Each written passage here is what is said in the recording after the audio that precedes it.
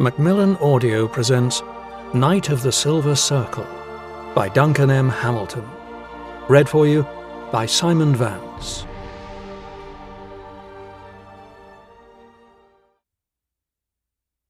Part 1. Chapter 1. Bernard pushed the wooden pin into place, securing the gate, and counted his herd again. He always counted twice, and had done ever since the hiding his father had given him when he was 11, for coming home one short. After the beating, he had spent the whole night scouring the foothills looking for it, not returning home until dawn, when he had to break the news to his father that the wolves had gotten it. It had been a hard lesson, and not one he had forgotten. To leave one of the cattle out in the pastures at night was to condemn it to the wolves. Usually you could hear them start howling as soon as the sun went down, but they were silent tonight. Bernard didn't know whether to be glad or to worry more. Wolves were wily beasts. At least when they were howling, he knew where they were. Satisfied that every cow was accounted for, he gave the pin one last check and one final tug on the gate before heading for the farmhouse. He always worried his way through the summer. There was no getting around taking the cattle up to the high pastures every day if he wanted them at their best come market time in autumn. It was why he loved the winter. His herd were tucked up in the barn, safe from wolves, bears, and Belek. He had never had much trouble from the latter two. Perhaps the idiot noblemen of the country had hunted them to extinction, but the wolves were an ever-present threat. There wasn't much waiting for him at home, just a pot of broth heating on the fire, stale bread, and cheese. He had some wine, but he had to make that last until he went into town at the end of the month. Like as not, he wouldn't see another soul until then. It was a lonely existence, and as he was rapidly approaching 30, long past time he started trying to find himself a wife. He had no desire to end up like one of the crazy old herdsmen in the mountains, driven mad by the hardship and solitude. He thought of Martina, who worked at the post office in Vennes. She had danced with him at the spring fair, and he wondered if it was worth asking her to step out with him. He didn't have much to offer her, although his house wasn't bad, well built by his father and well cared for by his mother. He'd done his best to maintain the place since they'd both passed, and he didn't think he'd done a bad job. It was pretty up the valley, and he thought Martina might like it here. Only one way to find out, he thought. He wondered if he should make his monthly trip to Vennes a little earlier than usual. Tomorrow, perhaps? He scratched the thick brown stubble on his chin and realized he'd need to tidy himself up a bit before he went. A lot, if he had any hope of Martina stepping out with him.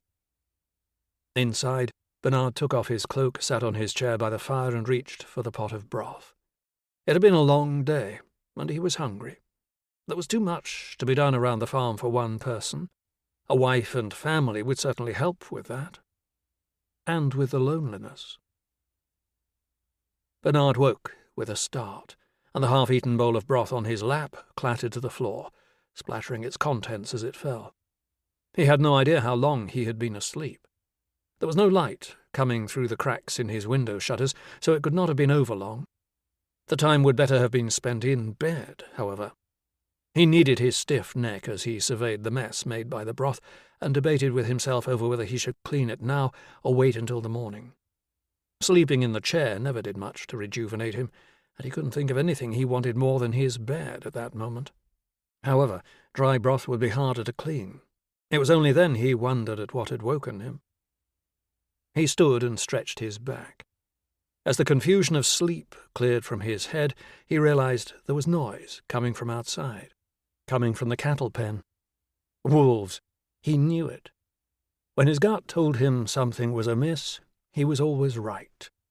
Bernard went to the trunk by the door and opened it, pushing aside the various things that had accumulated atop the object he sought, his father's old crossbow. It had been a long time since the bow had been out of the trunk, but everything seemed in working order to Bernard's inexpert eye. He wound the string and pulled the trigger to test it.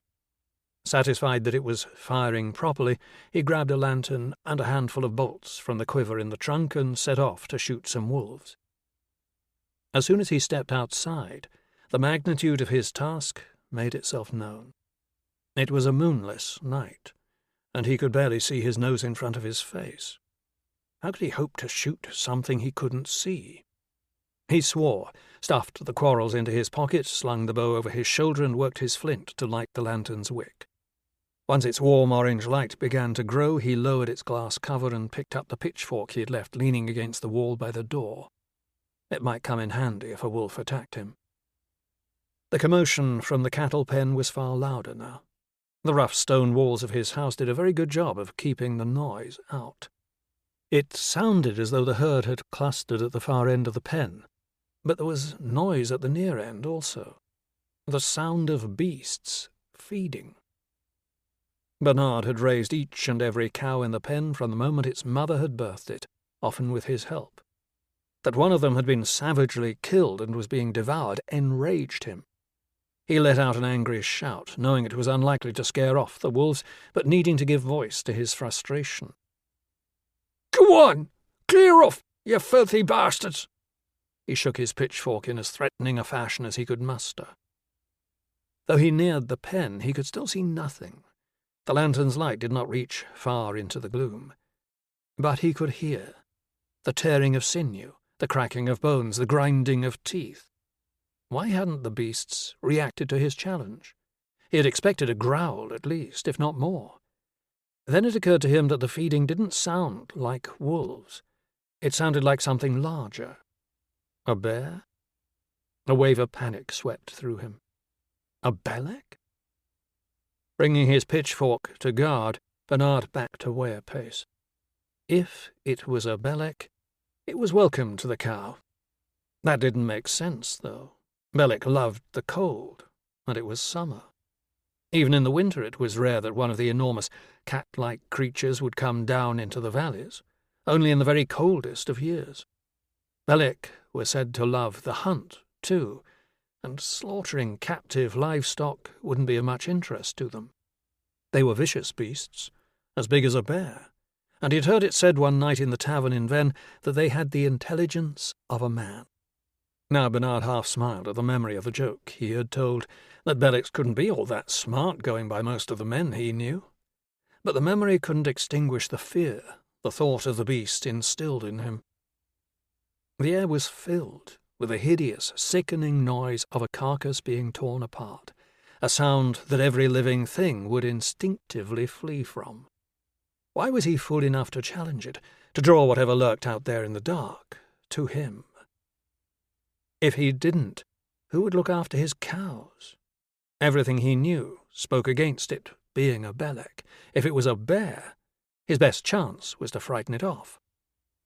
"Go on!" he shouted. "Off with you!" He let out a roar, a brave challenge that went against everything he felt. Perhaps the lantern's light would keep whatever it was away. He wanted to run back to the house, shut the door behind him, bar it, and hide there until daybreak.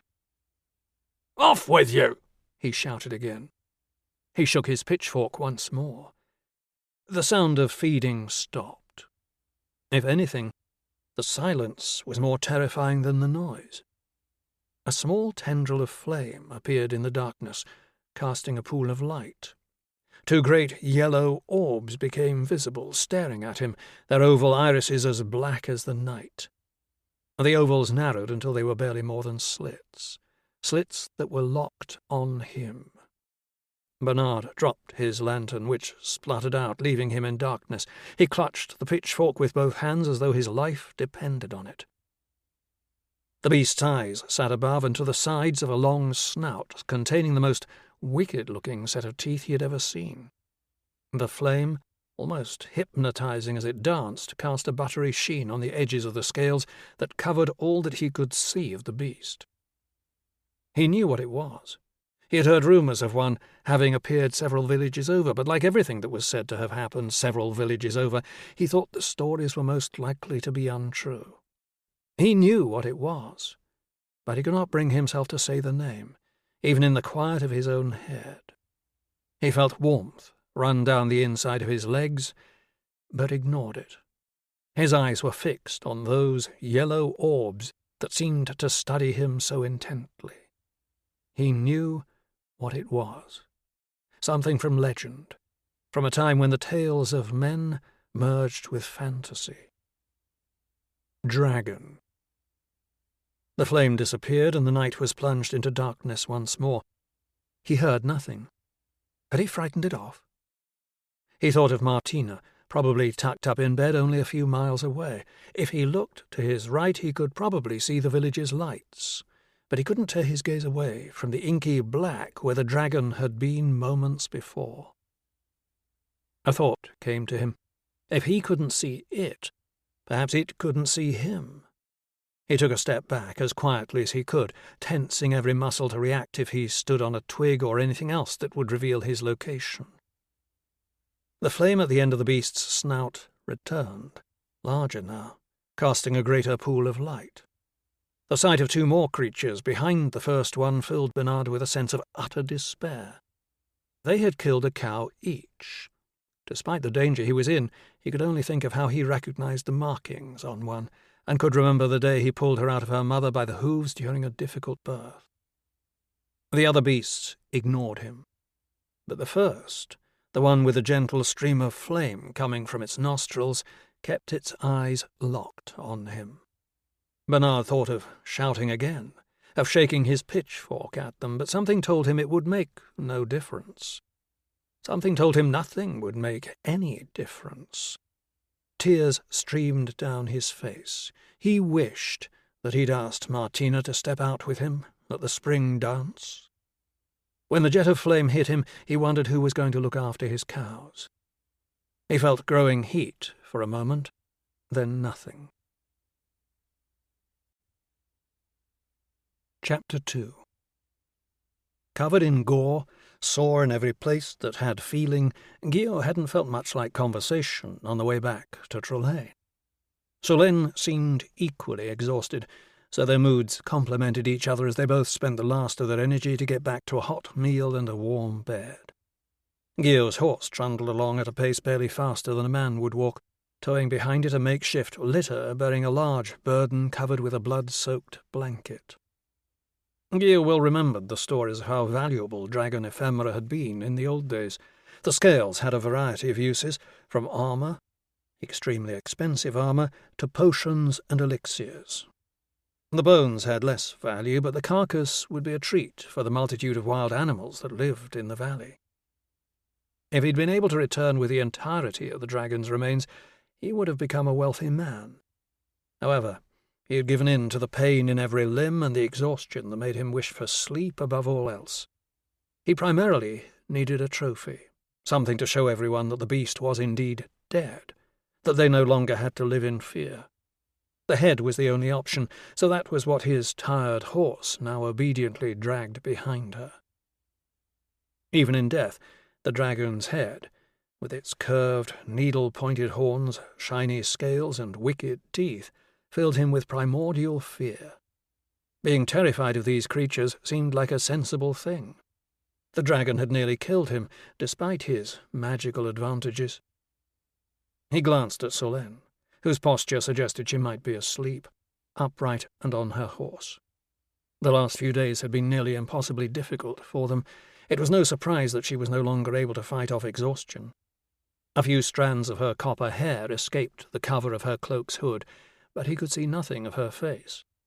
It struck him as ironic that he had saved her from an execution pyre, and she had then been instrumental in keeping him alive. Perhaps the gods had not forsaken him after all. Another glance back confirmed his cargo was still secure on a litter of roughly tied branches. He had killed a dragon, and he was the only person alive who could make such a claim. Everyone had said winning the competition was a lifetime achievement that could not be topped. But this? It was beyond consideration. He still had difficulty believing what had happened. He had done what the heroes of his childhood had done. It filled him with a burgeoning sense of pride that made him uneasy. He had lost everything he had valued because of pride and arrogance. He'd believed that he was strong enough, skilled enough, smart enough to do as he chose without even thinking about consequences. He had drunk and caroused with the idiots he had once called brothers and friends, and not spend his time where it truly mattered. What would he give for one more moment with Aurore? Yet he would give up even that if it meant she and their child might live. There was a bitter taste in his mouth, and he sneered how wonderful hindsight was, how easy it was to be foolish in your youth. Why did self-awareness come only when it was too late? He wondered if slaying a dragon redeemed him. Did he deserve to be redeemed? Was he being too hard on himself? He had not done anything intentionally wrong or particularly bad. He had simply been young, stupid, and drunk too often. He had been following the example of his brother chevaliers. All the wonderful things he had thought he was achieving were working toward his undoing. At least Guillaume's father hadn't lived to see his fall. Wife, unborn child, career, position at court, a lifetime's work, all gone in a matter of days.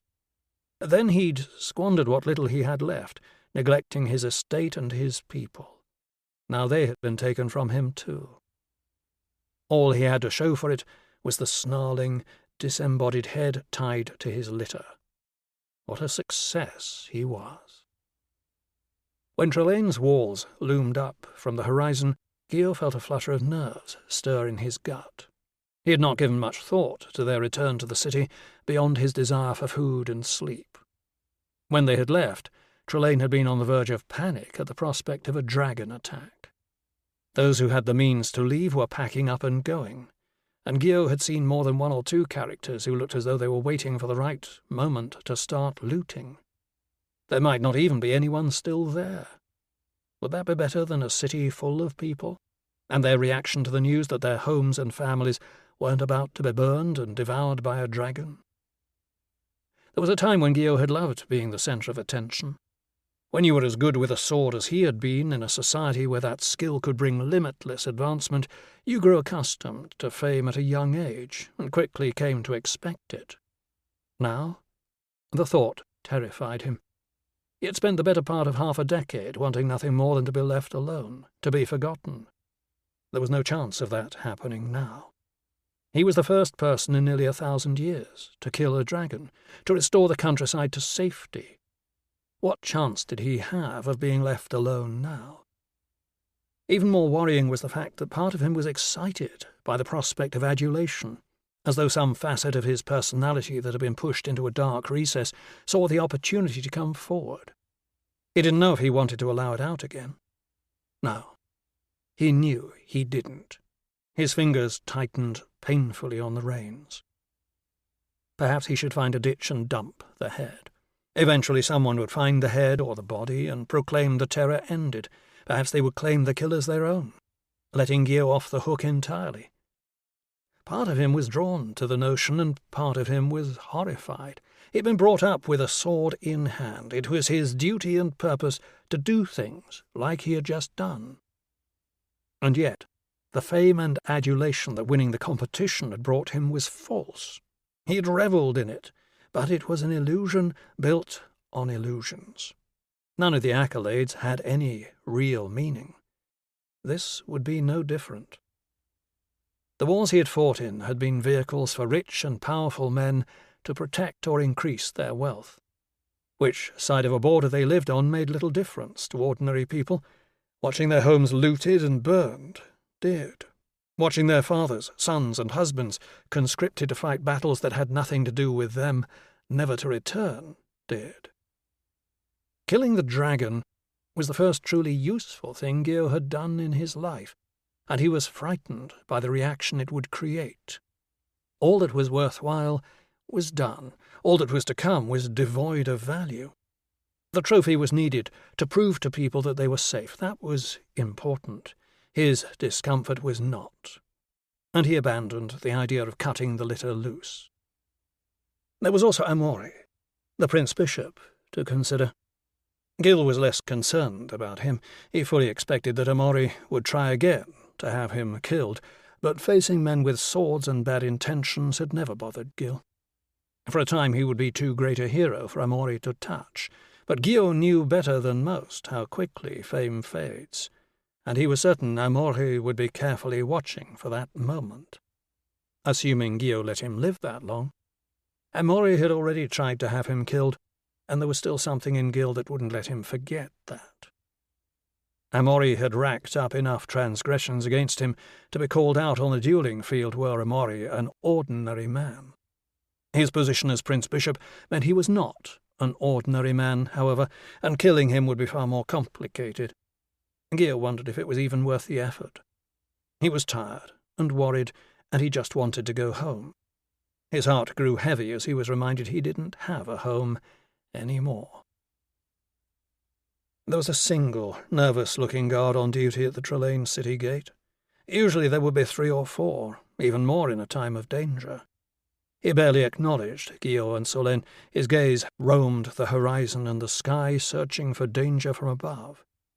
That the guard was there at all was testament to his bravery, sense of duty, or perhaps stupidity.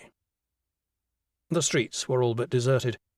Gil could see some signs of looting, broken windows, boards ripped away from where they had been nailed across doors.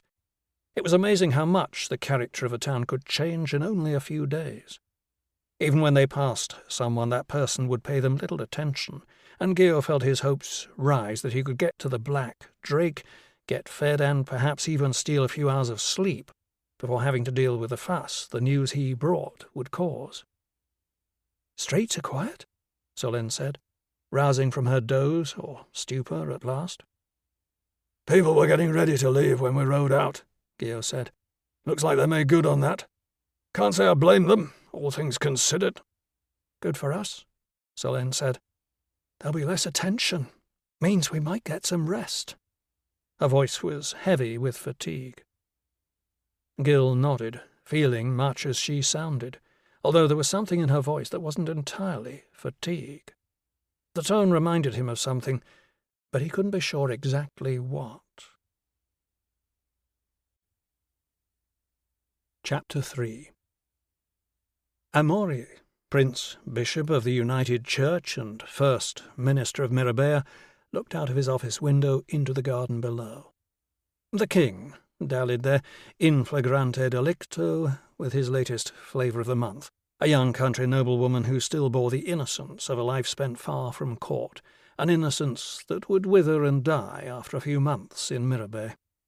By then, King Boudin would have long finished with her. The king needed to marry soon, to create a political alliance that would increase his power and provide him with an heir.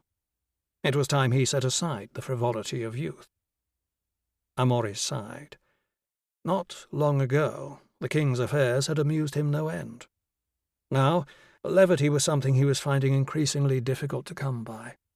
He had just received word that the people he had sent to Trelane to finish off Dalville-Rouvet and retrieve the Amatus Cup, some of the best members of his Order of the Golden Spur, had been found dead on the side of the road. Details were sketchy, and it sounded as though there had been little left of them by the time the remains were found.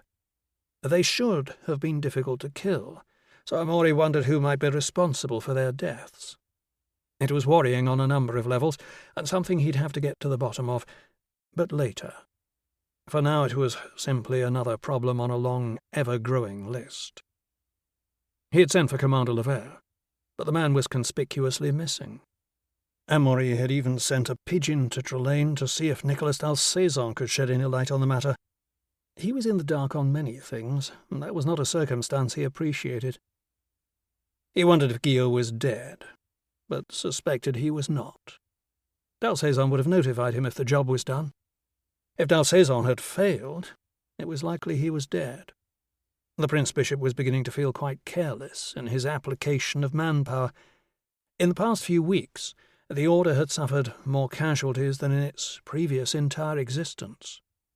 What was worse was that those killed had been the best available, meaning the talent he had so carefully gathered and nurtured was being diluted.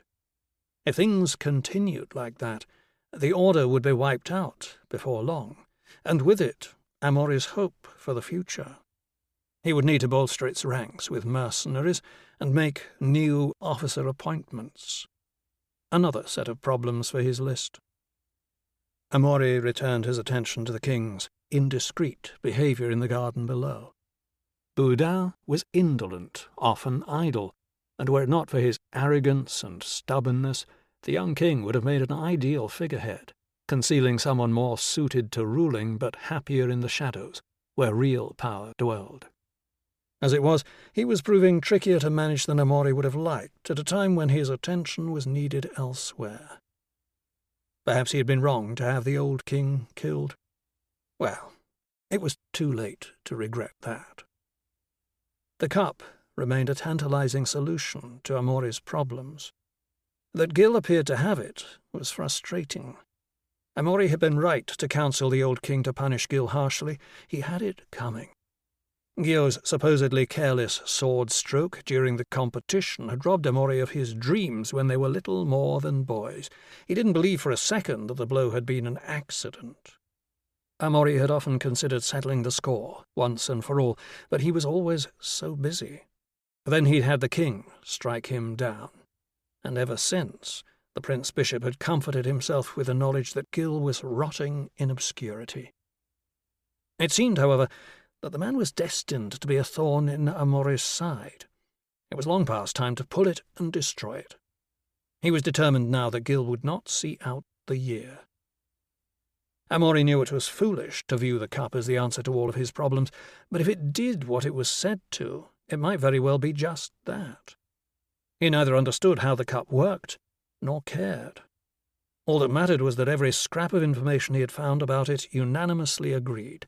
It conferred on the person who drank from it a level of magical ability similar to that which they could have hoped for if they had trained from youth. To think that the old chevaliers of the Silver Circle had managed to lose the thing when transporting their treasury to a new headquarters somewhere in the southwest of the country was sobering. Dragons attacked and carried the gold away, along with the cup, and it was all downhill for the chevaliers after that. From what Levert had said, Gil had stumbled on the cup during an attempt to kill the dragon. Gil's dumb luck again. Why couldn't Levert or Dalsaison have picked it up? Amori quelled his frustration. Perhaps Dalsaison had killed Gil, and the cup was on its way to Mirabeau at that very moment. He doubted it, somehow. He swore and turned from the window, tired of watching the king groping his new paramour like a sex-starved rabbit. Returning to his desk, the Prince Bishop considered practicing shaping magic, but knew he was far too preoccupied to find the necessary clarity of thought. He picked up a book he had taken from the secret archive on his last visit, in hope of finding distraction.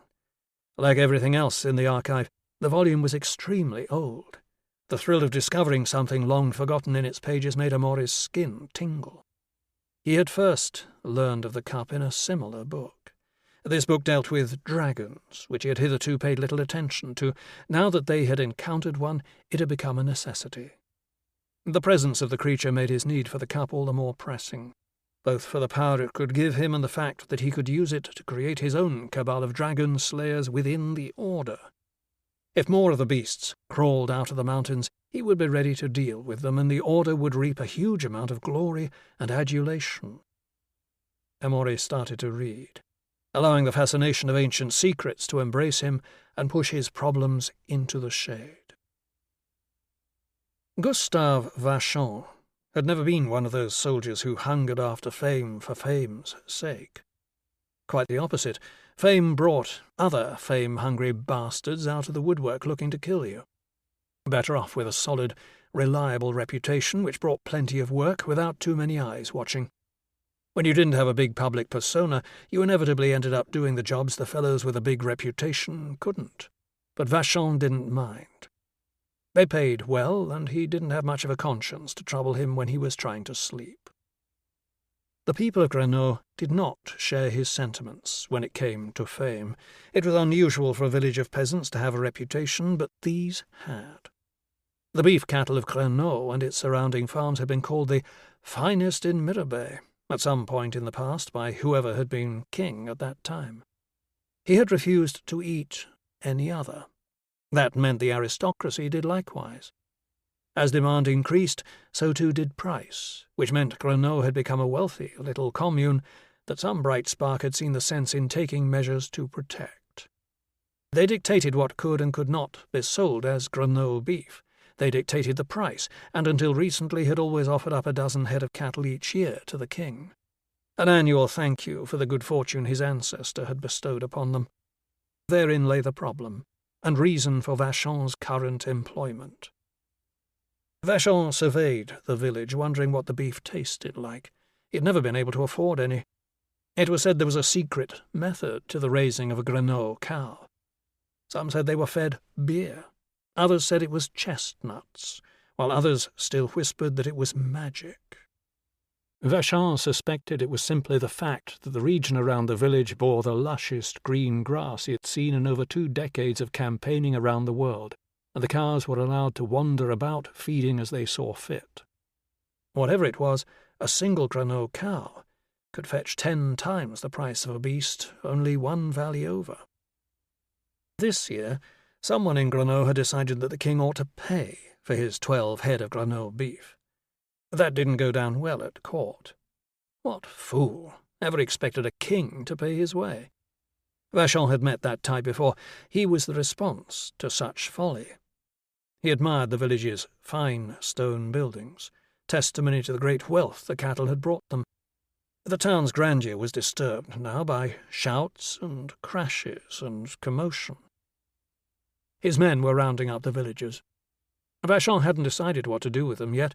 His instructions had been somewhat vague, as they often were. He knew what his lord and master wanted, and that he would never explicitly state it. Funny how the men ordering killing were often the most squeamish about discussing it. He rode into the village's centre. His job was primarily to collect the king's tribute and to deliver a message. There was a delicate balance to the latter. The good people of Grenault needed to learn that withholding the king's tribute was no different than stealing from him. The lesson needed to hurt, so that they would remember it, and fear being taught it a second time.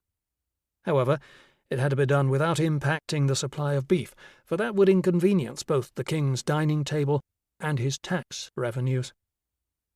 His men had herded the villagers into a tight group, allowing Vachon enough space to ride around them at a slow pace, giving them plenty of time to consider the error of their ways. Once he had completed his loop, he stopped and spoke. "By order of His Highness King Boudin the 10th, I am commanded to collect the tribute owing to him, 12 head of finest Grenault cattle. I am also instructed to impose fines for the withholding of said tribute." He studied the people staring back at him, seeing a mix of fear and defiance on their faces. "The fine is money or goods equal in value to the tribute owing. Who is the mayor of this village?" No one stepped forward. Vachon nodded to one of his men, who pulled a townsman at random from the crowd and punched him hard in the stomach. The man crumpled to his knees. "The mayor of this village. To encourage him to step forward, the next one gets a blade, not a fist." A man pushed his way through the press of bodies. "I'm the mayor." "No longer." Another of Vachon's men seized him. "Let this be a lesson," Vachon said. "Disobeying the king is treason." He pointed to a building that overlooked the square, separated a bit from the buildings on either side. One of his men got to work with a torch and tinder. The flame lit. He went inside. He emerged a moment later, followed by thick black smoke. Destroying the village was counterproductive. The king wanted his beef and his taxes. Razing Grenault to the ground would get him neither. One building, though. A disobedient mayor? Vachon nodded to the soldier who held the former mayor, who then bundled the man into the burning house. 2 others closed the door and set to nailing it shut. A few of the defiant ones in the crowd surged forward, but some rough handling from his men ensured they quickly learned the error of their ways. Screams started from the building a moment later. Vachon's men were alert and ready. This was the tipping point. If the villagers were going to turn on them, it would happen when they thought their mayor could still be saved. He sat atop his horse, hand on the hilt of his sword, and watched them with cold, remorseless eyes until the screaming stopped. "We will wait outside the village for you to bring the cattle. Do not delay and force us to return." Chapter 4. Gil and Solène left their horses with the puzzled stable boy at the Black Drake, giving the lad no explanation of what lurked beneath the tarpaulin on the litter. Gil had thought about telling the boy not to peek under the tarpaulin, but realised that doing so would guarantee the boy would look. The last time he'd been in that stable yard, Guillaume had fought Dalsaison to the death. He felt neither grief nor triumph. Dying by the sword was the risk they had both accepted on becoming bannerets. The innkeeper's face lit up when he saw Guillaume. He had stayed at the inn enough times to be recognised as a good customer, the duel to the death in the stable yard notwithstanding. Such things were commonplace when dealing with the nobility, so the innkeeper was probably used to it. "Your usual room is available, my lord," the innkeeper said. "You can go straight up. I'll have any luggage sent up directly." "We'll need 2 rooms," Gil said, quickly correcting the innkeeper's assumption. "Of course, my lord." He rang a bell on his desk and a porter appeared. "The porter will show you to your rooms." Gil and Solène parted company at doors on opposite sides of the hallway. Guillaume had many battle-acquired injuries to deal with, but happily none that some rest, good food and time wouldn't cure. He considered pulling off his boots once he closed the door, then thought better of it and flopped forward onto the bed. No sooner had he settled into the soft comfort than he heard a scream from outside. He groaned and pushed himself up. Glad that he'd left his boots on, he went downstairs. By the time he got down, several staff had gathered at the door to see what was going on, although Guillaume had a fairly good idea of what had caused the commotion. Sure enough, the stable boy was pressing himself against the wall on the far side of the yard, and the tarpaulin on the litter was partially pulled back, revealing shiny black scales and enough razor-sharp teeth to make even the hardiest flinch. One of the inn's staff let out a gasp. "Is that the terror of the land?" Guillaume said, as nonchalantly as his rumbling stomach would allow him. "It is. Dead." "You killed it," the other man said, his tone switching from fear to awe. "I did." Guillaume made no attempt at modesty. How could one hope to be modest after slaying a dragon? "How?" "I won't lie to you. It wasn't easy. It's no danger now, however. You're all perfectly safe. All the same, I'd appreciate it if you keep it covered up." Gil took a penny from his purse and tossed it to the stable boy. The lad snatched it from the air with more dexterity than Gil would have given him credit for. "Perhaps you'd keep an eye on it for me. Keep the souvenir hunters away." Gil gave the gathering a nod and went back inside. "I'll see to it, my lord," the lad called after him. Gil went to the lounge instead of returning to his room, feeling the continued rumbles of hunger in his belly. He considered asking Solène to join him, but thought she needed the rest more, so ordered food only for himself. When his meal arrived, he ate ravenously, even though the food wasn't quite as good as it had been during his last stay. The bread was at least a day old, and the vegetables were not as fresh as he would have expected from the Black Drake. He supposed it was a sign of the times. Food shortages always followed a panic. Then the violence started. In Guillaume's experience, the aftermath of a panic was far worse than whatever had caused the panic to begin with. That was the threat the kingdom was facing now. He wondered what the Prince-Bishop had in mind to deal with it. Gil wondered if Amaury had finally overstepped. Announcing the dragon's existence was a calculated risk, and Gil wasn't sure the Prince-Bishop would be able to spread news of the slaying in time to stop the worst of the public reaction that was sure to come. One way or the other, it wasn't his problem. He ate until he could eat no more, then clumped up the stairs to his room. When he lay down again, sleep came quickly. Guillaume woke with a jolt. It took him a moment to remember where he was and why he was there. He looked out the window. The sun was shining high in the sky and filled the room with light when he pulled back the curtain. Noise from below drew his attention to the courtyard. A number of people had gathered there. Frowning, Gil left his room, feeling a sense of obligation to check on his trophy. The innkeeper was standing at his desk in the otherwise empty inn. Usually the place would be abuzz with staff and guests, but it seemed that everyone was elsewhere. "I'll take breakfast shortly," Guillaume said.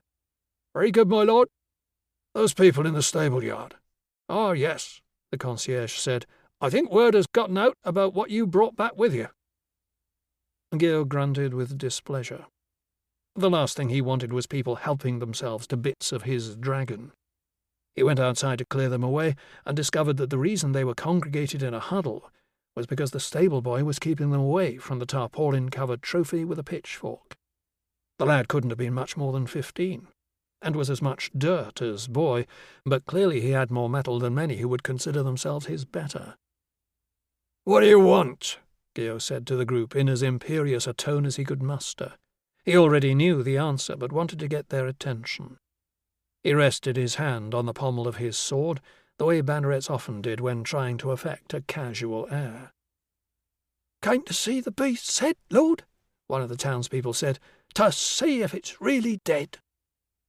The bunch had a rough look about them, and Gio had to admire the boy's courage in standing up to them. There was nothing to be gained in trying to shoo them off.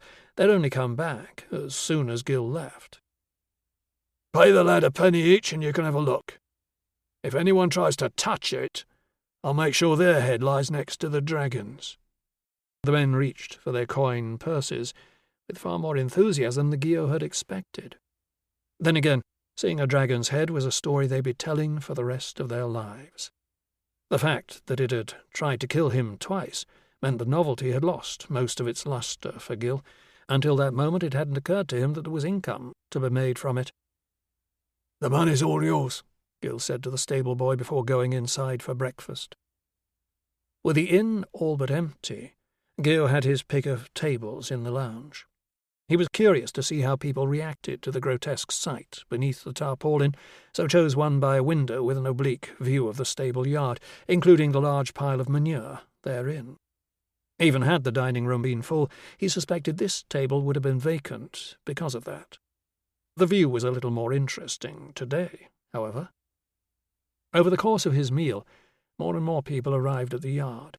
Apparently word was spreading among those who remained in Trelane. He reckoned that the stable boy would earn enough to retire on by the end of the week if things continued like that. Unfortunately, the dragon's head, though recently slaughtered, was unlikely to cooperate for much longer without the assistance of a taxidermist. While Gio had long since put his pretensions of glory behind him, a dragon's head was too impressive a trophy to allow to rot into oblivion. Hopefully, there was a taxidermist still in town, or the proof of Gil's deed would be little more than a bleached skull in a few weeks. He wiped his mouth on the napkin, and with one more amused glance at the stable boy's efforts to adapt to his new role as curator, tour guide and guardian, Gio headed for Solenne's room. He had no idea how long it was possible for someone to sleep, but he couldn't leave her there forever. He knocked and she bade him enter. She was sitting up and had opened the curtains, but didn't look as though the rest had refreshed her much. "I was beginning to think you'd never wake up," Gio said. She smiled, but it looked forced. "How late is it?" "Nearly midday." "What's all the commotion outside?" "Word's gotten out about the dragon," Gio said. "Everyone wants to take a look." "You should charge them," she said. Gio blushed and shrugged. "Is there anything I can get you?" "If you could send up something to eat. I'm starving. I don't really feel up to going down to the dining room." "I'll send down to the kitchen. Anything in particular?" "Hot, and lots of it." Gio laughed. "Have you heard anything from Mirabay?" "No. Word of what we did will get there soon enough. It always does." "What do you think he's going to do?" There was only one person she could be talking about. "Who knows? Maybe he'll try to kill me again. I knew he hated me, but I didn't realize he'd kept that flame burning for so long. Maybe he'll forget about me again when something more interesting comes along." "What is there between you two?" Gil rubbed his face with a mixture of jadedness and frustration. "It's ancient history. He blames me for ending his career as a swordsman. It was his own fault, though. He got injured while trying to do something he shouldn't have. All things considered, I'd have been within my rights to cut him down for it. I was willing to let it lie. He should have too. Once word of the dragon's death gets out, I don't think he'll be able to touch me. Not for a while, at least. That'll be long enough to disappear." "Are you going to go after him for trying to kill you?" Gil shrugged. I thought I would, but now I don't see much point in it. I'll likely only get myself killed in the process, and for what? You don't think what he's trying to do with magic is dangerous?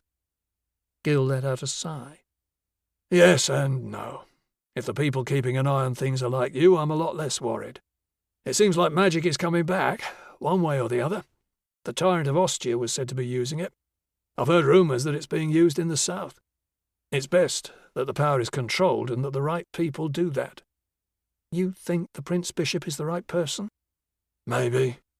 Maybe not, he said with a shrug. Who am I to say? In any event, it's not my fight. I dealt with the dragons. I've done my part. Other fights are for other people. I'm tired.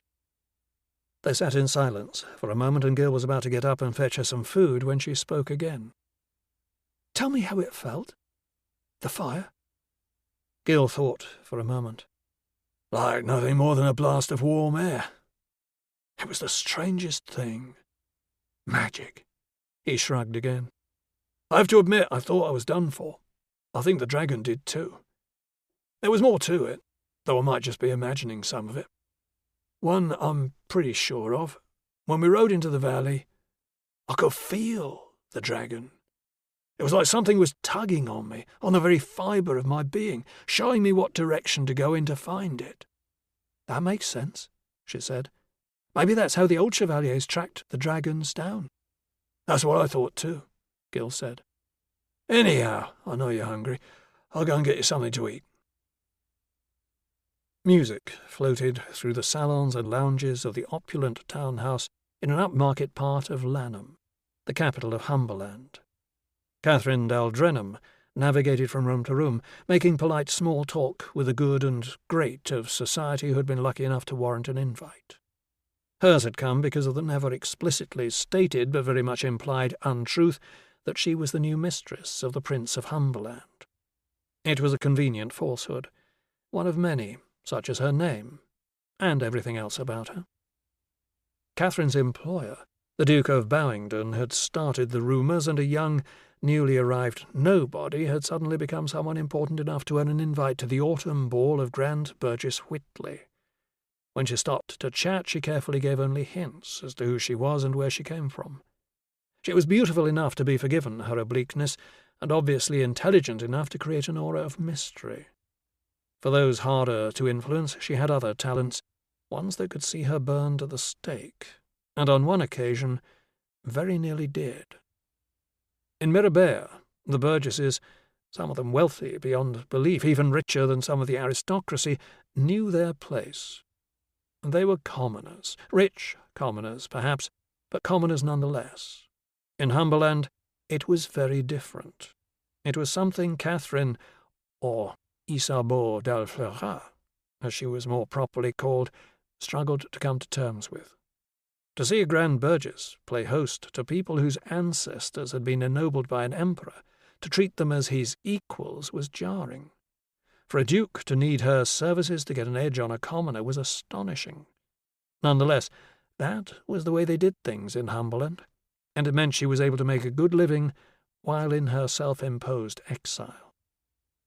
The ball was a lavish affair. Grand Burgess Whitley was doing his best to impress and to make it seem effortless and perfectly normal. If he was as wealthy as rumoured, perhaps it was. He held the monopoly on the trade in tea with Jahar. It wasn't a drink Isabeau had managed to acquire a taste for, but the Humberlanders couldn't get enough of it, and the monopoly was worth a fortune. Unfortunately for Whitley, her employer had set his heart on controlling the tea trade, and in Humberland, as in Mirabert, it was rare for a nobleman of Bowingdon's influence not to get his way. He was also not one to negotiate a deal on the matter. He took the things he wanted. Isabeau watched the guests, doing what guests at such parties always did, trying to be seen, to appear wealthier and more sophisticated than they were, to make connections with those more influential than themselves. And there was hardly anyone present who didn't have an agenda, and Isabeau was no different. She built a mental map of the house as she moved about under the guise of social grace, identifying where she could get out should things go wrong, and trying to locate the Grand Burgess's study. Somewhere within the house, most likely in the study, she reckoned, there was a ledger book that outlined the dealings between Grand Burgess Whitley and a Mirabane merchant of note. It was more than a simple ledger, however. It was the history, in numbers and lists of items, of how Grand Burgess Whitley became one of the wealthiest men in the kingdom. In a mercantile nation like Humberland, enterprise such as Whitley's was lauded, but not when someone's chief trading partner was a land with which the kingdom was at war. That was very different. That was why the ledger book was kept at the house, rather than in Whitley's offices, overlooking the quays from which his merchant ships departed. During this evening's festivities, Isabeau had to discover where the book was kept, obtain it, and bring it to the Duke, who would use it to pick over Whitley's empire, seizing the juiciest portions for himself. Isabeau smiled sweetly at a uniformed gallant, then returned the jealous, frosty stares of several young women who viewed her as competition, though they knew they could never gain the attention of the heir to the throne. She didn't care. In a couple of days, Catherine Daldrenham would cease to exist. Her hair, currently the colour of spun gold, would be black once more, and Daldrenham's magnificent powder-blue skirts would be replaced by Isabeau's riding breeches, so much more practical in her line of work. The accent was the thing she most looked forward to being rid of. Her magical gifts allowed her to ape the Humberland twang perfectly, but the tones of Mirabane were the ones she longed to hear. It was rapidly approaching a year since she had fled Mirabane, but already it felt like a lifetime. She had seen 6 countries, and crossed the Middle Sea more times than she cared for. She wanted to go home. Before she could, she had a job to finish. Chapter 5. Amory sat in his carriage. The message he had received by pigeon shortly before leaving the palace crumpled in his hand. He was torn between a great sweeping wave of relief and one of fury. In the morning he would be able to tell the king that the great threat to the kingdom had been destroyed. However, he would not be able to claim the credit for his spurious.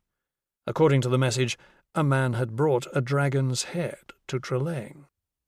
Guillaume d'Alville Rovet, banneret of the White Chevalier of the Silver Circle. The message had come from one of the spies Amory employed in the town.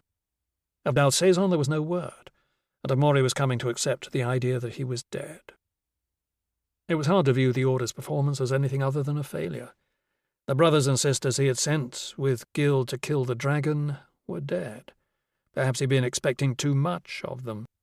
Perhaps they had simply been unlucky. Perhaps he had underestimated Guillaume.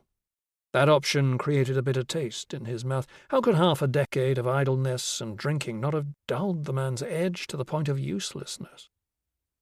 Tapping a knuckle against his forehead, he wondered how events might be spun to his favour.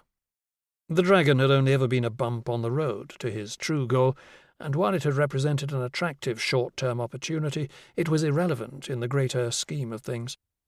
He took solace in that, and in reminding himself what he was truly after. The cup, which would grant him nearly unlimited power. All he had to do was get it from Guillaume. He took a deep breath to still himself. The cup, then, was his immediate priority. His homegrown talent, both those with magical ability and those without, had been unable to deal with Guillaume. As disappointing as that was, Amory had to accept that Guillaume's skill remained finely honed. To best him meant bringing in outside help. He had some contacts who would undoubtedly be able to point him in the right direction, but his first choice, Isabeau, might prove impossible to find. And as much as he wanted to settle things with Gil once and for all, the cup had to come first. Everything else could wait, no matter how frustrating that was. Killing 2 birds with 1 stone had simply not worked. His course decided upon, there was no point in delaying. He leaned forward and hit the roof of the carriage 3 times. 3 Trees Tavern! He shouted. After a muffled response from the driver, the Prince Bishop relaxed back into his cushioned seat. It was unseemly, going to a well-known mercenary hangout, but he knew his mind wouldn't rest until he had set something in motion. The 3 Trees was his best chance of finding what he needed. It was where the best fixer in the city, Luther, spent his days. If Luther couldn't find the person Amory needed, they weren't to be found. The carriage jolted to a halt. Amaury stepped out before the driver had the chance to open the door for him. He drew his cloak tightly around him, pulling the collar close, glad he had chosen to wear something a little less ostentatious than his pale blue robes of office. It was always better to be unrecognized in such places, save by those with whom you were dealing. He had visited the tavern on a few occasions over the years, most memorably when he was still training to be a banneret, and was curious to see what type of life might await on the other side. Back then, he had thought there was something compelling about the life of men who earned their living with their swords. Freedom, excitement, mystery. Now he knew most of them had barely 2 coins to scrape together. If you were seriously wounded, as he had been, your career was over, and you were out on the street. It wasn't the career for a man with sense, or any other choice. The Three Trees was much as he remembered it. Its patrons weren't men who cared much about the upkeep of their drinking establishment.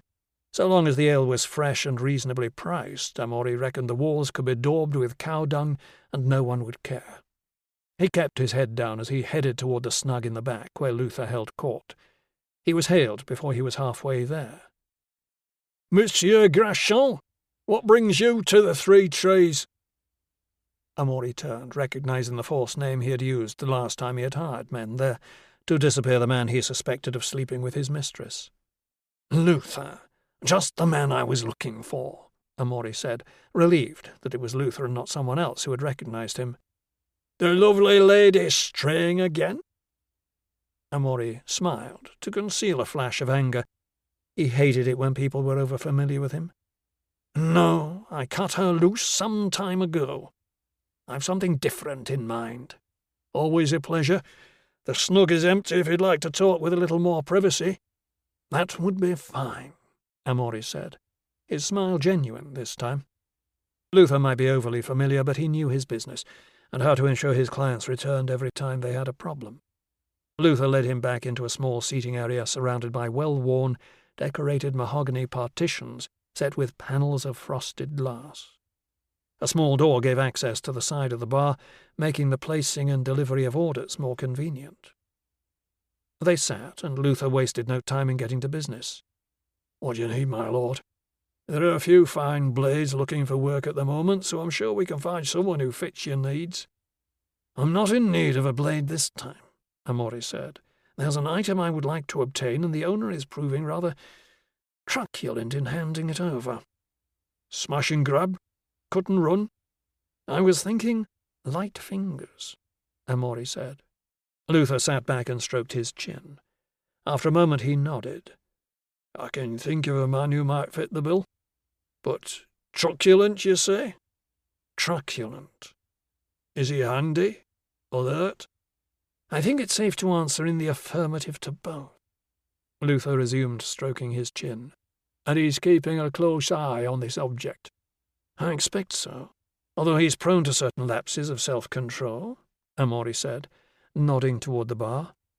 "That could certainly make life easier, but I'll be honest with you. If he's handy and keen to keep hold of whatever it is you want, I'm thinking it's 2 men you want, not 1. Someone to do the lift and muscle to back him up if things go wrong."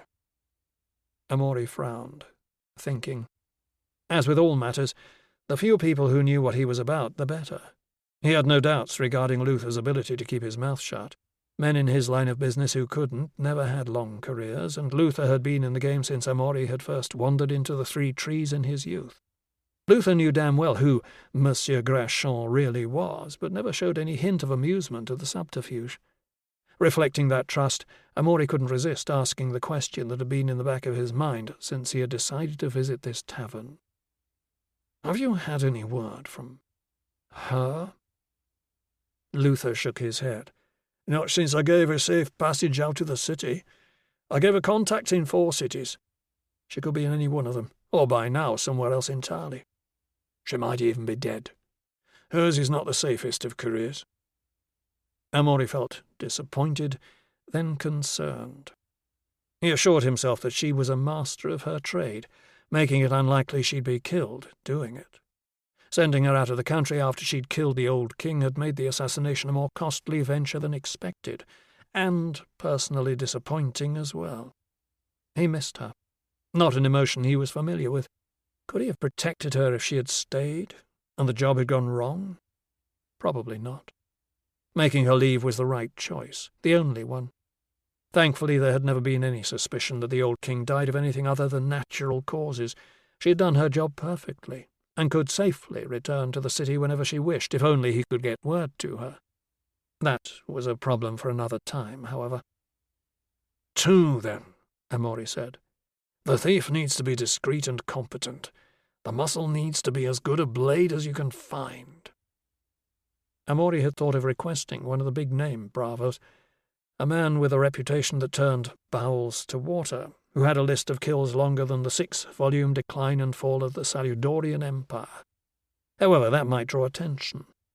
The big names were best used when he wanted to make a statement, and there was surplus to requirements.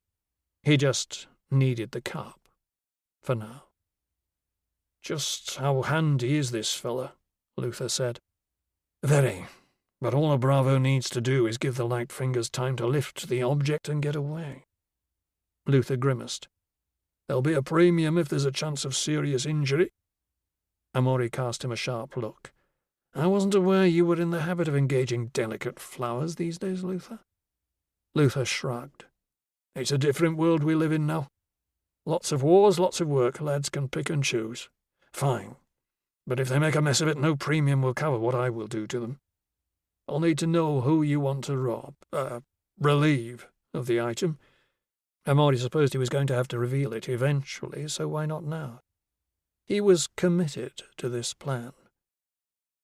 Guillaume d'Alville-Rovay.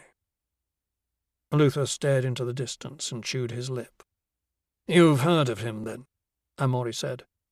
You were right in saying he's handy. Just wondering what the best approach is. It's something of a pressing matter. I'll have something for you tomorrow. Amori stood.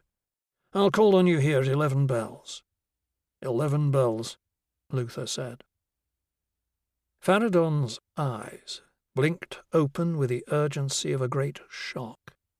His huge heart gave a thump, then another and another, the time between beats shortening until it achieved a regular rhythm. He took a long breath and let it out. His body was cold and stiff, and he knew he had slept for a long time. He had always been prone to long slumbers, but this one was different. The air sizzled with magic, and it had been an age since he had last felt that. It would have taken many years, centuries even, for the power to have returned to such strength.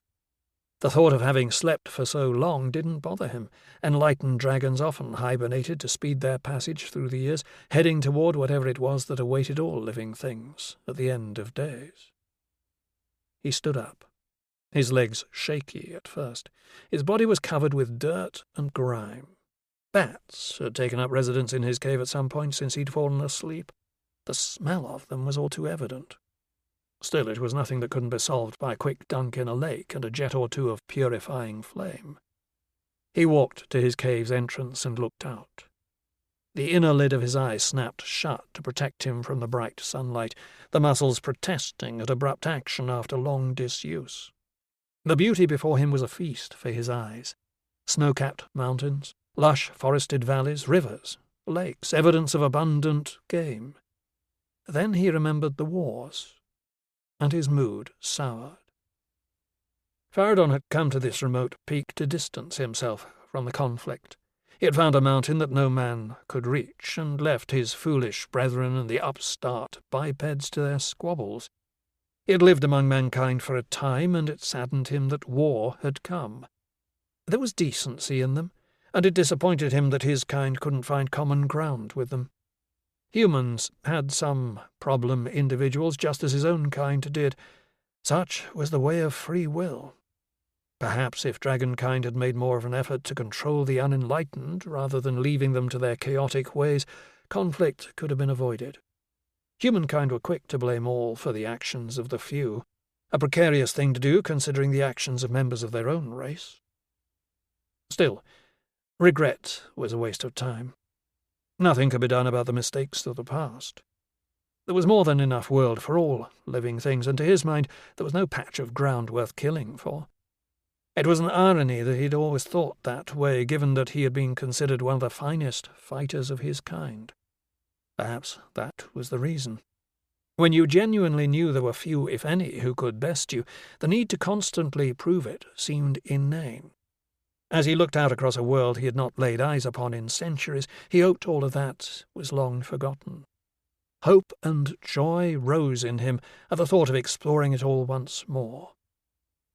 He looked about for a lake that would be large enough to bathe in, then tested his wings with a stretch. The first flight after a hibernation was always a dangerous thing, a mix of the joy of soaring through the air and terror at the possibility of plunging to the ground and a very messy death. It would be a ridiculous way for an enlightened to die. Although he had seen it happen to one or two of his base brethren, there was only one way to find out if everything still worked: a leap of faith.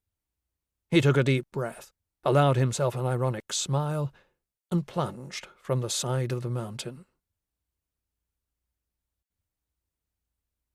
Chapter 6.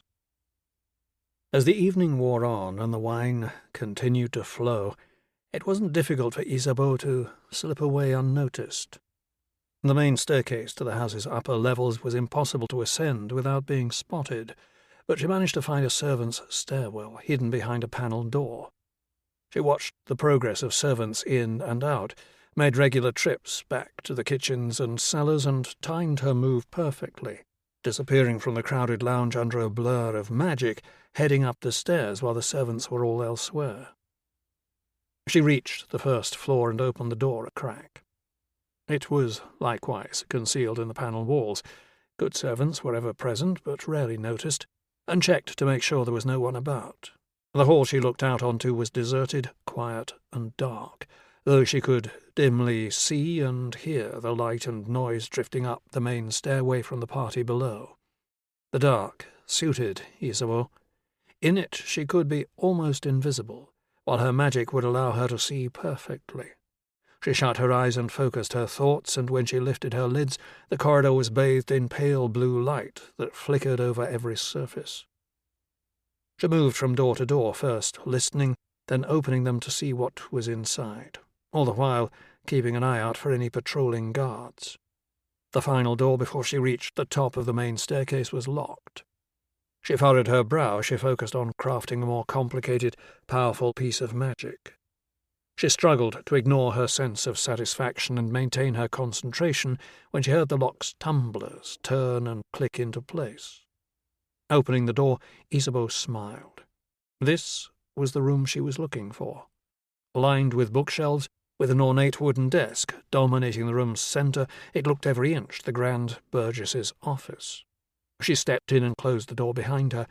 As she moved deeper into the room, several expensive mage lamps illuminated, filling the space with warm light. When she was tasked with the job, her initial thought was that the Grand Burgess had probably destroyed the ledger. But the Duke's informants had indicated there were still moneys outstanding from the deal the book documented. The Grand Burgess needed to keep the ledger to ensure he was paid what he was owed, so greed would prove to be his making and his undoing. She made a quick circuit of the office, careful not to disturb anything or make any noise. There was nothing obvious to lead her to her goal, but then again there never was. Isabeau expected that a document as important and potentially damning as the ledger would be in a safe, or perhaps a hidden compartment. A touch of magic showed her what she could not see with her eyes. The fount lined the surfaces of the room's interior spaces, revealing one large enough to contain a safe. She opened the darkly stained oak panel to expose a thick-walled metal safe concealed within. She took a deep breath and relaxed. She was already feeling the side effects of opening the door lock, and this would be more complicated and more draining. The more energy she used now, the less she would be able to draw on for emergencies during her escape. Completing the process, she turned the safe's handle and opened the door. The hinges were well greased, moving without a sound.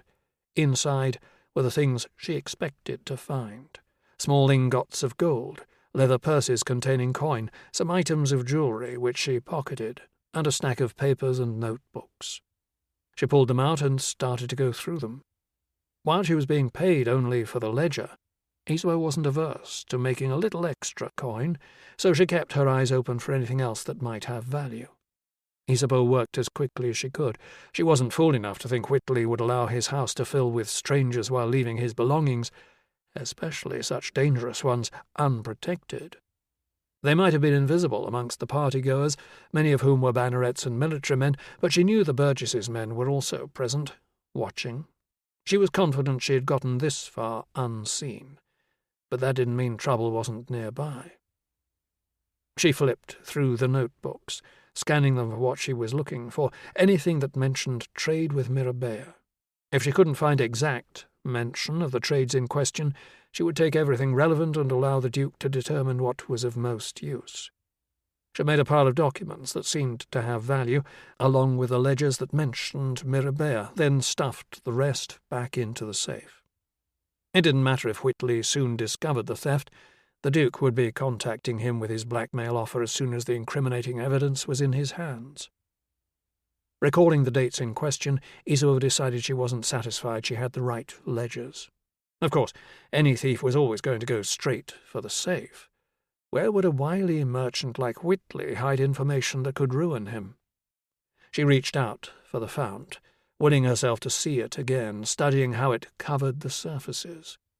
She held it longer, juggling the need for concentration with surveying the shelves and cupboards for a void that might be a secret compartment.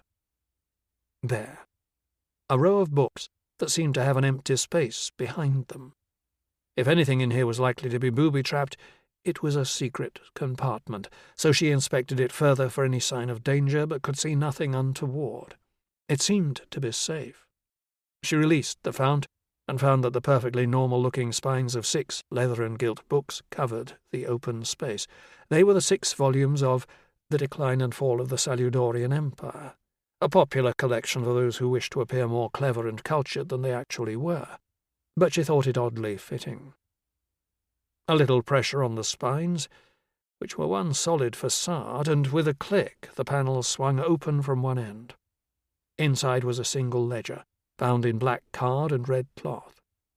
She lifted it and leafed through, quickly confirming it was what she sought, then slipped it into the pouch that had been specially installed into her gown for this purpose. "Don't think you're supposed to be in here, miss," a man's voice said. Isabeau froze on the spot. She hadn't heard anyone come in. He was as quiet as she was. "Haven't you ever wanted to explore somewhere you shouldn't be?" she said, turning to face him.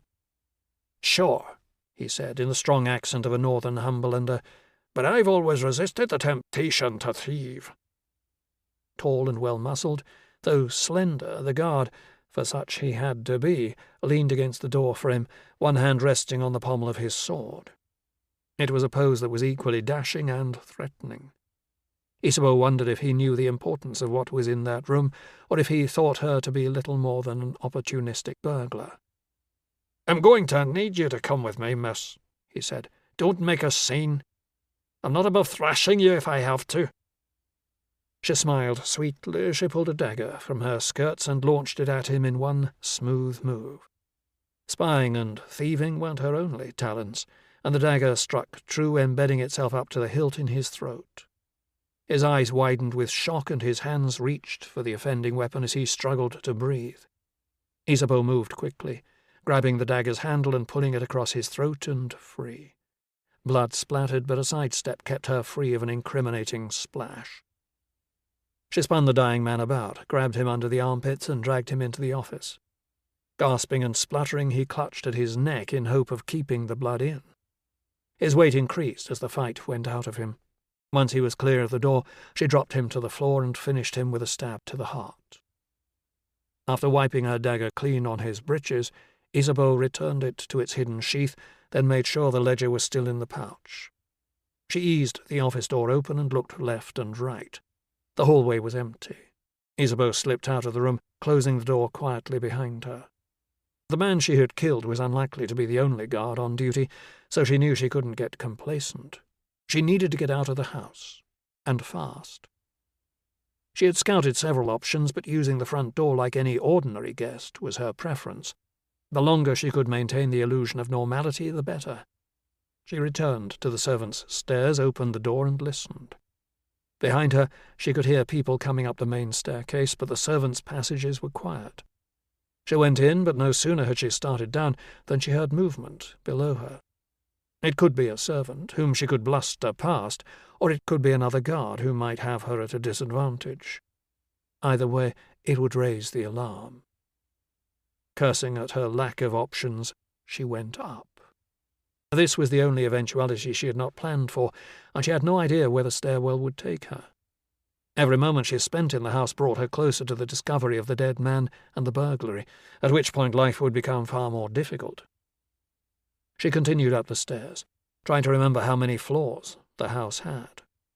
At the 5th, the stairway ended and she found herself in an undecorated, shabby passageway, the servants' quarters. She hurried along the corridor, trying to determine where to go next. At the end of the hall was a window, with a rough curtain pulled partly across it. Isabeau looked out. It gave a fine view of the city at night, mage lamps glittering in its older parts, but she had no time to admire it. Almost as she reached it, the first shout of alarm reached her ears. She saw a narrow walkway running along the roof between the balustrade and the slate-covered slope. Isabeau unlatched the window, hopped out, and looked over the balustrade.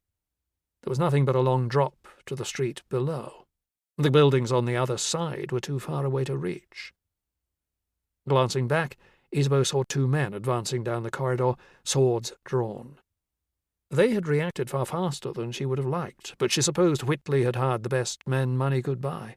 She bunched up her skirts, freeing her legs and revealing the flat shoes she wore rather than ones with a fashionable heel. She ran along the walkway, angry shouts following her as she did. The far end of the building offered greater hope. There was a gap of only a metre or 2 between her and the next house. She looked back to see someone clambering out of the window. She didn't have much time to find another opportunity and might not be able to get back to this one. She climbed up onto the balustrade and looked about for anything she might grab on the way down if she didn't make it to the next roof. There were some decorative features that would provide a handhold, assuming they were solidly attached. Where she would go from there was a problem she would deal with if it arose. Another backwards glance had Isabeau dismissing the notion of fighting her way out. She was great with a dagger and good with a sword, but Whitley's men would be better, and even with magic to aid her, there was no way she'd get past all of them. She took a deep breath and jumped. The world seemed to slow as she flew through the air. She realized her survival instincts were drawing on the fount to see her through. This was something she had done all her life, since long before she even knew what magic was. When it was added to what she had already used, there would be a price to pay, however. She reached for the opposite balustrade, stretching for all she was worth. It seemed so far away that she wondered how she could have thought it was possible to reach it. Her hands slapped onto the balustrade and her fingers found purchase. Her body slammed into the wall, jarring one hand free. She dangled for a terrifying moment, long enough to get a good look at how far below the ground was. She contorted hard and managed to get her free hand back on the balustrade, then scrambled up and over to safety. Only then did she allow herself a sigh of relief. Still catching her breath, she looked back at Whitley's house. A moustached bravo stood on the roof, staring at her, sword in hand. His expression said there was no way he was following her. It wouldn't take him long to figure out his next step, to race downstairs and catch her leaving this building. She gave him a cheeky smile and a mock banneret's salute, then bolted, heading for the street. Chapter 7. Guillaume sat in the Black Drake's lounge, turning an empty coffee cup on the table. Solène was sleeping again. The past days had taken their toll on her, but Gil wasn't convinced it was exhaustion keeping her to her room. He had seen it before. Sometimes, when someone killed for the first time, a spark in them was extinguished. Solène had taken killing as hard as any he had seen, and he was worried. He had no idea how to help her. On campaign, people either got over it, or it broke them, and they went home in shame, usually accused of cowardice. What could he say that would help? That after she'd killed a dozen times, she wouldn't be able to remember the individual faces any more? He shook his head. That was unkind. An unknown voice distracted him. My lord Villerovet? It occurred to Guillaume that he might need to change his name now that Villerovet was nothing but a pile of ash, rubble, and charred bones. The same, he said. I wanted to offer my congratulations at your great feat in slaying the beast, the man said. You're too kind, Guillaume said. He couldn't deny that he was flattered, that he delighted in the recognition, and it shamed him. He had been a prancing show pony in his youth, and it had brought him nothing but ruin and regret. That he was still drawn to it brought bile to his throat. I'm afraid you have the advantage of me. My apologies. I'm Edouard Renard, Mayor of Trelane. Pleased to make your acquaintance, Guillaume said. I hope life in town returns to normal now that the threat has passed. I do also, Renard said. Word has been sent out. I understand the bells in Mirabeau rang all day to celebrate the news.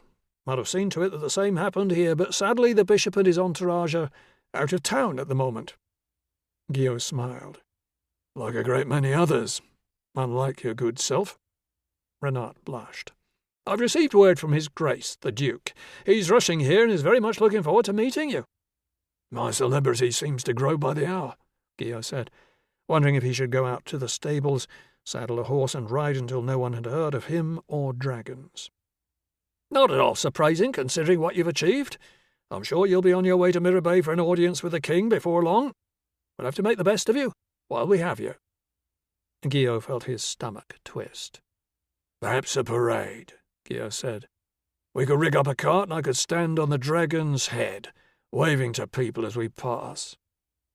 Renard nodded eagerly, missing the irony in Gill's voice. Not a bad idea at all. It will take a little organising, but leave it with me. Dismayed by the man's reaction, Guillaume quickly said, I was joking. To be quite frank, Mayor, I'd appreciate as much privacy as I can get. I understand that will be difficult, but nonetheless. Oh, of course. I'll do my best. But all things considered, I don't know what will happen. You're a hero. You've delivered people from their worst nightmare, and that's not going to go unremarked. Escape on horseback seemed like a better and better idea. He wondered how long it would be before Solène was ready to go. The mayor picked up on Guillaume's intentional silence. Well, I'll do my best out of gratitude for you saving the town, but I'm afraid my counsel counts for little with the Duke. I appreciate your efforts, Mayor, Guillaume said. I'll deal with His Grace when the time comes. Until then, I wonder if you consider organising viewings for the beast. Good day, Mayor, Gil said. Renard nodded apologetically. I wish you good day, then, and my most heartfelt thanks. Gil felt churlish, and touched his fingers to his forehead in salute. But he knew he was in danger of being dragged down a road he had no desire to walk again. No sooner had Renard left than Gil's attention was drawn to a scruffy group of people who had arrived at the door. Staff had started trickling back to the inn over the course of the day, coming out of whatever cellar they had been hiding in. The innkeeper approached the new arrivals with the demeanour of a man who didn't even want to breathe the same air as them. A quiet but heated discussion ensued, with several nods in Guillaume's direction. He knew that he would be surrounded by powerful nobles whom he could not say no to soon enough. These people, however, he could choose to see. Let them in, if they wish to speak to me, Guillaume said.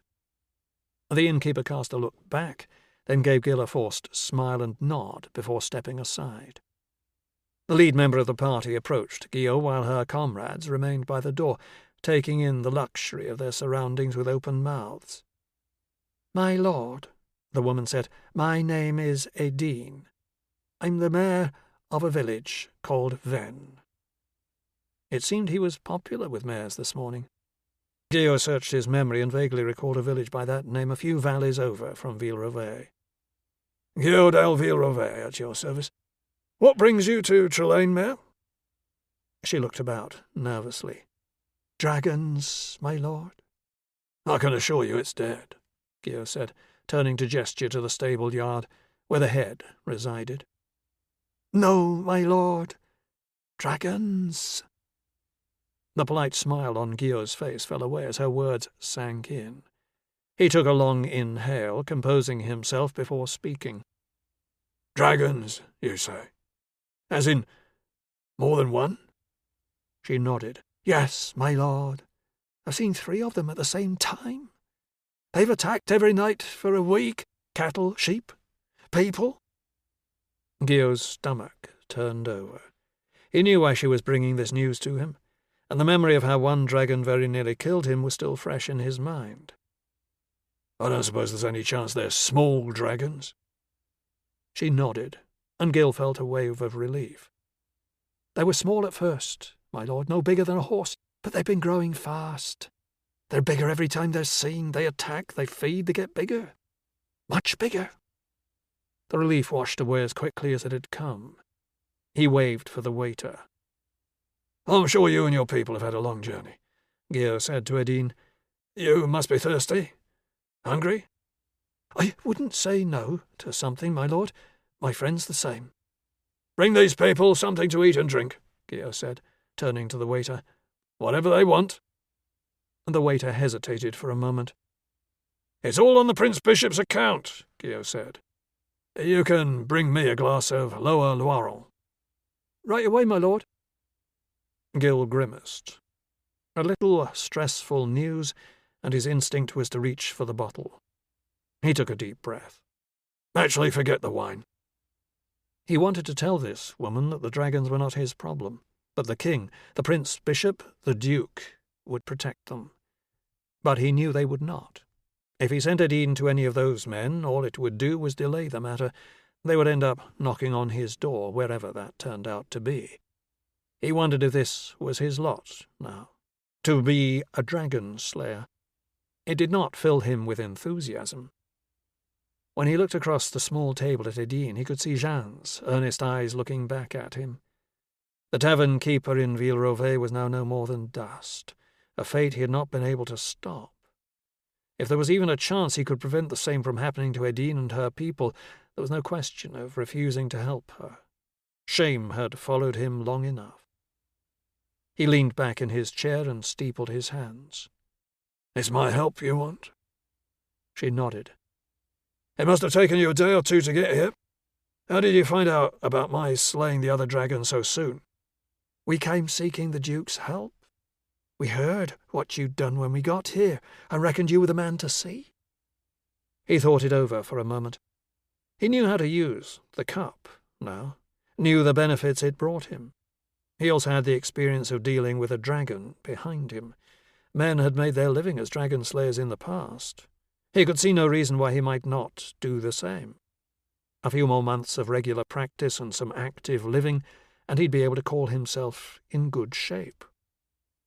Also, it wasn't as if he was going into this alone. For one, he'd need Solenne's help, both in conducting the cup ritual and in fixing his broken bits after the fact.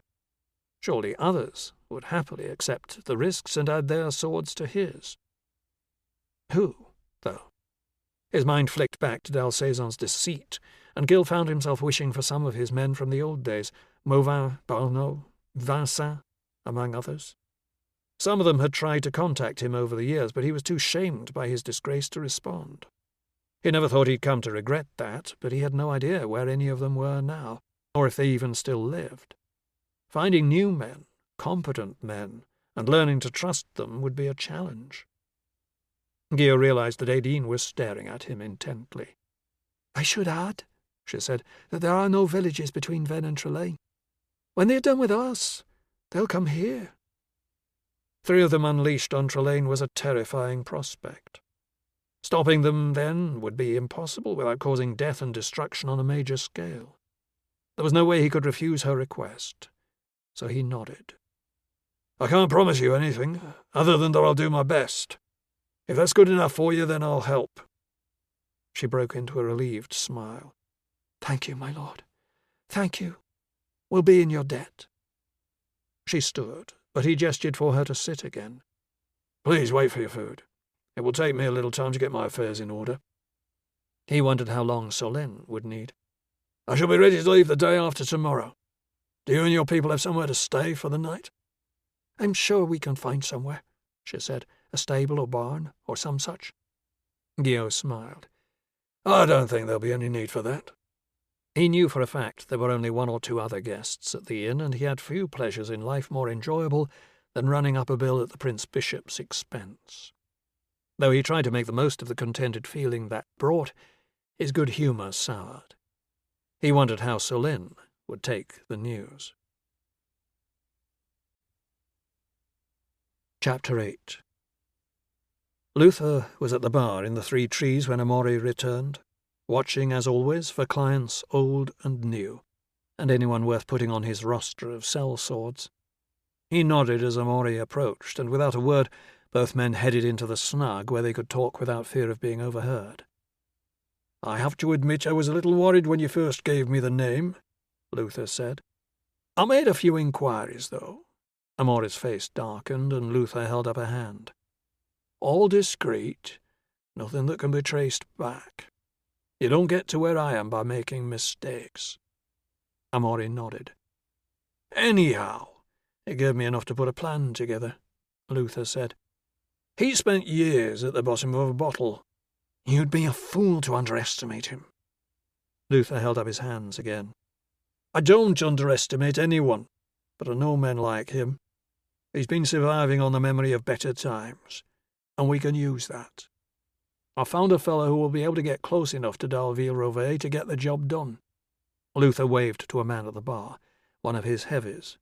A moment later the man returned, ushering another into the snug. Amaury gave the newcomer a second look and frowned. Something about him was familiar. "I know you," he said. The man nodded. "Sergeant Barno, as was," he said. Of course, Amaury thought, thinner, a bit older, and clearly not enjoying a prosperous retirement from military service. But it was indeed Barno, Guillaume's former sergeant and one of his right-hand men. Amaury gave Luther a crooked look. "You know who I am?" "I do, Your Grace," Barno said.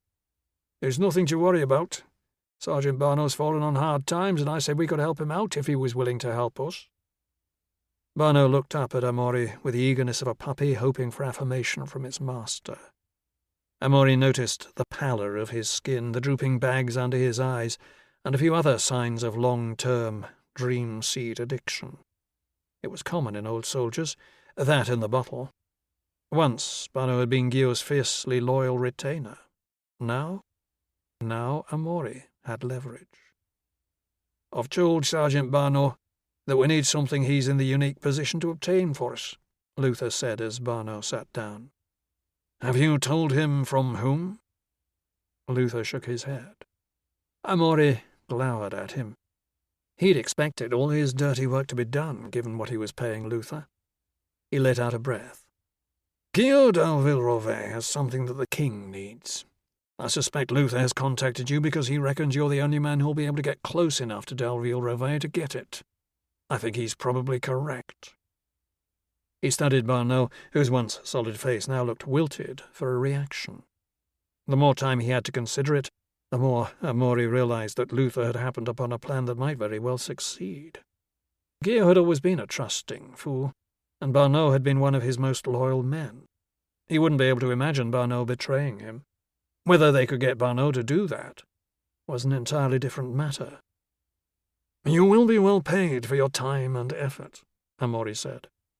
"Doing the king this service will put you in his favour, and I can speak from personal experience in saying that is a transformative thing. There won't be many opportunities for you to pull yourself out of the rut you're in," he said, an edge to his voice. "This could likely be the last chance you get to turn things around.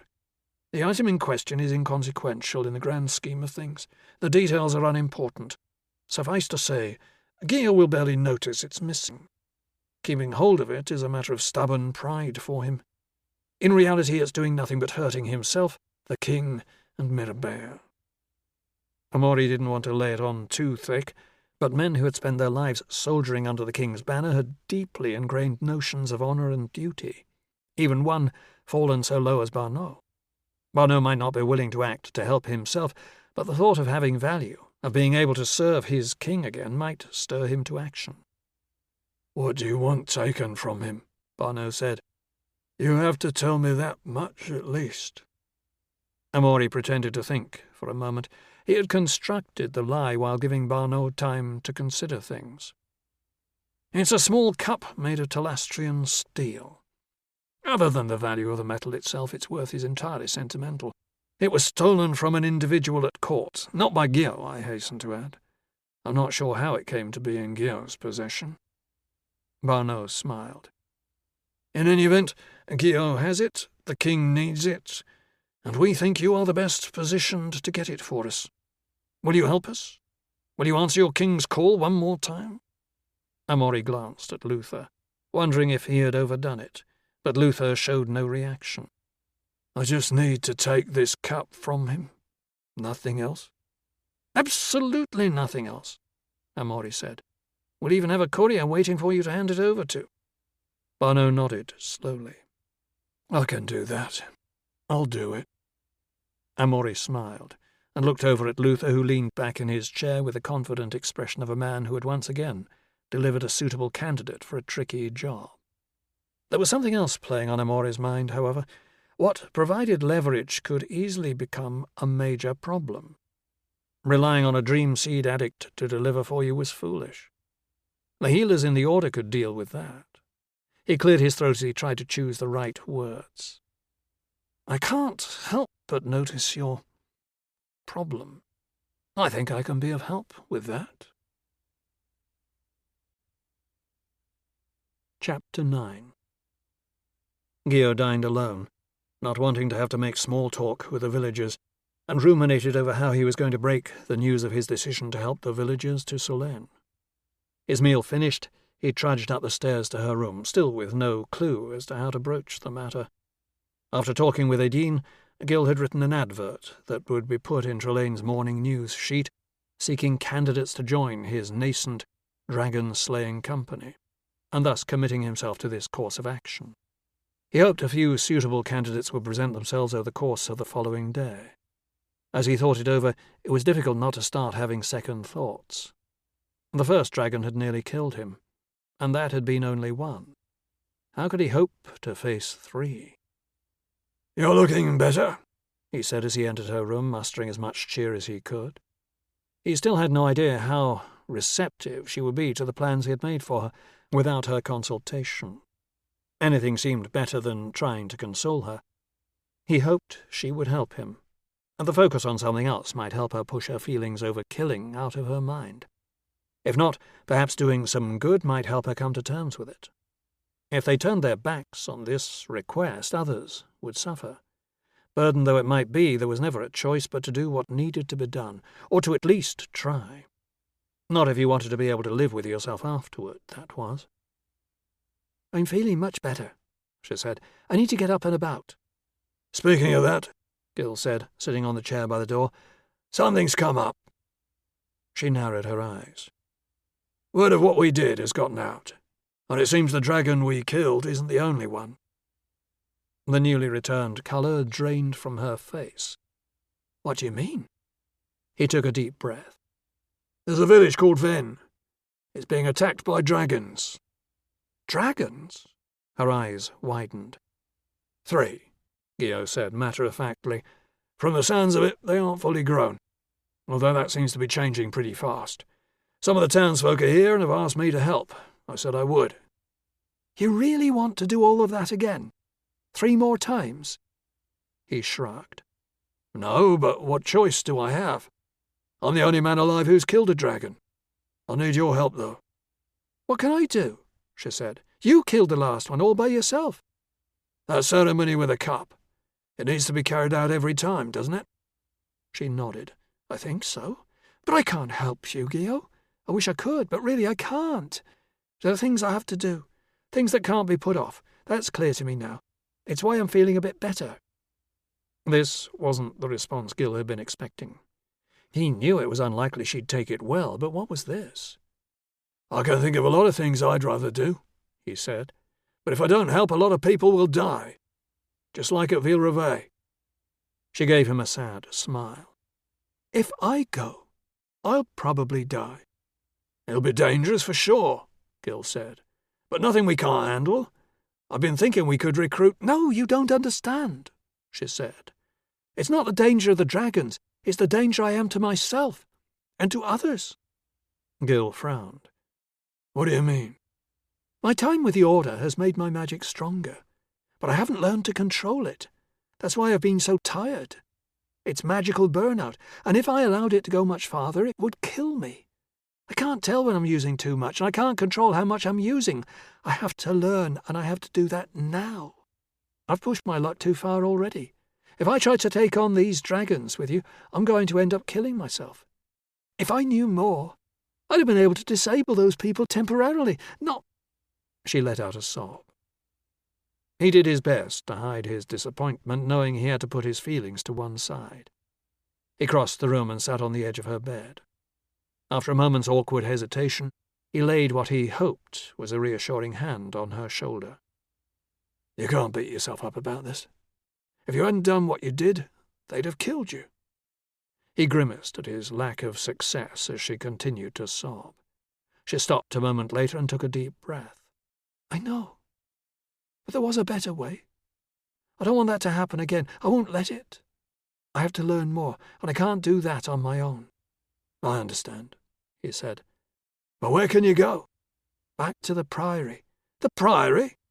Amori will have you thrown in the dungeons the moment you set foot back in the city." "I don't think he knows I was involved in any of it. Laver said he left a note explaining what he intended to do and putting all the blame on him. I can come up with a reason for my absence easily enough. There's someone there I know will help me. I don't think there's anywhere else I can learn what I need to learn." "Are you sure?" "There's only one way to find out." She smiled wryly. "I don't have many options. There's the Priory. There's a library in the city, an old secret one, a bit like the vault you found under your house.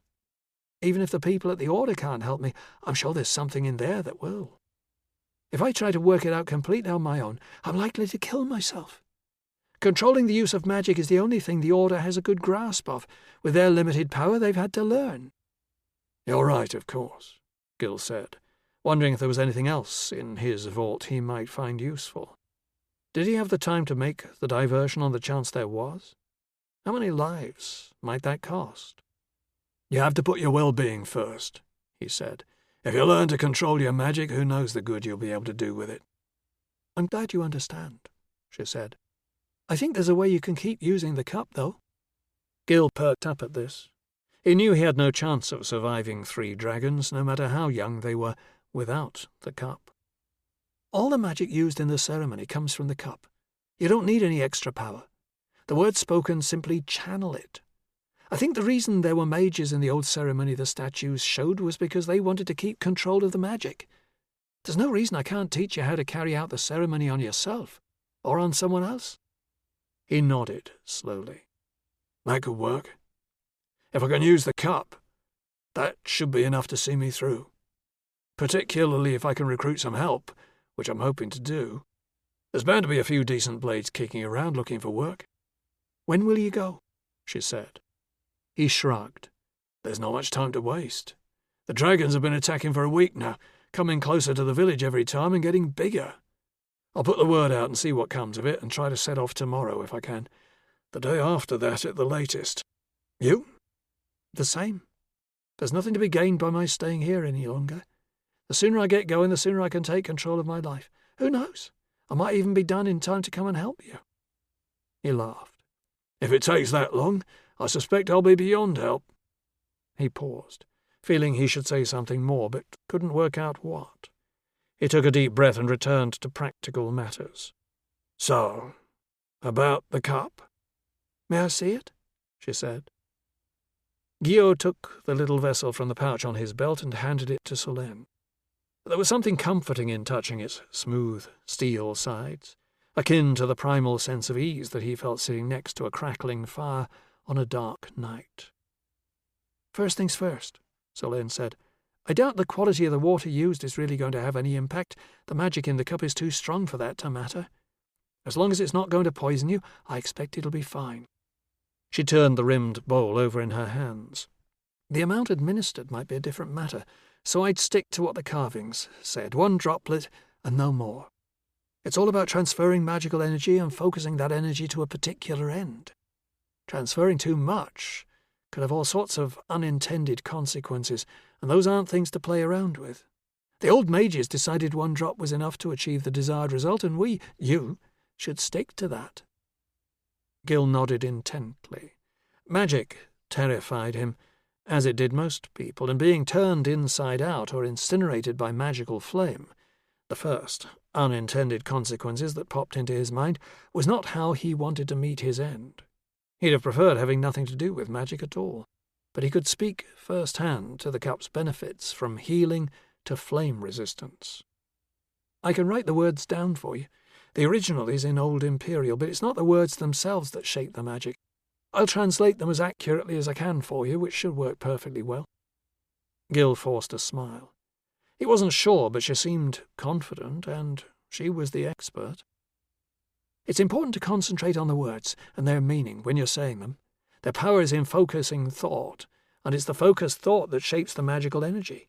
It doesn't matter if there are slight differences between the original and the translation, as long as the meaning is the same. If you're thinking about, a field of ponies when you're saying the words, they won't work. It might even turn you into a pony. Definitely not what I want, Gil said, worried now that he wouldn't be able to think of anything but a field of ponies when he was saying whatever Solène wrote down for him. He tried to gauge if she was joking, but her face gave nothing away. That's one of the hardest parts of shaping magic, holding that focus and concentrating on a single pure thought. You won't have to worry about any of the other stuff. The cup will take care of the magical energy. How long will the effects last? Gil said, trying to determine if he felt any different from the way he had after Solène had first carried out the ceremony on him. He couldn't tell, and had no intention of sticking his hand into the fire in the lounge downstairs to find out. You'll have to work that out for yourself. It could be hours, days, or even weeks. I really can't tell. I'm not even sure how much magical energy is being used for the spell.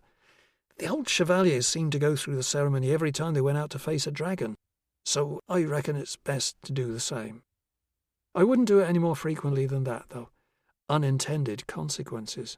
If you figure out its duration, go with that. Otherwise, only use it when you need to.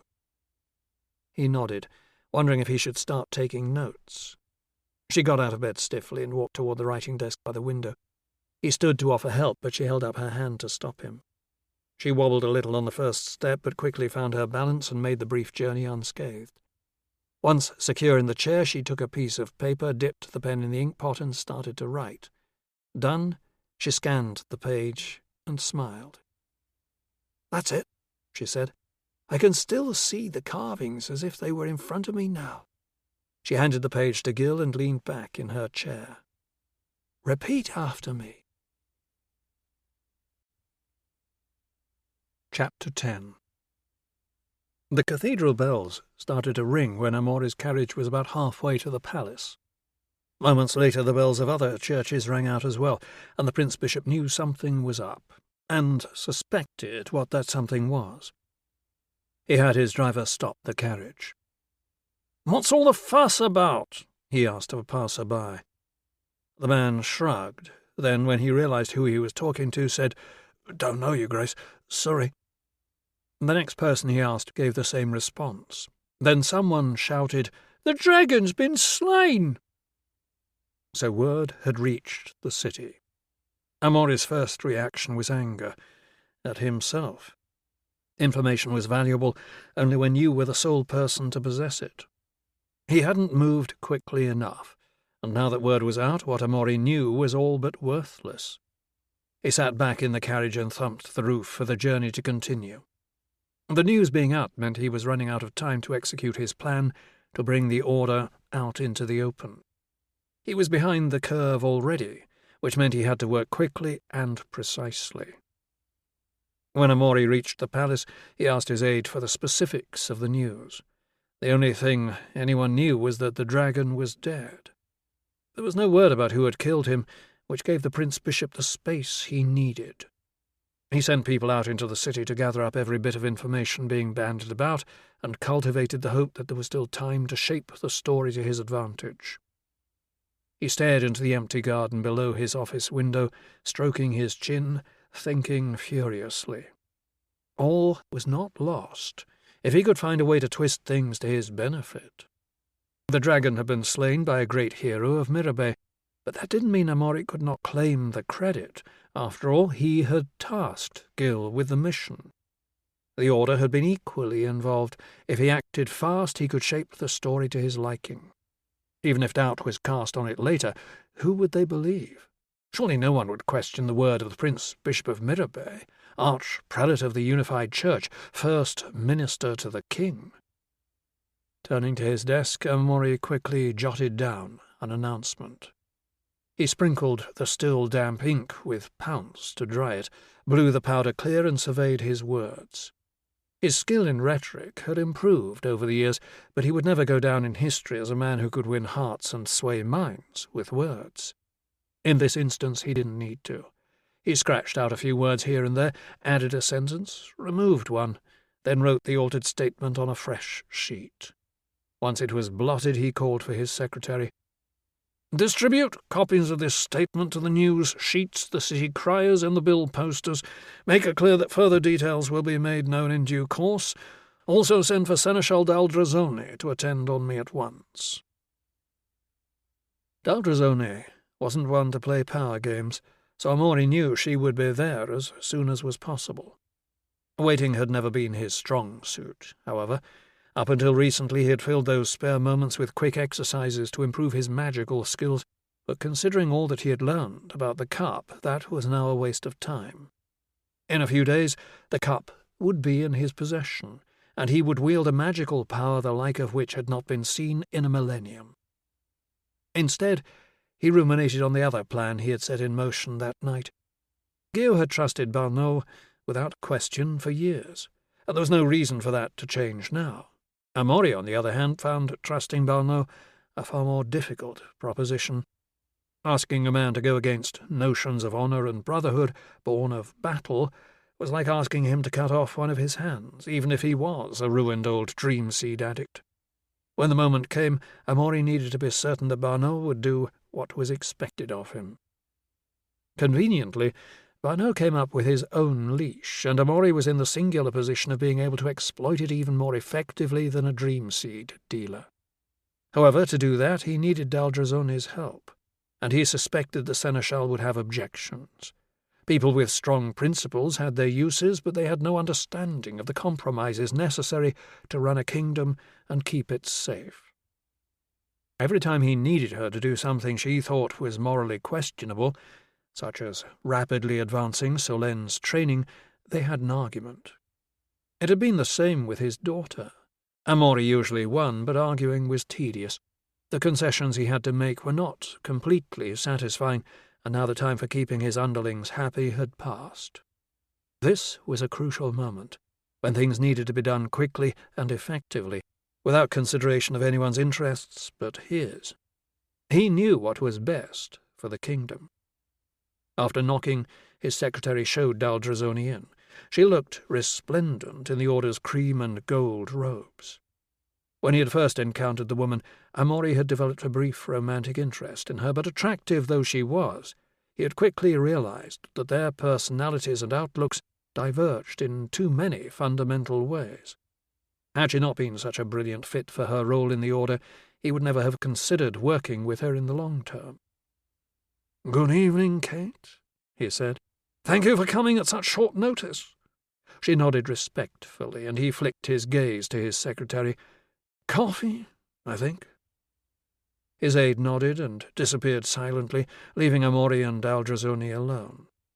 He gestured for her to sit in one of the comfortable armchairs by the coffee table, then took the seat opposite. "There's something I need you to do. It relates to extremely important state business that has fallen to me to address." He could see he had her full attention, so continued. "There's a man we need to undertake a mission. He's uniquely suited to carrying it out, but is possessed of a minor problem. He's a dream seed addict. I want you to cure him." Daldrazone visibly relaxed. "I'd be delighted to. Dealing with addiction in the population is one of the roles I see the Order taking on once we come fully out into the open. I have to admit, I thought you were going to ask for something far worse." She smiled and leaned back in her chair. "Unfortunately, I suspect I am. We need to keep control of this man. I don't want you to cure him completely, just enough that he's clear-headed and able-bodied, competent to do what he needs to do. I need the addiction itself to remain so that he'll do what he's told." The colour drained from her face, and all levity in her expression was extinguished. "You want me to maintain his addiction, but free him from the symptoms?" "Precisely," Amory said. Even if I would agree to do something like that, I wouldn't have the first idea of how to go about it." "I suggest you work it out," Amory said. "I said if I agreed to. There's no way I can agree to do something like that. It's wrong on every level." Amory gave a wry smile, angry with himself. Because of his past compromises, Daldrazzoni felt she was entitled to make autonomous decisions. "You misunderstand me," he said. "I'm not asking for your opinion. I'm giving you an order. People with a greater appreciation of what needs to be done have made the determination that this needs to be done. You, as an agent of the Crown, will do as you are instructed." Daldrazzoni let out an incredulous laugh. "I'm not going to do this, Your Grace." The confidence in her voice bordered on arrogance. Amory felt his temper flare. "If you are unable to continue in your position as Seneschal of the Order of the Golden Spur, I will, with regret, accept your resignation," he said sharply. "Before I do, I would point out that in the eyes of many, indeed most, you are a witch. Within the Order you are protected from the consequences that status would bring in open society. Outside it, you will be exposed to those consequences. Let me assure you of one other thing. Your father does not have the influence to protect you from the intelligentsias." He paused. "I wonder, when was the last time you saw a sorcerer burned at the stake?" She glared at him, hatred in her eyes. In that moment he knew he would have to start looking for her replacement, but for the time being she was the only member of the Order with a magical finesse to do what was needed without killing Barnot. Solène might have the power, were she not missing, but from what he had seen thus far, she was all power, no control. He couldn't risk using her on something like this, nor did he wish to turn her against him as he just had Kate Daldrazzoni. Daldrazzoni would never have the power to be a real threat to him, but Solène most certainly did. He needed to treat her with more care. "Well," he said, "when?" "Not for years," she said from gritted teeth. "And why do you think that is?" "The Order." "Precisely. For many years now I've gotten to promising young mages before the intelligentsias, and hidden them behind the protective walls of the Priory. I'm sure I've missed a few here and there out in the provinces, but there hasn't been a single burning in Mirabay in 5 years. It will break my heart for you to be the one to end that streak." She fell silent, frowning, and Amory revelled in her discomfort. He had won. Like as not she would try to draw some small illusion of victory from the defeat, but so long as that didn't stand in the way of what he wanted, he would give it gladly. "On one condition," she said. "Once this person has finished whatever it is he's doing for you, I can cure him completely." "I have no problem with that," Amory said. "Fine," she said. "I'll do what you command." "Excellent," Amory said. "He's waiting in the next room. You can attend to it immediately." The hatred with which she had looked at him was a clear message. If he didn't get rid of her, she would become a problem. "All right," she said, a smile spreading across her face. "But before I do, you should read this." She threw a letter onto the table between them. "It's from Levert. It was found in his rooms at the Priory. I don't think you'll like what it says. Now, where is this man I need to treat?" Betrayal. Amory crumpled the note and let it drop from his fingers. Betrayal was a new experience for him, at least being on the receiving end was. Levert had always had a troubling, stubborn streak and a warped sense of honour. If he hadn't been so good at his job, Amory would have cut him loose a long time ago. When Amory had selected the first recruits to the Order, ability and a sympathetic attitude to what he was trying to create had been his only criteria. The difficulties that arose from conflicts of personality had been the least of his concerns at the time. Now that had come to bite him in the backside. With Levere gone, the matter of replacements was pressing and needed to be prioritized. He briefly considered asking Luther for recommendations, but hated the idea of making rushed appointments. Then he realized he didn't need to look so far afield. There were perfectly suitable men closer to home, already on the royal payroll. They might not have magical talent, but for now, muscle would do.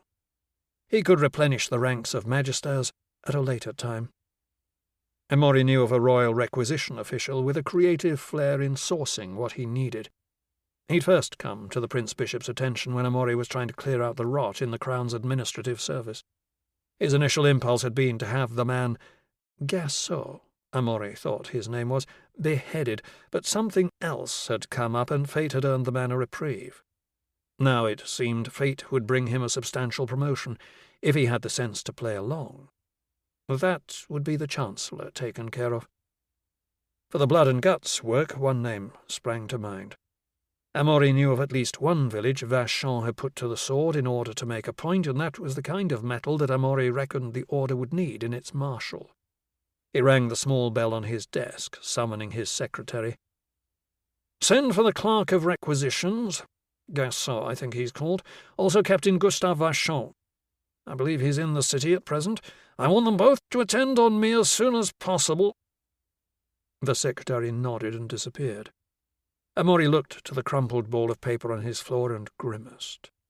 If Levere, whom he had thought of as little more than one of his faithful hunting hounds, could betray him, whom could he trust? Chapter 11. Bravos tended to flock where the action was, and Gil knew that from the moment word of the initial dragon attacks spread, men of arms would head for the region. As a result, he hoped there would be more fighters in Trelane than might ordinarily be found there. Gil wanted to head for Verne as soon as possible, so he could not afford to be choosy, but all he really needed was one or two good swordsmen. The rest could be cut loose when better options were available. The first interested party turned up not long after breakfast, and his initial appearance was enough to get Gil's hopes up from near desperation to the thought that his plan might not be a complete disaster.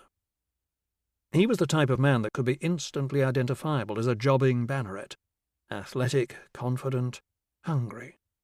In such a man, the first thing Gil always checked was his sword.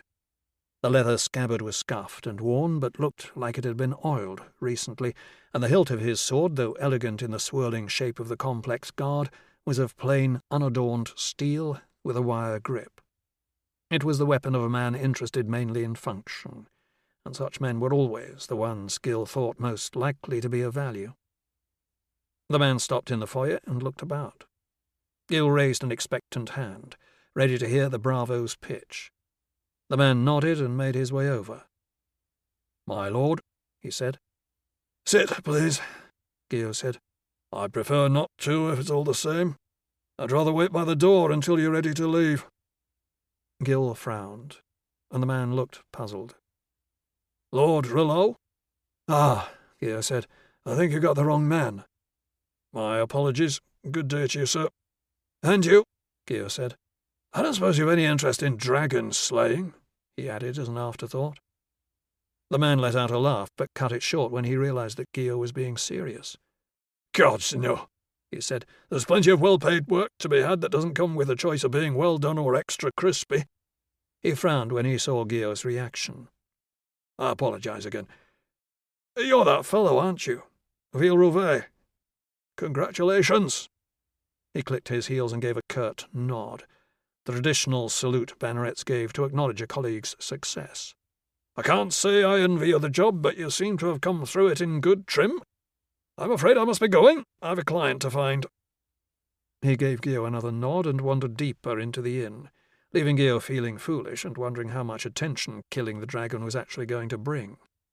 Had he overestimated? Might the thirst for fame that young swordsman had once possessed diminished? Then another man walked into the inn, and Gil let out an audible groan. The newcomer looked equally the type: athletic, tanned skin, confidence bordering on arrogance. He was well dressed, his black hair was pulled back into a ponytail, and he had a finely waxed black moustache. He stood with his thumbs hooked in his sword belt, adopting the casual slouch of a man so confident that he's relaxed to the point of passing out. Gio's eyes drifted to his sword. The scabbard looked like it was fresh from the tanner's shop. The hilt was filigreed with gold wire, and the pommel contained a large jewel. Peacock was the word most often reserved for a man like that. Gio wondered, if he kept his head down, might the man leave without bothering him? The fellow looked around, spotted Gil, gave him a nod, and strode over. "Baronet Didier del Beausoleil at your service," he said. "Very pleased to make the acquaintance of the only living Dragonslayer." Gil forced a smile and gestured to the chair opposite him. Beausoleil smiled and sat. "What brings you to my table, Baronet Beausoleil?" Gil said. "I read in the news sheet that you're looking for men to help you deal with some more dragons. Is that correct?" Gil considered lying for a moment, but couldn't see anything to gain by doing so. "It is. And you're interested in the job?" "I very much am," Beausoleil said. Gio nodded. "Why don't you give me an idea of your background and experience?" "I'm 12 years out of the academy. I spent the first 3 of those on the dueling circuit." Gio did his best to look interested. The dueling career went some way to explaining the sword. Professional duelists were all about the image and the show. That didn't mean there weren't some superb swordsmen on the circuit. Some of the world's very best made their livings dueling in the arena. It was a place with defined rules, however, and in Gio's experience, duelists tended to be less prepared to deal with the unexpected, to improvise when things went to crap in the blink of an eye, as was so often the case on the battlefield. After that, I spent a few years in private service, first in the retinues of a couple of burgesses in Mirabeau and Talbot, then with the Company of the Silver Arrow until it disbanded a few months back. Since then, I've been odd-jobbing here and there, bodyguarding mainly." He had more varied experience than Gio had expected. "I've not heard of the Silver Arrow. Who was the principal?" "Baronet Captain Garon de la Maison Noire." Gio did his best to stifle a laugh at the ridiculously ostentatious name. It didn't bode well, however. Men who hid behind a fancy, self-appointed name tended to have only that name to trade on, rather than a respected reputation. "See any action with him?" "The usual," Beausoleil said. Gio remained silent and smiled with expectation.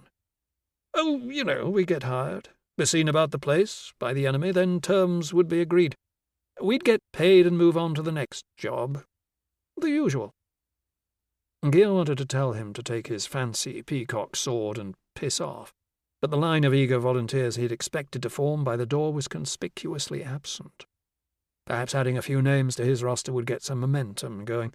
If nothing else, Beausoleil could distract the beasts while Gio got down to the real work of killing them. "Well," Gio said reluctantly, "I can't offer anything in the way of payment, but the reputation and fame you'll get from this will be priceless." "That works for me," Beausoleil said. "I reckoned it would," Gio thought. "It will be dangerous, and no amount of potential glamour or fame can take away from the fact that there are 3 dragons that need to be dealt with. The last one killed several people who were as well prepared to face it as could be. I know a little more of what to expect now, but the danger will never be diminished." Beausoleil shrugged with the sang-froid of a man genuinely unafraid, or very good at appearing so. "To tell the truth, I felt my blade was a little underutilized the past few years." It was as good an answer as could be hoped for. "That brings up another problem. Your blade. A regular steel rapier blade won't be of much use against a dragon. Telastrian steel is effective, but I wouldn't expect anyone to have a Telastrian blade." Beausoleil held up his hands and shook his head. "A heavy field blade might serve, but I think lances and spears are a better bet. You comfortable with those?" "Of course. 4 years at the academy teaches a lot more than just the sword." The banneret raised his eyebrows in a suggestive way that made Gio think they might not be referring to the same type of lance. He tried to think of any other questions. He knew everything worth asking about.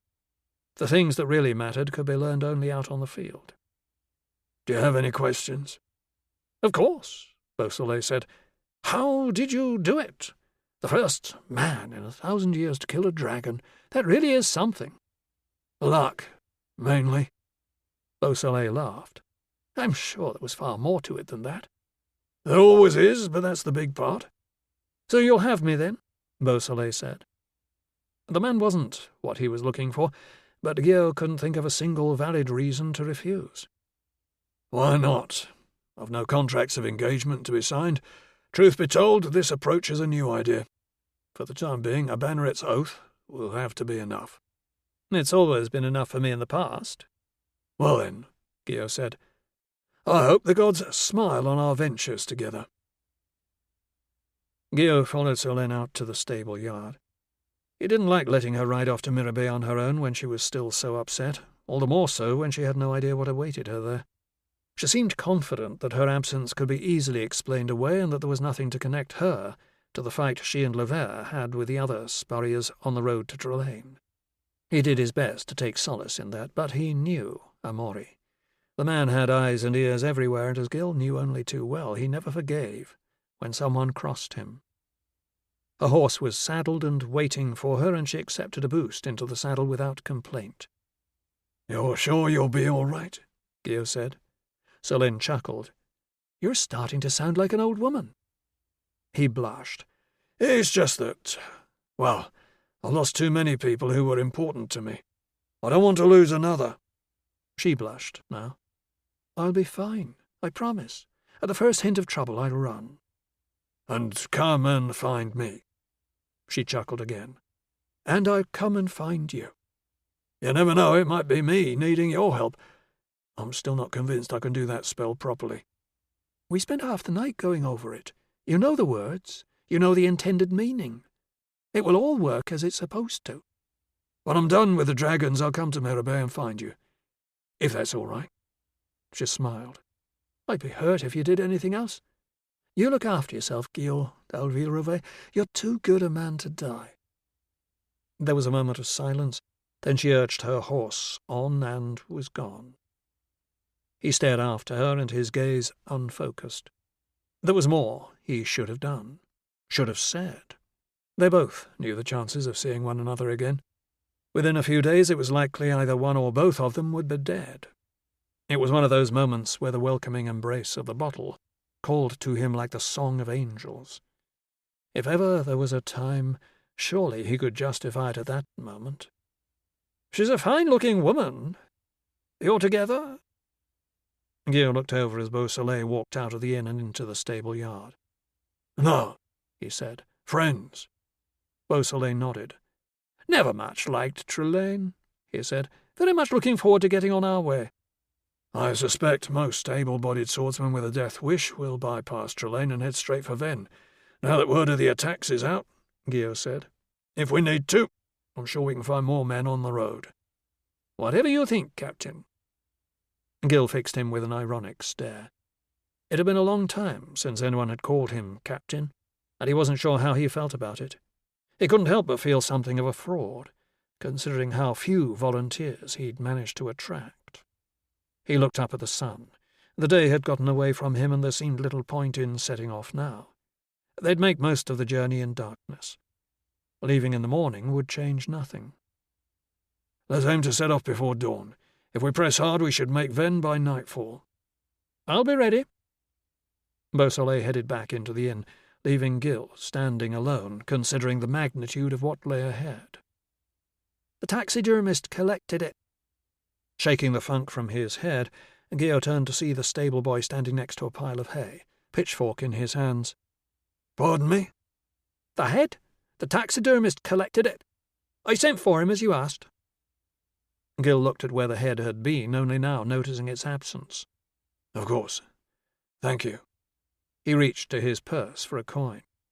I'd rather a favour than a coin, the lad said. Gil raised an eyebrow and shrugged. It must have made a fortune, charging a penny per person for a look at the dragon's head. Name it. You're going with those peasants to kill their dragons? It would seem so. Take me with you. Guillaume barked out a laugh. Come again? Take me with you, as your squire. You've lost your wits, lad, Guillaume said. You saw the beast's head. You know what we're up against. It's not all Andalon Valdemar, shining armour and heroic deeds. I can think of a lot of things I'd rather do." The boy nodded to a pile of manure in the corner of the yard. "You can shovel that lot if you like. As soon as I'm done with the hay, I have to. And tomorrow, after I wake up, I'll shovel more hay, then more manure. Then one day I won't wake up, just like my da. I'd rather see a real-life dragon and take my chances. If I can live through that, maybe the Academy will take me on." "You're better off here, lad. I promise you." "You've not got the first clue what it's like here. I can decide for myself where I'm better off. That's anywhere but here." Gil studied the boy's face, his resolute look of determination and hope. He thought about how the lad had kept the crowds away from the Dragon's Head. "I've enough coin saved from work and showing people the head to buy travelling provisions and a pony. It won't be a burden on your purse. What I ask is you show me a few things, and if we get through it all, you write me a letter for the Academy." In the darkest recesses of his mind, Gil could still hear the bottle calling to him. He shut it out. "We leave before dawn. If you're not here and ready, we go without you." The boy was out of the yard before his pitchfork had hit the ground. Chapter 12. Solène had been alone for much of the last 10 years, but when she rode out of the Black Drake's stable yard she felt painfully lonely. Since being forced to flee her home and her family, she hadn't relied on anyone, nor cared about anyone. It was obvious to her that this had changed without her awareness. The thought that she was abandoning Gil to his death sent such a chill through her that she considered turning her horse around. The truth of it was that she knew that facing 3 dragons would push her body too far and kill her. That worry was secondary to her fear of killing someone else, however. It seemed the choices in her life were always tough.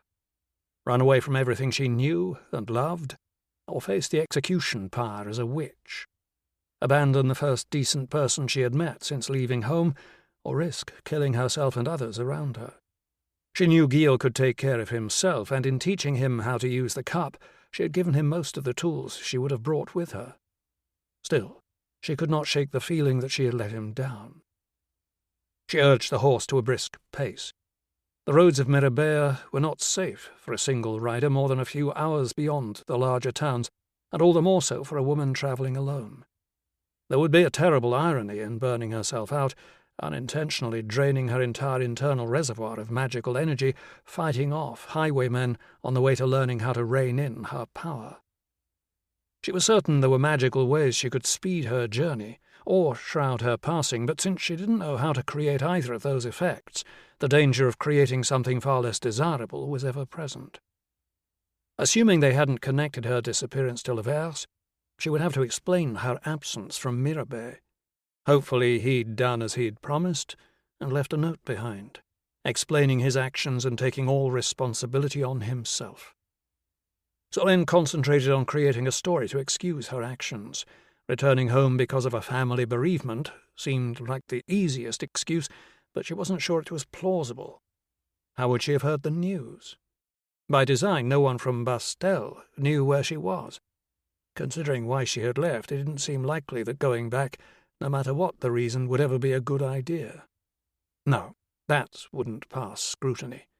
Both the Prince Bishop and the officers at the Priory knew too much about her background to believe such a tale. Still, try as she might, she couldn't come up with anything better. There was simply no reason for her to leave the city. She had no friends, no family, no responsibilities. Bastel was her only connection to the outside world. Solène chewed the idea over as she rode. There was little in the way of interesting scenery to distract her. The countryside was mainly forest, grassland, or farms. The road was good, for the most part, as the weather had been dry, so the horse was able to take care of the navigation with only the most minor involvement on her part. It occurred to her that she might not need a good reason to go back to Bastel.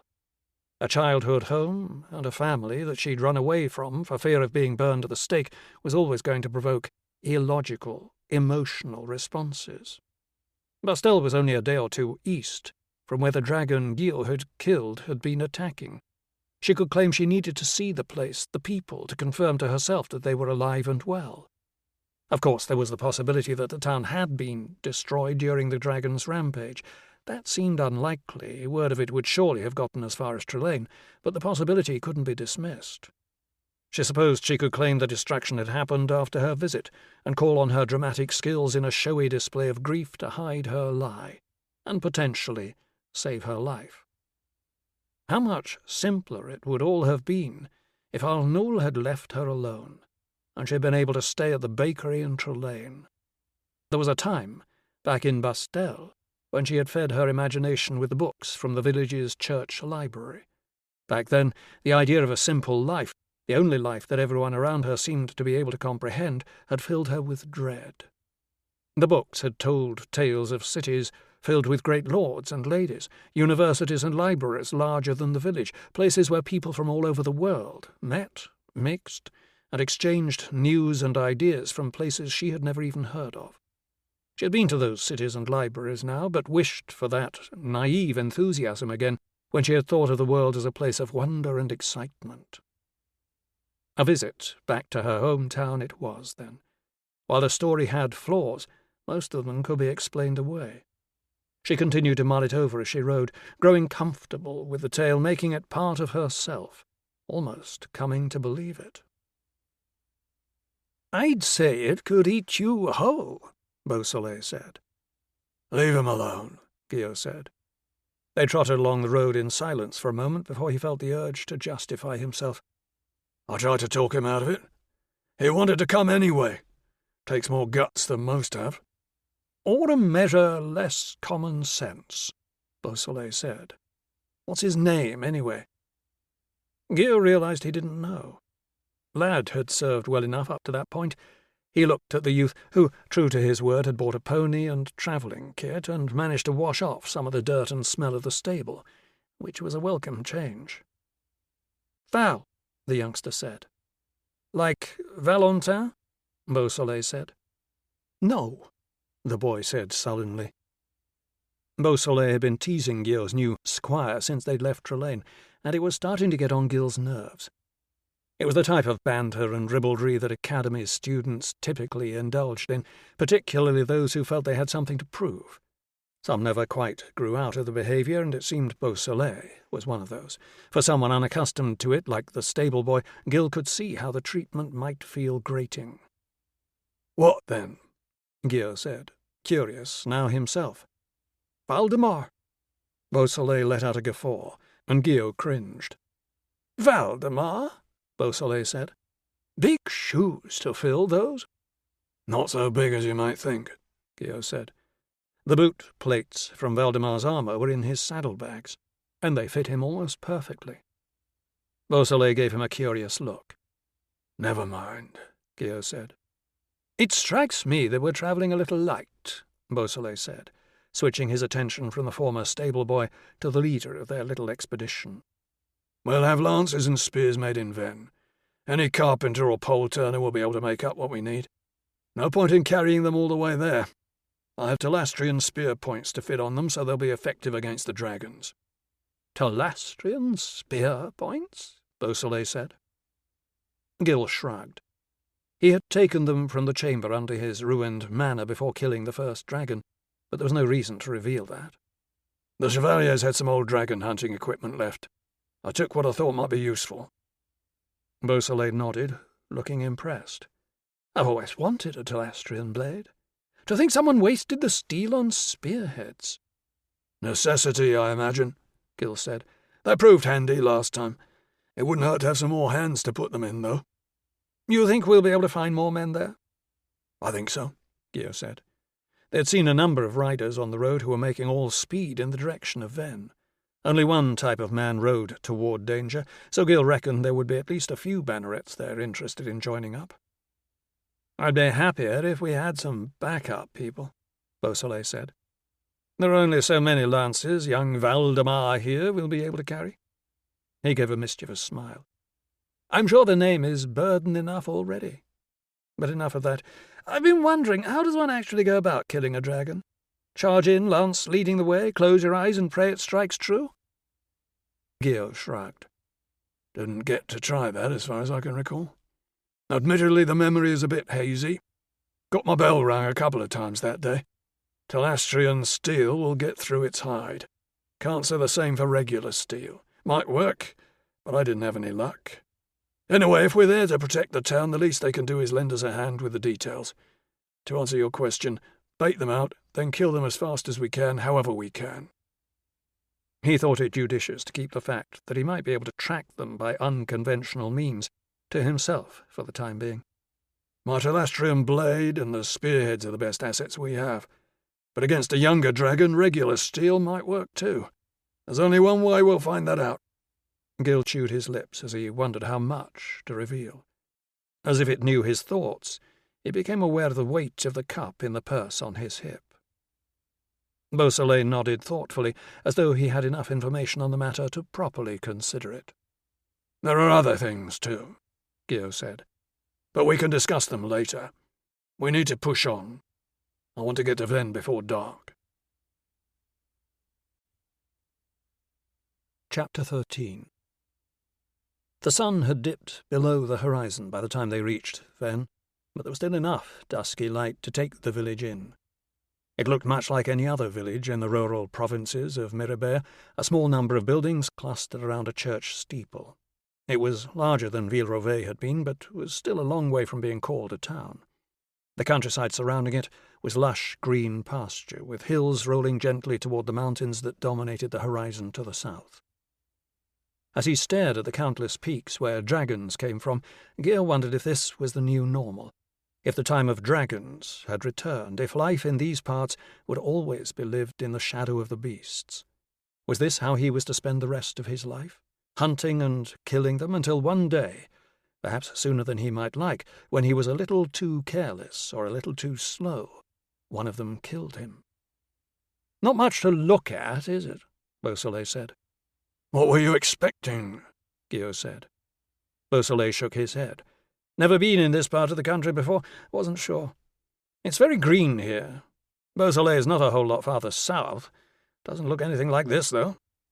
Fields of sun-drenched vines and lavender stretching down to an azure sea? "Pretty much." "It rains a lot here. Something to do with the mountains, I expect. Good land for cattle, though, and game. Plenty of food for a hungry dragon. Makes you wonder why they bother with people." "Maybe they like the taste," Val said. Gil cast him a look and shivered. He preferred to think of the dragons doing what they did because they were mindless beasts that acted on instinct. That they might actively seek out human flesh was a chilling thought. "Perhaps they don't see us any differently to cattle," Gil said, realizing he didn't like that idea any more than Val's. "I suppose it doesn't matter," Beausoleil said. "It's simply a bigger and more dangerous type of beast that needs killing. And we're the men to do it, eh?" He reached out and gave Val a slap on the back, eliciting an uncomfortable smile from the lad. "Let's get into town and see about some supper," Gio said. "My backside's killing me, and if I get any hungrier, it'll be me eating the dragons." Towns like Ven tended to be sleepy places. Most of the villagers would spend the day working in the fields. The markets and taverns came alive only later, when the toil on the land was finished. Visitors were infrequent and tended to be welcomed with a mixture of curiosity and suspicion. This far from centres of power, bandits were common, and a new arrival was as likely a man intent on theft as an honest traveller with news from other parts. It came as a surprise, then, to find that Ven was a bustling hive of activity. The men they had seen on the road were only the tip of the blade. Every swordsman in the south of Mirabert must have been there. Before she left Trelane, Edine, the village's mayor, had given Gil the name and location of the tavern where their arrival would be expected. Seeing how busy the village was, he hoped that there would still be rooms held for them. Otherwise they'd be relying on campaign tents and bedrolls. Not so great an inconvenience, so long as the weather held, but they were moving into the autumn now. Gio and the others dismounted and led their horses along the narrow lanes into the town, at times having to push past groups of men who gave them the inquiring looks of those measuring their competition. The tavern was easy to find, occupying one side of the small village square. There was no attached stable yard, nor anyone to take their horses. With no alternative, and feeling somewhat guilty, he shrugged and handed his reins to Val. Beausoleil followed suit. "Watch the horses until we find out what's what," Gio said. The lad took the reins with eagerness. Gil had expected to be greeted with sullen disappointment at being left out of things, but the boy's desire to please, to act as Gio's squire, made Gil feel doubly guilty. "Shall we?" he said to Beausoleil. Beausoleil nodded. He seemed to have regained some of the swagger he had displayed earlier, before the sight of Venn and the significance of the gathering of fighting men had silenced him for a time. Inside they were greeted by even more curious looks. The tap room was small but filled to capacity. If even one of the men there was a local, Gil would have been surprised. He wondered how the villagers were responding to the glut of arrivals, and how long it would be before saviours came to be regarded as an unwelcome inconvenience. They forced their way through to the bar, where a delighted-looking keeper was filling an ale mug from a tapped barrel with one hand, while pouring a cup of wine with the other. Gil cleared his throat to gain attention, then realized that even he hadn't been able to hear it over the noise of boisterous conversation. The room was filled with men trying to convince one another of how brave they were, and that was never done in hushed tones. "Barkeep," Gil said. He had to repeat himself before getting a response. As soon as 2 more cups and 1 more mug were filled, delivered and paid for, the barkeeper made his way over. "The food is finished, but we've ale and wine enough to keep you happy," he said. "When did all this lot get here?" Gio said. "Started arriving before dawn. Been coming in all day. Word is out. We've dragons here, as I'm sure you know. Everyone wants to claim one, just like Gio the Dragonslayer."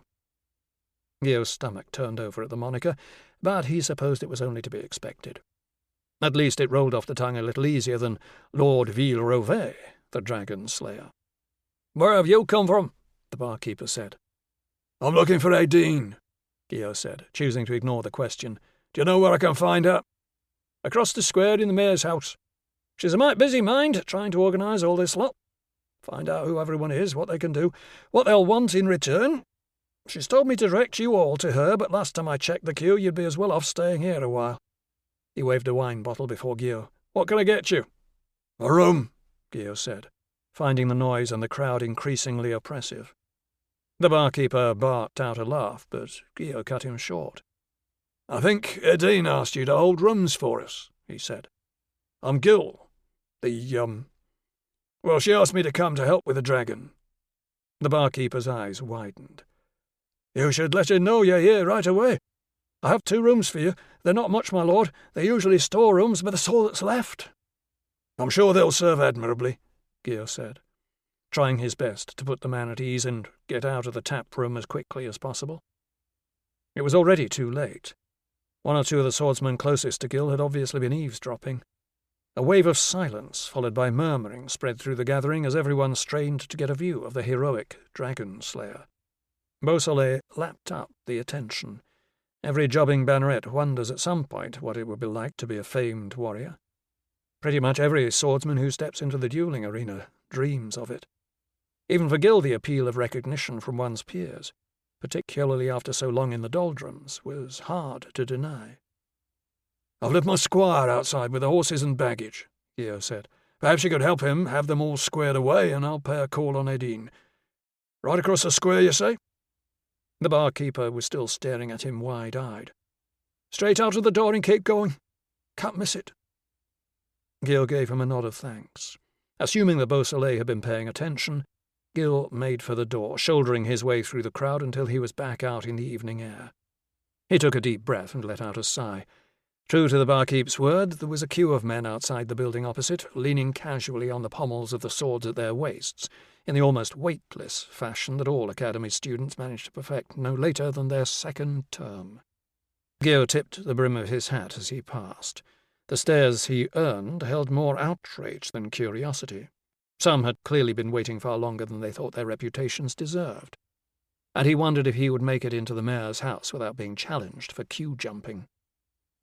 Happily, it seemed that no one wanted to blot their reputation before even catching sight of a dragon, and all swords remained sheathed. The queue continued inside, stopping at an old wooden table, behind which Aideen, who along with her party had left Trelane well before Gil had, sat marking a ledger with a wooden-handled copper-nib pen. He suspected he wasn't the only potential Dragonslayer she had called on when in Trelane, and he couldn't deny that bruised his ego. This time clearing his throat had the desired effect, Edine looked up and smiled. "Bannerets," she said, "if you wouldn't mind waiting on me a moment in the square outside. I've some urgent business to deal with." He waited until the small whitewashed room cleared before speaking. "I wasn't expecting to see so many people." "Neither was I," she said, "but it seems everyone wants to slay a dragon. You're still the only man to prove he can actually do it, though." She seemed different here. While in Trelane she had come seeking aid. Now she seemed calm and in control, mistress of her domain. "Any idea of how many there are?" 47 so far, and that's just today. "How will you feed them all?" "Hopefully they won't need to be here too long. Hopefully they keep paying while they are. I've heard stories of how soldiers behave when they're broke and hungry. We've never had to deal with anything like that here, and I have to admit I'm worried. Gopher at the tavern thinks it's wonderful, as does everyone else who can make a few pennies from it, but so many armed men? How would we stop them taking what they want? It might not be dragons I need you to protect us from after all." "Are they looking for payment?" "No. The promise of glory seems to be enough for them, but if they're to be given food and drink while they're here, I've made it clear they all have to sign the ledger. If there's trouble, I can see the Duke's steward gets the names. I'm not sure if it will mean anything, but it's all I can do." "I try not to worry about it," Gio said. "Most of these men are bannerets. We're not pure as the driven snow, far from it. But most of us hold our personal honour high and won't do anything to jeopardize it. They'll keep the ones who don't in line." "I hope so. Them being here might make your job a little easier, though." "Or harder," Gio thought. "Perhaps. If I see one or two that look useful, I might ask if they want to sign on with me. A few more blades couldn't hurt. Have they given you any idea of what they have planned?" "I think just getting here was as much thought as any of them have given it." "They're not the only ones," Gio thought. "I suppose it's new to us all. Have there been any more attacks since we last spoke?" She nodded. "One more, shortly after we left for Trelane. Only cattle, but the farmer got the fright of his life." Gil nodded. Seeing her keeping notes had made him curious, so he asked, "Is there a school here?" "No," Edine said, shaking her head. "I'm not from Venn, originally. The Duke sends administrators to all his towns and villages to make sure things run smoothly. It takes the pressure off him and allows him to spend his time in Mirabay. The lords and seigneurs aren't always happy about it, but they learn to live with it. Everyone does better when things are run properly." "That's enlightened of him. I didn't think he had much interest in anything outside the ballrooms and card rooms of Mirabay." She smiled. "A well-run duchy means more tax revenue for the Duke, which means he can stay in Mirabay and spend it." "Oh, yes, that makes sense," Gio said. "It's too late for there to be any use in riding out to look around this evening, but I wonder if someone could show us where the attacks happened first thing in the morning." "Of course. I'll have someone meet you at the tavern at dawn. Once you're done with that, I was hoping you'd pay a visit to the seigneur at his manor house. It's not far. He isn't much involved in what goes on in the village and hasn't shown any sign of doing anything about our problem, but it's best to let him know what's happening." "After I get a look at the area," Gio said firmly. If he was going to hunt dragons, he wanted to have a good sense of the lay of the land. "We've been caught behind the news once already, Your Highness," Amaury said. "I think I managed to get on top of it, but we can't expect to get that lucky every time. We need to announce the order now before any more news arrives and we lose the ability to turn events to our benefit and keep public opinion on our side." The king looked pensive and scratched his beard in that faux-thoughtful fashion that was coming to irritate Amaury so much he had to fight the temptation to walk across the office and slap the king across the face. "No," Boudin finally said. "The time's not right. We've yet to adequately deal with the intelligentsias." "I've been clipping their wings for months now," Amaury said. His irritation peaked once more. "They are not an issue. Their ranks are depleted and they're under-resourced. Even with the losses the Order has suffered, the intelligentsias no longer pose any real threat."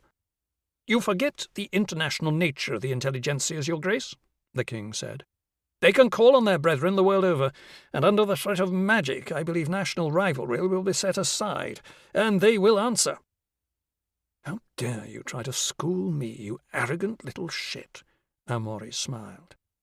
"Ostia, Mestranza, My spies tell me the King of Humberland has people experimenting with magic in secret. The intelligentsias the world over have their own problems to deal with. By the time they turn their attention here, in the unlikely event they ever do, there won't be anything they can do to stop us. In any event, I have something in place to deal with them when the time comes. The intelligentsias are reliable servants of the Crown, even if they claim to answer to a higher calling. I won't have them killed in the streets.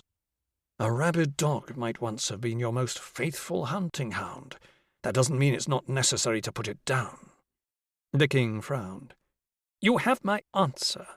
There are bigger concerns than just public opinion in Mirabay. A crusade against Mirabay is the last thing we need. That's a fantastical notion. You have my answer. The king's expression softened. In principle, I agree with you. But one must be cautious in overturning 1,000 years of law and tradition. The time is near, but not quite at hand. You went ahead without notifying me this time. Do not do so again. I want to know before you do anything. Using the privy is the only decision you are to make without notifying me in advance. Understood? Amori smiled, quelling the urge to do murder. Chapter 14. Gear could remember being brought out to the site of a recent battle in the entourage of a general when he was still a fresh adjutant. The man had surveyed the field, ravaged in the way only violence can, and littered with bodies. The general had maintained an expression of distant interest, taking in all that he was being told and all that he could see.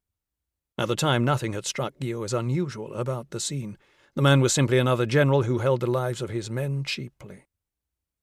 Later that night, while enjoying a few bottles of wine in the camp with some of the other junior officers, Guillaume learned that the reason the general had asked to see the field, the site of a battle he had not commanded, was because 3 of his sons had been in one of the infantry regiments that had been cut to pieces. All 3 of them had been lying dead on the ground that afternoon, as the general surveyed the devastation, no doubt flicking his gaze from body to body, both hoping to see and terrified of seeing a familiar face. The other officer had continued, saying that the general had returned to his tent and wept as he wrote a letter to the boy's mother, telling her that he would not be bringing any of their sons home with him. It was grit, and, knowing the full story, Gil had remained moved by it for the rest of his life. As one of the farmhands led Guillaume, Beausoleil, and Val from site to site, clearly terrified to be visiting the locations of the recent dragon attacks, Gil did his best to maintain the general's sang-froid. From time to time he would jump down from his horse and inspect the scorch marks on the ground, or kneel next to a talon print and prod it with a twig as though it was revealing something important to him. It was all for show, but he knew that giving people confidence was as much a part of his job as killing the dragons. Even if the people were killed, there was nothing worse than living out your last days in terror. At least if he did his best, he could give them hope. There were tidbits to be gleaned from what was left behind. The prints on the ground definitely indicated that these beasts were smaller than the one he had already dealt with, but not by much. They grew fast. At the location of the most recent attack, they found some remains of the dragon's last meal. They were so mangled and there was so little left, Gil couldn't tell if they were human or animal. Either way, he didn't think anyone would be eager to come out and collect them for burial. "Whose farm is this?" Gil asked their guide. "Louis. He came down to the village when the attack started. That isn't him." "That's something at least," Gil said. He didn't know what fate awaited Louis now that his entire herd had been slaughtered. For a peasant farmer, loss of their herd might be as bad an injury as death. "What do you think?" Beausoleil said, speaking for the first time that morning. Gil gave him a solemn look. "I think there was a dragon here a while ago." Val let out a laugh, and Beausoleil cast him a filthy look. "What I think," Gil said, "is that whichever dragon left this print is smaller than the last one I fought, and that's a good thing. That there are 2 more of about the same size and that they seem to enjoy each other's company is a very bad thing." "You think we'll be able to manage?" Beausoleil asked. Gil shrugged. "I don't see why not, particularly if we're able to pick up another blade or 2 from the assemblage in the village. If we can separate the beasts, I'd rate our chances as pretty good. I think we should head back and set the village carpenter and smith to work. I have to ride out with Edine to speak with the local seigneur, so I'll leave that to you." He had taken the precaution of using the cup that morning before leaving his room at the tavern. He wasn't ready to reveal it yet, and eased a guilty conscience that he was protecting himself and not them, with the thought that if they were attacked, he could hold the beast off while they retreated back to the village. He hadn't had any sense that there was a dragon close by, but he knew that didn't necessarily mean there wasn't one. He still wasn't fully sure of everything the cup did, what was real and what he'd imagined. He looked toward the mountains, seeing mist starting to descend from them. Such fogs had been common in Ville-Revay at the same time of year. Anyone who got caught in it would be wet, cold, and miserable in a few minutes. The fire in the tavern's taproom was a very welcoming prospect by comparison, and he needed some time to consider the task they had ahead of them. He turned to their farmhand guide. "I think we've seen enough. We can return now." The city looked much as it had when she left. Though a lot had changed for her, a great city was almost timeless in the way it slowly evolved, oblivious of the toils of those who lived within its walls.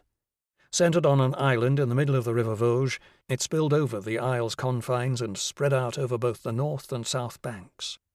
Mirabeau was a splendour of white limestone and slate roofs, all observed silently by the palace, with its cone-topped towers and streaming banners on the high ground of the south bank. Solène nervously approached the gate, wondering if the guards would be looking for her. A stream of people were passing in and out, as they had been the first time she came to the city. There was no sign of the panic Guillaume had feared would spread with word of the dragon. She urged her horse on. As she grew closer, Solène wondered if she'd overestimated her importance, and if all her concerns were nothing more than narcissistic paranoia. The guards made no attempt to stop her. They barely even gave her a second glance. The next test would be at the Priory. If they knew she had been with Levere and taken part in the killing of other members of the Order, they would hardly expect her to return. They would recognize her on sight, though, and things could go badly wrong if they tried to arrest her. Did she have it in her to defend herself if she had to? She couldn't answer that. She thought about hiding somewhere and sending word to Seneschal d'Aldrazoni, who she felt certain would help her. She shook her head. She had no reason to doubt that Levere had left a letter behind. The story of her journey home was plausible enough, especially if dressed up in sentiment and irrational emotion. The Priory was in the city's northern ward, which meant having to pass the whole way through, crossing the bridges that linked the Isle with the two banks. There were few other points at which to get over to the north bank, one of the reasons Mirabeau was situated where it was. Solène took her time, trying to behave as just another citizen going about the day's business. A bill posted on the wall caught her attention when she neared one of the bridges to the island. In bold lettering were the words, "Dragon Slain." She went over and scanned the short notice, which stated that the beast had been killed by a team sent on the king's behalf. It assured the people that the land was safe and that there would be a more detailed announcement from the palace in due course. There were no details, no mention of anything that was actually of interest to Solène. She wondered how much the king and Prince Bishop actually knew. With nothing further to be gleaned from the notice, she continued on her way, more relaxed now that she'd spent some time in the city without any problems. It didn't take her long to pass through the heart of the city to the north bank. From there, the building density decreased until she reached the walled compound occupied by the Order. Once she went inside, there was no turning back. She took a deep breath and rang the bell to notify the gatehouse. It took a moment for the door to open, revealing a young novice. Solène drew back her travelling cloak to reveal her initiate's robe, and he stepped back to let her in. She headed straight for d'Aldrazoni's office. Despite her misgivings as to what the Prince Bishop really intended for the Order, Solène liked the Priory. In bustling, hectic Mirabeau, it was a serene place where calm and contemplation ruled, barring the occasional explosion when magical experimentation went too far. Committed to her path, she knocked on d'Aldrazoni's door. The seneschal opened it a moment later, not looking at all well. Solène frowned. "Is everything all right?" "Solène," d'Aldrazoni said, ignoring her question. "I was worried. Where have you been?" Solène shrugged. "It's a long story. I went back to Bastel. It's near the dragon attacks. I had to see for myself if everyone was all right." d'Aldrazoni frowned for a moment, then relaxed. Come in. You know how dangerous that was, don't you?" "Yes." "No one saw me. I didn't go close enough, just to a nearby hill where I could get a good look. I don't know why. I felt like I needed to, is all. It's normal to still feel a tie to the place. Maybe one day you'll be able to go back in safety. Attitudes might be different in the future." Solène let out a sad laugh that she did not have to feign. "In a place like Bastal? It takes centuries for them to change their outlooks." "I suppose so. I wanted to come and apologize for not letting you know I was going. It was a last-minute thing. I was already on the road before I realized what I was doing." "I would have appreciated it," Daldrazoni said. "But that can't be helped now. All sorts of things have happened while you were gone. I was beginning to think you might have been caught up in them." Solène gave her as curious a look as she could muster. "Really? What?" Daldrazoni studied her for a moment. "It seems Commander Lavere had something of a crisis of conscience and refused the Prince Bishop's orders. There was a fight between him and some other members of the Order. He didn't survive." Solène let her mouth drop open. "I'm sorry to hear that. I didn't know him well, but he seemed like a principled man. He was, rough around the edges, but he knew right from wrong. The Order will feel his loss badly. His replacement is far from ideal." She let out a long, tired sigh. "As I said, things have been difficult here over the past few days. If there's nothing else—" "Actually, there is," Solène said. "I had to use some magic on the road. A highwayman. It nearly killed me." Daldrazoni nodded slowly.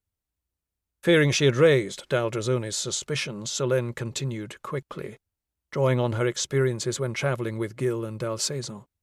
"His name was Captain Fernand. Have you heard of him?" Daldrazoni frowned. "Should I have?" Solène let out a nervous laugh. "He seemed to think he was famous. It doesn't matter. All that matters is I still can't control my magic. I didn't mean to kill him. It was horrible. I feel like I have access to so much raw power, but no way to restrict its flow. Whenever I use it, it's like opening a flood barrier, all or nothing. That's what always worried me. But the Prince Bishop wasn't interested in my concerns. Your affinity to the Fount is so strong. The levels of control you need are far beyond anything we've had to develop here. The things we can teach you simply aren't strong enough. What am I going to do? We'll work together on it. Until we have this problem solved, I'm not going to allow the Prince Bishop to use you for anything else. About the Prince Bishop, is he going to be angry with me for disappearing like that? He's been so busy I suspect he's barely noticed. But your story is a good one, Daldrazoni said with a knowing look. If we stick to that, everything should be all right. Solène squirmed in her seat, but Daldrazoni went on. I'm sure you must be tired from your journey. Eat, rest, and we'll start first thing in the morning. Chapter 15. The archive beneath the cathedral had become something of a sanctuary for Amaury. There was a time when he had been able to find peace staring out of his office window into the tranquil garden beneath, but that had quickly become a tool to spy on aristocratic misbehaviour. Now the ancient library was his preferred place to find peace. The king's behaviour had so incensed him that Amaury had decided to give himself some extra time in the archive, as both a treat and an opportunity to clear his head and consider his plans. His long disappearances undoubtedly added to his ephemeral mystery, and by corollary to the fear he could elicit. If people didn't know where he was or what he was doing, that might mean he was watching them, that he knew what they were doing. It was only down in that cool, dry cavern of a room that he felt at ease, truly alone with no one watching him. Not only was he away from prying, plotting eyes, he was surrounded by a wealth of knowledge. Gleaning that knowledge could be tedious, however. His comprehension of Old Imperial was ever improving, but to complicate matters the old mages often wrote in codes. His basic magical skill helped a little there, but it was no more than a droplet of oil on a rusty gear. One book could take him days, sometimes weeks, to decipher. He had hoped Solène would be able to speed things up in that regard, but she seemed to have disappeared.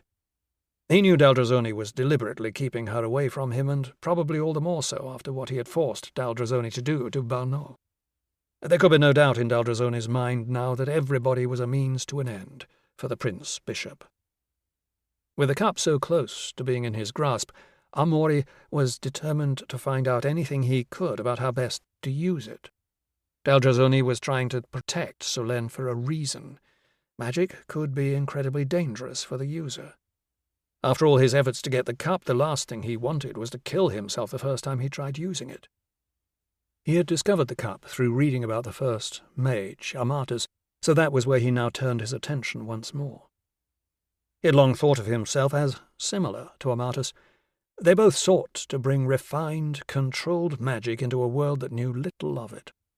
There were lessons to be learned from a man who had achieved so much, and irony in the fact that if Amori was successful, both men would have created their legacy by using the same ancient little object. It was rare to find a book devoted to Amatus.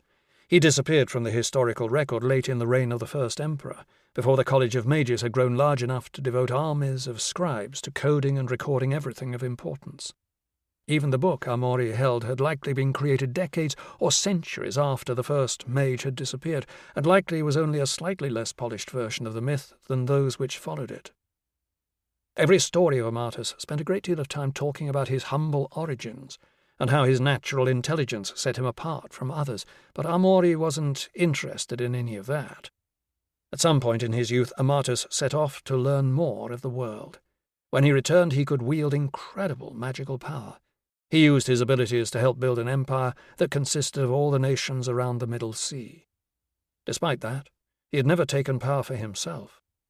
At first, Amori had struggled to understand that, but now realized that Amatus, like Amori himself, must have chosen to exercise his power from the shadows. Amatus's travels were what interested Amori, the period during which he had encountered the cup. Where had Amatus found it? How had he learned to use it? That was the knowledge Amori hungered for. He'd never found more than tantalizing hints. He skimmed through the pages, pausing every so often to decipher a few lines to gauge where he was in the story. He started to grow frustrated. It seemed the writer was interested only in the years Amatus spent scratching in the dirt in the fishing village that would later become half of the great imperial capital of Velinilora. He flipped pages with increasing speed and diminishing patience, until a word caught his eye. Mira. He went back a few lines and started to read more carefully. The text said that Amatus travelled west across the sea to the land of Mira, where he spent time studying with a group called the Enlightened at their ancient temple. Amori's skin tingled with excitement. Mirabea had been known as Mirabensis when it was an imperial province.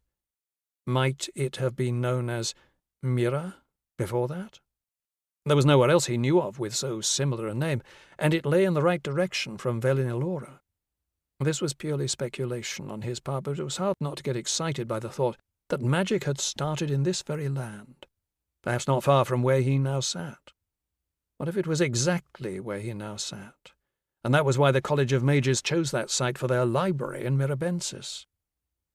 He was fit to burst when he read the next few lines. Sadly, no trace of the Temple of the Enlightened was found when the Empire laid claim to this ancient land and named it the province of Mirabensis. His mind raced with possibilities. The irony of the cup being found here, taken across the sea, then brought home, only to be lost, struck him hard. That the discovery of magic had been here in Mirabe sent his head into such a spin that it took him several moments to compose himself. He knew he had too little to go on, so he took a deep breath and continued to read. There wasn't much left in the book, and Amori feared that this hint about the Enlightened would be all he got. Did they still exist? Might he be able to learn from them, or would they be a threat? His heart sank as he read on. The writer clearly didn't know much of what went on, other than that Amatus gained his power at the temple and became a powerful mage, possessing a cup that allowed him to guide others to the same level of magical potency. On the final page, almost as a postscript, there was one more morsel that served only to whet Amori's appetite rather than satiate it. Later in his life, Amatus returned to the temple in the land of Mira to take his place among the Enlightened. He was never seen again, but his legacy endures. He had something new to search for, the Temple of the Enlightened. It might lead him to other fragments of knowledge that would allow him to put the entire picture back together. He sighed. How would he find it? Where would he start? Chapter 16. The world represented a great dichotomy, Faradon thought, as he allowed warm updrafts to lift him in a long, lazy glide. In one respect, it was timeless. Mountains, oceans, forests, and lakes. Changing, but remaining the same. In another, it had altered beyond all recognition. None of the marks of man or dragon that he had expected to see were present. Everything was different. Even to his old soul, witness to so much, this was unsettling. He could smell all sorts of things on the air and knew that among his kind he was not alone. The scents were unfamiliar, fresh and youthful, and he was certain they represented dragons he did not know.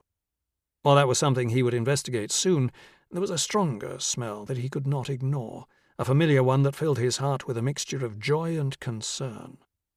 It was the scent of his old rival and older friend, Alpharat's. He followed his nose, the route as clear to him as a forest game trail. The direction in which it led surprised him. Toward humankind. Alpharat's had never been humanity's greatest fan. He had always refused to take on human form, and Faradon thought it unlikely he'd have changed his mind about that. An old dragon tends to be quite set in its ways. He took another great breath and wondered what had drawn him to a place filled with creatures he held in utter contempt.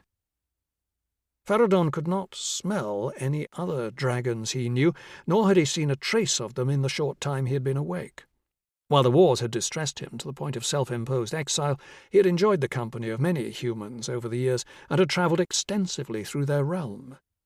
Music, art, literature, architecture, they excelled at all, and had they confined themselves to these things, how much better a place the world might be. They had been a young race, however, and like dragon-kind in its own youth, they were ruled by their baser instincts, avarice, jealousy, violence, by the absence of compassion. He couldn't be too critical, though. The unenlightened amongst dragon-kind were no different. He'd fed on a small herd of deer, sating the hunger he had woken with. He could smell clusters of humans beneath him and occasionally see the lights and fires they lit at night. There were far more of them than when Faradon had gone to sleep, and they had spread. Even in the dark he could see the way they had changed the land around them. Forests were gone and rivers diverted. Roads etched their way across the land like old battle scars. Places he remembered as being occupied by humans were larger, and they lived in more towns than before. They had thrived, while dragon-kind apparently had not. When he located the source of Alfred's scent, Faradon stopped and hovered a while, deep in thought. The smell came from the centre of a large town. Could Alpharat actually have chosen to live amongst them in human form? It seemed hard to believe. Had humans won the wars with dragon-kind and enslaved them? Or had a way been found to live together in harmony? He liked that idea, but there was only one way to find out. He fell into a long, spiralling descent that ended when his talons bit into the ground. Then Faradon did something he had not done in a very long time. He reached deep within his soul, to the dense concentration of the fount located at its core, and bade it change him. He felt his muscles heat and tingle. It was not painful, more like a deep, uncomfortable ache in every fibre of his being, one he willed to soon be over. When it was done, he remembered that in human terms he was naked. It had been so long since he had taken on human form that some of the details had escaped him. It would have been far easier to obtain clothes from one of the hanging lines humans used while he could still fly. The benefits of hindsight. The only thing he had to cover his nakedness was the darkness, and there was not much of that left.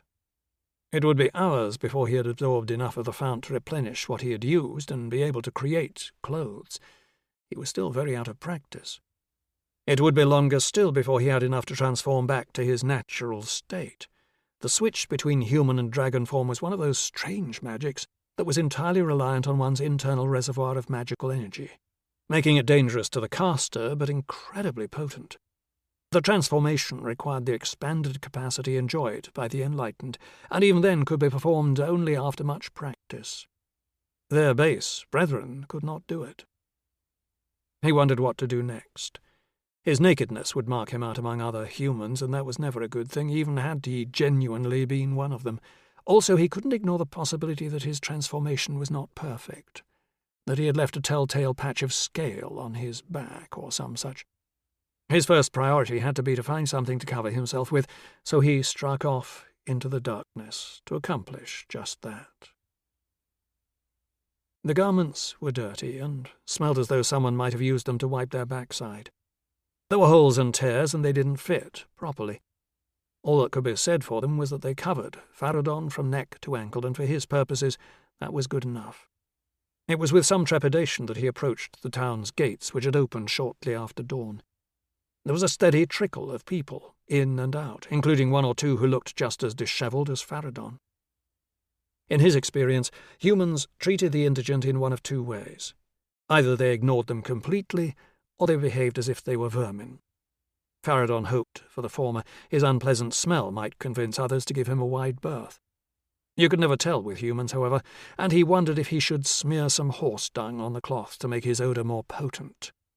Realizing he was in view of the guards, he decided it would look odd and would guarantee unwanted attention, so elected not to.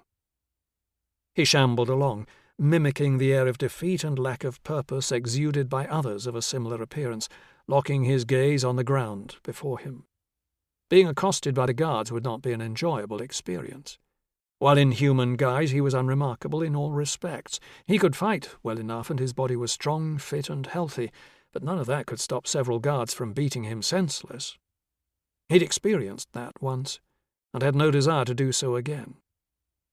These guards didn't prove to be a problem. They let him pass without interruption. Faradon maintained his defeated gait until he had put some distance between himself and the gate, then eased into a more comfortable stride. It didn't take him long to get to the source of the smell, a small building with letters painted along the lintel. Many years ago, Faradon had made an unenthusiastic attempt to learn to read the human language, but he'd never mastered it. He squinted at the letters, and despite a strenuous effort at recollection, he couldn't make out the words. He considered applying some magic to the problem, but was still tired from his transformation and didn't care all that much what they said. A window of small glass lozenges, held together by lead cames, afforded a distorted view of what was inside. But Faradon could not work out if the figure moving about inside might be Alpharat's in human form. The building looked like a business of some kind, so Faradon let himself in. The man inside was facing away, working at a large object on a bench that was covered with a sheet of linen cloth. Faradon cleared his throat. The man turned and frowned. "No vagrants here," he said.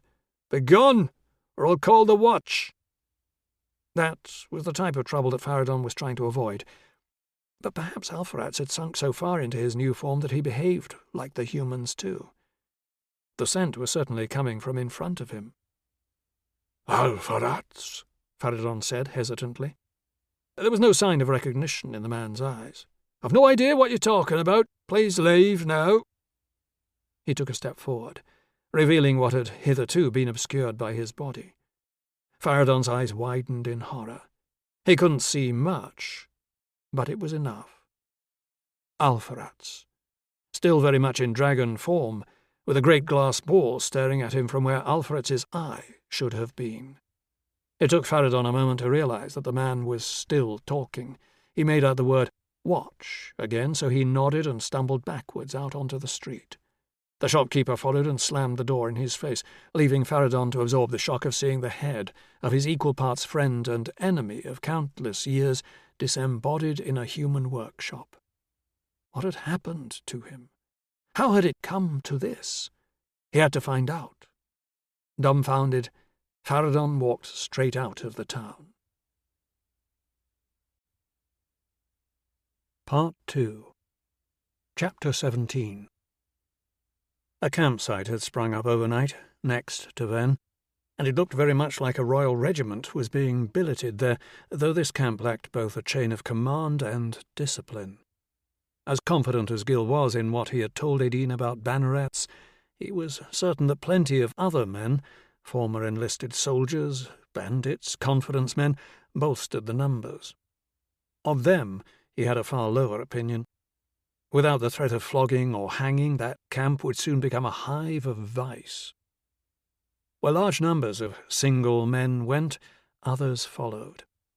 Hawkers, prostitutes, thieves. It was only a matter of time before they saw opportunity, and the quiet, picturesque little village of Venn turned into an open sewer. It was up to him to make sure there was no reason for them to stay long enough for any of that to happen. He wondered where the real danger lay, the 3 dragons feeding indiscriminately on people and livestock, or this accumulation of armed men and all they brought with them. He gave Beausoleil a list of tasks, and sent the man to find the smith and carpenter, then headed for the mayor's house. There was still a line of men outside, but it was shorter than it had been the previous evening. He cast an eye over them as he passed, trying to see if any of them looked the type he wanted in his little company of Dragonslayers, but no one stood out. Aideen was ensconced behind her desk, diligently writing down the answers to the questions she asked each banneret. "I've looked over the attack sites," Gio said. "We've some preparations to make, but I expect we'll be ready to go hunting in short order." One of the men in the line, sandy-haired, with a ruddy complexion, gave Gio an intense look. "You're Banneret of the White d'Alville Rové, aren't you?"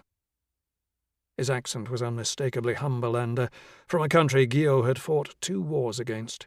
He hesitated. It was difficult to tell, but the man looked just about young enough to be the son of someone Gil had killed in the First War. With no alternative, he gave a curt banneret's salute, a click of the heels and a nod of the head. The Humberlander responded in kind. "Banneret of the Red, William Cobham at your service." "A pleasure," Gio said, before turning to Aideen. "I'm ready to leave for the manor whenever you are." He gave her an apologetic smile as he ducked out the door. A short while later, Aideen found Gil hiding in a corner of the inn's tap room, hoping he wasn't going to have to deal with a mob of angry, fatherless sons. With Val tagging along behind, Aideen led the way up to the seigneur's manor house, which sat on the higher ground behind the village. "Lord Venn doesn't come down to the village much," Aideen said. "He's never been interested in anything that isn't hawking or hunting. When the Duke sent me to the village, Lord Venn took it personally. He has almost nothing to do with the place now." "Sounds like a nice fellow," Gil said. At least he had resided in his village, and not out at the manor. Not that it had done much good. "Does he have family?" "A wife, 2 sons away at the academy, some staff, steward, huntsman, cooks, butlers, maids, stable hands. He entertains quite a bit. Holds hunts at least once a month. There's good hunting around here. Belek, too, if you go looking for them. There's a constant stream of the well-to-do passing through the village. Brings in quite a bit of income." "He wasn't interested in helping deal with the dragon?" Aideen let out a snort. "No. He prefers hunting smaller beasts, particularly those who can't hunt him back. He wasn't even willing to go looking for help. Too busy, apparently." "I've encountered a few like him," Gio said with a sigh. Even at his lowest and most neglectful, he'd been willing to ride to Mirabay for help. Gil felt a strange sensation pass over him. It was fleeting, and he wondered for a moment if he'd imagined it. The last time he had felt that way was when he'd ridden into the valley where he killed the first dragon. It was part of the cup's effect, a way of detecting dragons. "Everybody stop," he said in barely more than a whisper. They did, and he tried to concentrate on the sensation. It was far weaker than it had been on the previous occasion, so weak he had barely noticed it. It was confirmation, though, that with the cup he could indeed sense when dragons were near. "What's wrong?" Aideen said. "How far are we from the manor house?" "It's just over the next rise. A few minutes at most. Why?" "It might be nothing. I'm not sure." He concentrated for a moment longer, but the sensation had passed. "I think it's safe to continue." "Can you tell when a dragon is close?" He didn't want to tell anyone about the cup, so he said, "No, nothing like that. Just instinct." She nodded, and he smiled inwardly at having added to his warrior mystique. They continued on, slower now, as he kept every sense alert for a dragon. The mist that he had seen from afar earlier now swirled around them. It wasn't thick enough to make him worry they might lose their way, but there was enough to allow something unpleasant to lurk in the gloom. As he had suspected, the fog was cold and damp, and the sooner they reached the house, the better. It was always important to show due respect to the local lord. It would be rude not to, and it could cause problems farther down the road. Best to pay lip service to formality and then get on with what needed to be done. The manor house loomed out of the mist, and Gil could immediately tell that there was something wrong. As they grew closer, the damage became visible, and Gil realized that some of what he had taken to be mist was actually smoke. "God's alive," Edine said. Gil drew his sword, more out of habit than from fear of an immediate threat. The place had the still dead atmosphere of a location where things had already occurred.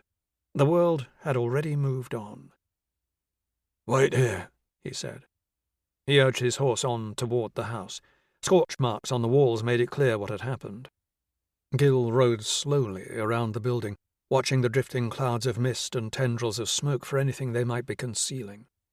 When he had completed his circuit, he sheathed his sword. "I can't see any signs of life," he said. "You sure all those people were still here?" "They'd have had to pass through the village to leave the area.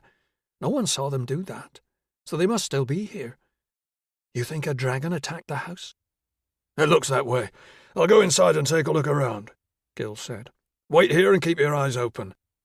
It might still be in the area." Gil dismounted and walked to the front door. It swung open to the touch, and his heart sank. The inside of the building had been smashed apart as though the dragon had burned and broken through the roof, then forced its way down, tearing through the floors and any walls that weren't built of solid stone. The remains of a person, a man to judge by the clothing, lay on the hall floor, the legs and a significant portion of his torso missing. Gil stepped carefully around the remains and the slick of blood as he moved deeper into the manor. Wood panelling had been torn from the walls and scattered about in chunks and splinters. There were scorch marks everywhere, but it was a raking claw mark in the plaster finish on one of the remaining walls that confirmed to Gil what had done this. The only light in the gloomy interior came from smouldering heaps of ash and glowing embers, or from rents in the exterior walls that let in the fading, misty daylight. He pushed past a door that was hanging from its hinges and was greeted by the smell of charred flesh. He could make out 3 bodies in this room, burned beyond any hope of recognition. This was what had happened at Villerovet. What had happened to his home, his people. The thought made him want to throw up. He covered his mouth and nose with his hand and backed out. Edine and Val were waiting for him outside, concerned looks on their faces. "Has anyone left alive?" Edine said. "Not as far as I can tell. The house has been destroyed and everyone in it killed. We should get back to the village. The bodies can be collected and given a proper burial later."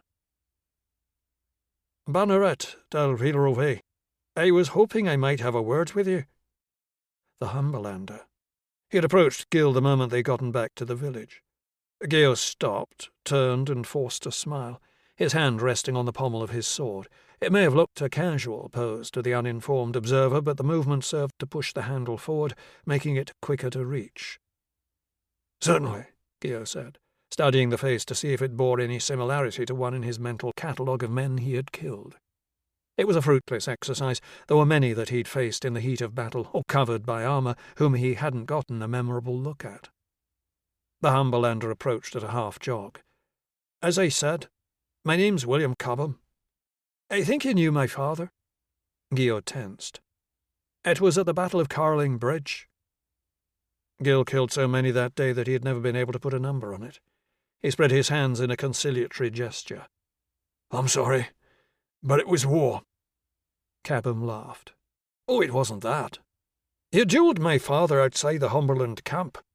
Beat him, but spared his life. Banneret of the Red, Alfred Cobham." Brow furrowed, Gil dug back into the murk. He remembered a single combat with a blonde Humberlander officer after they'd fought their way across the bridge. He'd been good, but not good enough to match Gil in his prime. He'd spared the man because the battle had been won at that point. There was no need for any more killing. "I think I recall. Gil said. I'm not sure I ever knew his name, though. He knew yours. Said you were the most honourable man he'd ever met. The bravest and the best, too. He reckoned we'd have won Carling Bridge if it wasn't for you. He wasn't the only one, Gil thought, but kept it to himself, not sure whether to feel proud or uncomfortable. How is your father? Cabham gave a wry smile and shook his head. He was killed fighting the Ventish a few years back. Gil shuddered. Soldiering? I'm sorry for your loss. Soldiering, Cabham said, nodding in agreement. I suppose we're both here for the same purpose, and I wanted to say that I'd consider it an honour if you let me ride with you. I'm flattered, Gil said, put on the back foot now that what he was looking for had come to him. But you have to understand how sensitive a time it is to be partnering with unknown talent. I'd never have thought the contrary, Cabham said. I'd be happy to give you a list of my experience. When I realise time is too pressing to allow for references to be checked, there are one or two fellows I've served with in the past here at the moment who can vouch for me. Gil shrugged. He supposed it didn't hurt hearing the young man out. Please go ahead. I served in the King's 4th Infantry Regiment in Humberland for 3 years after graduating from the academy. After that I spent a year's aide-de-camp to the Prince Regent, mainly taking care of his hunting requirements, so I have experience tracking and killing dangerous game, including Balak. I wanted to see a little more of the world, so I signed on with the Red Company. With them I saw service in Estranza and Orestia. That brings me up to the present. I was in Tarbo on my way home when I heard about dragons. Hard to walk away from something like that.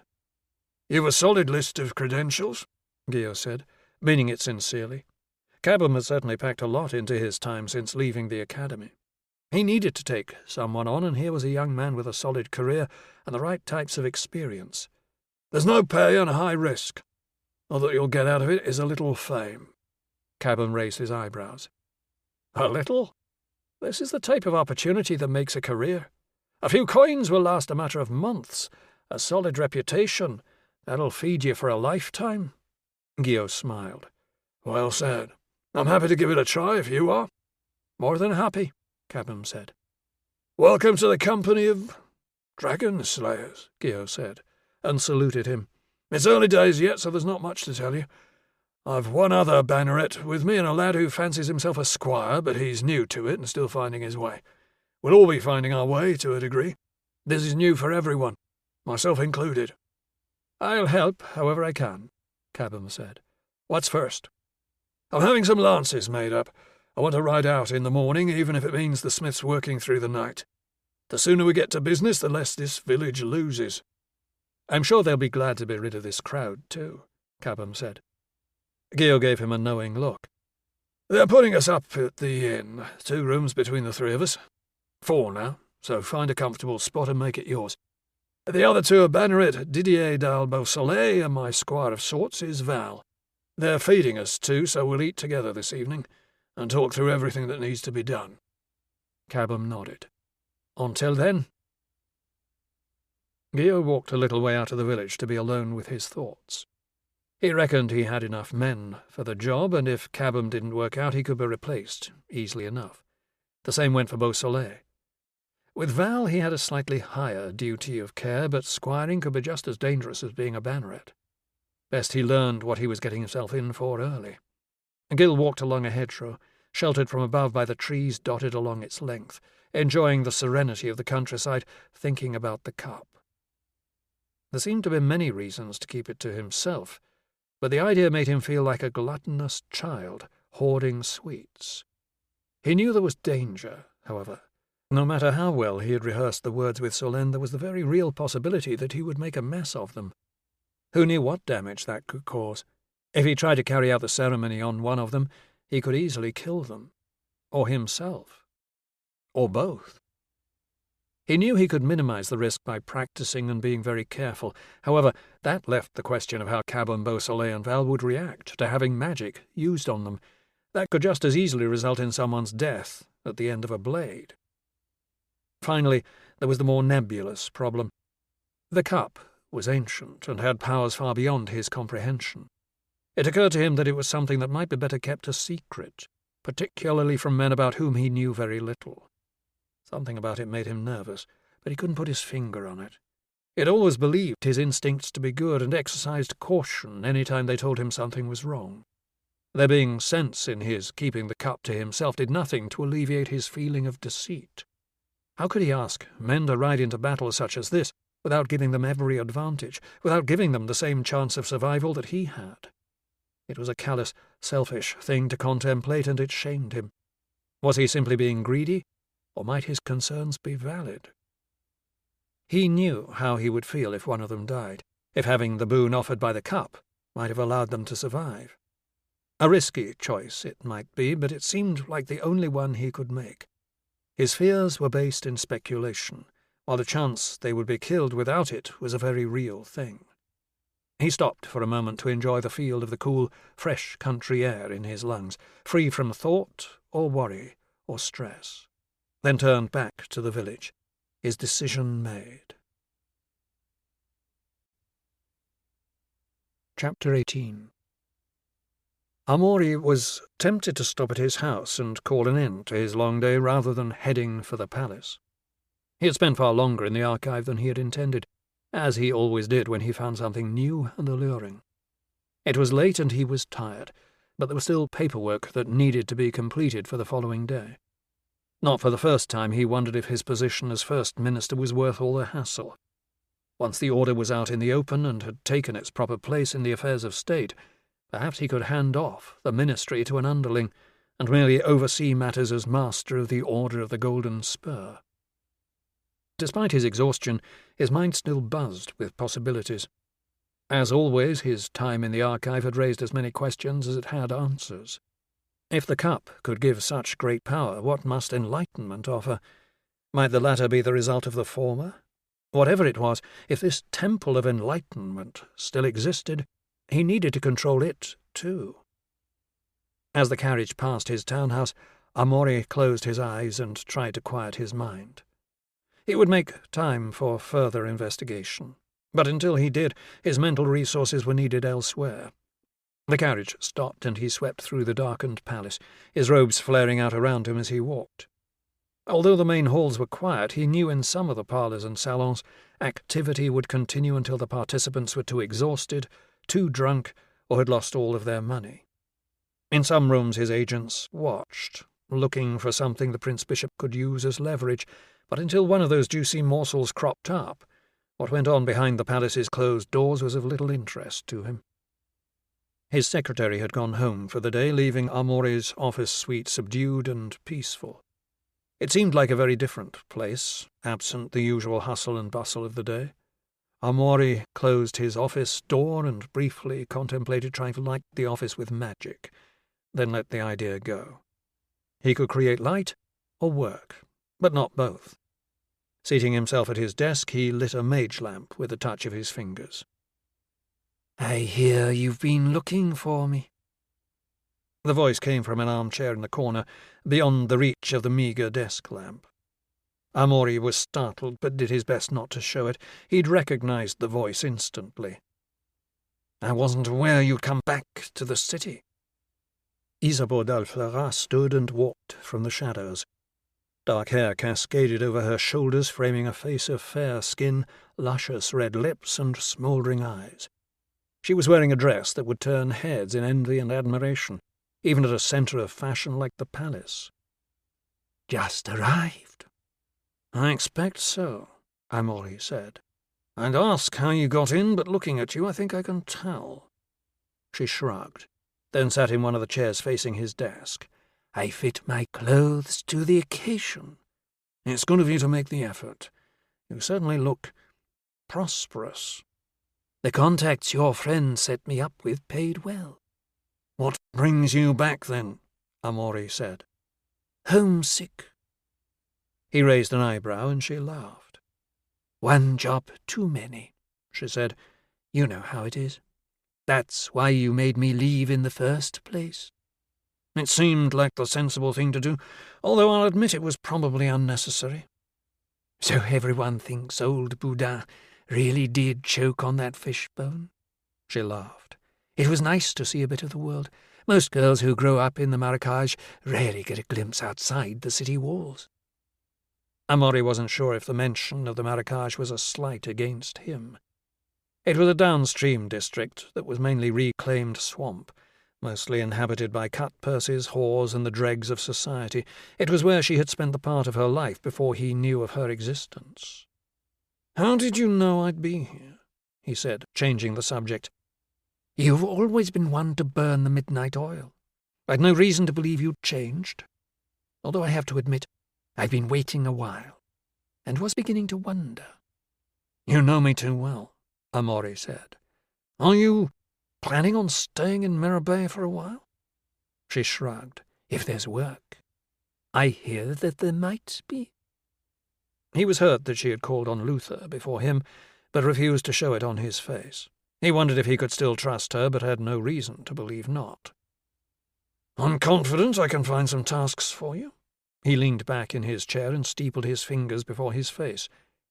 "In fact, I can't think of something that needs attending to right now." "Excellent," she said. Her smile could melt the coldest of hearts. It could also lull a man into walking onto her dagger. It was the smile that had almost led her to being burned for witchcraft. That and the fact that she was more than a little skilled in shaping the fount. "You'll need a more suitable outfit," he said. "I'm sure I can rustle up something." When Isabeau left, Amory turned to his last remaining task for the day. Word had filtered back to the city that the dragon had been slain by Guillaume d'Alville. To most, the name meant nothing, but soon enough someone would connect it to a hero of Mirabay, a former bodyguard to the king. It would be a name that belonged to a chevalier of the Silver Circle, rather than a member of the Order of the Golden Spur. Amory's plan to own the news was simple: claim Guillaume for the Order. Say he had been inducted, providing a continuity between the Silver Circle and the Golden Spur. Explain that he was able to do what he did because of the powers that joining the Order had given him. The time had come to announce that magic was back. It was a moment he had been waiting for, one he had worked long and hard to bring about, but now that he was teetering on its edge, he found himself paralyzed with fear. Taking this step meant going directly against the king. This was no act of omission. It was disobedience. Pen in hand, Amory stared at a blank piece of paper. He felt the way he had right before his first competitive duel, as if a kaleidoscope of butterflies were trying to beat their way out of his stomach. He could not write a single word. Back then, all that had been at stake was pride. What he now sought to do could lead to him being burned at the stake. The thought was too terrifying to bear. Nonetheless, his entire life had brought him to this moment, and he knew he couldn't back away now. To do so would be to admit that at the moment of reckoning he had been found wanting, that he had failed. He dipped his pen in the ink and started to write. When he was done, he pulled on the tasseled rope that snaked unseen through the palace to his secretary's apartment, where it was connected to a large bell. He then turned the egg timer on his desk. His secretary had never once failed to arrive before the last grain of sand dropped. It was why he had lasted so long in the job. Not wanting to waste a moment, Amory returned his attention to the rest of his correspondence. He also wrote a note to Daldrazoni. He had yet to induct his new appointments, so she remained the Order's senior officer. It was only right that he notify her that in the morning the Spurrier's true purpose would be public knowledge. By the time he finished crafting the announcement and making a clean copy for the printers, it was late, and he had not yet decided how to deal with the king. The king's final command had been to do nothing without notifying him first. Getting permission was implied, but had not been explicitly ordered. The young king had yet to learn how important precision was when it came to matters of state. He sent off the paperwork that needed to go out once his sleepy-looking secretary arrived, and then turned his mind back to the plan at hand. Amory quickly penned another clean copy for the king and headed for the royal bedchamber, for surely Boudin had gone to bed hours earlier. The king's steward resided in a small antechamber, seemingly always awake in the event that his master needed anything. The prince-bishop knocked, and when the faithful lapdog opened the door, greeted him with a warm smile. "I wonder if His Majesty is still up." "I'm sorry, Your Grace. He's retired for the night." Oh, that's unfortunate. But it can't be helped, I suppose. If it's important, I can wake him, Your Grace. It was nice to know he still warranted waking the king. No, it's nothing that can't keep until morning. He simply asked me to notify him of something.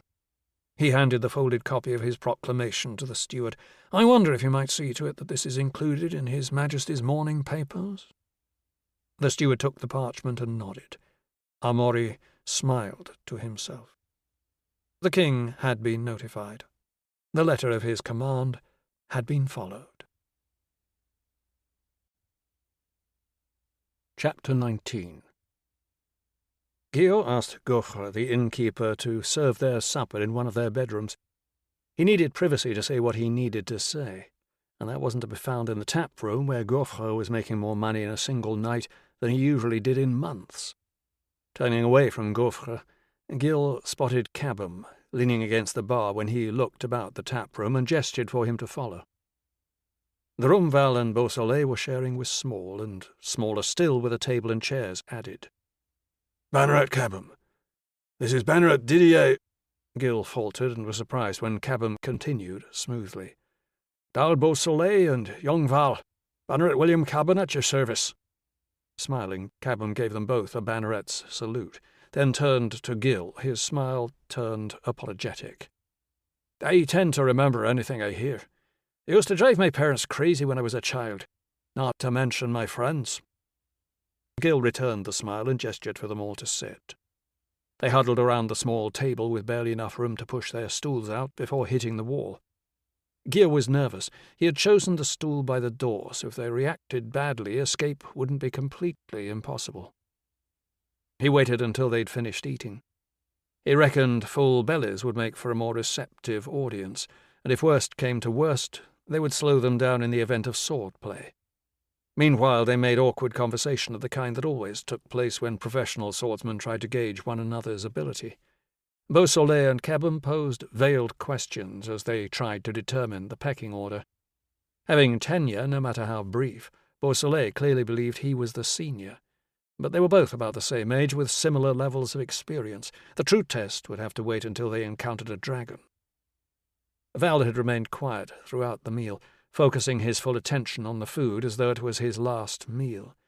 If they encountered a dragon the next day, it might very well be. Gil waited until Gaufre's new hire, a young woman named Martina, who had been recruited to help deal with the extra business, finished clearing the table and left the room before turning to business. Tell me, he asked Beausoleil, did you have any success with a carpenter and smith? Yes, Captain, the younger man replied. They'll have a half-dozen spears ready by morning with Talastrian heads affixed. Additional replacement shafts will be finished by the time we're home in the evening. Gil nodded and did his best to smile. He took a deep breath. You all know the Chevaliers of the Silver Circle, he said. Beausoleil and Val both nodded. Cabum only shrugged. With a sigh, Gil explained. The Silver Circle were founded to combat dragons in the dying days of the Empire, Gil said. Then their skills were forgotten as the need for them abated.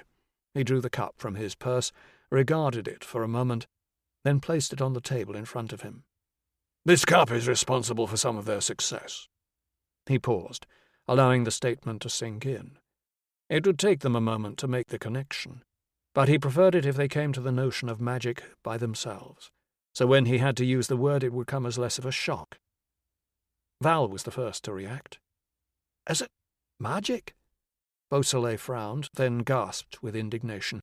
The idea that the old swordsmen would have relied on magic was an insult to their modern descendants, and his was an understandable reaction. Cabum, whatever he felt on the matter, revealed nothing. It is, and it helped give them an edge in a fight they would otherwise have perished in. Val was hanging on every word. Cabum remained unreadable, but Beausoleil was having none of it. Gil continued. I've seen brave men and women, skilled and determined, die painful deaths fighting these things. I barely escaped my first encounter with my life. I would not have prevailed in the second without this cup's help. What does it do? Cabum said. It seems to protect you from fire, and also give you a sense for where the beasts are. I think that can be developed to track them. So you'll be casting a spell on us? Beausoleil said. Gil couldn't work out if his tone conveyed anger or fear. Not in the way you might think. Medicine might be a better way to put it. We take a drop of water from the cup, say some words, and that's it. That's it, Beausoleil said. All I can tell you is this. I found it, discovered how to make it work, tested it and found that it does. I won't force any of you to take a drop from it, but I can guarantee you a much better chance of living through a fight with a dragon if you do. Although I'd like to get the process out of the way this evening, it doesn't take long, so I can wait until morning for your answers. There was no immediate response, which Gil had realized was too much to hope for. All in all, it had gone well. He waited a moment longer before speaking again. I'll give you your leave to consider it, gentlemen. Gil got up and left, without a further word. It isn't cheating, Val said, having followed him out. Pardon me? Using magic? It isn't cheating? Gil shrugged. When the game you're playing requires one participant to die for the other to win, the only rule is do everything you can to make sure you survive. In any event, dragons are creatures of magic. Using magic to combat them levels the scales. Their conversation was interrupted by a scream from outside. The taproom had emptied by the time Gil got there. The crowd had spilled out into the square where the darkness was illuminated by jets of flame and patches of fire. Cabin and Beausoleil were only a few steps behind. "God's alive," Cabin said, drawing his sword. "What do we do?" Beausoleil said. Gil had no idea. Perhaps with an arbalest or something similar they could shoot one of the creatures from the sky, although they moved so fast he didn't have any great hope of managing that, even if they had one. "Try not to get killed," he said. There were villagers running about the place, men, women, and children, all of whom he had been brought to Venn to protect. They were panicking, and each bright jet of flame that illuminated the sky brought a fresh batch of screams. Even the bannerets and other swordsmen were rushing about, without direction. Gil had to do something. The only question was what. Without the cup's boon, he would be as vulnerable to the dragon's flames as a rick of dry hay. Unless he could convince one to land so he could try to finish it with his sword, he didn't see what he could do. He looked about frantically. All the houses were brick and timber frame constructions with wooden shingles tiling their roofs. They were as susceptible to fire as any of the buildings in Ville-Rouvet, and he could remember only too bitterly how that had turned out. "The church," he said to himself. He looked about for a local, and when he spotted a man without a sword at his hip, Gil grabbed him. Terrified, the man struggled to free himself from Gil's grip. "The church," Gil said. "It's roofed with slate, isn't it?" He had given the building only the most cursory of glances when he had arrived at the town. "It is! Let me go!" Shouting, "Get to the church! It's the safest place!" Gil released the villager, but he wasn't sure if the man understood as he raced away. Gil turned to Val, Beausoleil, and Cabin. "Get as many people into the church as you can. The stone walls and slate roofs will give the best protection against the flames. Go!" He began to follow his own orders, seeking out clumps of people. "The church!" he shouted. "Get to the church!" 2 dragons circled above the town square, illuminated from below by the fires they had created. For a moment Gil stood transfixed, watching them in all their magnificent, destructive brilliance. It was the type of sight a man experienced only once in his life, and as terrible as it was captivating. The heat was intense, but now that the initial surprise of the attack had passed, he wasn't afraid or confused, only angry. This was what had happened to Ville-Rouvet, only there hadn't been anyone to stop it. He was here, now, and he had to make a difference. But how? The others were hurriedly urging everyone they could see to the church. That was all well and good, but unless he made some effort to stop the beasts, Gil knew he would be considered a fraud, assuming anyone survived the night. He had nothing to knock them from the sky with, nor did he think he would be able to correctly recite the cup's words with all the havoc going on around him. The only thing that occurred to him was to try to lure the creatures away from the village. Spotting Edine outside the mayor's house, he shouted at her to make for the church, but she didn't seem to hear him. A memory popped into his head of Solène saying that dragons were attracted to gold. Then he recalled the pile of fused coins in the first dragon's cave. He ran toward Edine. "The town treasury! Is there any gold in it?" She frowned at him, clearly suspicious. Why? Dragons are attracted to gold. I've a few coins in my purse, but I doubt it's enough. Do you have any more? She looked confused, trying to process his request against the backdrop of fire and chaos. It's mostly silver, but there's some gold. Bag every bit you have and bring it to me as fast as you can. She nodded and went back inside. Gil spotted Val herding people toward the church. A burning wooden beam exploded in a shower of sparks across the square, sending them scattering. Val! The boy met Gil's gaze. Saddle my horse and bring it around, fast as you can. Val nodded and charged off. Gil looked around. The square was deserted, and it seemed almost everyone was in the church. He prayed to the gods that it would keep them safe. Here it is. Adine reappeared and handed him a plump leather bag, bulging with coins. It wasn't as large as he'd hoped, but it would have to do. He took the bag just as Val returned with Gil's spooked horse. Gil mounted quickly. Get into the church. Wait for me to give the all clear. With that he galloped off, his horse's hooves clattering on the cobbles above the sound of roaring flame. He nestled the coin bag between his legs and the saddle's pommel, with the top open. He had no idea how sensitive the beasts were to gold, if they could smell it or if they needed to see it. He hoped it was the former, but took a handful of coins out, and when one of the dragons passed over him, he flung them in the air. Once out of the village, he cast a glance back and saw a great, dark shape in the air turning to follow him. He let out a laugh of satisfaction, which momentarily displaced the terror in his gut. There hadn't been time for the cup. A jet of flame sizzled past to his left, his only saving grace being that the young dragon's aim wasn't good. He hoped the second dragon was on the scent too, and wondered briefly where the third one reported was. Hopefully not somewhere down the road waiting for him. He swerved off the road and into a grassy pasture. Although the night was clear, it would be easy for him to miss a rabbit hole that could be the end of him and his horse. He felt the animal start to labour as a fireball erupted ahead. The horse needed barely any guidance from him to avoid it, but Gil knew he couldn't push his mount much longer. He took the bag of coins and slung it as far into the night as he could, then wheeled the horse around and stared back toward the village, where he could see the flames burning bright. Just a little farther, he said to the mare, hoping she could understand him. He had no idea if his plan would draw the beasts away from the village or for how long. He could only hope that the gold would provide enough of a distraction to leave the town in peace for the rest of the night. In the morning, he could get started making sure it didn't happen again. Chapter 20.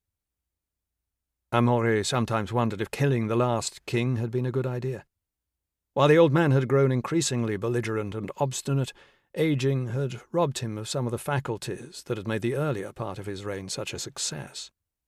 The last several years, when Amore encountered the king's opposition, it would have been easier trying to knock down the city walls with his head than win an argument, so he had removed the obstacle, in the hope that the king's young, bon vivant son would continue in the ways of his youth and busy himself with the pleasures of his kingdom rather than the running of it. That had proved to be a miscalculation. While the young king's capacity for excess remained unchecked, he still somehow found his way to his desk well before noon each day and went through all his paperwork by the time he rose for supper. Then he spent most evenings entertaining himself before collapsing into bed, often with company. That morning, by the time the monarch had finished his morning toilet, the citizens of Mirabay had been listening to the town criers for some time. Those who were literate had learned more from reading the bills posted on walls and notice boards across the city. The king had saved them from the ravages of a dragon by training an order of warrior mages. Magic was back, a necessary evil in the face of the great dangers threatening the good people of Mirabay. They had new heroes, new protectors, and they could sleep soundly at night, knowing that these brave men and women were defending them from things that came out only in the dark. Amore felt that it was one of his finer pieces of rhetoric, but he knew that wouldn't make any difference when Boudin discovered what had been done in his name. The summons had come before lunch. Amore made his way through the palace as slowly as he could, not wanting to make it appear the king could make him rush. He could hear shouting from the king's office as soon as he entered the corridor that led to it. Whether the monarch's anger was genuine or for effect, Amore couldn't tell. and it might not make a difference.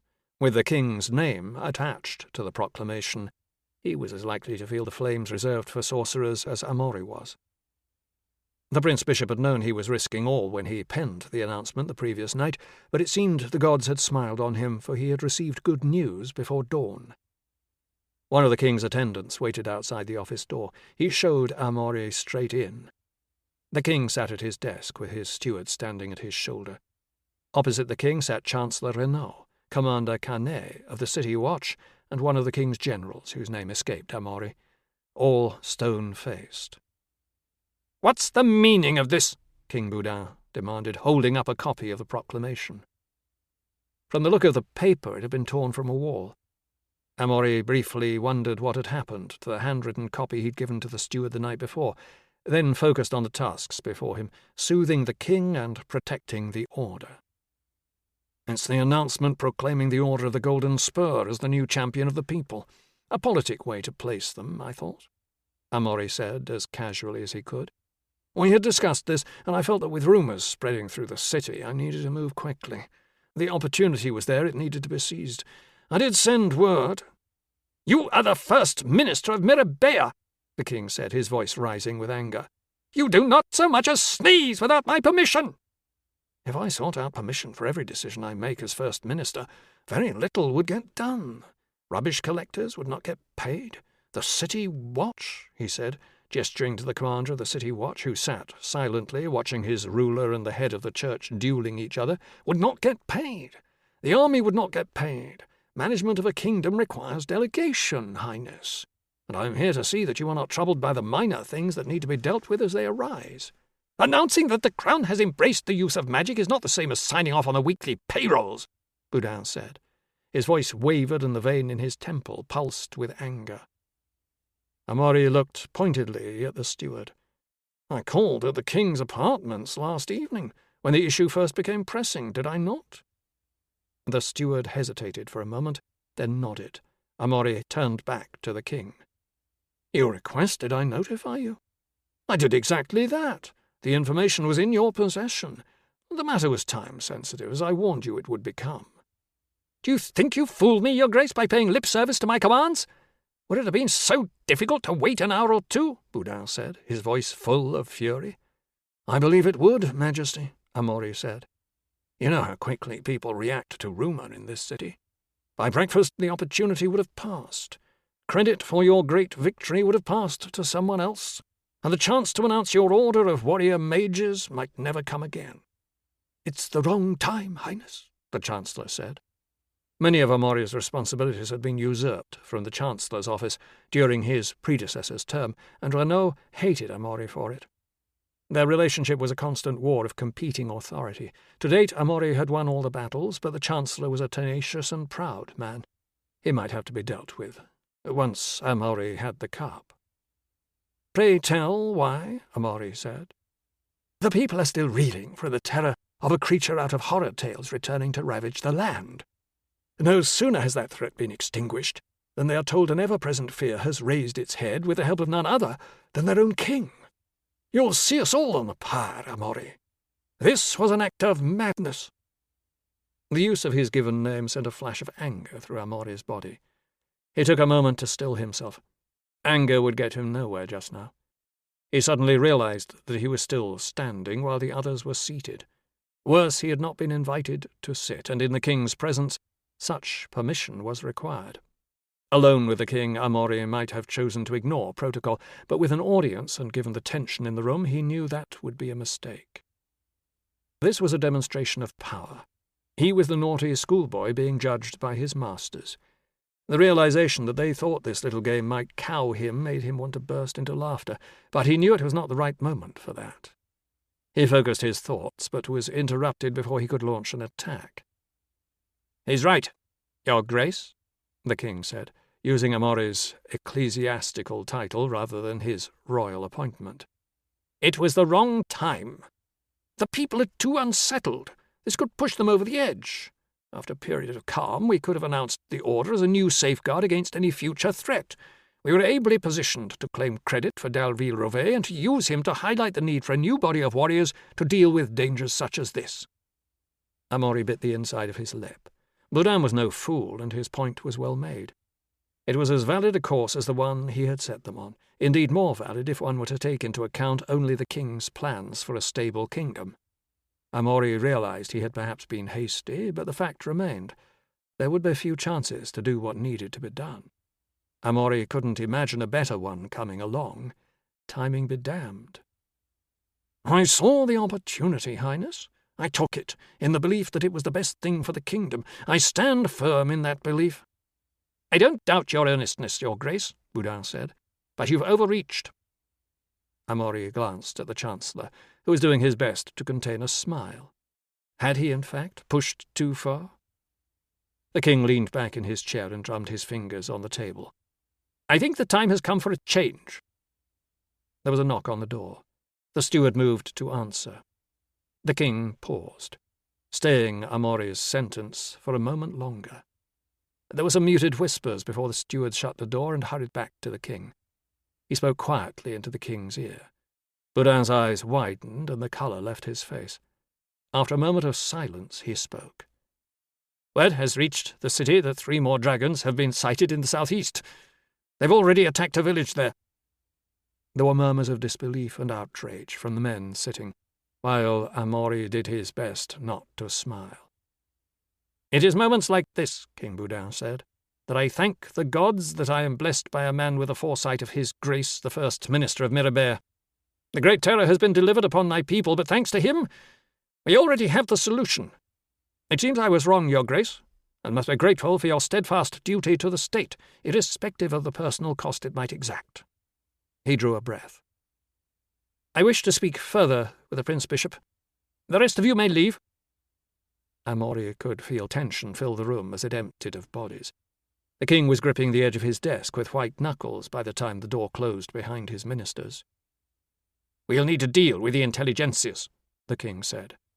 "We will, Your Highness," Amaury said firmly. "You forced my hand on this, and if you think I have a short memory, you're sadly mistaken. Keep in mind the intelligentsias aren't the only hunting dog in my pack, and now that I've got a taste for putting one down, I won't hesitate to do so again, if I'm disobeyed. Do I make myself clear?" "Perfectly, Your Highness." Chapter 21. Solène stared out through the window of the coffee-house as Daldrazoni spoke. Since before dawn it had seemed to Solène that all Daldrazoni wanted to do was talk. They had spent hours discussing magic and thought processes, but most of the conversation had focused on other things: Solène's childhood, the years she had spent on the run, her thoughts about her future. She quickly grew impatient. She wanted to learn what she needed to learn and get on with her life, away from Mirabet. There was no doubt in her mind that the Prince Bishop had some grand plan in motion, and she had no desire to be caught up in it. The two women had taken a long stroll through the city and spent hours in coffee-houses, discussing what seemed like irrelevant rubbish from the life Solène had left behind. She tried to have faith in the idea that Daldrazoni was going somewhere with it all, but it was a struggle. There was, however, one benefit to being back with the Order. Solène had never been wealthy enough to enjoy the finer things in life, like expensive coffee and the sweet cakes served with them. She had first eaten chocolate only the day before, and it was as though a whole new aspect of life had been laid before her. The rich coffee and cakes made the tedium of having to review her life in detail with Daldrazoni easier to bear. At one coffee-house, the chef had created a pastry that included chocolate, spice, and sour cherries, and now that she had tasted it, life would have less meaning if she could never have it again. Despite all this, something had been bothering Solène all day: the nature of the conversation they were having. On the noisy, busy streets, discussing magic hadn't seemed like a problem, but in a coffee-house? "Is this really the type of thing we should be talking about in public?" Solène said. Daldrazoni laughed. "Worry not. What we say and what those around us hear are very different. It's a bit of magic I learned a while ago. Surprisingly easy once you've done it a few times. No one will hear anything that will get us in trouble." "Tell me," Daldrazoni continued, "have you given any thought to why I'm asking you all these questions?" Solène shrugged, toying with her fork and eyeing the final piece of cake. "I must admit that I have, but I haven't been able to come up with a reason yet." "What we do requires incredible control over our minds. In order to control our minds, we have to understand why we think the way we do. That's shaped by the life we've led, the things we've experienced. Deep-rooted fears can shake our concentration, so can temptations, or feelings of duty, attachment, or obligation. You need to pull all those things out of the dark corners of your memory and understand them so you can take control over them. Does this make sense? Solène applied that reasoning to her current situation. Part of her wanted to give due consideration to what Daldrazoni had said, and part of her was absorbed by the last piece of cake on the plate. Did Daldrazoni want it? Would it be rude if Solène took it? She snapped her mind back to her teacher's question. Yes, she said. Now that I think about it, it makes perfect sense. Daldrazoni gave a satisfied smile and said, Take it. I've had enough. Solène didn't need to be told twice, and devoured the delicious morsel, pleasantly surprised to find it contained a large chunk of moist cherry. As she chewed, out of the corner of her eye she saw someone staring at them. It was not unusual for them to draw curious looks when out in the city. At first she had thought it odd that they would wear their robes outside the priory, but Daldrazoni had pointed out that there were several monasteries and convents in and around the city. She had said that it was part of the Prince-Bishop's plan. If the people were familiar with the Order's cream robes, then when their true nature came out they would be comfortable with the sight of them. They would realize that in all the years they had seen the Spurriers around the city, the Order had posed no threat. Still, this man was giving them more attention than usual, and it was making her uncomfortable. I think we should get back to the priory, she said quietly. Daldrazoni frowned. Why? A man over there has been staring at us for a while now. I don't like it. Though Daldrazoni restrained herself from looking, Solène could see her grow tense. We're finished here, so there's no reason to linger. Shall we? Solène nodded eagerly, but as she stood, so did the man who had been watching them. He's coming over, she said as he stepped toward the two women. Daldrazoni turned to face him. Can I help you? She said. You're them, aren't you? He said. I'm not sure I know what you mean, the seneschal said. Them? The King's New Order. Them that killed the dragon. I saw the sigil on your robes, a golden spur. That's the King's New Order, isn't it?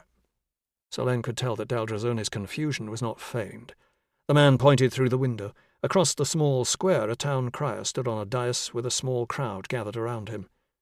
It's all they're talking about, the man said. Is it true that you use magic? If Daldrazoni was shocked by the question, she didn't show it. Solène did her best to hide her surprise. I'm sure I don't have the first idea what you're talking about, Daldrazoni said, casting Solène a glance that said it was time to get going. Good day to you, sir. They had gone some distance, at a quick pace, before either of them spoke. How did he know? Solène said. Daldrazoni pulled a letter out of her cloak, broke the seal and opened it. She stopped to read, then sighed. This arrived during the night. I'd like to say I forgot about it, but the truth is I've been ignoring the Prince-Bishop as best I can lately. Stupid, juvenile behaviour. But he's worrying me, more than I'd like. Solène was surprised to see fear on Daldrazoni's face. Don't trust him, Solène. Never trust him, and always be careful dealing with him. He's a dangerous man. She looked down at the paper again. Anyway, it seems he revealed the order to the people this morning. Let's go over there, Daldrazoni said, gesturing to a town crier farther down the street. I want to hear what he's saying. The tension on the streets was palpable. It reminded Solène of Trelane when news of the dragon had first spread and people tried to determine if they were in imminent danger. It was a perilous time, as emotions were high and precariously balanced, teetering in the direction of panic and violence. The women listened in silence, part of a transfixed crowd. The town crier sounded hoarse, no doubt from repeating the news over and over since it had reached him. The report started well. The dragon had been slain. A great hero was named, Guillaume d'Alville-Rovet, Chevalier of the Order of the Golden Spur. Knowing the situation, Solène was surprised to hear Gil being given credit. All became clear when it was said he was a member of the Order, thus allowing the Prince-Bishop to claim the plaudits for himself. She wondered if Gil was aware that he was now a Spurrier. She herself was not mentioned, to her relief. With the details of the slaying dealt with, more unsettling news was delivered. The people had been saved by the Order of the Golden Spur. The king had deemed it necessary to permit them to use magic to carry out the difficult and dangerous missions he tasked them with. There were gasps from the crowd at mention of this, then silence as disbelief took hold. Solène looked about as surreptitiously as she could, wondering what would happen next, how the people would react. The jeers started with one unconfident voice that would have been drowned out were it not for the silence. Others joined it until no individual could be distinguished any longer, and the volume was deafening. As if of a single mind, Solène and Daldrazzoni moved away. It looked as though it might be some time before she got to enjoy her new favourite chocolate cake again. "That didn't look good," Solène said as they hurried away. "It wasn't," Daldrazzoni said. "And these things only get worse. What was he thinking?" Solène presumed the question was rhetorical, so didn't answer. "We are simply not ready for this. There could be an angry mob forming outside the Priory right now. We need to get back there and see what's happening. Let the others know if they don't already." They hurried through the streets, robes bundled up in their arms, not making eye contact with anyone. Though their clothes were unmarked, tunics and breeches were unusual outfits for women, so they drew more inquiring glances than Solène liked. She was terrified. All it took was for one person to denounce them as sorcerers, and mob rule would prevail. She shuddered to think of the consequences if she was forced to defend herself. She still couldn't control her magic. If she had to use it, she would prove people were correct to fear mages. The sight of the Priory's walls came as an overwhelming relief, so great that she almost burst into tears. Thankfully, there was no angry crowd gathered outside. Perhaps people hadn't made the connection between the Priory and the Order. However, it wasn't until they were safely past the gates with them securely bolted that Solène was able to properly relax. "That was a very unpleasant ending to the day," Daldrazzoni said. "I have to call in the officers and get everyone prepared for the possibility of an attack. We can talk later." Solène nodded and was about to take her leave, when the Prince Bishop appeared, accompanied by a number of men she hadn't seen before. "Seneschal Daldrazzoni! I've been looking for—" His eyes widened when he saw Solène. "Nice to see you. I've been wondering where the Seneschal was hiding you." "We've been busy with my training," Solène said, with a glance at Daldrazzoni. "Well, I hope you've been making good progress," he said. Her voice dripping with sarcasm, Daldrazzoni said, "Thank you for consulting with me before making the announcement." Without a pause, the Prince Bishop replied, "Things moved at a rather quicker pace than I was expecting.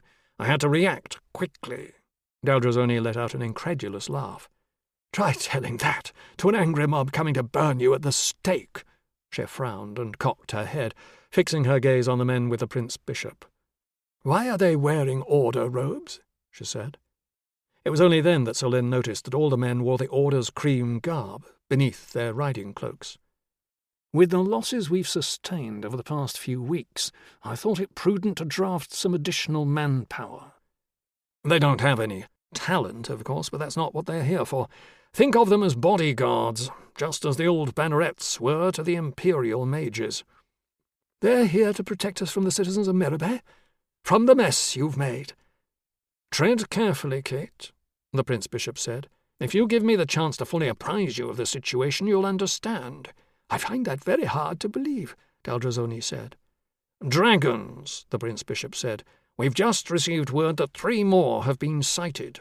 The people need the Order now more than ever. Once the news spreads, which you can be assured is happening as we speak, they will embrace the Order with all their hearts." Solène had to stifle a laugh. She'd known about the other dragons since before leaving Trelane. She'd thought a man as well informed as the Prince Bishop would have also. She liked the feeling of knowing something he did not. Moreover, it gave her hope that he wouldn't find out what she had truly been up to. It seemed he didn't have eyes in quite as many places as he'd like people to think. "If the people are about to fall in love with us, why the hired muscle?" Daldrazzoni asked. "We're going dragon hunting, so we need the extra manpower. We've also lost most of our military command, Levere, Gamay, Dreux. Soon the Order will ride out in full array, and I want a few men filling out the ranks who look the part. We need some battle-hardened veterans, which these men most certainly are. I've appointed Banneret Gassot here as acting Chancellor, and Banneret Vachon as acting Marshal." They each gave Daldrazzoni a nod. She responded with only a curt smile. I need you to make a list of the most competent mages we have left and any others who might be useful in a support role," the Prince Bishop said. "I think we really need to sit down and talk, Your Grace," Daldrazoni said. "Indeed, but at the moment there isn't time. There's an expedition to prepare. I expect that in a few days the dragons will move on from the area they're in, so there's no time to waste." "You do remember what happened the last time we sent people after a dragon? It's the reason you've had to hire Bannerets Gassot and Vachon." "Unfortunate, but a valuable learning experience thanks to Lever's reports. This time will be different. We know far more now, and these dragons are smaller, juveniles by the sounds of it. The perfect proving ground for the Order and excellent experience should dragons become a recurring problem. Anyway, Vachon is up to speed, so he can brief you on my instructions." He turned his attention to Solène. "I need you to stay here," he said. "I've an important job for you." Daldrazoni frowned. "Don't worry, Kate," the Prince Bishop said. "I simply need her to help me find something."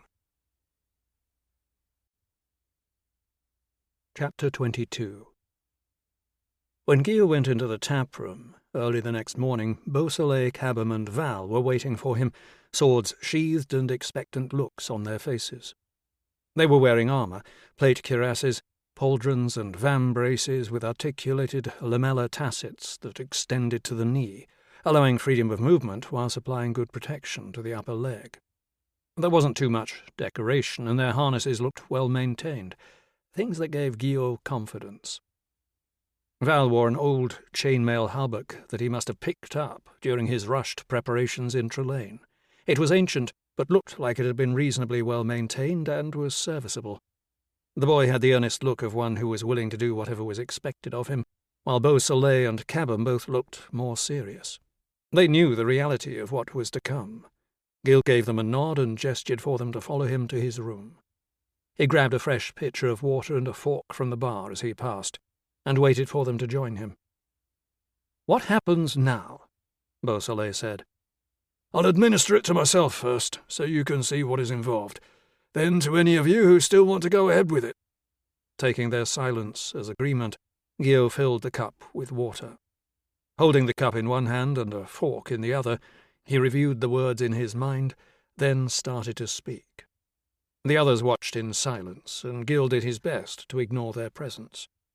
The words said, he dipped one of the fork's tines into the water, then let a single droplet fall on his tongue. He swallowed and smiled to show that he was all right. He didn't feel any different, but he couldn't recall noticing anything in particular after the last time. So long as he didn't die in magically induced agony, he was content. "Who's first?" he said, keeping his voice steady. "Me," Beausoleil said. Gil suppressed a smile as he saw the curl of frustration on Cabham's mouth. Neither wanted to go first, but neither wanted the other to go ahead of them.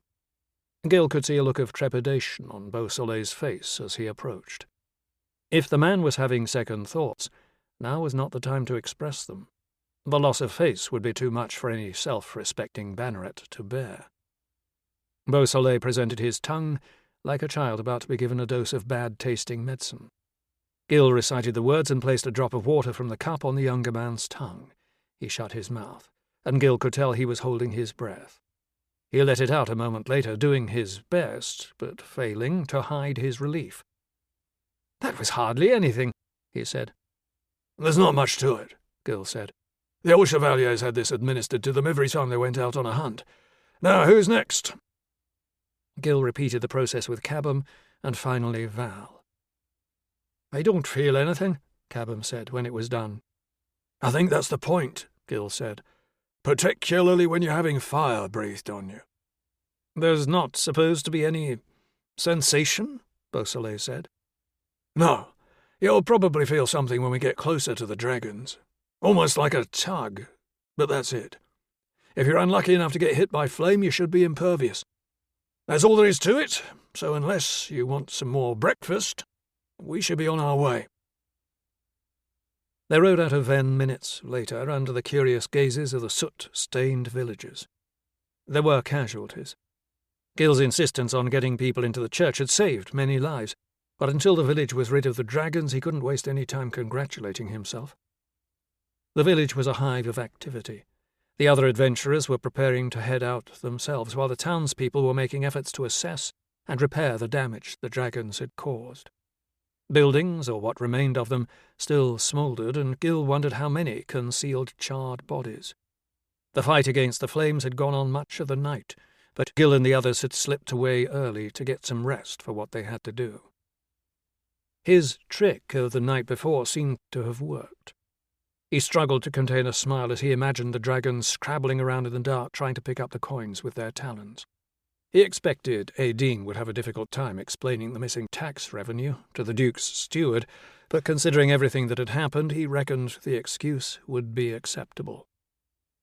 Gil had hired an extra horse to carry the spare lances, but he thought it best if they were ready to fight the moment they left the village. The lances seemed well turned and true, and the Talastrian tips were securely fitted. Though he did his best not to look around as they rode out of Venn, it was impossible not to think of Villerovet. He didn't just want to slaughter the dragons. Before they died, he wanted them to know how foolish they had been to meddle with humanity. He studied his companions. Val had gone the colour of milk, and Gil suspected it was everything the lad could do to hold down his breakfast. Gil wondered if he still thought being a squire and working toward being a banneret was a good idea. Probably not. In that moment, shoveling horse dung didn't seem like such a bad career choice, even to Gil. Beausoleil and Cabham both had the set jaws of men who were afraid, but had faced that fear before and survived it. They weren't boasting that morning, which was something. Gil always appreciated the small mercies. He realized his concern for the others was nothing more than his own coping mechanism for the fear that was gnawing away at his gut. It frustrated him. He wanted his anger to outweigh his terror, but it had not. No amount of anger could shake his deep-rooted horror at the prospect of riding out to once again face a creature out of nightmare. He couldn't help but recall the heat and choking smoke of the cavern the first time they had encountered the dragon, of being unable to see the deaths of the men with him, but hearing it in excruciating detail, of Sergeant Doyen draining the life from herself to give her surviving comrades the chance to escape. The memories were seared into his mind. They had not gone far before he noticed the first sensation. It was similar to the feeling he'd had the last time, but it seemed to be stronger now. Perhaps that was due to the repetition of the ritual.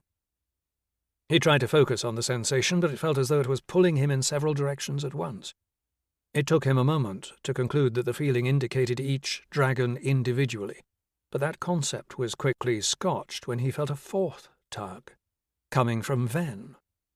Might there be more than 3 dragons?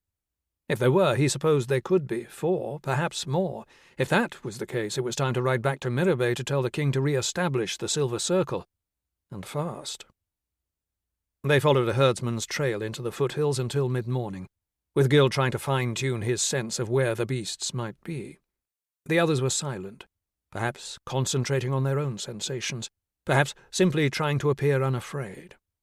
Either way, they were all lost in their thoughts. The directional sensations remained confused, although they seemed to be growing stronger. He decided that if they hadn't found something to go on, a carcass or tracks, by noon he would find an animal to kill and use as bait. There was no more gold to be had in Venn, but the scent of blood should attract the beasts.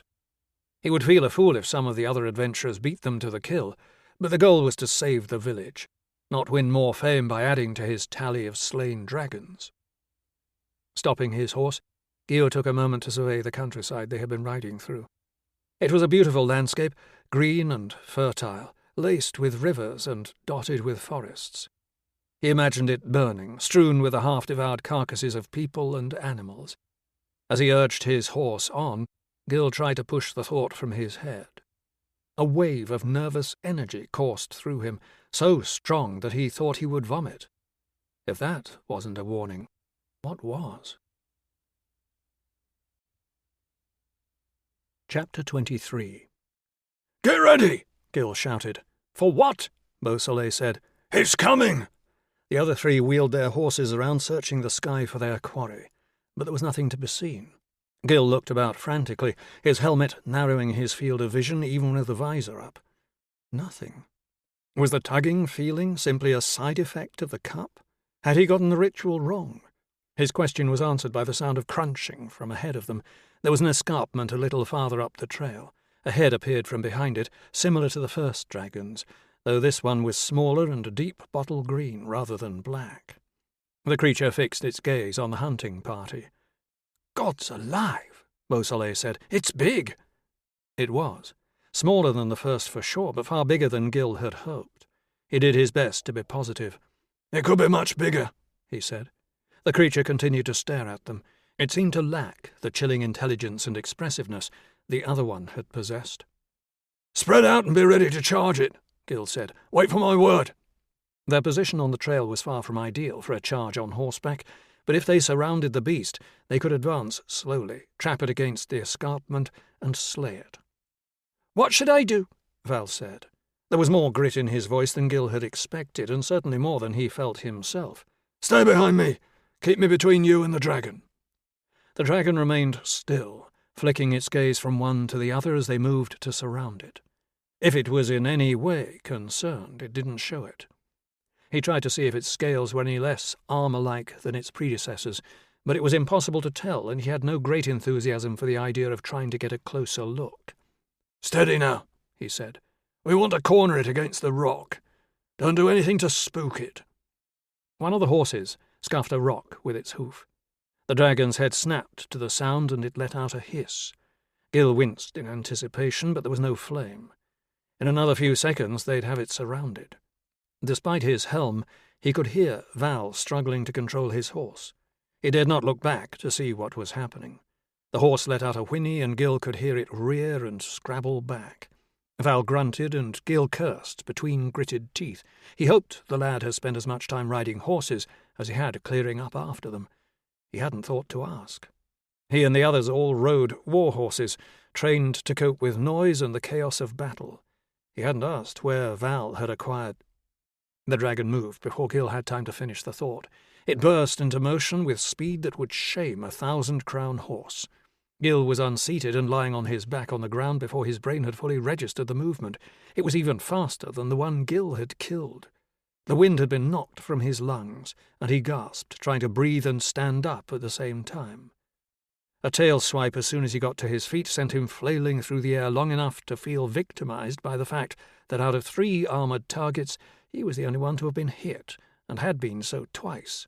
He hit the ground again with a crunch of armor, but was unhurt. Gil looked back in the direction he'd come from. The dragon was approaching Val slowly, like a cat stalking its prey. "To me, lad! To me!" Gil shouted as he scrambled to his feet. Val had managed to still his horse. Either that or it was so terrified that it was unable to move. Everyone seemed frozen in place. Gil could see Beausoleil and Cabham staring with a mixture of horror and fascination as the beast approached Val. Looking around frantically, Gil spotted his horse along with his lance too far away to be of any help. He drew his sword and started to run, but as the dragon paced ever closer, he knew he would be too late. Cabham was the only one close enough to Val to be of use. "Cabham!" Gil shouted. "Protect Val!" If Cabham could get between Val and the dragon, he could keep the beast engaged while Beausoleil charged it from the side and give Gil time to get into a useful position. Even if Beausoleil's lance couldn't get past the scales, Gil would be able to strike with his Talastrian sword, and they could all go home healthy and better for the experience. There could be no doubt that Cabham had heard Gil. Their eyes met. "Don't freeze," Gil thought. But instead of charging into the dragon's path, he backed his horse away, then turned and galloped in the other direction. Val was locked in place, his gaze fixed on the dragon, apparently mesmerized by the creature. Gil ran toward them for all he was worth. He had never been the fastest, and despite his recent exertions was still very much out of training. It felt as though the world was slowing as the dragon began its death strike. Gil roared, hoping to distract the dragon for just one more moment, but he might as well not have existed. It moved forward explosively, 4 talons and fangs leading the way.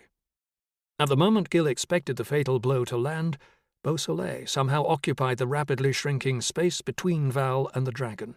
He struck with his lance, letting out a great shout of raging defiance that was punctuated by a splintering crack as his lance gave way under the force of his thrust. The banneret drew his sword, but as he brought it to bear, the dragon reached him, its wicked talons puncturing his armour as though it was paper. Beausoleil let out another great shout, but not of defiance. The dragon tossed him from his saddle, swiped the horse out of its way as effortlessly as a person might shoo a kitten, and bared its razor teeth at Val, who had at last started to back away. Holding his sword like a dagger in both hands, Gil raised the weapon above his head. He knew he would likely have only one opportunity. Damn Cabham for his cowardice. The dragon screeched and twisted, turning away from Val, and Gil, who plunged his sword into the beast's neck. The Talastrian steel cut the dragon's flesh like a hot knife through butter. He wrenched the blade up as the dragon's body continued to roll toward him, trying to cause as much damage as he could, to make that one blow a fatal one. The dragon hissed and gave one last thrash before its roll stopped with it lying on its side. The tension spilled out of its muscles. Gil gave the body a kick. He looked at Val, who seemed to be fine, his expression of terror aside. "Michael," Cabham said. Gil looked up. Cabham had returned. He was seated on his horse, sword in hand. There was a lance sticking out of the dragon's flank, buried between two thick, bony scales that didn't look as though they were yet fully developed. Gil said nothing, still labouring to draw breath. "My strike was the first. It's my kill," Cabham said. Beausoleil had not moved from where the dragon had tossed him. Without giving Cabham a word or another look, Gil walked to the younger man's prone form, knelt beside him and rolled him over. Beausoleil's eyes were glassy, and his lips were splattered with blood. There were a half-dozen rents in his breastplate, gleaming with blood. Gil closed Beausoleil's eyes and stood, the bitter taste of anger flooding his mouth. "One down, 2 to go," Cabham said, a broad smile on his face. "I told you to move in front of it," Gil said, from between gritted teeth. "Then it would be me lying there. You had time for a proper strike. It would have given the rest of us the time we needed. All Beausoleil could do was get in its way." Cabham shrugged. "It's dead. I'm sorry Beausoleil is also, but dragon slaying is a dangerous business. You're an expert now. To the best of my knowledge, there are only 2 men alive who've killed a dragon, and I'm one of them." "This isn't your kill," Gil said. "It's Beausoleil's, you selfish, arrogant bastard." "No need to be like that," Cabham said, his voice taking on an edge. "But this is my kill, and I'm going to claim my trophy." Gil realized his sword was still stuck in the dragon's neck, while Cabham's was in his hand. All Gil had was the dagger on his belt. "Lay a hand on that beast," Gil said, "and I'll have your arm off at the shoulder." Gil could see Cabham weighing his options. Gil was defenceless, but right now Cabham could claim to have helped slay a dragon with the unfortunate loss of one of their men. Cut down Gil, and he would be a murderer. The only question was if he cared, or if he thought he could get away with it. Cabham forced a smile and tipped his fingers to the open visor of his helmet in salute. "This marks the end of our association, sir. Good day." He turned his horse back in the direction of Ven, guiding it as it stepped gingerly over the dragon's neck, then rode away at a brisk trot. Gil watched him go, angry at Cabham, angry at himself, angry at the world. Beausoleil had been the man he was most concerned about, and he was shamed to have questioned the man's honour. When his test had come, he'd been found anything but wanting. His courage had gotten him killed, but Gil was damned if it meant he was forgotten. Cabham could claim what he liked when he got back to Ven, but Gil was the one with a reputation. He realized that Val had dismounted and come up beside him. "It's my fault, isn't it?" Val said. Gil shook his head. "No. If it's anyone's, it's mine. I didn't prepare you all properly. No one really knows how to prepare, but I could have done more. Should have. We'll see to that when we get back to Ven." He tousled Val's hair. "You're as much a part of killing this thing as anyone. You're a Dragonslayer now." The boy smiled uncertainly. "See about getting my horse, will you? I'll get the spearheads and put Beausoleil up onto the pony, so we can take him back to town." "What about that?" Val said, nodding at the dead dragon. "Let it rot." It was early evening by the time they got back to Venn. Gil was starting to hurt from being knocked about by the dragon, and his mood remained foul. The village was less crowded than it had been in the morning, and people were busy, clearing the wreckage left from the previous night. Gil suspected many of the adventurers were still traipsing about the countryside, looking for a dragon. Gil could sense the beasts, 3 of those strange pulling sensations on him now, so assuming his theory about the feeling was correct, no one else had managed to kill one. The errant sensation seemed to be coming from the north. He was convinced now that there was a 4th dragon. Still, that was a problem for another day. As Gio and Val rode into the village, the people they passed stopped what they were doing to look at them, their eyes filled with the same question. Gil knew he had to let Edine know one of the beasts was dead. His gaze fell on the small church that had provided succour for the villagers during the attack. At least there was someone to look after Beausoleil and carry out the proper rites. Then he remembered his promise to Val. The living were more important than the dead. "Go see the smith again," he said. "Get him to make you a short sword, no longer than your forearm from elbow to fingertips, sharp on both sides, with a pointed tip good for use against plate armour. It won't be a rapier, but it'll be better for learning on the job. Off you go." Val departed with surprising eagerness, leaving Gil alone to wonder if he should hire more men, or if that was simply inviting disaster, inviting another cabin. One way or the other, he didn't need to decide right away, so he slipped down from his horse, hitched it and the pony, and headed to the mayor's house. Just as he reached the door, Edine exited the building, closely followed by Cabham. She smiled broadly at Gil. "An excellent start," she said. "Well done." Gil nodded, unsure he wanted to dampen her enthusiasm, but clueless as to how he could respond and not do so. "We killed one of the dragons, which is a positive start, but it cost us a good man, Baronet Didier d'Al Beausoleil." He stared at Cabham, but decided there was nothing to be gained by bringing up what had happened. When the Humberlander realized that Gil wasn't going to say anything, he relaxed. Still, there was something in Cabham's eyes that told Gil that he didn't consider the matter dealt with, which was fine with Gil.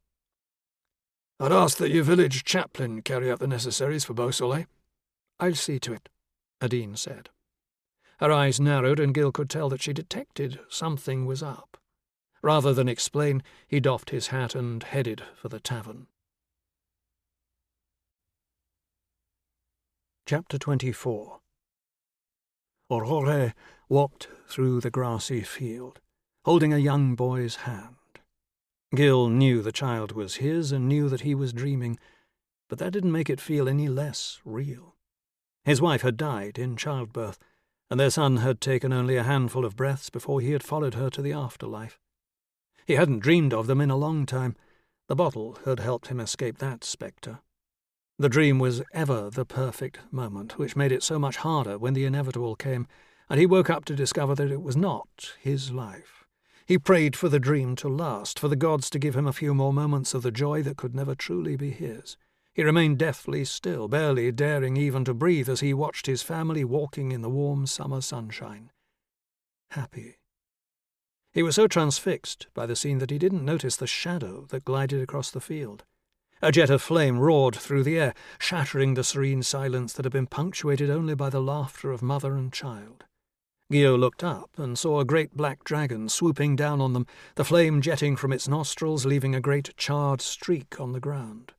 As Gil tried to shout a warning, he realized he hadn't been still and silent out of fear of waking from the dream, but because he could neither move nor make a sound. He had to stand where he was, his heart being ripped asunder as he watched them laughing and talking while flames tore toward them. Aurore looked back at him and smiled. His heart broke. Gio's room at the back of Goffre's inn was pitch black when he woke with a jolt. Aurore's smiling face burned into his mind. His sheets were soaked with sweat and his heart was racing. His lingering sense of personal failure wouldn't go away, because it was warranted. He had lost a man, and had trusted another whom he should not have. He tried to think of what more he could have done, or of any situation that required armed men when no casualties could be guaranteed. That was impossible, but he couldn't shake the feeling. Now, down 2 men, he still had to deal with 2 more dragons. What was he to do? Take on more men? Keep throwing them at the problem until it was dealt with? That would leave a pile of bodies on his conscience so big that he wouldn't be able to recall any of their individual faces. He could try to slay them by himself. Perhaps not depending on or looking out for anyone else was the safer option. If fate had chosen him to slay dragons, chosen that moment to bring them back, when he was the only remaining member of the Silver Circle, who was he to argue? Then again, fate or the gods had taken Aurore and their son from him, so why should he do anything that fate mandated? Part of him wanted to turn his back on the whole thing, return to Villerovet and sink into a bottle of wine. But there was no Villerovet any more, and there wouldn't be Auvergne either unless he did something about it. He rubbed his face roughly, as though the sensation would pull his mind out of the hole it was in. When he was younger, decisions had come so easily. Life had been a great adventure with everything to gain and nothing to lose, and consequences had been distant, things he couldn't imagine ever brushing against. Now, consequences were all there was. Gil met Val in the square not long before dawn. After the cup ritual, Gil checked over their saddles and equipment, wondering if, in his fatigue after a night of interrupted sleep, he had said the words properly. "Do we have to do it every day?" Val said, as he tended to the pack-horse carrying the extra lances. Gil shrugged. "To be honest, I don't know how long it lasts for, but I'd rather not find out the hard way." Gil rummaged about in his head for an innocuous word, lest there be someone listening. "If we administer it every day, we know we're covered." "Makes sense," Val said. Then after a moment added, "It won't harm us, will it?" "No, I've no reason to think so. The old chevaliers used this, and some of them are said to have lived into ripe old age. The ones the dragons didn't kill, that is." Val laughed, just as the sound of clattering hooves filled the square. Cabham, at the head of a group of 5 horsemen, all armoured and ready for a fight. Cabham touched his helmet's visor as he rode past, puffed up and proud at the head of his little band. Gil had to admit they very much looked the part. For a moment he felt like a fraud, wearing the original Valdemar's armour, but then he recalled that Cabham was even less entitled to his new-found status than Gil felt he was. "Peacock," Val muttered under his breath. "Ignore him," Gio said. "We have our own work to be about. Speaking of which, let me take a look at that sword." Val drew it from its scabbard, a roughly shaped and stitched piece of leather that Gil reckoned Val had made himself. Judging by the expression on his face, the blade was his pride and joy. Gil wasn't expecting to be impressed. So long as the weapon was sturdy and sharp, it would do. He was pleasantly surprised. The sword was of a style frequently used by infantry sergeants, halfway between a long dagger and a rapier, with a simple hilt and a broad blade. These weapons could be brutally effective, and their compact size meant they could be used in a crowd by someone who did not have a great deal of skill. The balance wasn't bad. The steel looked good and the edges were keen. He suspected it wasn't the first such sword the smith had made. "A good blade," he said, flipping it in an overly flashy manner before offering it back to Val, hilt first. The lad beamed a smile and sheathed it. "We can go through some cavalry cuts while we're riding out," Gil said. "If we found nothing by lunchtime, I'll show you the first 5 positions." Val furrowed his brow. "The positions. They start off as fun, but once you've done them 1,000 times, you'll dread even mention of the word. They're the basic guards and attacks of swordsmanship. You practice the movements over and over until they come more naturally than scratching your ass. If you get to the academy, every day will start with an hour of work on the positions." Gil hauled himself into the saddle and centered his mind on the sensations that indicated dragons were near. He could feel the tug, could tell that the source wasn't far off. It looked like they might not get to the positions that day after all. "Let's get going," he said. "What's it like there?" Val asked as they rode out of town. "Where?" "The academy." "It's fine.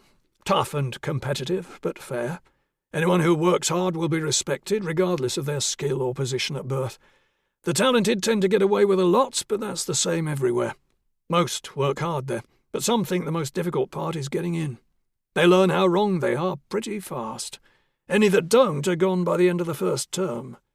I liked it there. You always had purpose, something to do. Life isn't complicated there." How hard is it to get in? I won't lie to you. It isn't easy. Plenty who started training for it far younger than you don't make the grade. By the look on Val's face, if he'd punched the boy in the stomach, he couldn't have knocked the wind out of his sails so well. That's not to say you won't succeed, and you'll need a patron to pay for it, since you're not wealthy. It'll all be hard, have no doubt of that.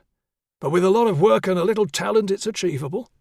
Val stared dead ahead, with the expression of one whose dreams had just been shattered. I'll make sure you're as well prepared as you can be, Gil said. I promise. There was a time when people considered me to be rather good. I know how to work hard, Val said, and I know what's waiting for me if I don't. It's not a mansion and a farm and a title. We'll get you there, Gil said. After all, how many applicants can write down on their admission form that they've slain a dragon? That finally elicited a smile. That's another thing you'll have to show me, Val said. What? How to write. Gio spent the greater part of the morning's ride trying to come up with a name for the ability the cup gave him to sense the presence of dragons. He had already come to think of the general benefits the ritual conferred to be the boon, but he felt that he needed another word for the power to tell when he was in proximity to dragons. It felt as though someone took hold of his insides and then pulled on them, as if his entire body was being urged in a specific direction. Unless, of course, he sensed more than one dragon, in which case the feeling was more of a confusing tussle. For want of anything better, the pull seemed to be the term he was settling on. He could feel 3 distinct pulls that morning, one strong, the other 2 much weaker. The weaker ones were enough to muddy the water, so he had only the most superficial belief that he and Val were riding in the correct direction. He wondered if, with time, he would indeed be able to refine this ability into a useful tool, though he very much hoped that wouldn't be necessary. Still, it occurred to him that 2 drops from the cup rather than 1 might help. It also occurred to him that that was a slippery slope, and most likely the reason the Imperial mages had never trusted full possession of the cup to the Silver Circle. He pushed the thought from his head and tried to concentrate on the strongest sensation. It was growing more forceful, bolstering his confidence that they were headed toward it. One of the other pulls was confusing, though. If he hadn't known better, he would have said it was following them.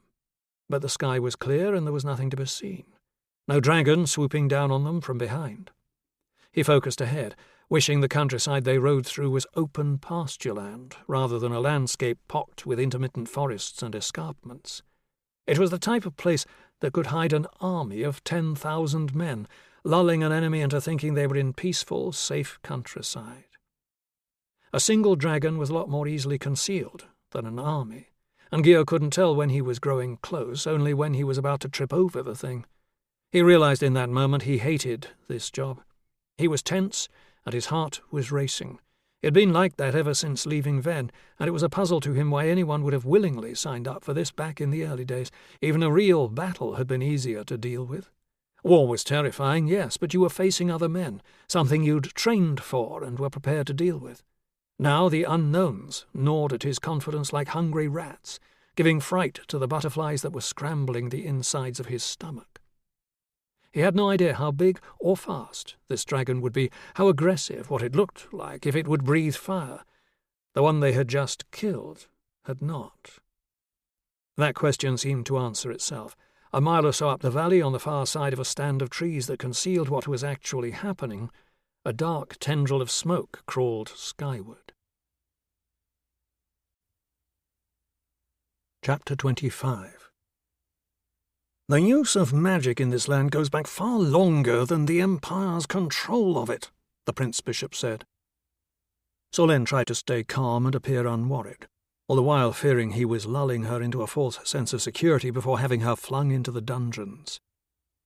I found some tantalizing clues as to where it might have all begun, where a martyrs discovered the spark of magical enlightenment and brought it back for the benefit of all mankind. I believe it was somewhere in Mirabay. I need your help to find it. Why me?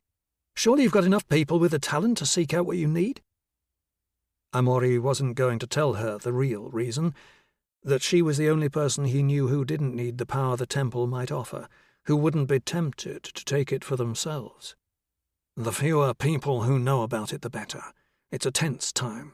Something as potentially powerful as this will tempt some with more ambition than sense, and that's a situation that's easier to avoid than to clean up. You trust me, Solène said. The Prince Bishop laughed. Of course not, but you have the magical talent to do the work of dozens of Order initiates. You can bring me what I need quickly, with only one person knowing about it. She did her best not to swallow hard. The threat was unmistakable. If she turned on him, she would be easier to kill than an entire faction of the Order. "What am I looking for?" she said. Once there was a temple or shrine somewhere in Mirabea, used by a people called the Enlightened. This was apparently where Amatus learned to use magic. I believe it's where he found the cup you mentioned to me a while back. I think it was key to his gaining so much skill and power. I want you to find out who these people, these Enlightened, were and where their temple was, along with whatever you can find out about the cup. What it is, how it's used. I believe the cup and the temple to be intrinsically linked. It was the first time he had said anything about the cup to her, so she waited, hoping he would say more.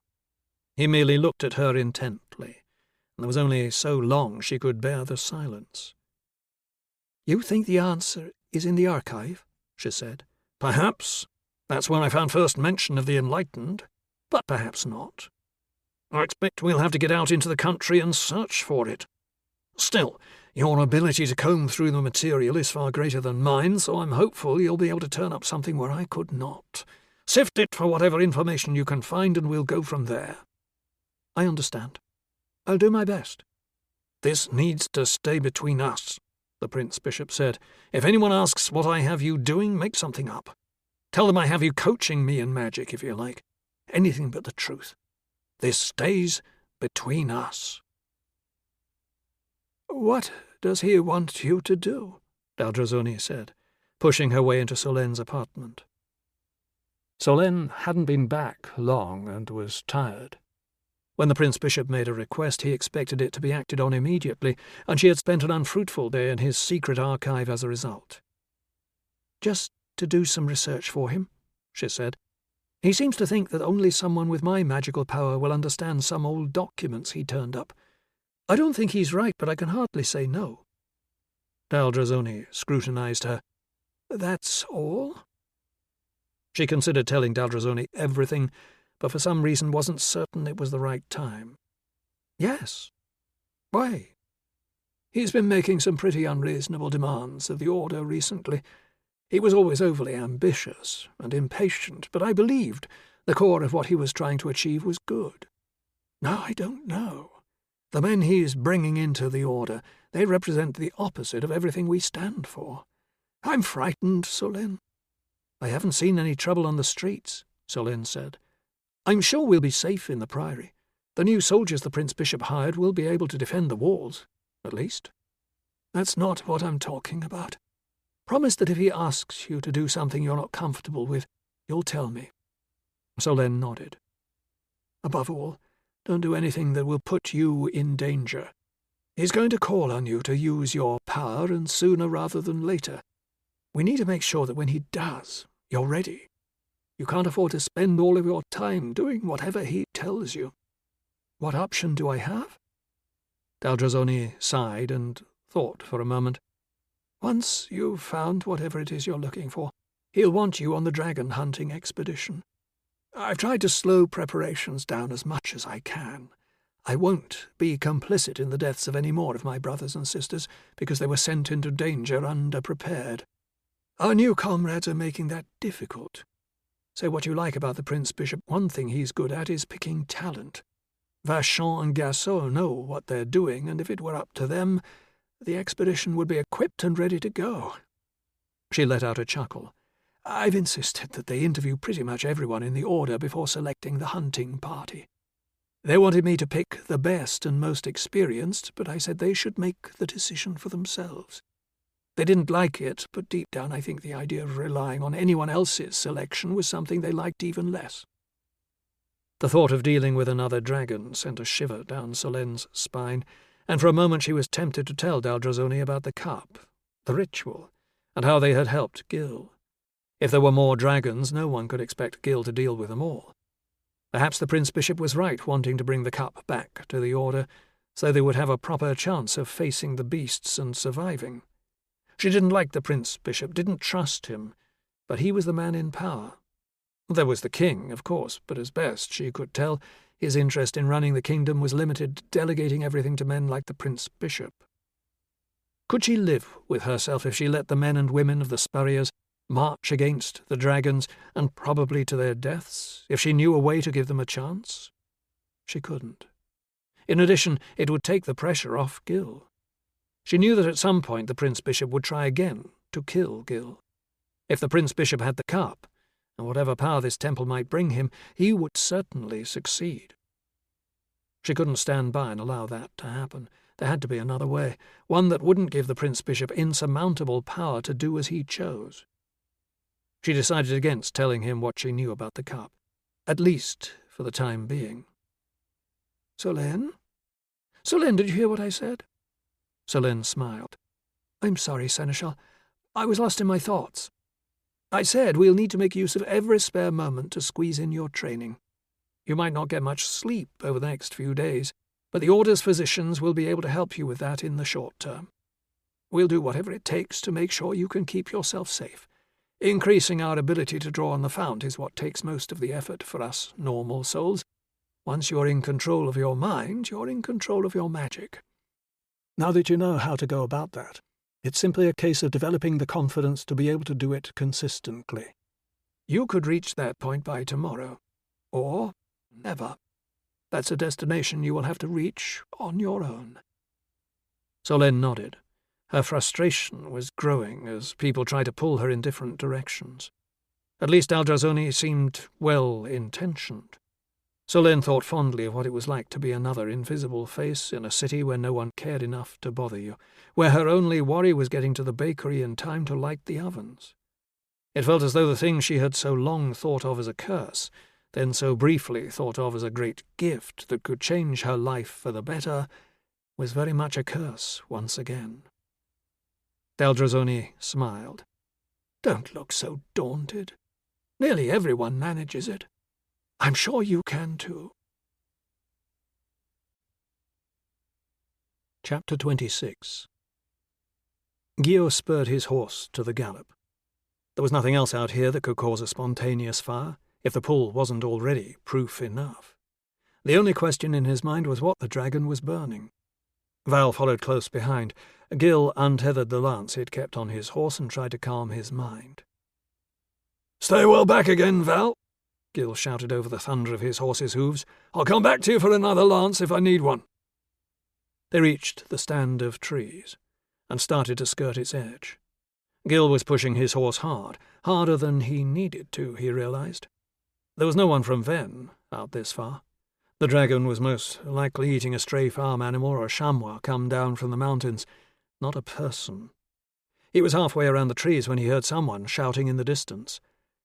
Wrong again, Gil thought, urging more speed from the horse. Both man and beast were breathing hard by the time they cleared the trees. Gil's gaze was immediately drawn to the black, hulking mass that was liberally spraying fire about itself. Gil was immediately taken back to the cave where he had first seen a dragon, a great, malevolent collection of sinew, fangs, and aggression.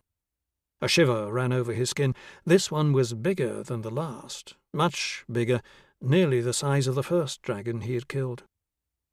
Cabum, mounted, was circling the creature at a distance, the visor on his helmet up, lance in hand. He seemed to be trying to direct two armoured men who were not on horseback. It looked to Guillaume very much like Cabum was trying to use them as bait.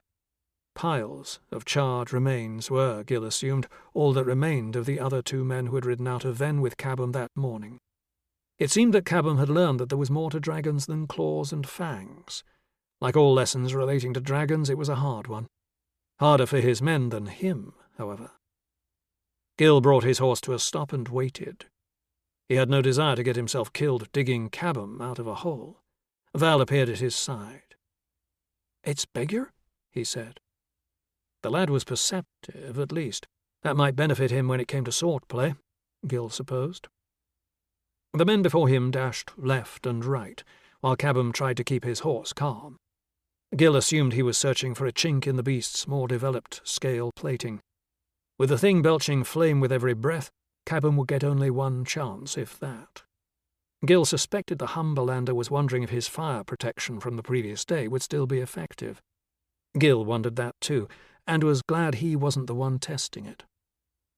One of Cabham's men changed direction a second too late. His scream would have been unlike anything Gil had ever heard, were it not for the fact that he had been in that cave with the first dragon. The man was cooked in his armour like a chicken in a cook-pot, roasting and boiling in his own fluids at the same time. It took a distressingly long time for the screaming to stop. Cabham didn't seem to be in any hurry to put himself in danger. Still, the beast needed to be killed, and if he wasn't going to make the most of the poor unfortunate still dodging jets of flame on foot, Gil would. He spurred his horse to a gallop and levelled his lance. He glimpsed Cabham's look of astonishment, but gave it no further thought, focusing on his task. The dragon turned its attention to Gio and, with a screeching roar, unleashed a jet of flame. The air sizzled, but the blast felt like nothing more than a warm breeze to Gil. His horse reacted, shying away, but the fire had struck only Gil's head and shoulders, passing over the horse. He had just decided to carry out the ritual on his horse in future when his lance tip connected with the dragon and his ears were filled with the sound of splintering wood. The lance would have had more effect had he charged a castle wall. The shaft must have contained a knot and had shattered, though the initial impact was still strong enough to drive Gil from the saddle.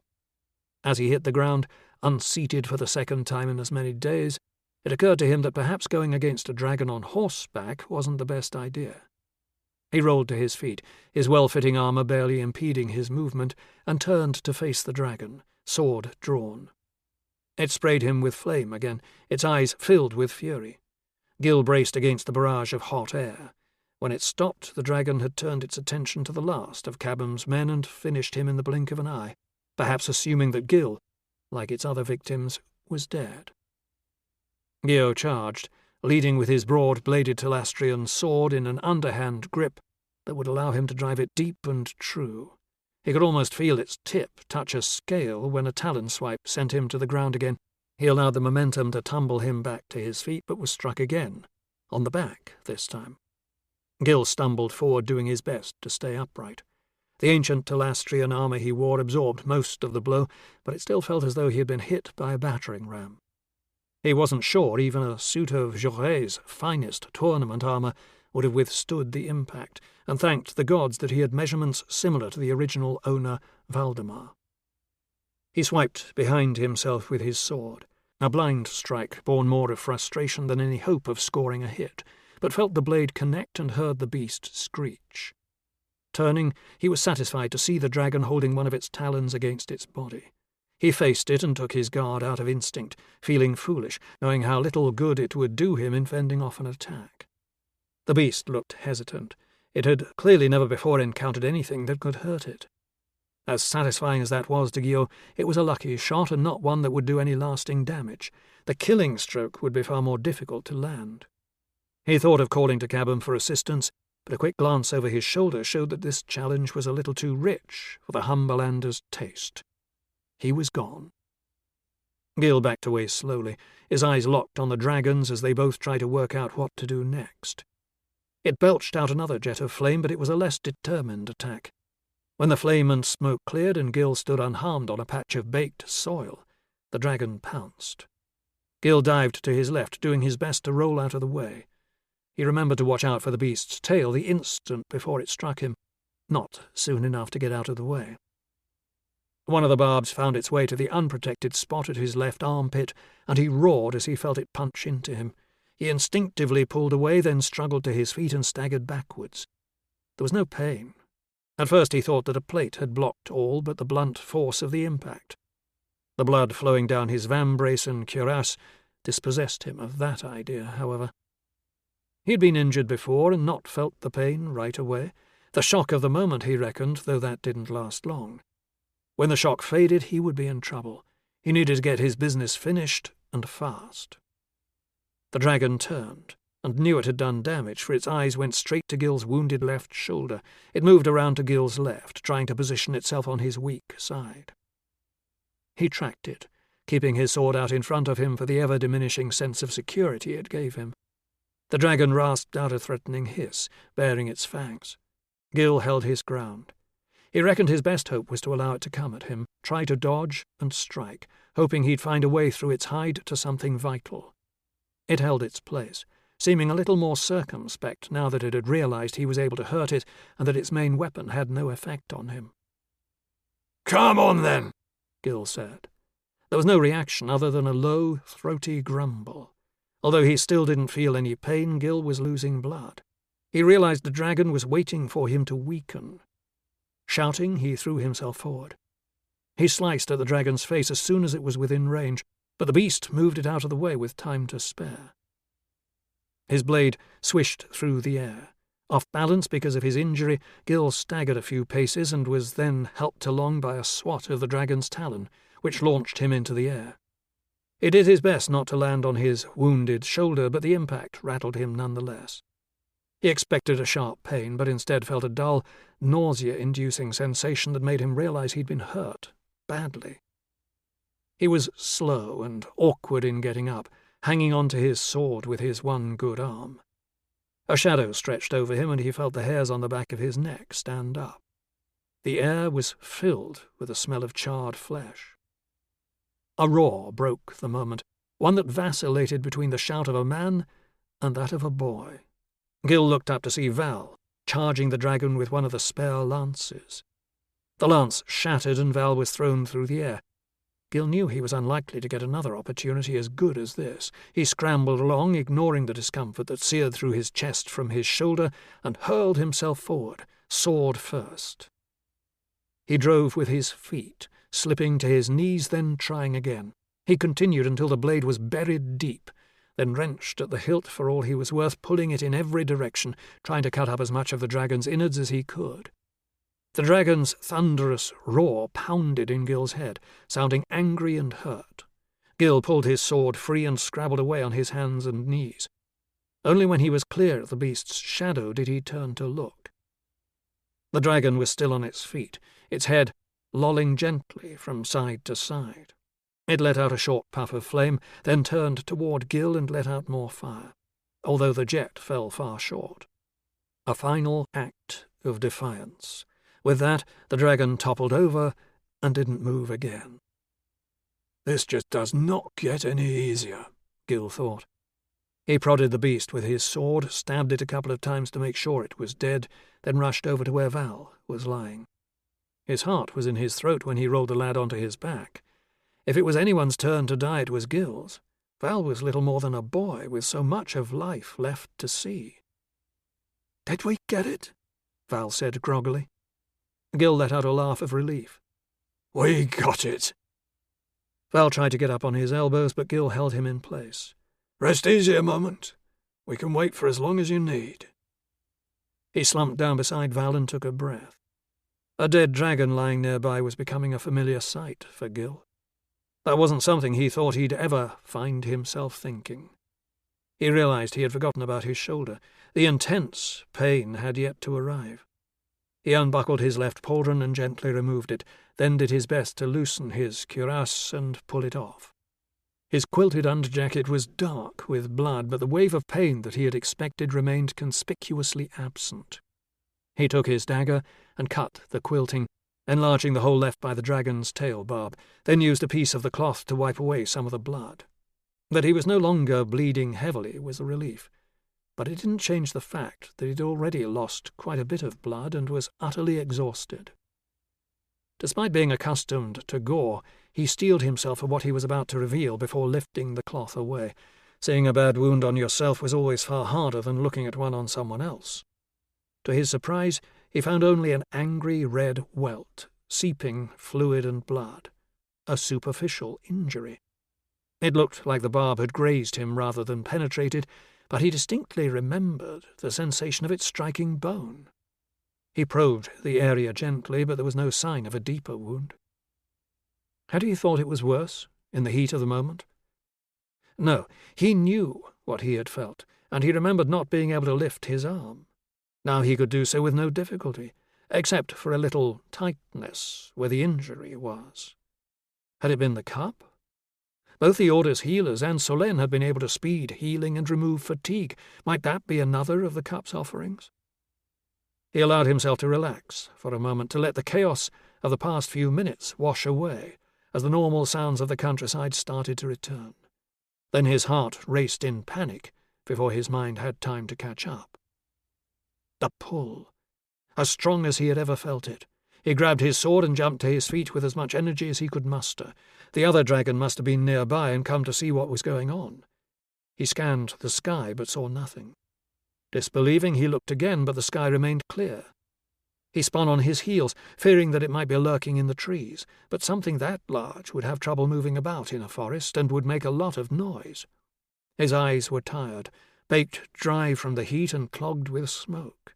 He blinked repeatedly to keep them clear and in focus, but he saw nothing close enough to... Then he saw Cabham, sitting on his horse a safe distance away, watching. No doubt he had waited to see if Gil managed to kill the dragon, and now he would ride back to Venn as fast as he could to claim it. Gil blinked again and focused, and realized this man wasn't wearing armor. It wasn't Cabham. His hair was brown, his complexion darker, and he looked more Mirabean than Humberlander. Gil couldn't make out many details from that distance, but there was nothing about him that was familiar. What was he doing there? Why did he simply sit on his horse and watch? Perhaps the man realized that Gil had seen him, for he gave a wave and then, in no great hurry, rode away. Gil watched him for a moment. Val groaned behind him, reminding Gil that he needed to get the horses and get himself and the boy back to Venn for some hot food and badly needed rest. Overall, the day could have gone far worse. Faradon was ambivalent at having witnessed the slaying of a dragon. There were many moments when he had been tempted to intervene, but he'd resisted. The dragon had been a large, but not quite fully grown, black scale. It was difficult to say how old it was. Depending on how much food and fount was available, a dragon could reach its full size in anything from a couple of weeks to several months. Both were more plentiful than Faradon had ever known, so he guessed this dragon had hatched very recently. That raised another issue, and an alarming one. This dragon had advanced to a level of maturity beyond which enlightenment was no longer possible. That was why he had allowed the human to slay it. If the man had not, Faradon would have been forced to do it himself. Base dragons, never brought to enlightenment, were a scourge. Violent, aggressive creatures driven by instinct. He had hoped to bring these young dragons to enlightenment, but both this one and the green scale were too mature. He could sense only one more and worried now that he was too late. Beyond this last creature he detected no more of his kind. All dragons were born base, and would remain so if an enlightened dragon did not intervene and lift them from their wretched fate. That was a normal thing for a dragon hatched of enlightened parents. Within days of their breaking out of their eggs, their parents would ensure that the ceremony was carried out, and they would join their enlightened brethren. On a rare occasion, something went wrong, and the offspring of an enlightened would not be raised in time. The window of opportunity was short. Juvenile dragons grew fast, even at the worst of times. When that happened, it was a tragic thing, the kind of devastating event that a parent rarely recovered from, to see their child descend into darkness. All dragons had been base once. At some point, long before even Faradon had drawn his first breath, the spark of enlightenment had taken hold in a gold scale, and it had been able to share that spark with others. That had created the divide between enlightened and base. The first enlightenment seemed to have been a matter of luck, if the old stories were to be believed, simply a case of being in the right place at the right time. Those who were not elevated had to suffer on as they were. There were those amongst the enlightened who tried to set that wrong to right. They had spent their lives seeking out base juveniles and enlightening them. It was a difficult, overwhelming task and often dangerous.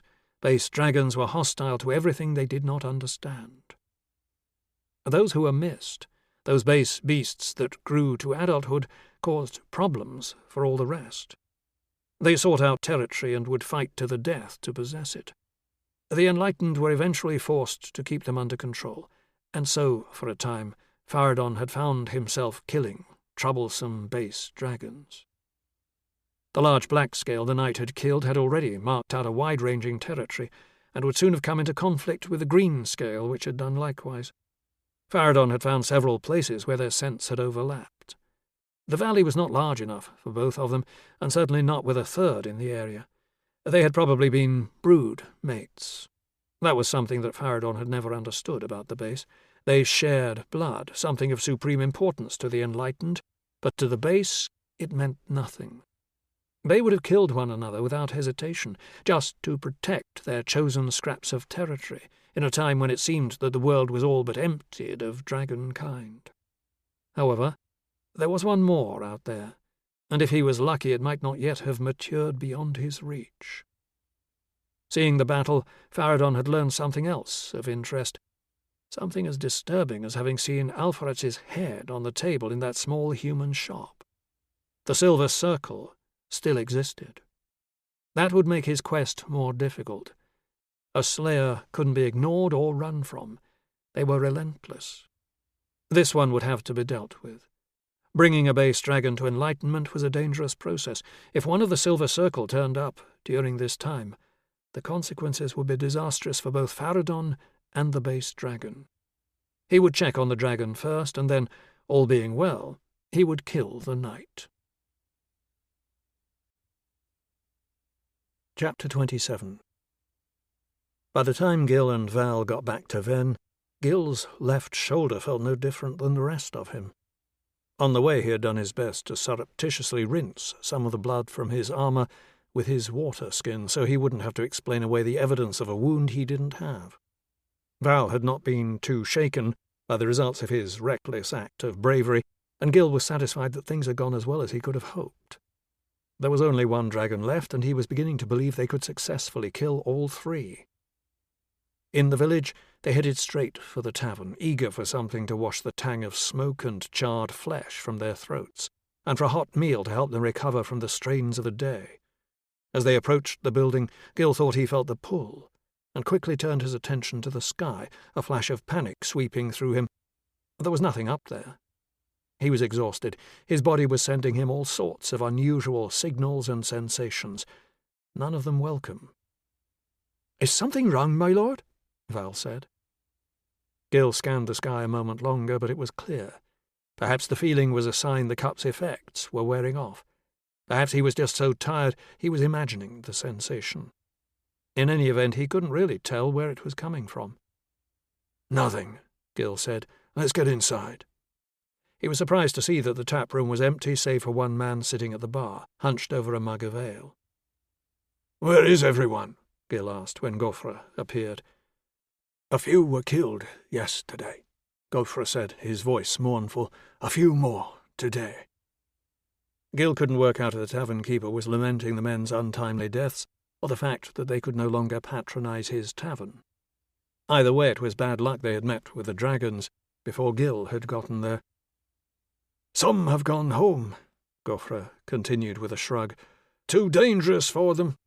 Others are still out in the field. I expect it will get busy later." "I expect it will," Gil said, feeling his second question had been answered without his having to ask it. "We'll take some hot food and water as fast as you can rustle it up." They took a table near the fire. Gil had always preferred empty taverns where there was less to distract him from his drinking and his self-loathing. As the warmth from the fire soaked into his stiff muscles, Gil tried to get his head around the idea that he had to go out first thing in the morning and do it all again. He wondered how many times he could go dragon hunting before his luck ran out. He stretched out his shoulder, allowing the heat to do its work. As Gofre brought the food, the door opened, and a man wrapped in a cloak topped with a wide-brimmed hat walked in. Judging by the firelight reflecting on the beads of water covering his cloak like tiny red jewels, it was drizzling outside. The man looked about the place, his gaze stopping on Gil. "Captain?" Gil frowned. The man removed his hat and pushed back his cloak. He was thinner than Gil remembered and a bit older, but there was no mistaking him. Barno? Sergeant Barno? As I live and breathe. What brings you to this armpit of nowhere, Captain? Goffer shot Barno an unappreciative look. Gil had no doubt he was calculating how much money the new arrival might have, and if he could make up for the day's loss of custom. If the coin was good enough, anything could be forgiven. The same thing I expect brought you here, Gil said, his pleasure at encountering a friendly face filling his voice. Come, sit with us. Goffer, bring another plate, a mug of ale, too. Barno sat with a nod of thanks. How long has it been, Barno? Gil said, delighted to see a man he knew he could rely on. Barno raised his hands. Just before you left the city. The duel. I tried to get in touch after, but it took me some time, Gil said, I wasn't very good company. But tell me, what have you been doing? Still soldiering? Not for a time now. I'd saved a bit, so I opened a tavern. Not much bigger than this, in a village called Nordon. Gil frowned. What happened? Couldn't leave the life of adventure behind? More like it wouldn't leave me behind, Barno said. Wasn't suited to the tavern-keeping business. Neither was Mrs. Barno. She ran off with a baker, and the bailiffs took the tavern. I'm sorry to hear that, Gil said. Barno shrugged. That's the way of these things. I've much to be grateful for. I've already lived far longer than I deserve. I've enough left in me for one more adventure at least. Goffer arrived with another plate of food and a mug of ale. Barno lifted the mug. Ale and good company. What more could any old soldier want? Gil lifted his mug of water to Barno's mug of ale. The old soldier gave him a crooked look. You know it's bad luck to toast with water, don't you, Captain? Gil shrugged. I try to stick to water these days. The door opened again before Barno had a chance to comment. Gil looked up to see Cabham walk in with 2 men behind him. The Humberlander shut the door and bolted it behind him. That told Gil all he needed to know about what was to come. When Cabham spotted Gil, he started over, then hesitated at the sight of another man at Gil's table. A moment later he stepped closer, his 2 new associates in tow. "What can I help you with, William?" Gil said. There was no way he was going to afford Cabham any of the usual courtesies bannerets reserved for one another, not after their short, shared history. "I'm going to need that cup thing you have." Gil laughed out loud, although he had a sick feeling in his stomach. Revealing the cup to Cabham and Beausoleil had been a bad decision. "That's not going to happen," he said. "If it sounded like I was asking, that was just me being polite. I'm telling you to hand it over." Gil flicked his eyes to Barno, who raised an eyebrow. "I see you've made some new friends," Gil said. "Have you told them what happened to your old ones?" "Hunting dragons is a dangerous business," Cabham said. "People get killed." "You certainly know more about that than I do." "I didn't come here for a chat. Either hand over the cup or there'll be trouble." "Trouble?" Gil said. "Go home before your luck runs out, Cabham." "There's 3 of us, only 2 of you." Gil looked over to Val.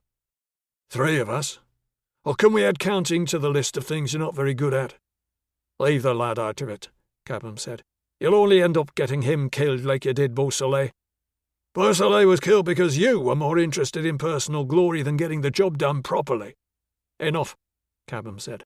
"Hand it over, and we'll be on our way." Gil shrugged. "Even if you have the cup, you need the words. I seem to have forgotten them." Cabham smiled and started to recite them. Perfectly. Gil's heart sank. "I heard them 4 times. I'm pretty sure I heard them all after the 2nd time, like I said before. I tend to remember things." "I'm not giving you the cup," Gil said, "so either you draw steel or you piss off." Blades were out before he'd even finished the sentence. Gil jumped up from his chair and drew. Barno didn't need an invitation. He stood at Gil's side, sword at the ready. "Don't know you, friend," Cabham said to Barno, "but feel free to leave." Barno's response was a lunge at the man to Cabham's left. Cabham went straight for Gil, thrusting across the table, but Gil was able to parry with ease. He cast a concerned glance at Val, hoping the boy had the sense to stay out of the way. Like as not, they'd kill him anyway if they got past Gil and Barneau, but he'd be committing suicide if he tried to take on a banneret. Gil kicked the table to one side. It was heavier than he had expected, and the blow hurt his foot, but he ignored the pain and feinted at Cabham. He'd never seen the Humberlander's sword play, but there was no reason to believe he wasn't a decent swordsman. He might have had many flaws, but he might still have been useful with a blade. Not taking the bait, Cabham waited to see what Gil meant to do. Gil feinted again, then changed the line of his attack and tried an opportunistic cut at one of Cabham's companions. The man jumped out of the way, and Gil moved to close the space between them. He could see Barneau and Cabham's other man having at one another. The man Gil had cut at came at him, with Cabham alongside, pressing Gil. For a moment he found himself enjoying it. There had been a time when he had thrived on such challenges, and as he slipped into a flowing rhythm of parrying and riposting between the two, he could almost see himself back in those days. Almost. The taproom was filled with the sound of clashing steel, shouts, and the stamping of feet. Gil's shoulders started to ache, and he had to grit his teeth to force it to keep moving. He was tired. Too tired. As wonderful as the cup was, it seemed there was a personal cost to using it. Cabham sensed that Gil was slowing and pressed his attack. His comrade did the same, and Gil knew that he was fighting against time. He started looking for a way to make his life easier. Switching from speed to force, he knocked Cabham's sword off to the side in the hope of opening some space. As he tried to bring his blade back to defend himself against Cabham's comrade, he realized that he had underestimated the other man's speed. The banneret's blade caught Gil in the same shoulder that had been injured earlier that day. As pain seared through him, he wondered how much of the cup's healing effect was still in operation. Judging by the pain, so intense it made him struggle for breath, it was definitely running out. Cabham pounced. Gil pulled himself off the blade in his shoulder and parried. Suddenly the heat from the fire, which moments before had been welcoming, felt oppressive. Sweat beaded on his brow, but he managed to parry Cabham's attack with the fatalistic satisfaction of one who knew he wouldn't be able to pull that move off again.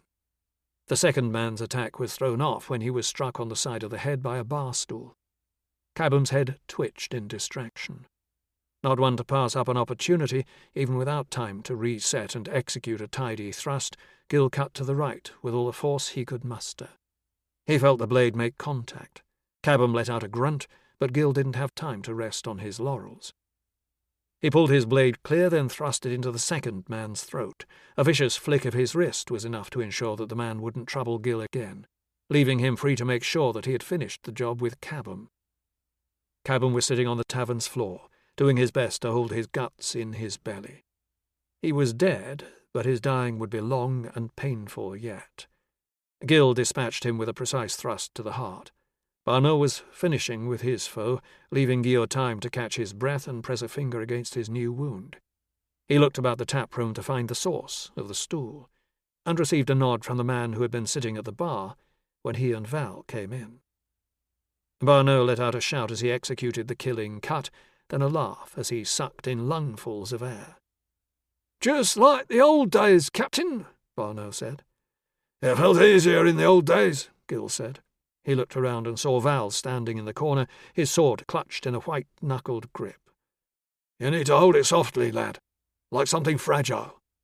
You can put it away for now, though." The stranger was now leaning against the bar, his stool lying on the floor next to the corpse. Gil returned his nod and walked over. "I owe you my thanks," he said. "You didn't have to do that." "It didn't look like a fair fight," the man said. "I'm in your debt. Guillaume Villerovet is my name." "I'm Francois." Barneau made his way over, followed by Val. "Honour to make your acquaintance, Francois. This is Sergeant Barneau and my squire Valdemar." Gil saw Francois's eyes narrow at Val's name and laughed. "A little ostentatious, I'll grant you, but he's a good lad. Gaufre?" It took some time for Gaufre to appear from a back room. He grimaced at the sight of the mess, and Gil felt a pang of guilt at the damage they'd done. Still, it wasn't their fault. "A bottle of brandy," Gil said. "That's more like it," Barneau said. "Don't get too excited. It's for my shoulder, Gil said. Gofra brought a bottle and 4 glasses. A cloth, too, Gil said. Gofra nodded, still not having uttered a sound since leaving his hiding place. He set a rag on the bar in front of Gil. It didn't look too dirty, so Gil took it, doused it liberally in brandy, and pressed it to his wound. Barneau studied the bottle and gave an approving grunt. Can't let a decent bottle like this go to waste, he said, then filled a glass and slid it over to Francois. The least we can do is stand you a drink, friend. He filled another and gave it to Val. It'll put hairs on your chest. Take your time with it, mind. He then filled 1 more glass and gave Gil an inquiring look. Sure I can't tempt you? A man needs something a bit stronger than water after a fight like that. Gil looked at the glass. His shoulder burned like the fires of hell. If nothing else, the brandy would ease the pain a little. 1 drink couldn't hurt. He'd killed 2 dragons and as many men in the last 2 days. He'd stop after the first. He took a deep breath and let it whistle out between his teeth. Then he nodded. Barneau smiled and slid the glass over to him, then filled the final one for himself. Old friends and new, Barneau said, and bad fights well won. They all took a drink, with Val spluttering most of his across the bar. Gil felt the welcome heat of the brandy flood down his throat into his gut, then spread through his body. He closed his eyes and revelled in the feeling. It was like welcoming home an old friend that he had not seen in far too long. It was odd. For a moment he thought he could feel the pull, but the brandy drowned it and all the other aches out. Tell me, Francois, Barneau said as Gofra started to clean up the mess in the tap room, where are you from? The newcomer shrugged. Here and there. Came to see a dragon with my own eyes. Not to kill one and make a name for yourself, Gil said. Francois laughed. No.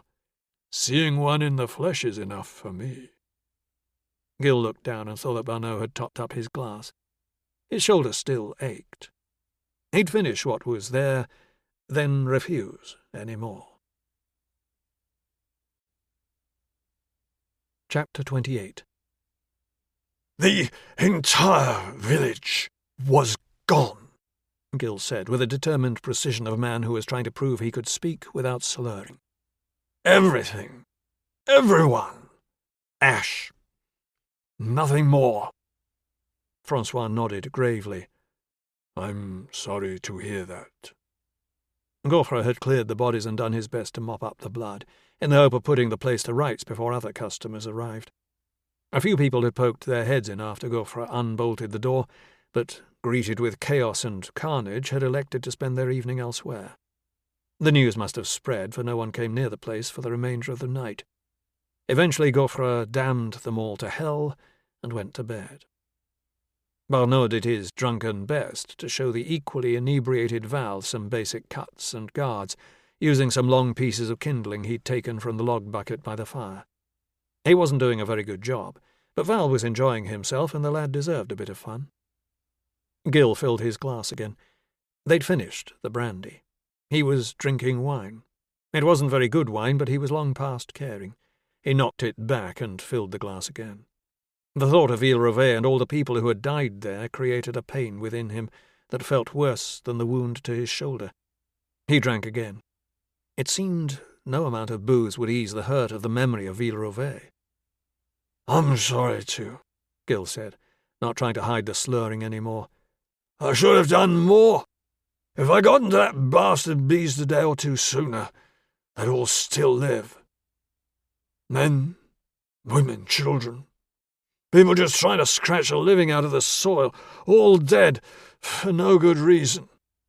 Is there ever a good reason? Francois said. Gil shrugged. Maybe. There were people out there who deserved to die, evil bastards who wanted to shape the world in line with their own twisted ideas. Amaury, for instance. His eyelids were heavy, too heavy. He let them rest for a moment. His head lolled forward, and sleep took him. Barneau had been drinking water for hours. The young lad had passed out early enough, but the captain seemed to have hollow legs.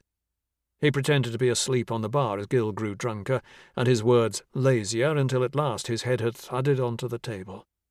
The new friend Francois had chuckled, moved Gil into a more comfortable position, then left the tavern. Barneau had waited a while longer until he was sure he was the only man awake. He stepped over Val, who was lying on the floor, then tiptoed over to Gil, although he reckoned a bull could have stampeded through the tap-room and not woken someone who had put away as much as Gil had. He had hesitated then. It had felt good to be back with the captain, fighting at his side. It reminded him of who he used to be, before he had turned to the seed to drown out all the screams. Seeing that much killing robbed a man of his soul. You had to fill the emptiness with something. Dream seed smoke had seemed like the thing, just the odd time at first, when the screams in the night were bad. He didn't know when the odd time became every day. Then the tavern was gone, his wife was gone, his life was gone. For a moment this evening he'd had it all back, and it had felt better than the freshest seed. Now what was he to do? The king had called on him, given him a chance at living again. The Prince-Bishop's healer had taken all the rot out of his body, but the captain was his friend, had saved his life 100 times, as he had done for Gil. Betray his friend and do his duty, or betray his king? The answer was simple for an old soldier. It was the same one he had given with blood, sweat, and tears every time it had been asked of him. Barneau patted Gil down and quickly found the object the king needed, an odd-looking little cup. He studied it in his hand a moment and wondered how so small a thing could be so important to such powerful men. Barneau knew there was bad blood between Gil and the king, even though it had been the king's father who'd done Gil the wrong. Still, Gil lived by the same rules as Barneau, and you never turned your back when the king called on you. As bad as he felt doing what he was doing, Barneau could take some solace in the fact that Gil had made the wrong choice. He put his cloak on, gave his sleeping friend a salute, and went outside. He had been told that there would be a courier waiting to take the cup back to Mirabeau, but did not know who that would be. No sooner had he stepped outside of the tavern than a voice whispered from the shadows. "Do you have it?" The voice was harsh and strange-sounding. A woman's? That he had not noticed anyone watching him was alarming to a man who had spent much of his life in the lands of men who wanted to kill him. Barneau felt like an idiot for what he was about to say, but sometimes such things were necessary. "The swallows flew south early this year." "A sure sign of autumn snow," the voice replied. "Yes," Barneau said, "I have it." It saddened him that the stories of Gil's alcoholism were true. He had been as fine a captain as a soldier could ask for, competent and never careless with his men's lives. Although Barneau told himself he had reason for what he was doing, the good of the nation, the will of the king, always a good soldier's priority, he wasn't able to shake the filthy feeling it left him with. He had betrayed one of the few men still alive he could count on. And for what? A purse of gold? The king's favour? And freedom from the seed? His bargain was struck, and there was no turning back now. A figure emerged from the shadow. A woman, as he'd thought. "The Prince-Bishop sent you?" "No more talk," she said. "Give me the item, and I'll be on my way." Barneau nodded and took the odd little cup out of his tunic. He had never held Talastrian steel before. It was pretty to look at and pleasant to the touch, and he knew it was worth a fortune, but it seemed like a lot of fuss over something so small.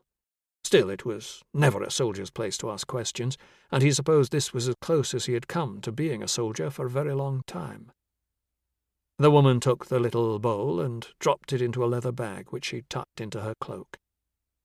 "I was instructed to convey our employer's gratitude for your assistance," she said. By the gods, he thought, she's fast. The blade was in and out of his chest before he'd even realized she had one in her hand. She was good, too, a killing strike so swiftly executed, and in the dark. What kind of king had a loyal, faithful servant killed for carrying out his orders? He should never have betrayed Gil. The gods were punishing him for his lack of fidelity to a friend. No soldier should let his mates down. It was a bitter thought to die with. Chapter 29. Solène felt trepidatious going into the archive once again. She had spent the previous night working with Dragonslayer, disciplining her thoughts by applying all she had learned about herself. With her fears and insecurities drawn into the open, and their origins understood, it was much easier to stop them from intruding when she was trying to maintain focus. Whether that would still be the case when she was under extreme stress, she didn't know. Nonetheless, it felt like she had passed over a threshold and taken hold of a set of controls that she hadn't even known had existed before. There was still much she needed to learn and practice, but thanks to her new awareness, she was no longer so afraid of the power that resided within her. Her biggest trouble that morning was staying awake. She had been using modest amounts of magic all night and had not slept. A quick refresh from one of the Order's physicians had helped for a time, but it had worn off. Doing something that required physical activity would have been easier. Using magic just whittled away at what little energy she had left. While her previous search of the archive had been aided by magic, it had been a simple matter of discovery, with little expected of her. This one was not. She needed to refine her search methods, and quickly. If nothing else, this would be a useful test of her new approach to magic, safe in the confines of the subterranean archive with its limited fount and no one trying to kill her. The Prince Bishop had left some notes for her, but there was little that he had not already told her. An ancient temple hidden somewhere in Mirabert, visited by Amatis around the time he gained the magical power that would change the world. The cup came from there. The temple might guide them in its use. It might unlock secrets they could not even imagine. It seemed to Solène that the Prince Bishop was grasping at whatever new magical trinket came across his path. She realized how much pressure he must be under and how appealing anything that could relieve that might be. That didn't change the fact that she didn't trust him. Despite its best efforts, the Empire had never discovered this temple. Why the Prince Bishop thought that she could manage it with her limited magical talent and resources was beyond her. Nonetheless, it was in her best interest to be seen to be doing everything she could, so that was what she would do. She leaned back in her chair, closed her eyes, and took a deep breath. Dragonslayer had told her she was free of the shackles life had placed on her mind. Her thoughts were hers, and hers alone to control. Nothing outside existed. And there it was. Clarity, focus. It was such a pure moment she felt giddy. As quickly as it had come, as perfectly controlled as it had felt, it disappeared. Her excitement at having achieved it had destroyed it. That didn't worry her, however. The novelty would wear off quickly. Eventually she might even be able to do it when surrounded by distraction. She tried again, and this time held that single focused thought. The enlightened. She waited, the concept hovering in her mind's eye like a hummingbird. But nothing happened. Realizing she had been holding her breath, she let it out with a sigh, losing the pure thought. It was the most precise piece of magic she had ever shaped, but nothing had come of it. She wished Dragonslayer had been there to see it. Solène couldn't help but feel that her lack of results meant there was nothing to find. The first time, she had located what she was looking for with far clumsier magic. Perhaps her shaping had not been as precise as she had thought. No, it couldn't have been that. She could tell she'd achieved everything she had been trying to do, yet no book had fallen from the shelf. No sensation was drawing her toward a section of the archive. Either she had failed, or there was nothing to be found. She tried again, holding the thought and allowing her body to continue breathing. She applied more of herself, desiring the enlightened with the force of someone dying of thirst and yearning for one last drink of water. Still nothing. Exasperated, she let out another sharp breath. A wave of dizziness swept over her. Once it had subsided, Solène considered other searches, such as material on Amatis. That seemed unhelpful. In an imperial archive as large as this one, there would likely be countless mentions of him. How to refine the search? The only thing she could think of was holding two ideas together, something she hadn't even come close to trying yet. Perhaps if she could blend them somehow. Her first effort lasted less than the blink of an eye. Her second was not much better. She tried again and again until she was finally able to hold a merged thought in her mind long enough to shape magic with it. At last she stopped, exhausted. There was no way to tell what time it was in the archive, deep below Mirabeau's cathedral, but she knew she'd been down there for hours. Her tiredness was nothing that a good night of sleep wouldn't fix. She knew what it felt like when she was on the verge of burning out, and this wasn't it. She stood and took a look around, wandering up and down the rows of shelves, listening to her footfalls on the stone flags echo, and hoping that she might have moved something without noticing. However, she was disappointed. Nothing appeared to be out of place. All the dust remained undisturbed. It was time to call it a day. Banneret Commander Yves Durand moved through the city like a spectre. People got out of his way. They all knew what his black robes meant. Intelligentsia. Most had nothing to fear from him, for the number of people who fell afoul of him and his was small, yet it was enough to perpetuate their legend. There was an air of tension in Mirabeau unlike anything Durand had felt in all his years in the city. First dragons, now sorcerers. Benevolent mages, if the Prince-Bishop was to be believed. Durand had never come across benevolent magic, not once in his career as a mage hunter. The concept that the Prince-Bishop was peddling was preposterous. The man had always been arrogant and ambitious, but this time he had seriously overreached himself. Nonetheless, Durand was genuinely worried. If the Prince-Bishop had the king's support on this, there could be very big problems ahead. How could any civilized monarch consider such a thing? As soon as he had caught wind of the Prince-Bishop's announcement, he had sent word across the country, calling back all his men. His senior officers were in the city, so he had ordered them to the commandery for a meeting. This was the greatest threat he had ever faced, the crisis that would likely define his career. It might also become a battle for survival, and try as he might, Durand struggled to find any enthusiasm for that prospect. The intelligentsias were not a democratic organization. They were a rigid hierarchy with a dual leadership, the ruler of the land in which they were based and the Grand Commander, elected from one of the national commanders. In Mirabeau, the king commanded in all things of national concern, while in matters relating to magic, the Grand Commander, currently a Ventishman living in Vaughan, far to the north, held sway. There was rarely a conflict between the two, as magic was ordinarily a minor headache that the intelligentsias policed, in addition to the clandestine duties they carried out for their state. It was a strange dichotomy, left over from the time of their founding, before the imperial provinces broke into independent states. On the rare occasion when there was a conflict, the national commander was to be guided by his conscience in determining how to best carry out his duty. That was what Durand was trying to do. They gathered in the great hall of the commandery building, an austere structure tucked away in an unremarkable street behind Mirabeau's cathedral. The room was illuminated by the coloured light coming through the stained glass windows that lined the space. Durand's senior officers were dressed in their uniform black, punctuated with a silver sigil that struck fear into the hearts of all who saw it, the staff, skull, and sword. They all knew why they were here. They had all seen or heard the Prince-Bishop's proclamation.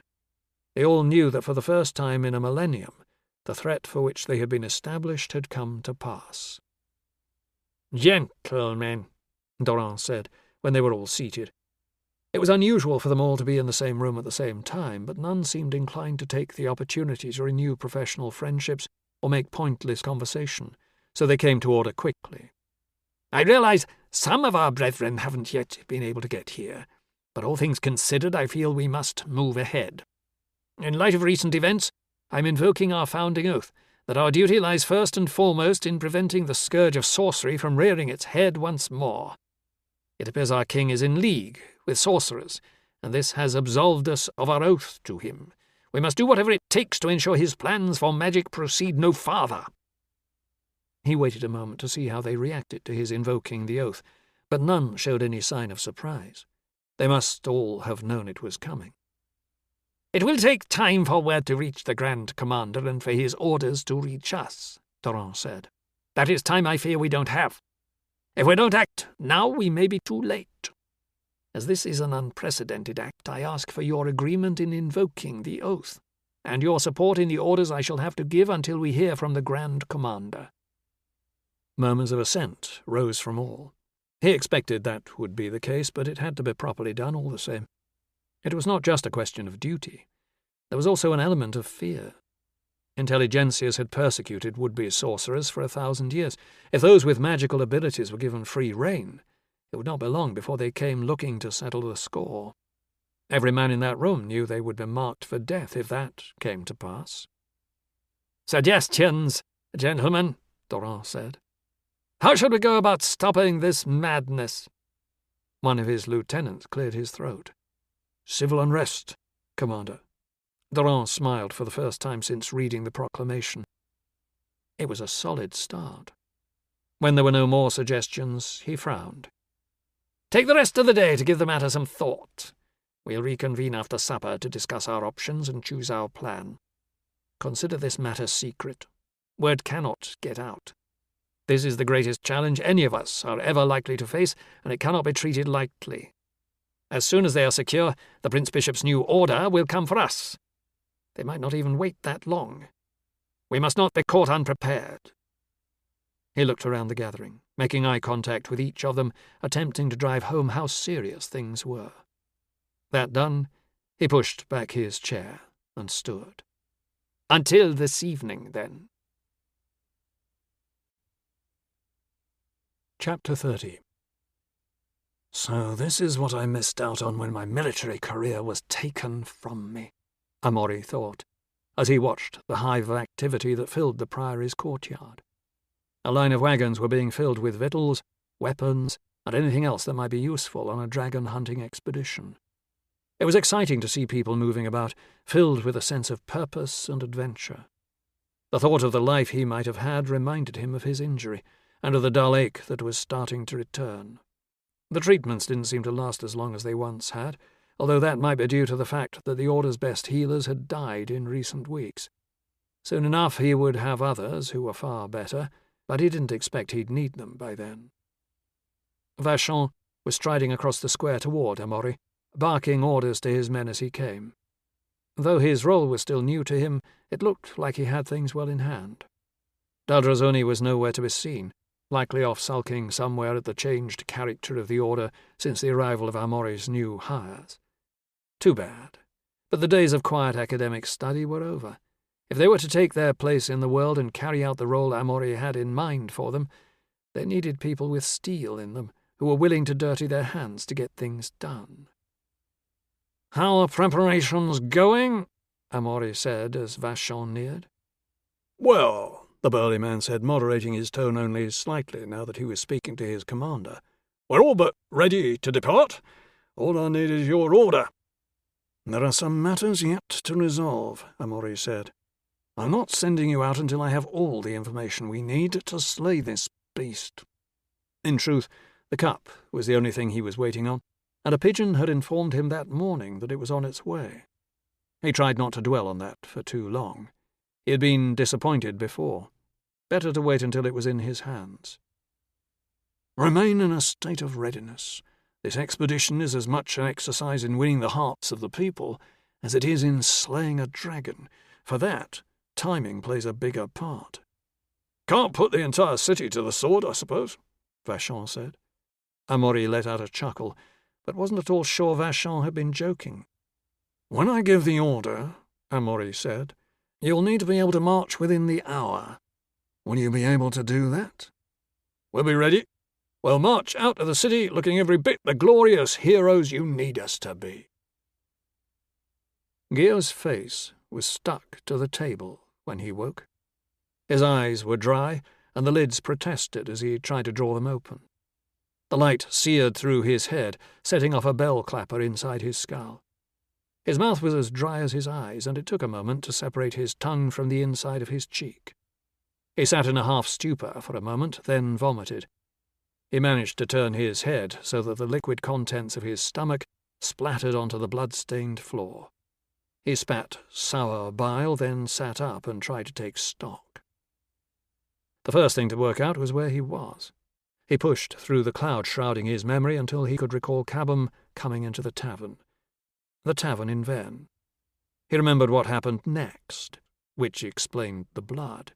His heart sank when he remembered what happened after that, which explained the vomit, and the empty bottles covering the table, and the thundering headache. Gil took a deep breath and let it out with a sigh. What had he been thinking? As his anger with himself increased, so too did the violence with which the clapper in his head bounced off the sides of his skull. He looked around, turning his head slowly, so as to avoid the worst of the clapper's wrath. There was no one else around.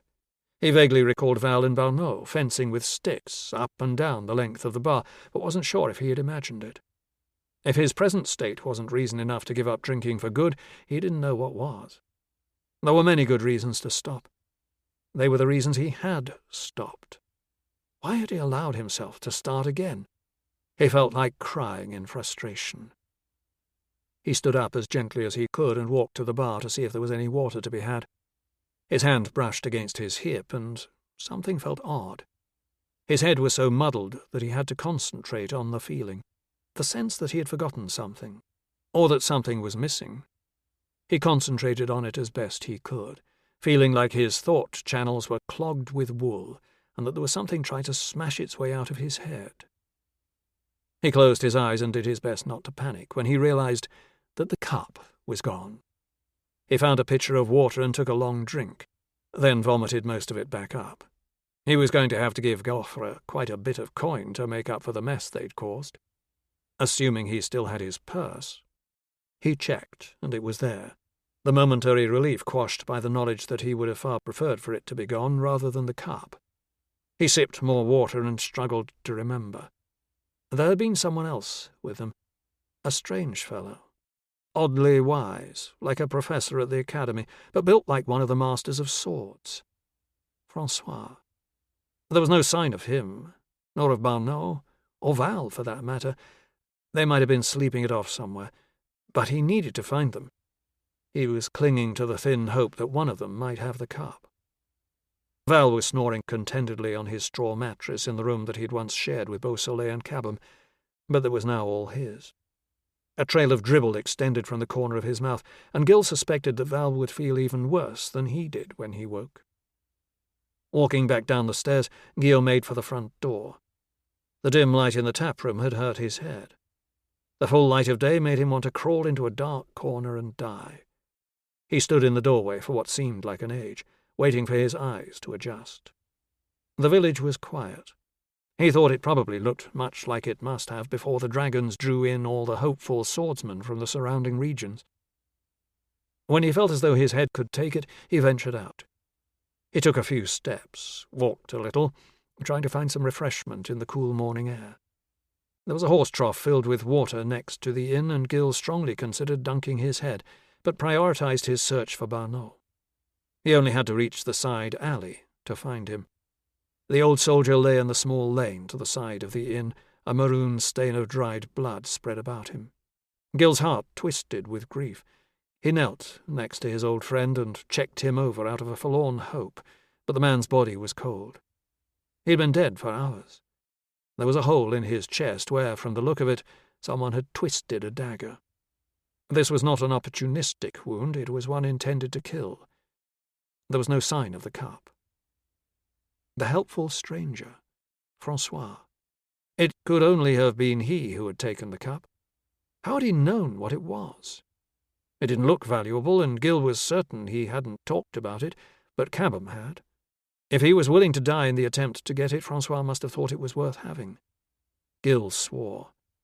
If the man had taken it and killed Barneau, he was likely hours away by now. It took a moment for the full ramifications of that to hit Gil. There was still a dragon out there, and to have any chance of killing it, he needed the cup. He hadn't just let himself down when he'd accepted that first drink. He had let down every single person who would lose their life to the beast. He vomited more water, then dry retched until he thought his insides were going to come out. It was Villerovet all over again. Could he not even learn his lessons the hard way? He went back to the horse trough, plunged his head in and held it there, his head upside down, bubbles coming out of his nose and tickling his chin. He contemplated staying there until he had rid the world of his failings. But he knew that wasn't the answer.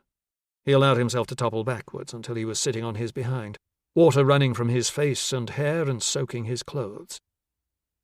"Refreshing?" He looked up and saw Edine standing in the sunlight. "Someone murdered my friend last night," he said. Her eyes widened and her mouth dropped open. "I think I know who it was," Gil said. "But he'll be long gone by now." "I'm sorry. No one's ever been murdered here before. I don't know what to say." Gil shrugged. "It was a bad night for the village then. 3 men came at us in the tavern last night. We killed them." "I heard. Gaufrey isn't pleased." "I'll pay for the damage and clean up." "Do you think that had anything to do with your friend?" "No, that was Cabham. We took care of him and the men he had with him. The murderer was someone else. He helped us against Cabham. He's long gone by now."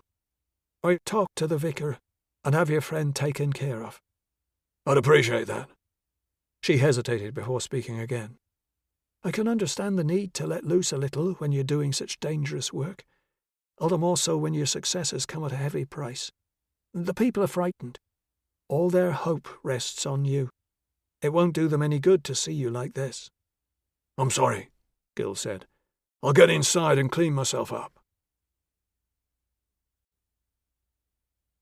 Chapter 31. Solène rose early to head for the archive.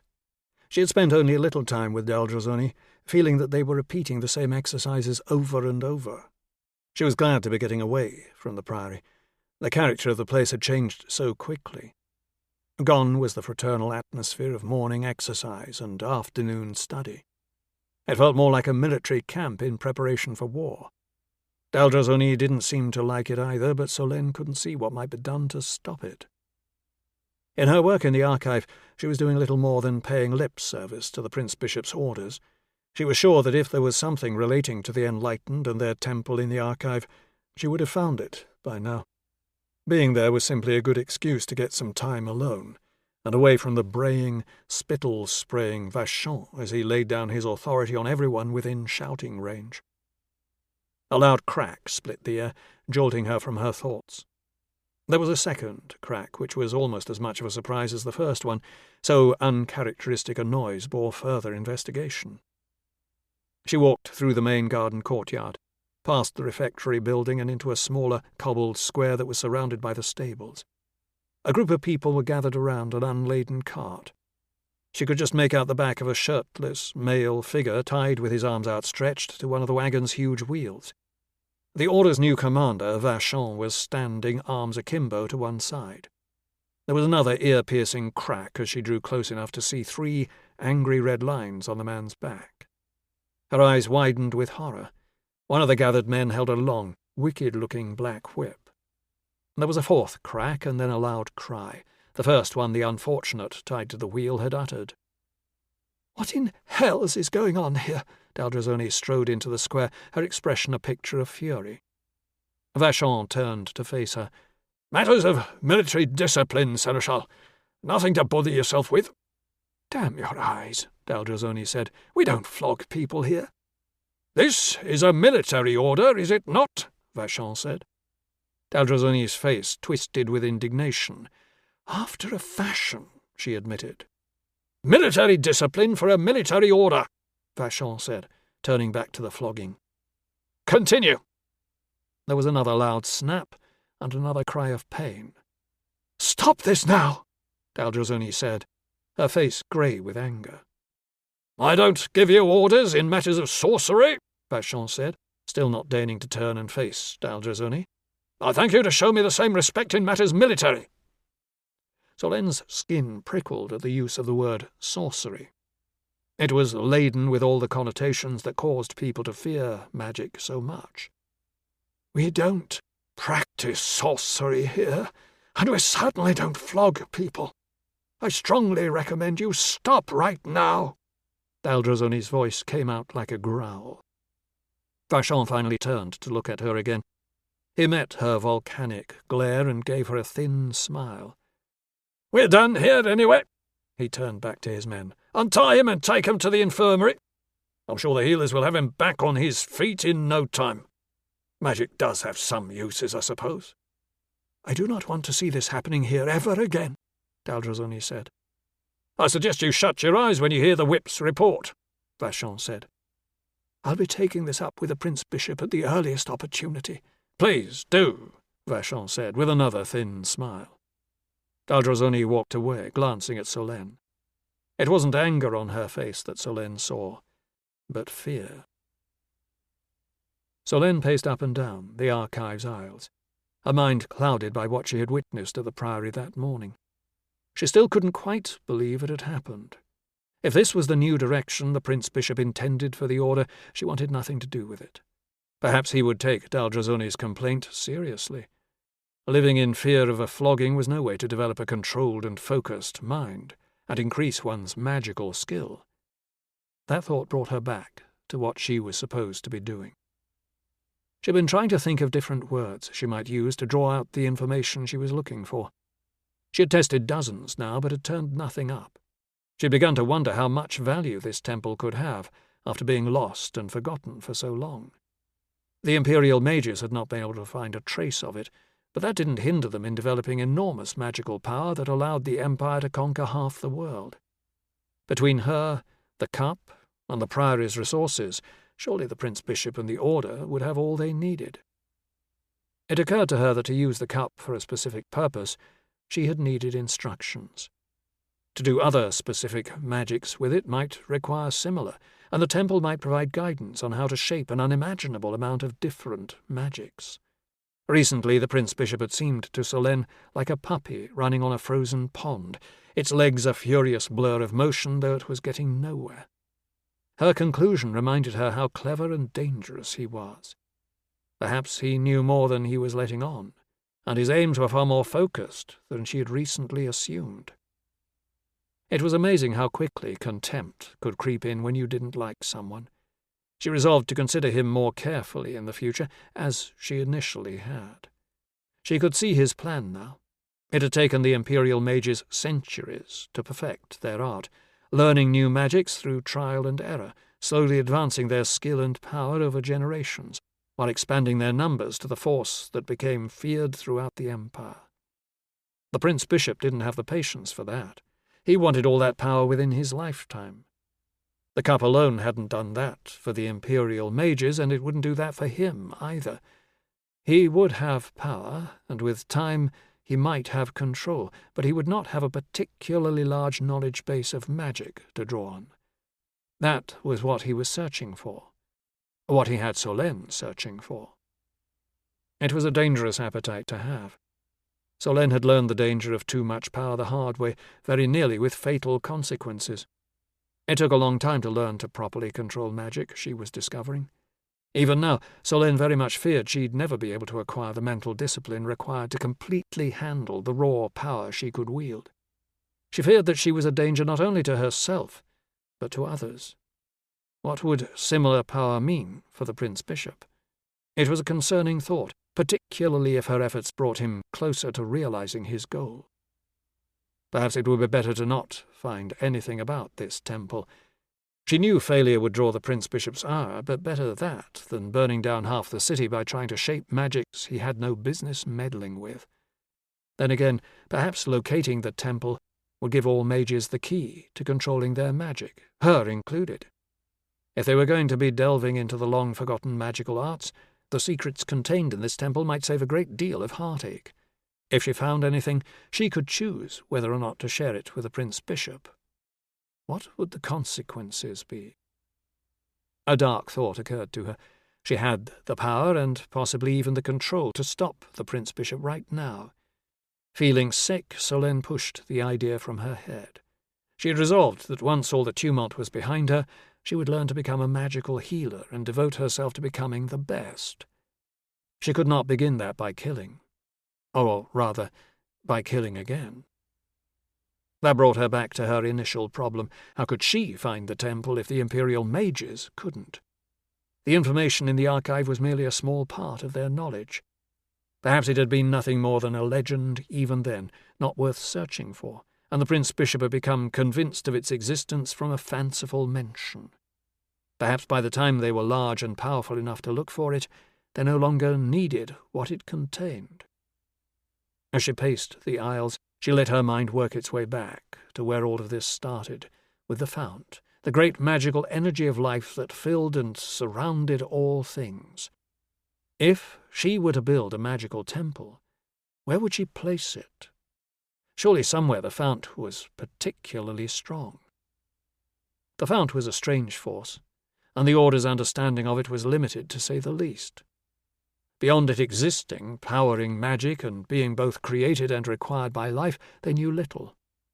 They didn't know why it behaved the way it did. For instance, solid stone and water prevented its flow, which was why it was so weak in the archive, which was deep under stone, and why she always tapped more heavily into her internal reservoir when she used magic down there. Living things created it within them and used only a little of it, so it was found in stronger concentrations where there was a large amount of healthy life. There were deeper pools of it in cities. The larger the population, the stronger the fount was. Valinalora, the long-deserted imperial capital, had been the most populous city ever known. The fount produced there had fueled the College of Mages and allowed them to create incredible magics. It had also allowed them to unleash enormous destructive force when the wars tore the Empire apart. Knowing this was all well and good, but in a time of sparse population, when Mirabea was inhabited only by barbarian tribes, and it seemed these enlightened, whoever they were, where would the fount have accumulated? Solène shut her eyes and reached mentally for documents dominated by discussion of the fount. She had refined her skill a little and no longer pulled ancient books and scrolls from their resting places, dumping them on the floor.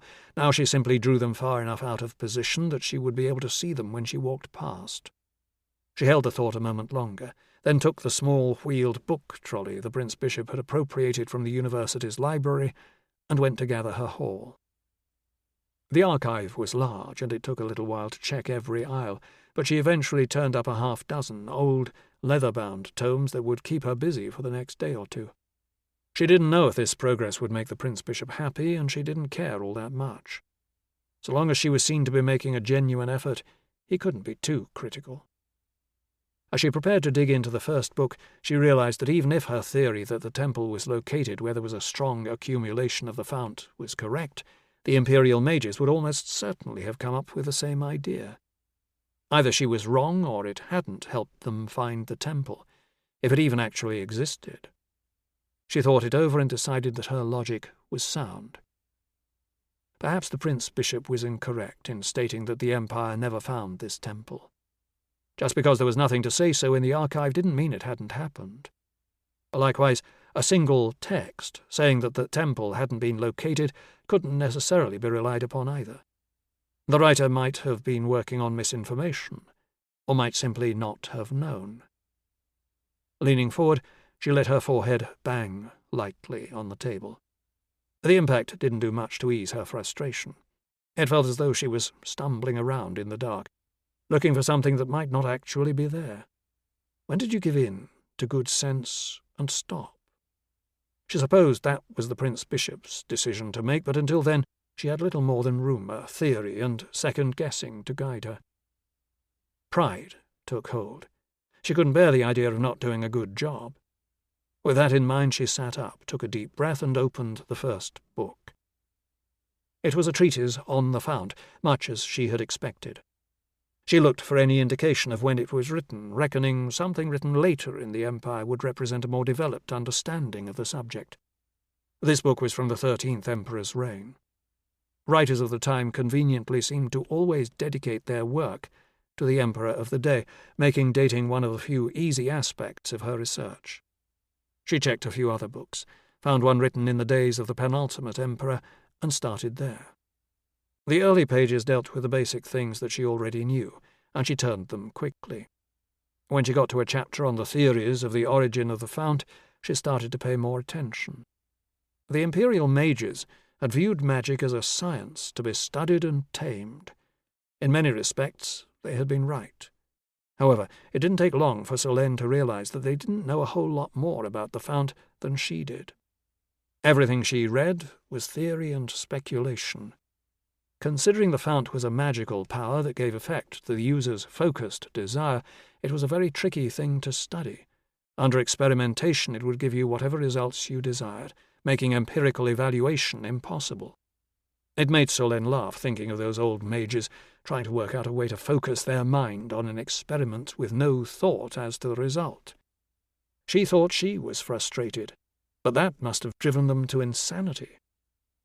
She read and read, scanning page after page as quickly as her mind could translate the old writing, and finally stopped at the sight of 2 words: Fount stones. That caught her interest. Before the Empire, magic had been used by humans in a limited, almost religious way. Druids had been priests, healers, and mages. Their power was derived from these fount stones. It seemed the Empire had discovered a number of them during its expansion, and, showing great respect for cultures other than their own, destroyed every single one. The Imperial mages didn't need the stones, being able to draw on the fount wherever it was. The Druids, on the other hand, seemed to need access to these stones, or nodes, as the writer called them, to carry out greater works of magic. Without the nodes, the Druids posed no threat, and the Imperial armies were able to advance unimpeded.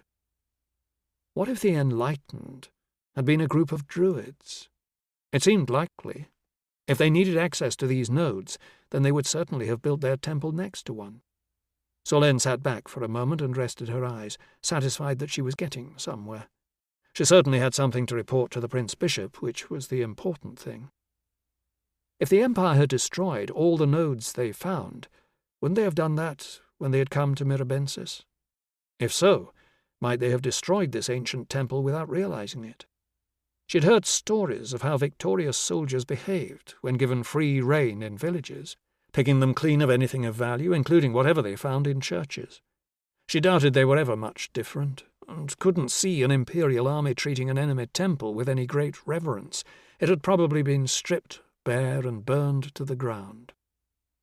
Then it occurred to her, perhaps destroying it to keep it from the Prince Bishop was not the worst idea. Chapter 32.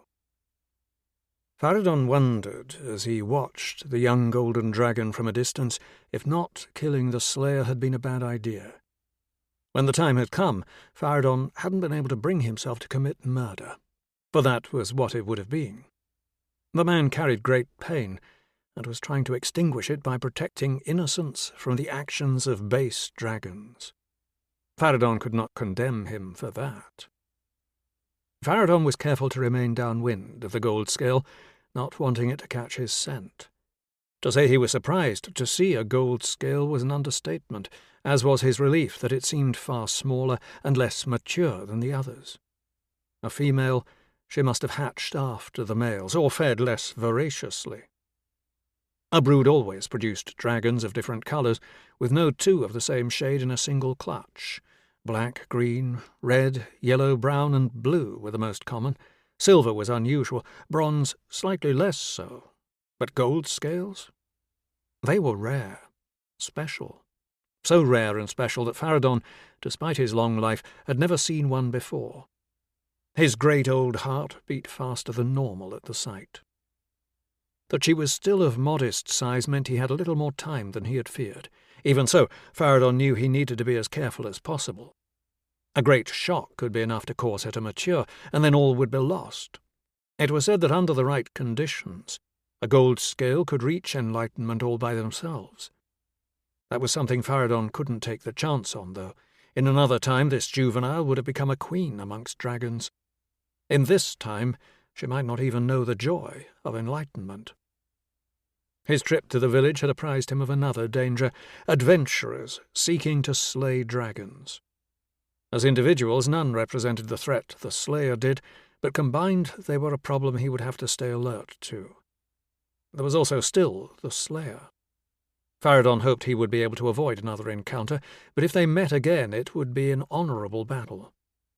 Faradon hoped there would be no need for killing, but he would not allow anything to stand in his way.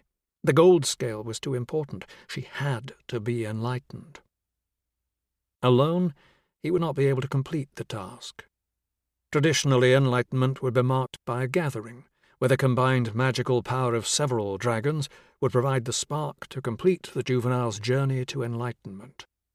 He believed it could be accomplished by 2 dragons, but it might as well have been 1,000,000. It seemed he was the last of his kind. All was not lost, however. There was another way. Dragonkind's priesthood had created vessels of intense magical power and stored them at their temple. He could use one of these. He hovered in the air a while longer, watching and debating the best way to go about it. He considered going to retrieve one of the vessels, but realized there was too great a danger leaving the gold scale here alone. Her siblings had been killed, and he had no doubt she would be too. He would have to convince her to follow him and start her on the path to enlightenment on their way to the temple.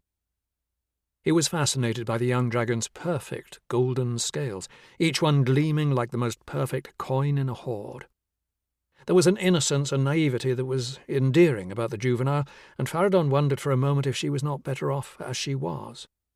A beast of instinct, she would feed, sleep, and exist in the most natural of ways, not questioning any of the things she did. No complications of life would weigh on her mind, and it seemed likely to Faradon that she enjoyed far more peaceful sleep than he did. Part of Faradon yearned for a similar simplicity of existence, and it occurred to him that perhaps enlightenment was as much a curse as a gift. It gave a great deal, but so too it took, and there was tragedy in that which made his heart heavy. There was danger, too. Even a juvenile dragon could pose a threat to an elder, like Faradon. All the more so a gold scale whose affinity with the fount was already likely as strong as his own. Tackling enlightenment alone was a danger, one that could see him killed if the gold scale reacted violently at the wrong moment. Still, it was a risk he was willing to take. What choice did he have? Decision made, he headed for the temple, but had given only 2 beats of his great wings when he spotted a group of horsemen riding quickly in the juvenile's direction. There were a lot of them, at least 20 at a quick count. The adventurers. Faradon grimaced in disappointment. It seemed they had her scent, and so there would be more killing after all. Faradon circled in a wide arc to bring himself behind the horsemen. He wondered if the Slayer was with them, but could detect no magic. He was both disappointed and relieved. His flame would have no effect on the Slayer, something Faradon had learned the hard way centuries earlier. These men, however, appeared to have no such protection. He allowed himself to fall into a silent, downward glide and started to prime his flame glands. This wasn't to be an honourable battle. He sought only to eliminate the threat to the gold scale. The first they knew of his presence was the heat of his flame. Those at the front of the group had the time to hear the screams of their comrades at the back, and some even had time to cast a backwards glance at the source of their impending death. It was all over in the blink of an eye. The horsemen were nothing more than charred flesh and burned steel. Faradon took no pleasure in it, and didn't dwell on his victory. He simply continued his flight in the direction of the temple. Doran sat in the corner of a tavern, overlooking Place Royale Square on the Isle. The tavern had been long known as the Little Palace, although that was not its original name. It was a play on its proximity to the old palace, in the shadow of which it sat, and also acknowledged that as much political change had been effected within its walls as in its larger, regal neighbour. He glanced out the window and across at the cathedral, which dominated the far side of the square, at the courts of justice on the northern side to his left. Coffee-houses, inns and shops stood to his right. The little palace was often the focal point for citizen protests, which were common in Mirabai, taxes too high, food too expensive, the watch being too heavy-handed. The people of Mirabai might fear dragons and magic, but they were not afraid of protesting in the face of perceived infringement of their liberties. Things had been unusually quiet since the new king had taken the throne, but Doran had known that wouldn't last forever. Doran had long thought protest a necessary evil in such a large city. It was like a sealed pot on the fire. Every so often one had to lift the lid to release some of the steam. The citizenry's propensity for protest was what Doran was now relying on. He was dressed in civilian clothes, and appeared to all intents and purposes no different from any other tavern patron. 2 of his men were at the bar, likewise dressed in civilian attire. There were others in selected taverns across the city, but this was the most important one, where hotheads, students, intelligentsia, and agitators came to find receptive ears. He had frequented the place himself when he was a youth at the academy. He had known early on that he wanted his career to have meaning. He didn't want to just slog through mud on the battlefield, or act as hired muscle for a man of wealth and means. Joining the intelligentsias allowed him to sate his desire to affect the sphere of politics. His men were discussing the Prince Bishop's announcement. In a place like the little palace, they had to be very careful with their words, so Doran had chosen his 2 best men, and had decided to oversee them himself. The tavern's patrons were seasoned commentators and agitators. They would be quick to sniff out a plant. But Doran hoped that even if they did, all his men were doing was starting a conversation that was on everyone's mind. The city was like a pile of dry tinder. It would likely ignite all by itself, but Doran wasn't willing to wait. The abominable course the country was being steered on had to be changed immediately. The operative's conversation had been carefully crafted, but the key was that it had to be overheard, and others had to join in. Doran had to capitalize on the simmering discontent he could feel on the streets as he walked through them. His men were experts at this clandestine type of work. Over the years, and always dressed as civilians, they had called in to the tavern every now and then, sometimes engaging in what was being discussed, sometimes not. That way they had become known to the little palace's regulars, who did not know they were intelligentsias. Disseminating and gathering information was best done by familiar, but not overly familiar faces. Neither of them had been involved in anything that had led to an agitator disappearing. The intelligentsia's preferred method of dealing with those who had rattled the cage one too many times. Doran was confident his men had good cover and were practiced enough to know when the momentum had built enough for their participation to no longer be required. However, it was always a nervous time. Intellectual argument could turn to violence quickly in places like that, a quality that Doran was relying upon, and he would rather the discontent was not vented at him and his men. Gradually his men drew others into their conversation. Doran didn't hear a single voice of dissent. People were nervous, feeling betrayed. The king who was supposed to protect them had unleashed something very dangerous.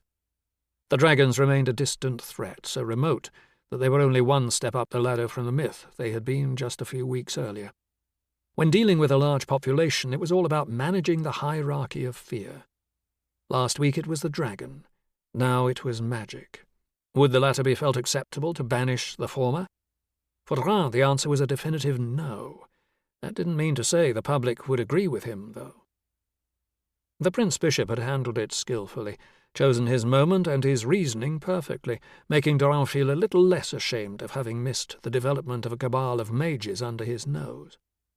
He wondered how it had gotten past him, and the only conclusion he could come to, disappointingly, was that the Prince Bishop was a smarter man than he. That didn't mean the Prince Bishop would win, however. It wasn't just about being smarter. What mattered was what you did with your smarts. The Prince Bishop was venturing into dangerous territory, most likely led by a healthy dose of hubris. That was not a weakness Doran was prone to, and that was his advantage. He might have had the wool pulled over his eyes for too long, but he would not allow the aberration of sorcery to continue, not for so long as he drew breath. The evening crowd was starting to build, and the conversation Doran had seeded had grown to fill the tavern. He finished his ale and left. The cue to his men that their task was complete and that it was time to extract themselves. The air was crisp outside, carrying none of summer's unpleasant odours. At that time of year, with the leaves turning, he couldn't imagine a better place than Mirabai to live.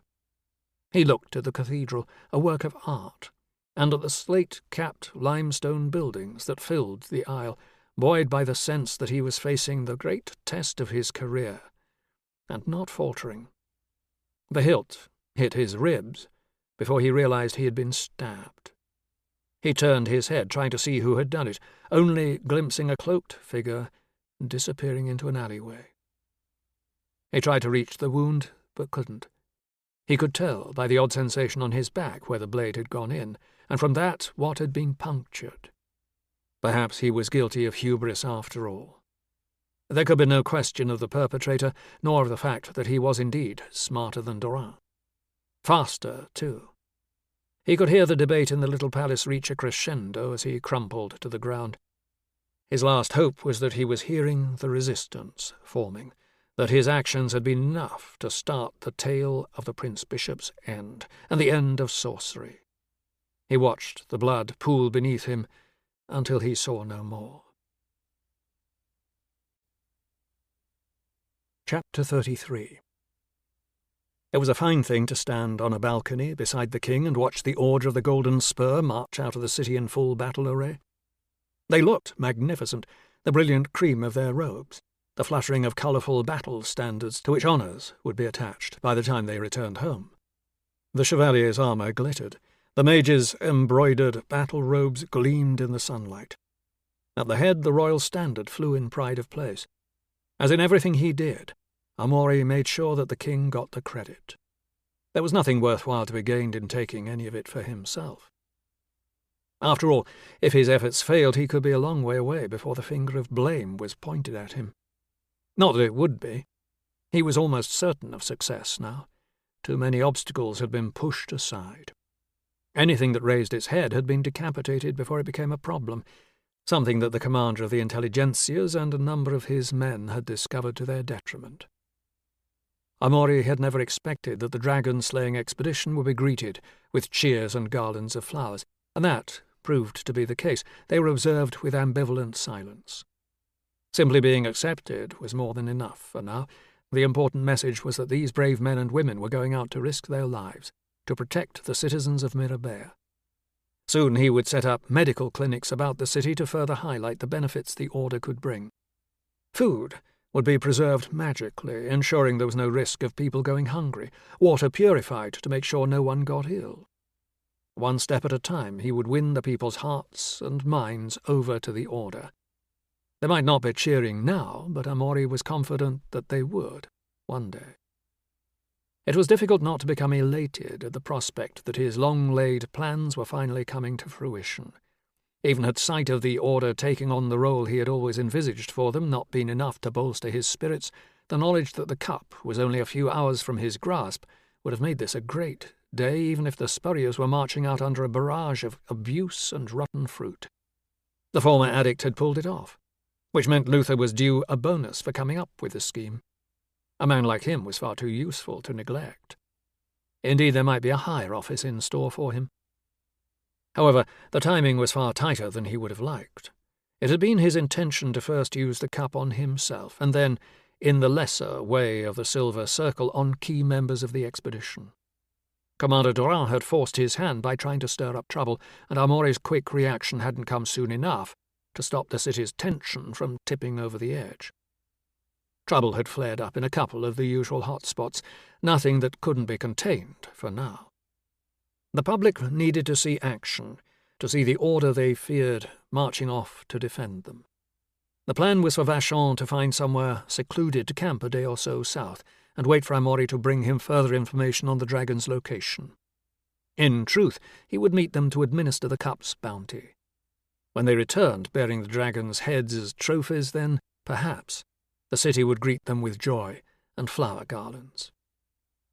Amaury smiled broadly as the expedition disappeared from sight, passing over the bridge from the Isle to the right bank, toward the gate that would take them out of the city to the south.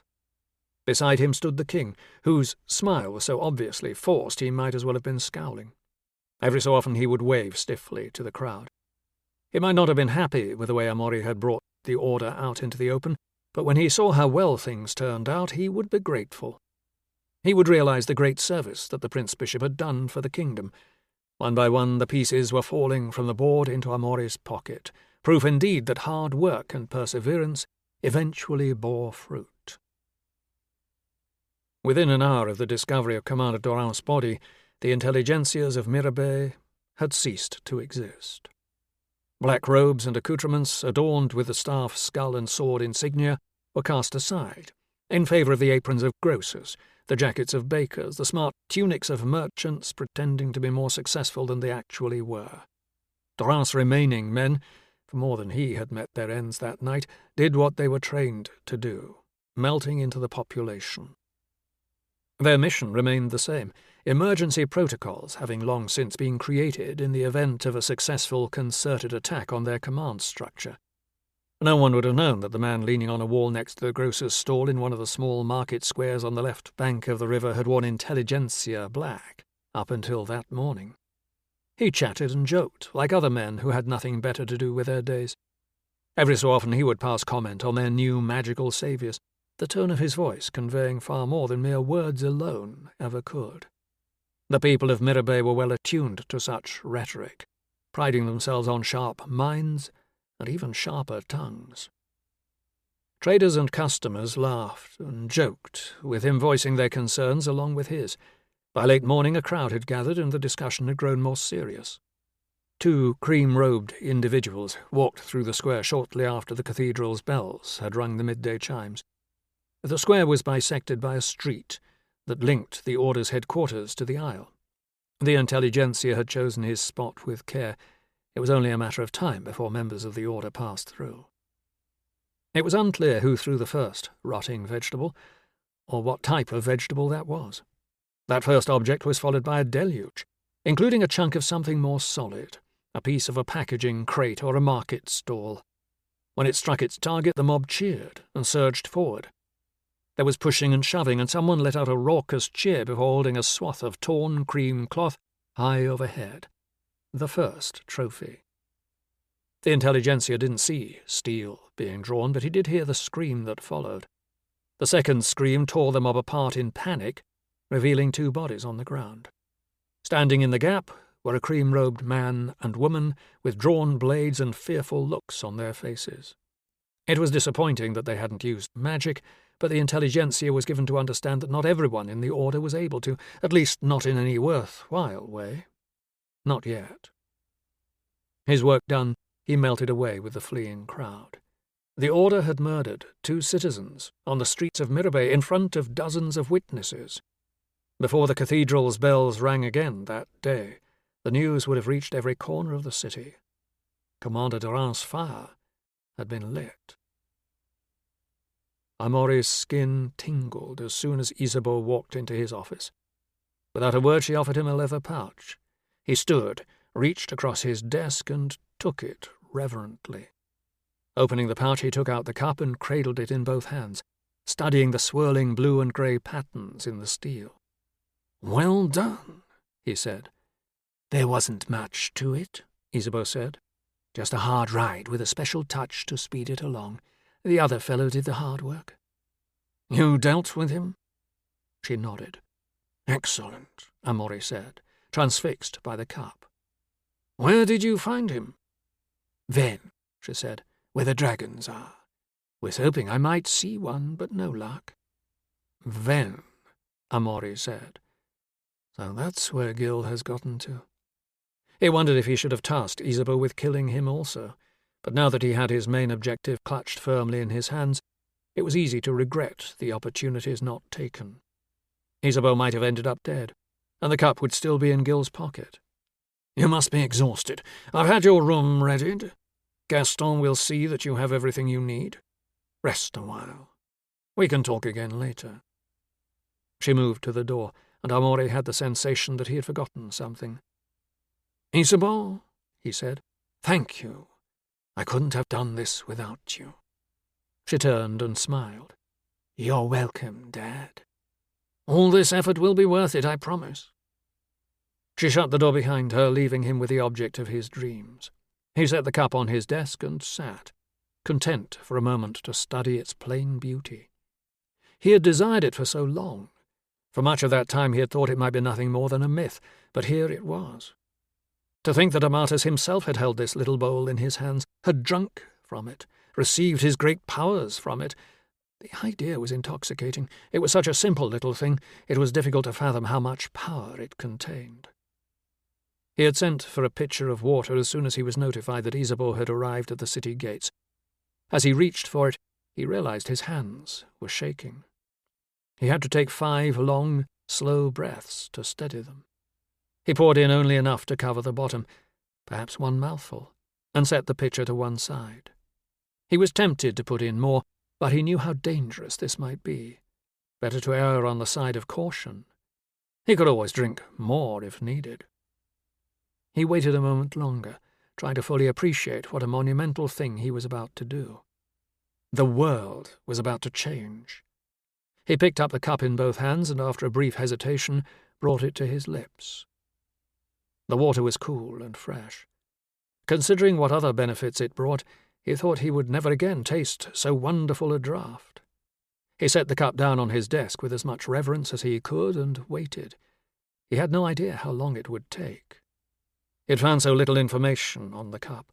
He supposed that so monumental a change might take hours, or even days. His initial impulse was to cure his hip, once and for all. But he knew that wasn't how it worked. That needed not just potent magic, but a knowledge of anatomy. That would have to wait until he had time to make sure he could do it right. He felt no different. How could he tell if it had worked? A test. That was what was needed. Just because he didn't feel any different didn't mean that it hadn't worked. He focused on creating a floating flame, a particularly good test of a mage's ability.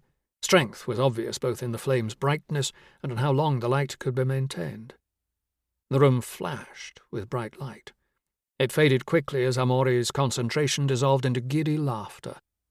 The flash had been larger and brighter than he had ever managed before. By so many degrees of magnitude, the two results were barely comparable. He tried again, to make sure it wasn't just a fluke. Once more the room was filled with intense light. He held it for a little longer this time, but it was impossible to concentrate with the levels of elation he was feeling. The light faded and disappeared along with his focus. Amori slumped back in his chair, still chuckling. Usually his pathetic efforts exhausted him, but after this far more powerful demonstration he felt no fatigue at all. There was another knock on his door. He considered telling whoever it was to go away, but he had requested regular updates on the sentiment in the city, which he could not afford to ignore. "Come," he said. His secretary entered, bearing the expression he always did when the news was bad. "There's been trouble in the city," he said. "A mob attacked some of the order on the street. 2 people were killed."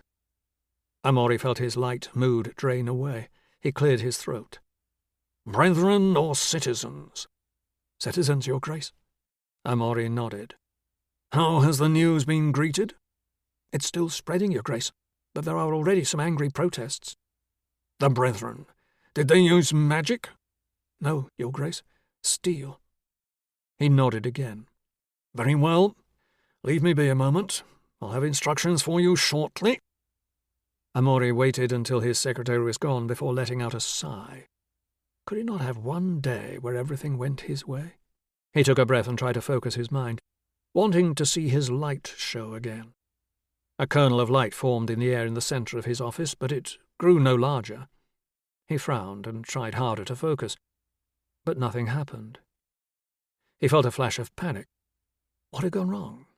He furrowed his brow and willed the tiny mote of light to get larger and brighter.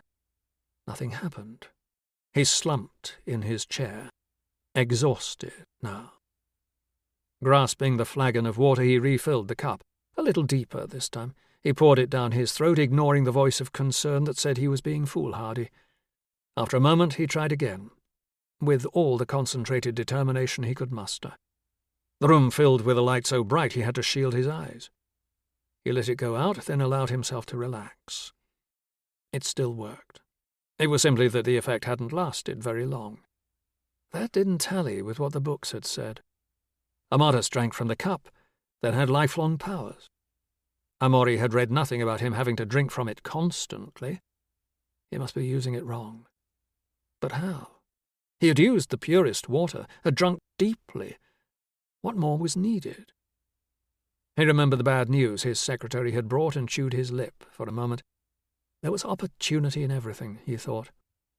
If there were attacks on members of the Order in the city, it might prove the perfect chance to rid himself of an increasingly nagging headache. Chapter 34. Gil had spent the remainder of the previous day in bed. His encounter with Aideen had shamed him, and he couldn't bear it if anyone else were to see him in that state. He awoke that morning feeling better, but still burdened by what had happened. Had the remaining dragon wreaked more havoc while he was asleep? Still, what use would he have been? Hung over, no cup. He wouldn't have been able to stop an angry dormouse. He sat on the corner of his pallet bed wondering what to do. The cup was gone, and with it any hope of being able to kill the last dragon. His old friend had been murdered. There was no rambling house in Villerovet for him to hide in now, nor any fields of vines to keep him supplied with wine and brandy. A gutter in Mirabeau was the best he could hope for if he turned his back on Vennes, and it was more than he deserved. No, he thought. He had to continue. Might there be enough of a left-over effect from his last dose from the cup to get him through the last slaying? He had used it a number of times in a short period of time. Perhaps the effect was cumulative. It wasn't a risk he could take with Val, however. Telling the boy to leave wasn't the solution. Thus far the lad had been painstakingly loyal and attentive, and there was no way Gil wanted to meet his end knowing he had dragged Val to the same fate. Then he had it. Use Val's loyalty to save him. Gil rustled up a pen and some parchment from his travelling bags and started to write a note. The master at the academy in Mirabeau was an old friend of Gil's. At least they had been friends in the past, before Gil had been cast from society in disgrace. He still owed Gil a favour or two, and Gil hoped that, being an honourable man, he would honour them. As a banneret of the White, the highest level of graduate academy produced, Gil had the right to nominate a person for academy admission each year. Getting Val in was the easy part, however. Meeting the standards required to stay was far harder. Val would need a year of good instruction and hard training before he would stand a chance. Most who went to the academy had been training for years. Val was nearly too old to enjoy that luxury. If he wasn't ready for admission in a year, perhaps a year and a half, his opportunity would pass. Gil reckoned there was enough left in his family accounts at Lauslin's bank in Mirabeau to pay for a year's upkeep, training, and other necessaries, as well as cover the boy's fees for the duration of his time at the academy. His letter outlined what he wanted for the lad and how he thought it was best handled. He added a line of thanks, then folded, sealed, and addressed the note before going in search of Val. Gil watched Val ride away until he disappeared into the distance. He had told the lad he was giving him an important message to be delivered back to Mirabeau, and that he was to follow whatever instructions the recipient of the letter gave him. As was ever his character, Val took on the task with enthusiasm, and was on his way a short while later. Gil felt bad for lying to him, but being killed by a dragon when he was still in his teens would be a waste. He began his own preparations a short while later. There seemed to be still a slight trace of the cup's effect in him, as he could feel a gentle tug coming from the west, and reckoned that it indicated the presence of a dragon. Assuming he survived the encounter with the dragon, a big if, even with what remained of the cup's boon, there were other things he wanted to do. Catching up with a fellow who had murdered Barnault was top of the list. Then there was the mastermind of the whole mess, Amaury. He would still very much like to run a blade through Amaury's chest. Some men got it all wrong, then carried a grudge with them for life. Amaury had stepped into Gil's blade that fateful day in Mirabeau's arena. What he had been trying to do at the time wasn't at all the type of thing friends did to one another, but Gil had always known that their friendship had only been one of convenience. Kicking dust into your opponent's face might be acceptable on the battlefield or in a fight to the death, but it wasn't done by gentlemen bannerets in the arena. The gods had shown Amaury the error of that effort. His leg had swung into the dulled tip of Gil's rapier, and the combined force of the kick and the thrust had driven the blade far into his hip.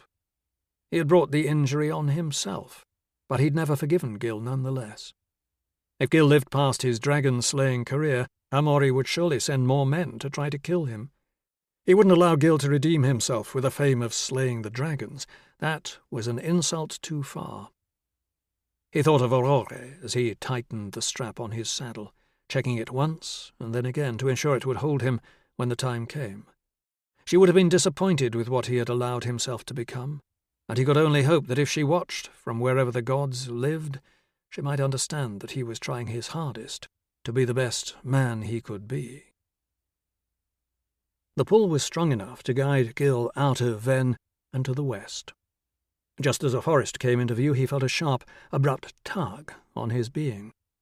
A great golden dragon emerged from the tree line. It was still some distance away, but even from afar, it was magnificent. It stretched its wings lazily, looking at Gil. There was nothing threatening in the act, and, if anything, Gil thought it looked carefree and not at all interested in him. Nothing about this creature seemed fierce or aggressive, qualities that had been all too obvious in the others he had encountered. The most likely reason for its behaviour was that it had recently fed, and hadn't previously encountered any humans who could pose a threat to it. In all the time that Gil had known about dragons being back in the world, he hadn't had much time to observe them going about their day. Everyone he had met was either trying to kill him or someone else. That dragons were magnificent creatures was beyond question, but this one was special, even compared to the others he had seen. Its scales had the colour and lustre of pure gold, while the look in its blue eyes spoke of a curious intelligence that Gil had never seen in an animal. It was fascinating to watch the creature and feel that he was in relative safety. He would be the one bringing violence to that moment. As peaceful as it seemed, Gil could not let it live. He watched it a while longer, enjoying the experience much as he had the ride until now. The world was full of simple pleasures, and you didn't need a bottle, a card table, or the adulation of your peers to find happiness. He only wished someone had told him that when he was younger. There was nothing to be gained by tarrying any longer, so he checked over his armour and readied his lance. If the beast continued to behave in such a docile way, then Gil's job might not be so difficult after all. He might not have to pay for losing the cup quite as heavily as he expected. The dragon was ambling along by the tree line, minding its own business. Something felt wrong about what he was going to do, but he knew that, like any wild creature, just because it seemed peaceful one moment didn't mean it wasn't capable of killing, of creating devastation. He urged his horse forward at a trot. It wasn't keen to approach another dragon, and it took some encouragement, but eventually it relented and they started to advance toward their quarry. Chapter 35. Closing the visor on his helm and lowering his lance, Gil urged his horse to a gallop. His world closed down to the narrow field of vision allowed by the slits in the visor. He leaned forward, bracing the lance, trying to keep its bobbing tip aimed at the spot where the dragon's neck joined its body. A good strike there would leave it ripe for a killing stroke with his sword. He watched the dragon fill what little space he could see, its beautiful golden scales becoming individually distinguishable. Gil's vision was abruptly filled with red. His lance hit, bent, and shattered with a great crack, the impact launching him from his saddle. He could hear his horse whicker in terror as he sailed through the air. He landed with an all-too-familiar crunch of metal. He struggled to his feet as he tried to catch his breath. He flipped up his visor, then drew his sword. It had all happened so quickly he didn't know what was going on. The only signal his brain could process was danger. He lifted his visor and looked around. A hulking mass of red flesh and scales occupied the space between Gil and the golden dragon. The beast was as big as the first one he had killed, and its face bore none of the docility of the golden one Gil had come to slay. He hadn't felt any trace of this dragon, and as surprises went, this was one he would rather have done without. He had already lost the initiative, but he wasn't willing to stand around waiting for death. As soon as he was steady on his feet again, he charged. There was no one to help him, no one to distract him. The big red swatted at him with one of its talons, but Gil managed to duck out of the way in time. As he made for the briefly visible clear path to the beast's underbelly, the dragon caught him with its snout and knocked him to the side again. Gil rolled away, coming to his feet with his sword at the ready. His head was spinning inside his helmet, and he couldn't focus on what was in front of him. A jet of flame arced toward him, and he braced himself for the rush of hot air. He roared in pain as he felt the plates of his armour heat and start to broil his flesh through the quilted jacket he wore underneath. The cup's boon wasn't working any more. He dived out of the way into another roll. This time he wasn't able to get back to his feet. He was still on his hands and knees when the clawed talons slammed onto his back and pressed him down into the dirt. The structure of his armour bore most of the weight, but he could feel the shaped plates of his cuirass start to flex, putting intolerable pressure on his chest. He fought to draw breath and tried to struggle free, but the weight on his back only increased. He flailed behind him with his sword, hoping to connect with dragon flesh, but found nothing but air. He was slowly getting pressed into the ground. Soon the only give left would be from his squishy body. He roared at the increasing pain, feeling his eyeballs start to bulge. It wouldn't be long before his head popped like an overripe berry. He kept slashing back behind him as best he could, to no avail. He could feel the sinews in his shoulder strain to the breaking point as he cut and cut and cut at the awkward angle. Then the dragon withdrew its paw. Every instinct in Gil screamed for him to take advantage of the momentary reprieve, but he was so embedded in the ground that he was stuck. He had to use nearly all of what little energy he had left to push himself out of the man-print the dragon had created. When the ground finally released him, Gil scrambled away, then turned to face his foe. The big red beast stood looking at him intently. For an insane moment, Gil thought it looked familiar. He narrowed his eyes as he searched for recognition, but it was too bizarre a notion, no matter how uncanny it seemed. He got to his feet and readied himself for the next exchange. "Put down your blade, Gil." It took everything that Gil had to not drop his sword in shock. His brains felt scrambled from all the tumbling about. Had he imagined the voice? "Put it down." No, he hadn't. He held the sword out before him and shook his head resolutely. He couldn't believe he was considering answering this creature. "Enough of your kind have died," the dragon said. "Enough of mine, too. Put down your sword, and we can settle this without violence." Gil's immediate reaction was indignation. This creature was no different than the one that had destroyed Villerove, no different than the one that had killed Beausoleil. Or was it? He remembered how peaceful the golden dragon had looked when he'd first spotted it, knew this one could have killed him with ease had it chosen to. Instead, it had released him. Why? He wanted to find out. He lowered his sword. "On the ground," the dragon said. "Over there." The cup's effects had worn off. This beast could kill him easily, sword in hand or not. Gil shrugged and tossed it to the side. "Good," the dragon said. "A moment, if you would." Gil nodded, and the dragon started getting smaller. At first Gil thought he might have been right about the head injury. Then he realized it was not just getting smaller, it was changing shape. Soon it started to resemble a human that Gil recognized. "Francois," he said. He felt a flash of anger. This man had killed Barnot and stolen the cup. Gil's eyes flicked to his sword, and he wondered if he could get to it, and then to the beast, before it was able to revert to its dragon form. If it had wanted him to drop his sword, that meant it was vulnerable in this state. "I apologize for my deception," the dragon said. "My name is Faradon."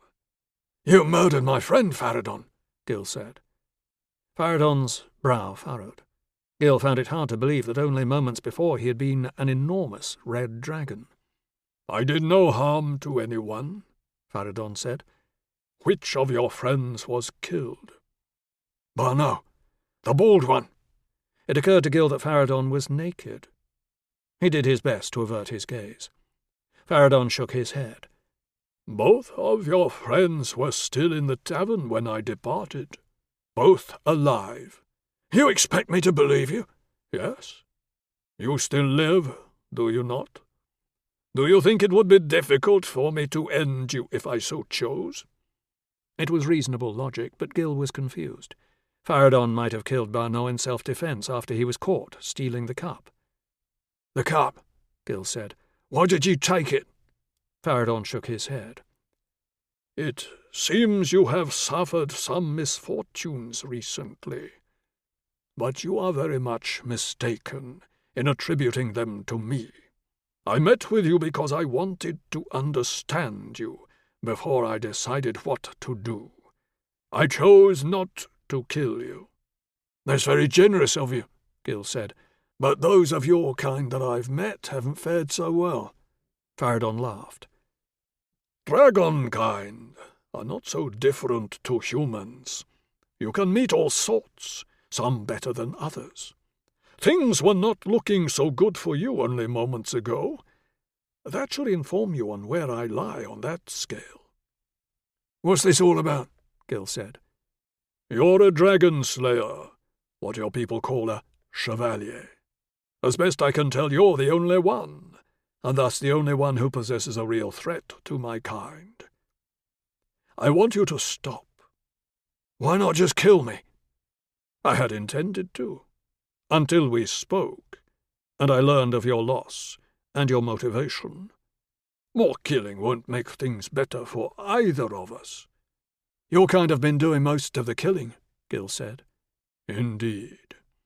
As with your race, there are good and bad amongst mine. This gold scale has the potential to be good. I like to think that I do also. Leave us be, and we will do the same for you." "If I disagree?" "I'll kill you where you stand. I can smell that you have lost your magic. I suspect you know what that means as well as I do. If you choose to fight me, you will die." As a younger man, Gil would have laughed in Faradon's face, a display of defiance and bravado that would show how unimpressed he was. However, there was neither boast nor threat in what Faradon had said. It was merely a statement of what would come to pass. "What now, then?" Gil said. "I'll take this gold scale deep into the mountains, and we will never be seen again." "What if there are more dragons?" "A possibility," Faradon said. "I will make it my duty to shepherd them into the mountains, far from where any humans dwell. There are many places on this world that are unknown to your kind. There is space for all, and no need for conflict." "And if you miss one?" Faradon shrugged. The gesture looked awkward, a movement copied from observation, not generated by emotion. "I don't have all the answers. If there are more dragons, some conflict might occur, but on this day that is not necessary." Gil felt there was more he should be saying. He had never been party to the negotiations that had ended any of the wars he had fought in. He now wondered if this was what it had felt like for the people on the weaker side of the table. Should he ask for something in return for agreeing? He couldn't think of anything. "How is it that you can speak?" he said. None of the other dragons he had fought had shown any sign of being able to. He found it incredibly unsettling. A terrifying beast was bad enough. One that could speak and think was so much worse. Faradon laughed. "How is it that you can speak? Dragonkind were already old when your kind had their first reasoned thought. There were creatures and races before us capable of the same, and I'm sure there will be more after we have all passed from the world. None of us are unique. It is only our experience of life that is special, and that is what I wish to preserve." A point of view like that was hard to argue against. What more was there for Gil to say? "You won't be seen again?" The dragon shook his head. Again the movement looked somehow unnatural, unnerving. Gil wondered if it would look more normal in dragon form. "Any travel we need to undertake in the realm of humans we will do at night. We won't be seen, and soon enough we'll be far from here." "Then I agree to your terms." Faradon smiled and nodded. The gesture was short, led by his chin, and seemed as artificial as all the others. "I wish you well," Faradon said. "I'll be on my way then," Gil said. Faradon nodded again, still smiling. It was an awkward moment. Gil hadn't had the chance to look around for his horse, but chasing after it like an idiot while an ancient dragon disguised as a naked man watched was not an activity he could muster any enthusiasm for. He looked about and whistled. The horse owed him no great loyalty, and with the golden dragon still ambling about near the trees, Gil didn't expect it to respond. It did, however. Feeling relieved, Gil collected his sword and mounted. With no idea of what more to say, he gave Faradon a salute and rode for Ven. Chapter 36. "Did you have any trouble getting here?" the Prince Bishop asked. I came in disguise. Took back streets. Things are tense. There's trouble in places, but so long as you're clever, it can be avoided. You bring good news, I presume, since you chose to run that gauntlet? I think so, yes. Interesting, the Prince Bishop said. He walked to his office window and stood in silence, looking down into the garden. Solène did her best not to let the awkwardness of the moment get to her. She had seen him do this a number of times now, and had come to realize it was a ploy he used to assert himself. He was free to move about. He had the power to take time to think. He could leave his visitors squirming in silence for as long as he chose. So, tell me what you've been able to find, he said, without looking at her. She had searched late into the night, finally falling asleep at her desk. Her first act on waking was to call on him to make her report. I've searched with all my ability, and I can't find anything about the temple. I did find mention of nodes, though, where magical energy gathered naturally. The nodes are the only thing I have to go on. There weren't many of them, and it stands to reason that the temple would have been built on one. A reasonable theory, Amori said, turning back to face her. And you think these nodes will lead us to the temple? Lead me, she thought. She had decided she would use his help to find the place, then make sure he could never use it. It's a guess, but it's the best I have to go on. And you can find these nodes? In theory, yes, Solène said. There are a lot of variables, not least the fact that no one's seen or interacted with one in a very long time. If they still exist, I should be able to trace them. That still leaves the problem of finding which one marked the location of the temple, and if there's anything left of it. A place of such powerful magic couldn't be completely destroyed, he said. The certainty in his voice gave Solène pause for thought. She needed to help him enough to stop the dragons, but not enough to grant him all the power he sought. He was a clever foe, and dangerous. Either he knew more than he was letting on, or the pressure was starting to get to him. She wasn't sure which worried her more. That may well be the case, she said, but it will take time to find them. Are you ready to move forward with this plan? Yes, Solène said. I need you for one task before you start. After that, you'll have every asset you need in your search for this temple, including one of the new bannerets I've recruited to do any heavy lifting for you. He won't have any magic, but he'll be good with a blade. I don't want anything happening to you, and even you need to sleep sometimes. It's just like the old days, a mage with bannermen as bodyguards. I'm coming around to realizing that it wasn't so bad an arrangement after all. She opened her mouth to object, then closed it, realizing that she didn't have any say in the matter. She was a sister of the Order, and he was her commander. That was how it worked. She could only hope that she had learned enough to keep her power under control. I'll need a little time to prepare. The rest of the day, at least. Fine, he said. Be ready to depart in the morning. Isabeau greeted Amaury with a smile when he walked into the salon of his townhouse. Has Gaston seen to everything you need? Amaury said. Everything, Isabeau said. I hear there's trouble in the city. It was to be expected. It will pass as soon as the Order do what I've ordered them to. You're sure this is the right moment? I doubt there'll be a better one. Which brings me to why I've come home early. The trouble has brought us an opportunity. There's something I need you to do. Her smile faded a little, and he wondered why, but was too busy to worry about it. Seneschal d'Aldrezoni has become a thorn in my side. She's become an obstacle to the Order's future. Now is a good time to remove her. We can do it under the cover of the growing trouble on the streets. That stuck-up bitch, Isabeau said, her smile widening. It's about time she had a fall. I remember your difficulties with her when you were still in the Order. I thought you might enjoy this job. He paused. I have other people who can handle it if you prefer. No, Isabeau said. This is one I want for myself. Excellent. I need to visit the Priory. I'll send her on an errand, which should give you ample opportunity to deal with her. Make it look like a random attack, like mob justice. That won't be a problem.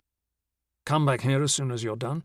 There's something else I need you to do, someone I'd like you to keep an eye on. Amaury sent word for both Solène and Aldrazoni the moment he arrived at the Priory, then went straight to the office that was reserved for his use. He had set out his things by the time Aldrazoni arrived. She wore the sullen expression that she seemed to keep at the ready for him these days, and said nothing as she waited to hear what he wanted. He placed his purple leather document case on the desk in front of her. "The King would like some updates on the Order's status from you, in person." "No longer trusts your word?" she said. "Quite the contrary. I'm simply busy with other things. I put together some reports that I've received from Vachon and others that you might not have seen yet. Have a read through them before meeting with the King, and make sure to return them to me at the palace after your meeting. I haven't had time to have copies made yet." "Perish the thought that your records would not be up to date," Aldrazoni said. Amaury gave her a thin smile. "Indeed." He hoped Isabeau made it hurt. "The King requires your presence at 3 bells, sharp." "The streets aren't exactly safe for us right now," she said. "You have other clothes? Things that aren't in the Order's colours?" She nodded. "I should be able to find something." "Then I suggest you wear them. Things will settle down in a few days, but until then I agree that staying within the Priory's walls is the best course, for the most part, and going out in normal attire is advisable when trips outside the walls like this are necessary. I've assigned 2 platoons of the King's Guard to bolster the Priory's defences. They should be here and manning the walls before nightfall." "I appreciate your concern." "You're welcome," Amaury said. "You may go. But before you do, one more word of advice. I'd adopt a more respectful tone when talking to the King if I were you." She took the document case and left. He basked in the knowledge that yet another thorn in his side was about to be removed. He was full of excited energy. For the first time in so many years, it felt as though anything was possible. His plans were coming to fruition, his dreams were about to be realized, and although he knew there would be more obstacles to overcome, he would be doing so with near limitless power, as soon as he worked out how to make the cup's effect permanent. The people would come to accept what he had brought them as the great gift that it was, and would share in Mirabeau's glory when she took her place as the greatest power in the world. "You wished to see me, Your Grace?" Solène said, joining him a few minutes later. "You recall the cup we spoke about before?" He watched her carefully, knowing that he was becoming a little paranoid. When had he come to think that everyone might be lying to him? Yes, I remember it. The ceremony involved drinking from something they called the Amatus cup." "Precisely," Amaury said. He paused for a moment, wondering how best to proceed. How much did he want to tell her? How much could he trust her with? It could take him a lifetime to unlock the cup's secrets. It might take her only an afternoon. "My agents have located the cup and delivered it to me," he said. Solène looked shocked. The colour in her face drained away, and she seemed to wobble on her feet. "Are you all right, Solène?" he said. Yes, I'm fine," she said. "I'm just stunned that you were able to find something that's been missing for so long." Amaury beamed with pride, then frowned. "How did you know it was lost?" "Well, it must have been, or you wouldn't have had to send agents out to find it. The only mention of it that I found is from centuries ago." He relaxed a little. He was becoming too suspicious. "True," he said. "Before I send you off to look for the temple, I need you to help me with the cup. I believe it can confer advantages to our fighting men and women. With the arrival of these new dragons, we have to assume there are more still to come, that they are a new terror that we have to deal with on an ongoing basis. To successfully do that, we need to work out how to use the cup to create a new generation of men and women who can deal with these creatures." I'll have to focus my study on that," she said. Amaury studied her for a moment, then decided to change his approach. He needed her to help willingly, not under protest like Aldrazoni. He would never get the best out of her otherwise, and would end up having to deal with her when she finally refused one of his commands. "It's very important," Amaury said. "We now have the tool to defend ourselves, but not the knowledge to use it." Enough brothers and sisters of the Order have died trying to slay these beasts. I owe it to each and every one of you I send out to give you the best possible chance." He pursed his lips and collected his thoughts. "When I created the Order, it was with the betterment of all the people of Mirabea in mind. Think of all the things that magic can do to make people's lives easier. Think of the safe haven it provides for young people like you, who would likely face the pyre if others learn they are mages. This is the most dangerous moment in the Order's existence. It could founder at any moment. Or it can become strong, vibrant and integral to the Mirabean society. If we can slay these dragons, we can show the people that we are their saviours, and they'll love us. Right now, 1,000 years of that hatred and fear is threatening to boil over. Not only do we need this victory, we need it quickly." She nodded slowly, as though digesting what he had said. "I know I've been asking a lot of you, but with a little luck, that will all pay off soon, and you'll be able to take a well-deserved rest. Spend the evening searching for anything you can find. Learn whatever you can about the cup. We have to leave in the morning to do the best we can for our brothers and sisters." "I'll do my best to find something." "That's all I ask." Chapter 37. Solène trudged back to the Priory that night, no closer to finding an answer to her predicament. The city was still busy even at that hour, with animated groups moving about the place with menacing countenances. They had lit fires on street corners to stay warm. It was obvious that some people were looking for trouble, and she could only hope that they wouldn't choose her to find it. She had long since adapted to living under threat, so her fear now almost felt like slipping back into a comfortable old pair of shoes, bearing a secret that could get her killed, but going about her life as she needed to regardless. When she got back to the Priory, the place was abuzz. She had no idea what was causing the flurry of activity, but she didn't really care. There was too much on her mind. The people around her seemed full of fearful energy. She barely recognized anyone. Most of those who had been there when she had first arrived, weeks earlier, had been sent on the dragon hunting expedition, leaving only those 2 junior and the new hires who'd been left behind to protect the Priory. Some of the younger ones, who had been brought into the Order shortly after their talent for magic had manifested itself, had never known what it was like to live with a terror that she and the other older members had known.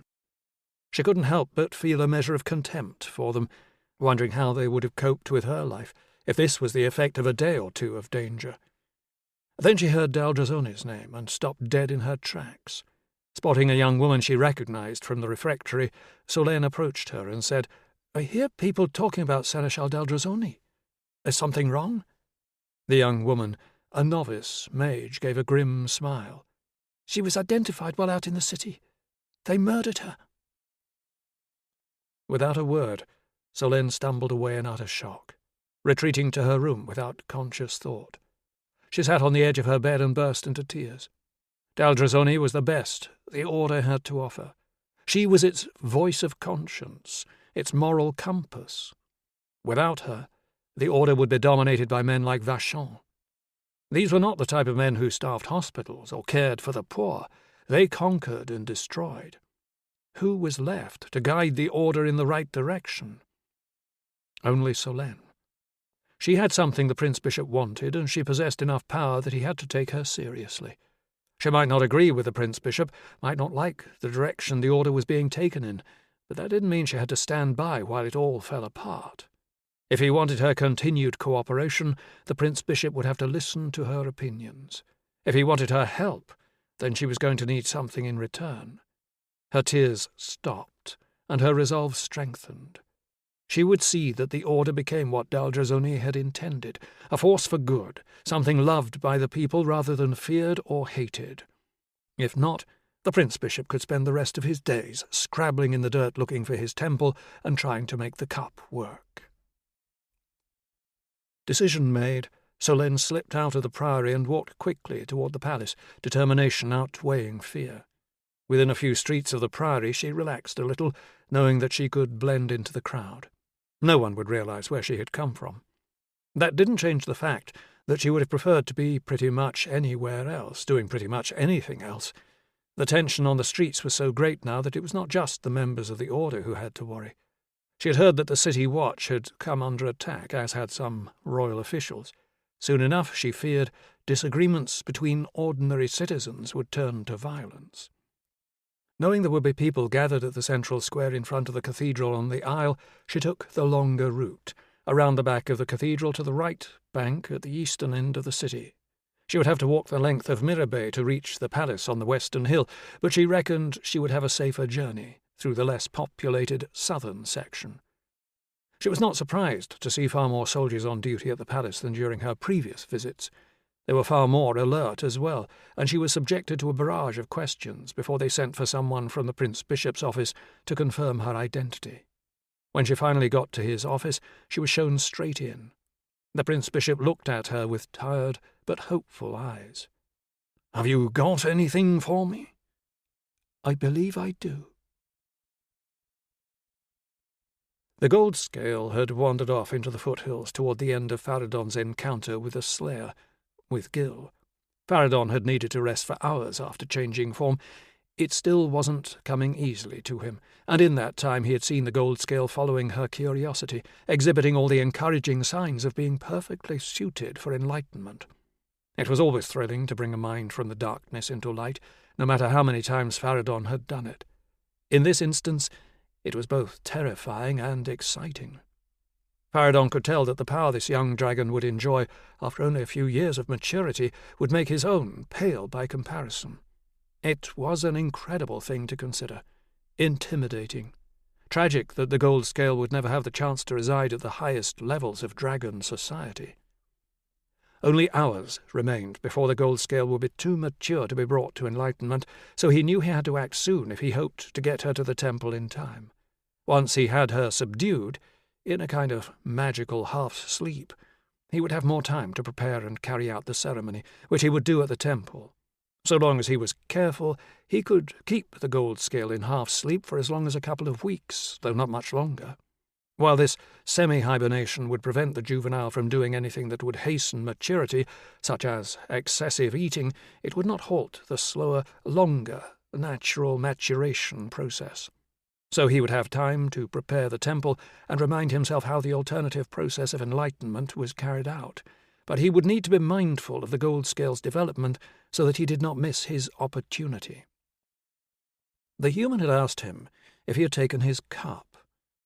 What was he talking about? Pieces moved around inside Faradon's mind until a connection was made. Might Gil's cup be a vessel of enlightenment? He had not encountered any human mages since waking, which struck him as odd. When he had exiled himself into the mountains, there had been many of them, with some capable of shaping magics as powerful as any dragon. The Chevalier had no detectable affinity to the Fount, yet he had the remnants of magical protections which could have been bestowed only by a mage, or by a vessel of enlightenment. Such vessels were imbued with the power to bring a single creature to enlightenment.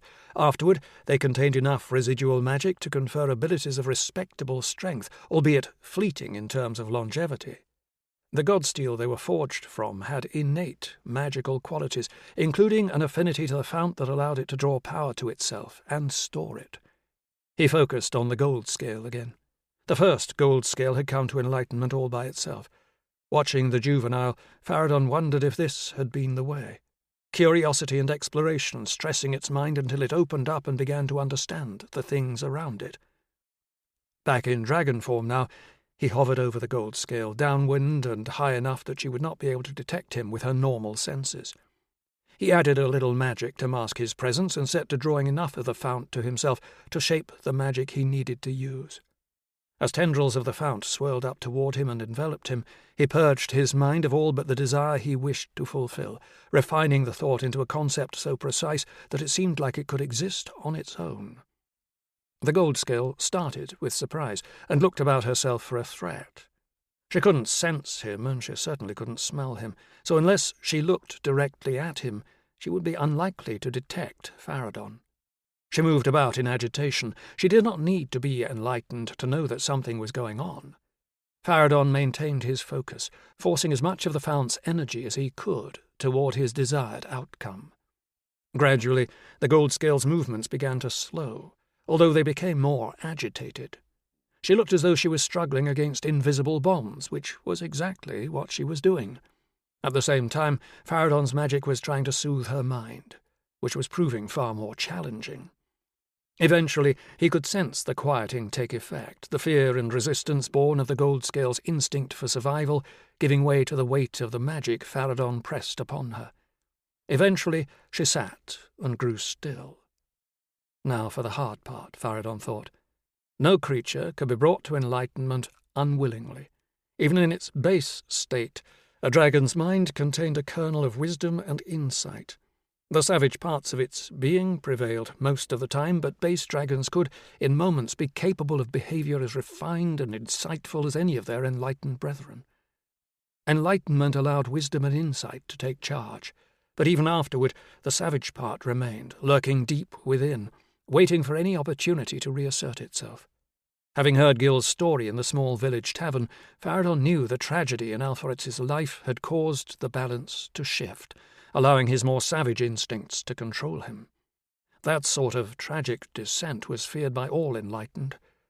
Thankfully, few ever had to contend with it. When he was certain the Goldscale was not going to attack him, Faradon landed and approached in as unthreatening a way as he could. Memories of his long-ago enlightenment let him recall how powerless he had felt at the time. Though still young, he had seen dragons fight and kill one another, and had been afraid he was about to meet his end. However, the old dragon who was going to enlighten him had sat next to him and started to tell a tale. At the start of their path to enlightenment, each dragon was told a similar tale, one that had taken on features added by each teller. Whole clans, and even individual generations, could be identified by how their story differed from others. Araxion was the first of our kind to call himself enlightened, Faradon said now. The juvenile Goldscale looked up at him with wild eyes in which he could see a glimmer of awareness. Like you, he was a Goldscale. As rare a thing then, when the sky over these mountains was filled with our kind, as it is now. You are fortunate to be blessed so, and I hope that you can come to understand that. Araxion's time was a savage one, a time without reason. But Araxion was different. Araxion asked questions of the world around him as I have seen you do. He wanted to know, to understand.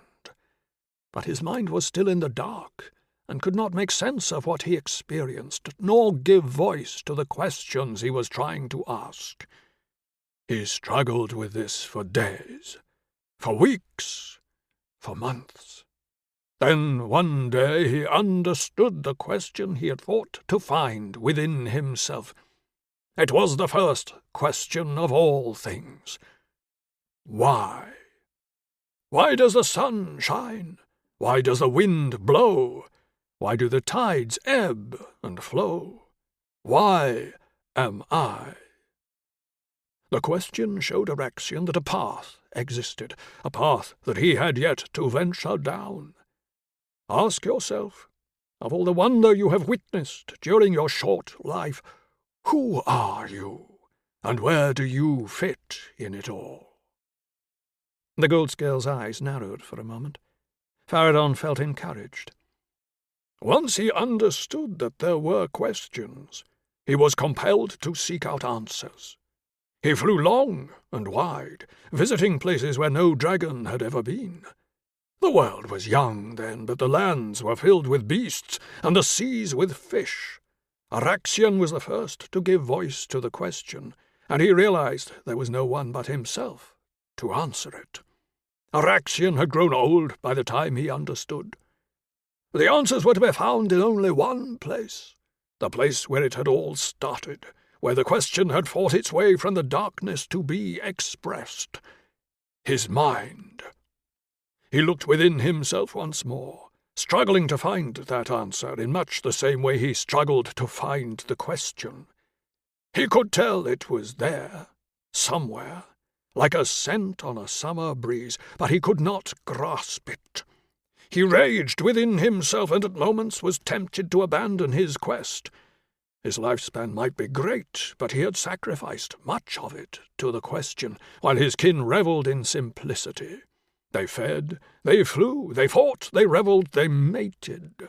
But Araxian could not allow himself to let go of the glimmer of light that led him along this seemingly endless path.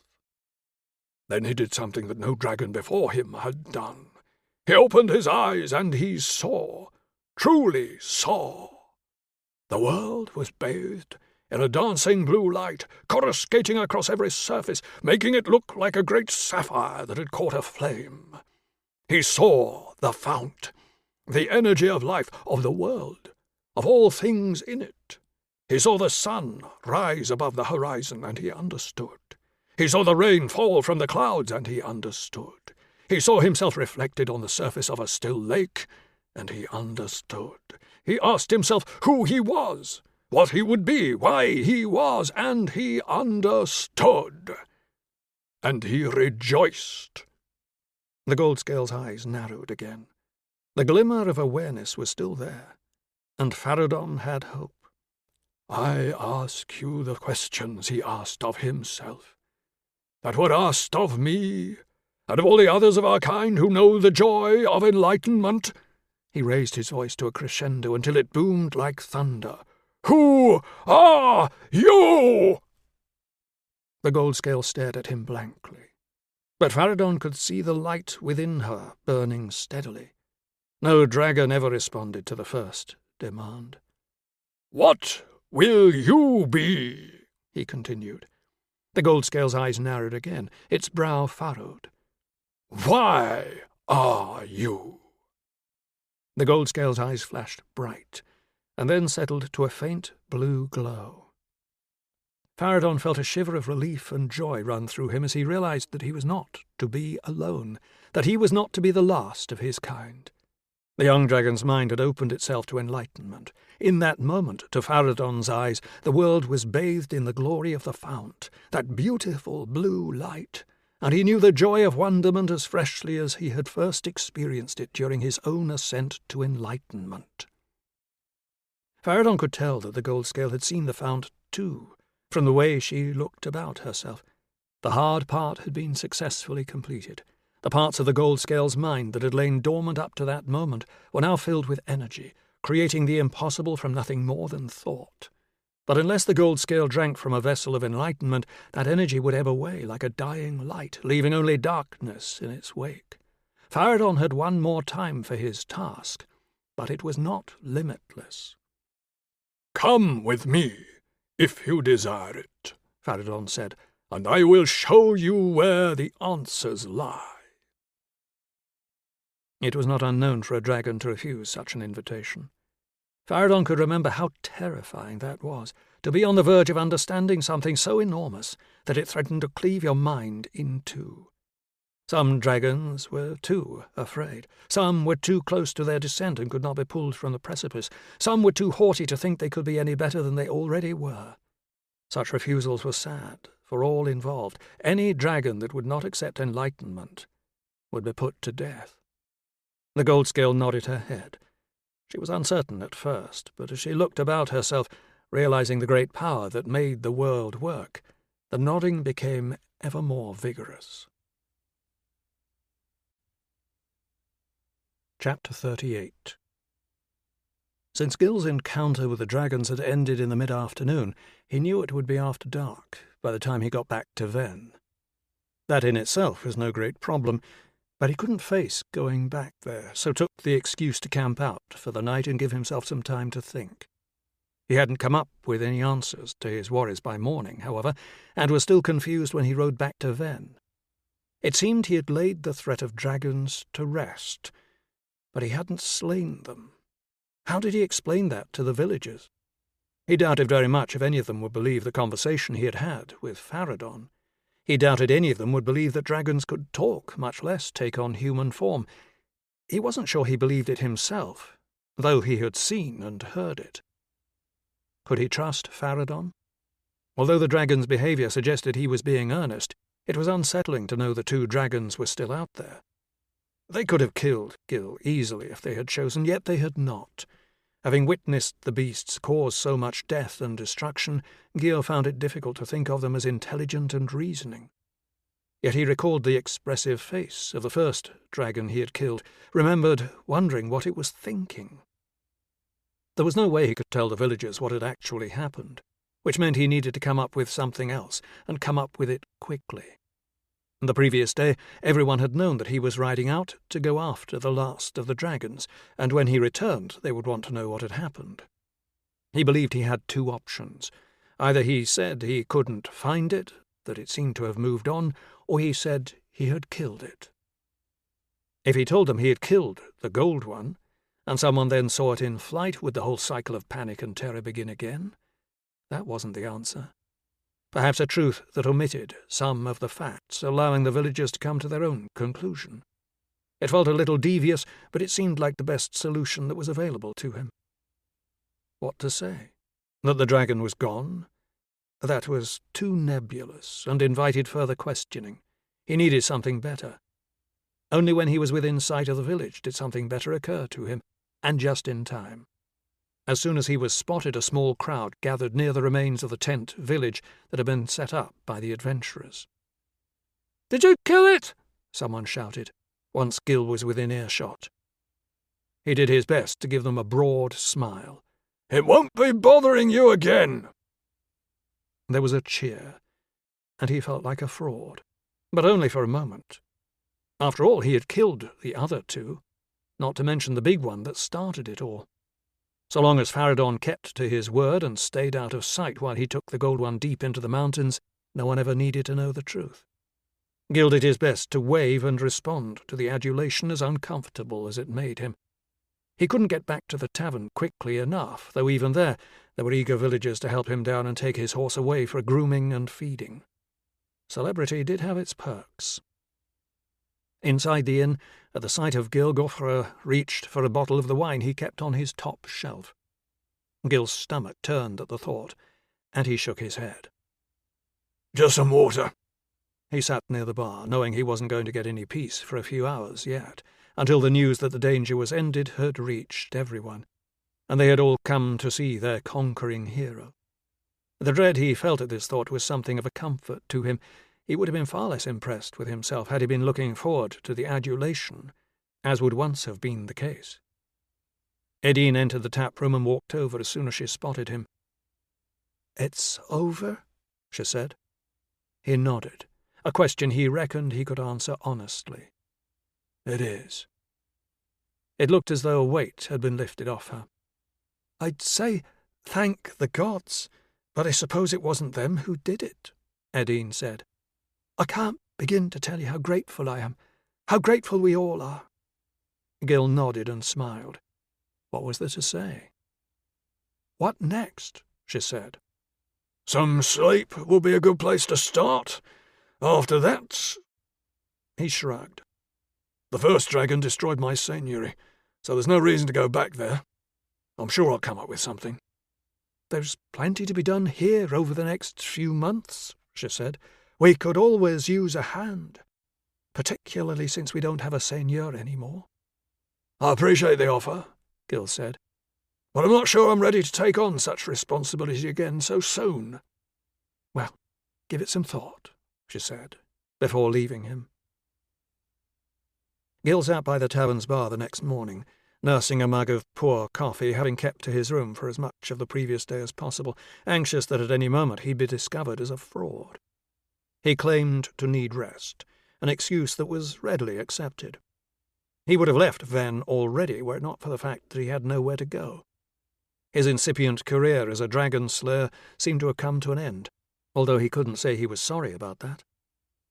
He wondered what Solène was doing. He hoped things in the city were working out for her the way she wanted. He hoped Val was safely on his way to Mirabeau. He thought of Beausoleil, whom he had underestimated, and Cabham, whom he had overestimated, and of Barneau and the loss of the cup. Tracking down the killer and the thief might be a worthwhile way to spend his days, but without the threat of dragons there didn't seem to be any need for the cup. For the killer, he had no idea of where to start. Even at his lowest ebb, Villerovet had always been in the background, like a safety net. No more. A return to his former life of soldiering didn't appeal. He'd seen enough destruction for one life. Slaying the dragons and preventing them from harming anyone else was, on reflection, the only positive use he had ever put his sword to. Finished with his coffee, Gil walked outside. The destruction the dragons had left behind was evident. The air was damp and still held the smell of smoke. The village had lost a number of inhabitants that night. It would take the survivors some time to rebuild, and without a seigneur to oversee matters, Edine would have to shoulder much of the burden of the work. He'd never been good with his hands unless one of them had a sword in it, so he couldn't even help rebuild. He started to explore the village, walking the few narrow streets that led away from the square. He could make out what some of the buildings had been before the attack: a bakery, a smithy, a mill, while others were so completely destroyed it was impossible to tell. The villagers had started clearing, but they had a long journey ahead to erase the devastation of what had been only a few moments of destruction. It would take money to rebuild, but with 2 dragon carcasses to plunder, Ven would have plenty of that soon enough. He wondered what had become of his own trophy, left with a taxidermist in Trelane. He didn't feel quite so enthusiastic about it anymore. A worry lurked within him. What else could he have done? He would have been burned to a crisp if he had tried to fight, and it hadn't seemed that fighting was necessary. Had he made the right choice? Would the people care that it was the right one, if they found out? Chapter 39. Solène and the Prince Bishop travelled out of the city in an unmarked carriage before dawn. The driver had been given clear instructions to waste no time, and as the carriage bounced about on the muddy city streets, she hoped that the whole journey was not going to be as uncomfortable as its beginning. The Prince Bishop watched the streets nervously through a crack in the cabin's window, blind until the city walls were well behind him. Only then did he sit back and force a smile. A plain wooden box with a brass lock plate sat on his lap. "How did you find it?" he said. She shrugged. "I pieced information together from a number of documents." His face darkened. "You are sure it will work?" "Absolutely certain." "What does it do?" "I'm not sure of everything, but it seems to protect the beneficiary from fire.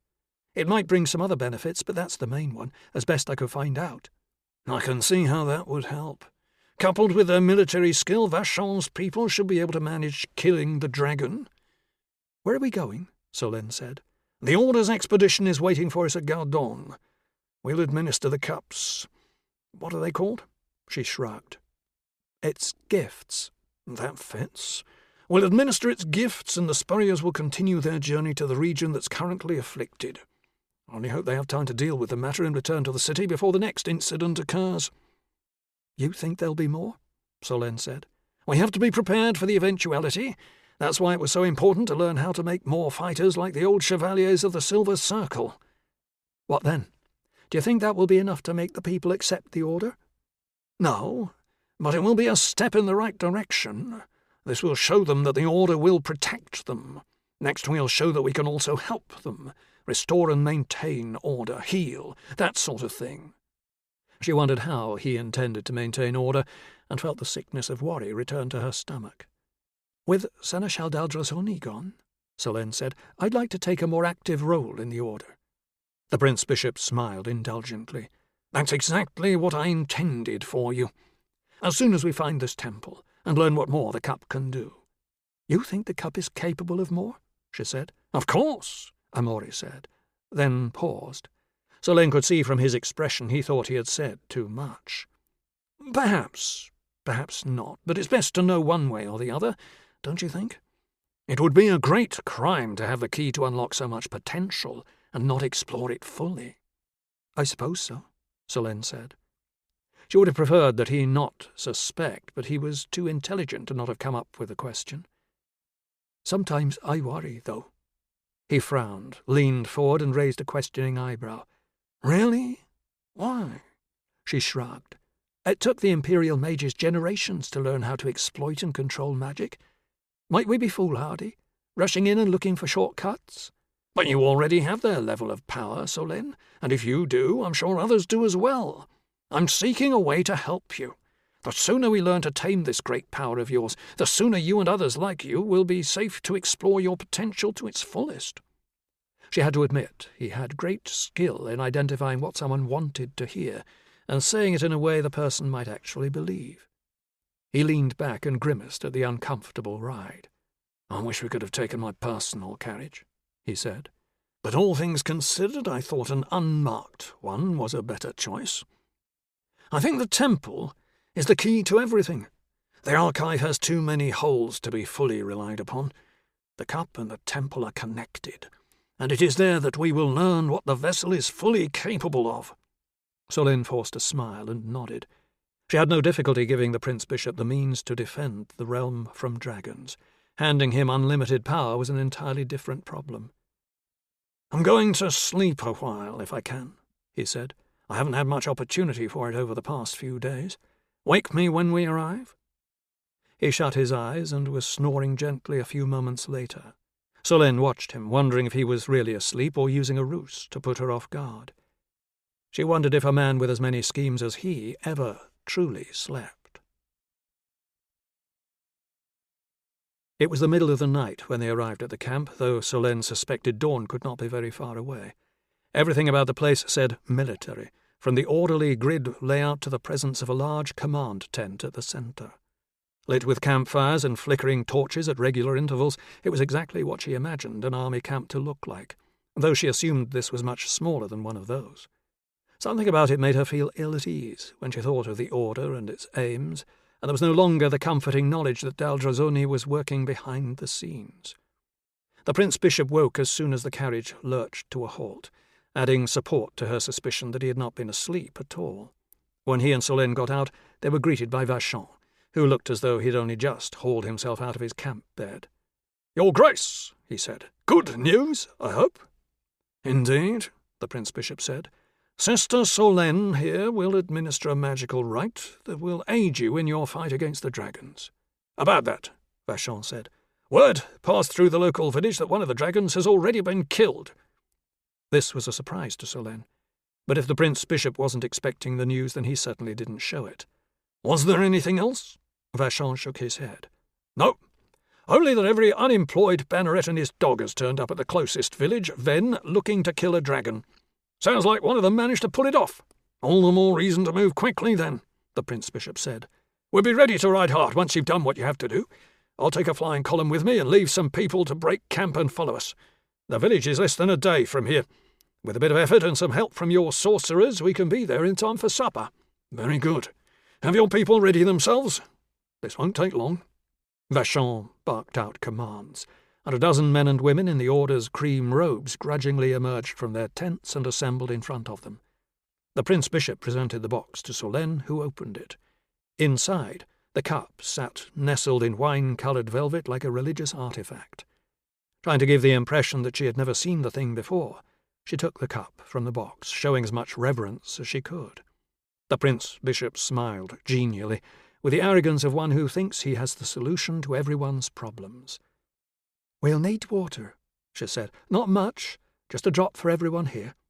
Vachon issued another command in his usual abrasive tone, and a full water skin was presented. Solène filled the cup halfway, then took the slender dagger from her belt and dipped the tip into the water. "Who's first?" she said. She expected Vachon to volunteer, but he hesitated. Even one so blustery as him feared magic, it seemed. Eventually his will overcame his misgivings, and he stepped forward. "It's safe," he said. "Perfectly," the Prince-Bishop said. "Open wide," she said, enjoying the experience of being able to command Vachon to do something he was clearly afraid of. Her mind flashed back to the impassive way he had watched the man being flogged at the Priory. She wondered if there was any way she could add a dose of vomiting and diarrhea to the cup's gifts, but reckoned this wasn't the time to start improvising. She lifted the dagger from the water and began reciting the charm in Old Imperial. She wanted to make it as difficult as she could for anyone to replace her, as she waited for a droplet to form at the tip of the blade. She lifted the dagger, allowing the drop to fall from a height into Vachon's mouth, trying to give the Prince-Bishop and everyone else a bit of a show. Vachon winced as the cold liquid hit his tongue, then smacked his lips and looked at Solène. "Is that it?" She ignored him and finished the recitation, only then looking him in the eye. Yes. Next? I don't feel any different. You won't until it matters. Next.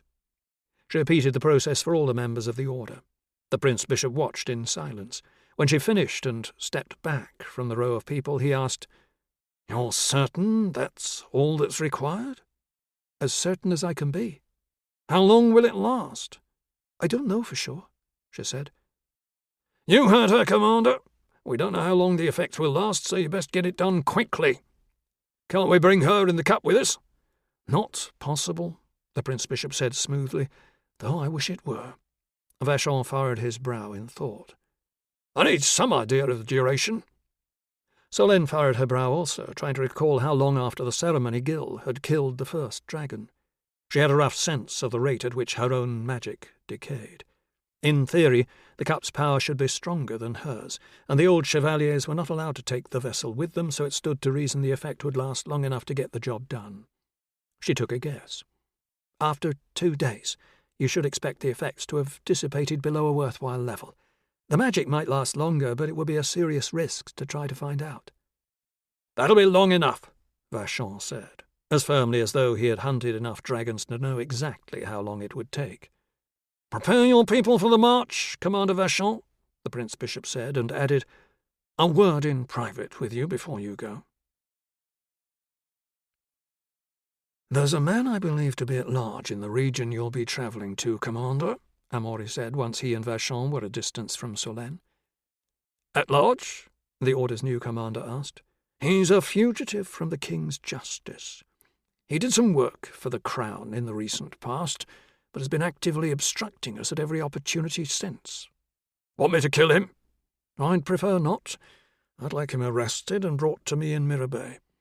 He's a tricky character, but if the cup has given you the abilities to deal with dragons, then I expect you and your people will be able to deal with him too, so long as you exercise due caution and skill. Vachon nodded. Who is it?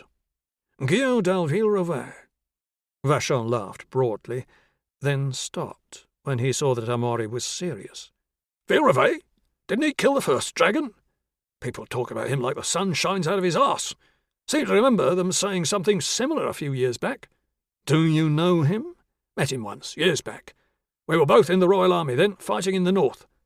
Well, he slew the dragon with the help of your comrades in arms, who were sadly killed in the process. Since then, I don't need a reason or an explanation, Your Grace, Vachon said.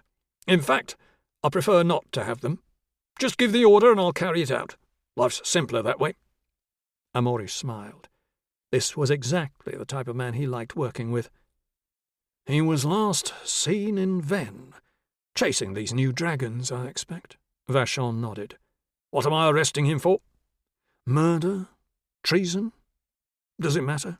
Vachon smirked. What if I can't take him alive? Kill him if you have to, but only if you have to. I don't care if you have to knock him about a bit first. In fact, I'm happy for you to put some manners on him. It'll be a taste of what's to come. Vachon sighed. Sad to see one of the greats fall like that. Some people just can't seem to stay ahead, can they? Amaury raised an eyebrow. I didn't take you for the sympathetic type, Commander. Not sympathy, Vachon said. Just a little theory of mine about fame, and those who are hungry for it. Nothing good ever comes from it. Mark my words. Amaury smiled. Indeed. That brings me to the other thing. I need to borrow one of your people. Someone handy with a blade who can work as a bodyguard. Vachon thought for a moment. I have someone well suited to such work. Marvellous, Amaury said. I wish you well and look forward to hearing of your success. He left Vachon, returning to Solène, who was waiting for him at the carriage. Do you have everything you need to start searching for these nodes you spoke of? Solène nodded. I think so. Good. Vachon has delegated one of his men to accompany you. He took a purse from his belt. This should cover whatever expenses you might incur. I think it best if you start your search now rather than return to the city with me. Things might get difficult there in coming days, so it's best if you are away and working, rather than cooped up at the Priory. Chapter 40. Banneret Olivier, at your service. Solène looked him over. He was every bit the type of man who had come into the Order in the past few weeks, a military figure rather than one of the more eclectic types that had previously filled the ranks. "You'll do what I say when I say it," she said. "We'll go where I say. Understand?" "Those were my orders, sister. I intend to follow them." "Good," Solène said, somewhat surprised at his attitude. "Might I ask where we're going?" Solène shrugged. "I'm not entirely sure yet. I know the direction and have an idea of what I'm looking for, but I'm not sure how far we'll need to go, and I'm not sure if we'll ever find it." She was lying, but felt no need to be honest. "We certainly won't find whatever it is by just standing here." "Very true," Solène said. "Are you ready to leave?" "I'll get my horse." Solène watched him go and wondered where his loyalties lay, then wondered why she was even asking the question. She lived in a nest of vipers now, and assuming everyone was about to bite her would rarely see her wrong. Being far from others would be the perfect opportunity to experiment with more powerful magic. So long as she didn't overdo it and endanger herself, there would be no one else to harm. Other than Olivier, of course. She had to get rid of him. The question was, how? A horse had been brought for her. She considered jumping onto it and galloping for the horizon, but couldn't see that working out well. And there were too many people around who were sure to stop her. She'd just given them a range of protections that she couldn't claim to fully understand. It was possible that she had given them defences against all forms of magic, not just the dragon variety. Olivier returned, a chivalrous smile on his face. "I'm ready, sister," he said. "Perfect." Without another word she mounted and urged her horse into a canter. They rode south, because that was the direction the animal was already facing. The nodes were said to be in remote places, so why not start with the mountain regions? When she reached the foothills, she would skirt along them, until she detected something, or until it became clear they were wasting their time. "A fine day, don't you think?" Olivier said, after they had ridden a short distance and the sun had broken the horizon. "I always love this time of year." "I need to concentrate," Solène said. Days of magically provided rest rather than proper sleep had her feeling strained and irritable. Spells and what not. Wouldn't want them going wrong. He blanched at the mention of magic, then shut his mouth and kept it shut, much to Solène's satisfaction. She wasn't being entirely churlish and untruthful either. She needed to work out how she was going to find the temple and what she was going to do when she did. She was growing ever more uncomfortable with the extent of the Prince-Bishop's ambition. This was her chance to get to the temple first and make sure the Prince-Bishop never got his hands on the knowledge it might contain. It occurred to her as they rode that perhaps the old imperial mages hadn't really needed any of what the temple offered. They already had all the power anyone could have wanted. Perhaps the temple was nothing more than a historical curiosity to them, and they hadn't been all that committed to finding it. For her and others at this time, circumstances were rather different. If the temple held the key to instant power, or to unlocking more from the cup, as the Prince-Bishop seemed to suspect, she definitely wanted to get there first. For some time now she had lived with the fact that she could easily kill not only a great many other people, but also herself. That had taught her both fear and respect. The Prince-Bishop had learned neither of those lessons, and she suspected he didn't have any difficulty with the idea of blowing up a number of unfortunate bystanders as he played with his new power. The alternate scenario, in which he learned how to control that power and bend it to his will, was even more terrifying. If she got there first, she could ensure that neither eventuality came to pass. She was all for people learning to use magic again, and felt the Order was as good a vehicle for that as any, provided the magics were used in an altruistic way. However, she felt magic should be learned slowly, with lots of trial and error at low levels of power that wouldn't lead to catastrophic results. Amatus had had the enlightened to guide his way. He was able to pass his learning on to others. Despite what Solène assumed were good intentions at the start, eventually power had completely corrupted the imperial mages. Magic had ended up limited to an elite body of people to the exclusion of all others. It was easy to see how that had led to the horrors of sorcery that were still whispered about to this day. Might the Order be able to avoid that same fate? It was a question she couldn't answer. Regardless, magic was in the world, and past mistakes couldn't change that, nor stop its return. She turned her attention back to her task, revelling in how much clearer her senses felt now that she had greater mastery of her mind.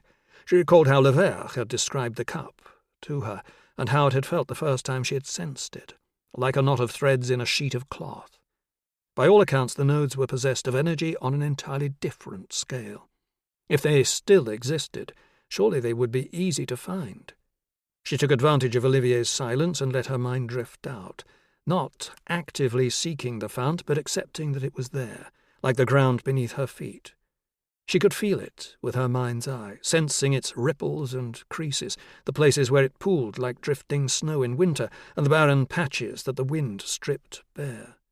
In moments like that she could empathize with the Prince Bishop's desire to know it all and know it now. The uncertainty of not knowing was the most frustrating thing she had ever encountered. To think that answers to all her questions might exist, might be waiting to be found, was tantalizing. She felt nothing out of the ordinary, but in reality she didn't know what she was looking for. She glanced over at Olivier, who smiled earnestly but maintained an obedient silence. She wondered if he had figured out that she had no idea where they were going. "How long have you been in the Order?" she said. "Only a few days," Olivier said. "A number of us were recruited out of the academy. It's an exciting proposition that was hard to say no to." She could agree with that, at least. What attracted you? "It seems like the place to be. The new Chevaliers of the Silver Circle, with a man like the Prince Bishop backing it. The invitation to join seemed like the opportunity of a lifetime." "The magic doesn't bother you?" "It did a little, at first, but I heard they've already been using it over in Ostia. We can bury our heads and ignore it, or we can get on with it, no matter how distasteful we find it. I don't fancy the idea of being ruled by an emperor in Ostenheim, do you?" Solène shook her head. He seemed earnest enough. She didn't know how much the Prince Bishop trusted her, but she had no reason to suspect Olivier wasn't there purely to keep an eye on her. The Academy created hard men to do the dangerous jobs the king needed done. She had seen that at first hand with Nicolas d'Alsaison. Olivier might wear a veneer of chivalry, but that didn't mean he was naive or full of youthful enthusiasm. If he was, all the better for her, but she would keep an eye on him and ditch him at the first opportunity. They travelled along a major road for much of the morning. To Solène's surprise, there was no traffic on it for as far as the eye could see, and she and Olivier hadn't passed anyone since leaving the Order's camp either. Solène assumed that word of the new dragons had spread and that people were finally seeking safety indoors. It made her wonder what had become of Gil, if he had finally run out of luck, either at the claws of a dragon or at the hands of whoever the Prince Bishop had sent to take the cup from him. It seemed unlikely he had survived if the Prince Bishop had the cup. Good men and women didn't seem to last long these days. Levert, d'Aldrazoni, and now it seemed Gil also. She allowed her mind to drift, hoping she would detect something unusual in the pattern of the fount that would lead her to what they sought. She tried to imagine where the fount would gather out in the countryside. Her only experience of it was in towns and cities. Their dense concentration of people and animals generated an enormous amount of energy. In the past, when there were far fewer people, that wouldn't have been the case. Accumulations that occurred at that time had to be entirely natural. What might have caused them? Solène began to concentrate on identifying anything unusual. It felt like casting a fishing line out into a great, never-ending lake, without knowing if there were actually any fish in it. She found it difficult to maintain the focus needed to hold on to that single thought, as she tried to keep control of her horse and remain in the saddle. The beginning of a plan to rid herself of Banneret Olivier was also lurking in the back of her mind and intruding on her thoughts. When her brain felt as though it was straining against the confines of her skull and needed a rest, she got the first sense of something odd. There was only one way to investigate the sensation, and she didn't want the Prince Bishop's spy there when she did. It was time for her and Banneret Olivier to part ways. "I'm starving," she said. "Why don't we sit down by that stand of trees and have something to eat?" "Sounds good to me. Any luck on working out where we're headed?" "Perhaps," she said. "I'm getting a bit of a sense for it. Some food and rest will help with that." At the copse of trees they dismounted. "No point unsaddling," she said. "We won't stay long. Why don't you make a fire? I could do with some hot coffee." I'll take care of the horses and get the provisions." Olivier nodded and set about gathering wood. She led the horses to a tree and tethered them on a long rein so they could get at the grass. When Olivier had his back to her, Solène undid the buckles on his saddle. He had a small fire going by the time she returned, with bread, cheese, some cold meat, and the all-important coffee paraphernalia. They set about making filled rolls, then started to eat. After a few bites, Solène began to focus on what she wanted to achieve, doing her best to exclude all other thoughts. "You're not eating," Olivier said a moment later. "Small appetite," she said, doing her best not to be distracted. In another moment, his face twisted in discomfort, and he placed a hand on his stomach. "I think that meat may have been off," he said, grimacing. "Better you don't eat any more." Solène released her focus. It certainly didn't taste quite right. "Beginning to regret not having a small appetite myself," Olivier said in a strained voice. His stomach gurgled loudly enough for Solène to hear it. "Pardon me," he said. She couldn't tell if his cheeks were flushed from embarrassment or from the chaos that was beginning to unfold in his guts. "If you wouldn't mind excusing me a moment," Olivier asked urgently. "Of course not," she said. He stood and hurried into the trees, in a fashion that could only be called comical. Solène did her best not to laugh, knowing it was she who was responsible, not the food. Considering the colour of the order's robes, she wondered if perhaps a bash on the head would have been kinder. But the die was cast now. Hopefully he would be fine in an hour or two. Not having used that magic before, she couldn't be sure how long the discomfort would last, but she figured she hadn't invested enough energy in it to discommode him for more than the remainder of the evening. More than long enough for her to have put a decent distance between them. Solène gathered up her provisions, pulled Olivier's saddle to the ground, untethered his horse and gave it enough of a slap on the rump to send it cantering off, then mounted her own and galloped away in the intentionally wrong direction. Solène rode hard until darkness made it dangerous to continue. She had turned onto her proper course after a couple of hours, but the sensation she was tracking remained vague and indistinct. She was no longer confident it was guiding her to what she sought, or even guiding her anywhere at all. It was time to stop and rest. She chose a camping spot far from the road. She had seen no sign of Olivier following her, not that she expected it. He would be pretty exhausted after his stomach trouble, and it would take time before he was ready to jump in the saddle again. Even so, she didn't feel she could risk lighting a fire. She settled in for what she knew would be a cold night under a cloudless sky. Exhausted, she lay back and felt her mind start to drift into the half-place between being awake and asleep. Random thoughts flitted about, covered in the fount's blue glow. She was too tired to force sense or order upon the jumble. Just as she made the final slide into sleep, the swirling objects, ideas, and scenes coalesced into a solid stream, flowing clearly in the direction of the vague sensation and ending in a tight ball of intense blue light that pulsed like a beating heart. Waves of energy washed over her. Her final thought before sleep took her was that she knew the location of a node. Chapter 41. When Amaury arrived at the palace, he saw even more protesters gathered than there had been when he left the city, and their mood was anything but improved. They pelted Amaury's unmarked carriage with rotting cast-offs from the local market. Adding to the Prince-Bishop's displeasure was the fact that he had been summoned by the king. A message had been waiting for him when he returned to his house from the Order's former campsite. He was tired and cranky, and dealing with the king was the last thing he wanted to do, but he had no choice. Before heeding his master's call, Amaury had sent word to Luther, asking to find him some mercenaries who could be suborned into the Order at least on a temporary basis. Amaury was no longer willing to rely on royal troops. He needed his own people at the priory. He swept through the corridors of the palace to his office, ostensibly to collect some documents before attending on the king, but actually to gather his thoughts. He realized he was nervous.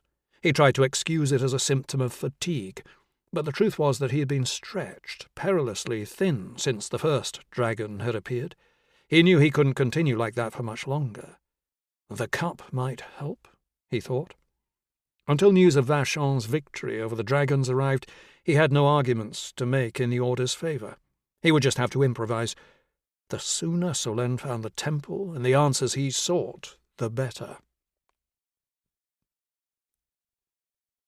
All the usual suspects were gathered in the king's private audience chamber, as Amaury had suspected they would be. Not one of them would miss the opportunity to take advantage of Amaury's difficulties. "Highness," Amaury said, with a curt bow when he entered. "You've seen the crowds gathered outside the palace gates?" the king said. So much for small talk, Amaury thought. "I have, Highness. A little larger than I had expected, but this isn't really anything to be surprised about. As we speak, the Order is on its way to kill the dragons sighted near the seigneury of Vennes." "The moment has passed for a success to pull this back from the brink," Boudin said. "There have been flare-ups of violence throughout the city, directed not just against members of the Order, but also against the city watch, royal officials, and other citizens." The king looked directly at Amaury. "There's an easy way to stop it all." "Which is?" the Prince-Bishop said, already knowing the answer. "We disband the Order." "Highness, I don't think that's a good idea." "You mistake me, Prince-Bishop. I'm not asking for your counsel. I'm giving you a command. The Order is to be disbanded immediately. I've had the relevant decrees drawn up, signed and sealed." He slid some pages across the table. Amaury blanched. That's just not possible, Highness. Things have developed too far. You can't just shut it down now." "I can, and I have," the king said. Amaury scanned the faces of the others in the room, every one of them puffed up with self-importance and self-righteousness. He knew exactly what was going to happen. The Order would be destroyed, and he'd be made a scapegoat. They'd throw him to the flames and walk away blameless. He felt his temper flare.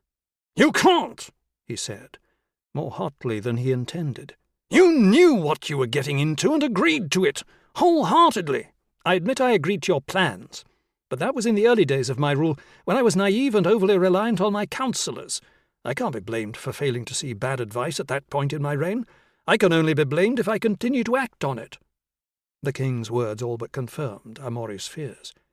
He had to be clever now, make it appear as though he remained a diligent, loyal servant of the crown, even as he moved to protect himself. Forcing a smile, he took the papers from the king's desk and placed them carefully into his purple leather folder. "It is my privilege to serve, Highness. I will see to it your decrees are carried out." "Excellent. There may be time for your order, Amaury, but that is clearly not now. I need the people's support more than I need sorcerers to help fight my wars. You can't defend a throne if you no longer sit on it." "A wise outlook, Highness." "If you feel the Order's members are likely to cause problems, I can have the city watch ready to move and arrest them," Commander Canet said. He was always one to try and stick his beak in for attention. Amaury didn't do him the dignity of addressing him directly. "I don't think that will be necessary, Highness. As the matter is pressing, if I might be dismissed." The king waved his hand. Amaury refused to meet the gazes of his rivals as he left. In the hall, with the door to the king's office closed firmly behind him, he took a moment to settle his thoughts. That he hadn't been arrested yet was a positive. It gave him time and freedom to do what he needed to do. The king probably thought it best to allow him to start the process of shutting down the Order, lulling him into a false sense of security before throwing him to the wolves. Amaury had already orchestrated the death of one king. Doing so again, particularly in an unsettled time like this, would be no trouble at all. Hurrying to his office, he prepared several letters. Once he'd given them to his secretary to hand-deliver, he would retire to the priory, where he could hole up until what needed to be done was done. The first message was to Luther. He needed those mercenaries, and more, as quickly as possible. They should be sent straight to the priory, where they could be inducted and armed. For the second letter he used a special ink that would be revealed only if heated carefully. He kept a supply of everyday missives written in ordinary ink, letters detailing the mundane, day-to-day matters of state. Selecting one, he wrote his message in invisible ink between the existing lines. There was likely some magical approach that would work better, but there hadn't been the time or resources to devote to such specific matters. His hand shook. He was more nervous than he liked to admit, even to himself. In times of crisis, he had always been able to lurk in the shadows and take advantage of the fact that eyes were always directed elsewhere. Now he was in danger of being dragged into the spotlight. He had no idea how to operate under such circumstances, and that frightened him. There was no direct heir to place on the throne for a tidy replacement, as there had been with the previous king.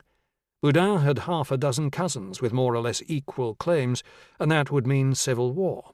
He could choose the winner by putting the backing of the Order behind them. Once the people knew the Order had saved them from dragons, their opinions would change quickly. He and the Order could easily deliver the throne to the strongest contender, but what sense was there in starting over with an unknown royal? Was not he himself the best candidate?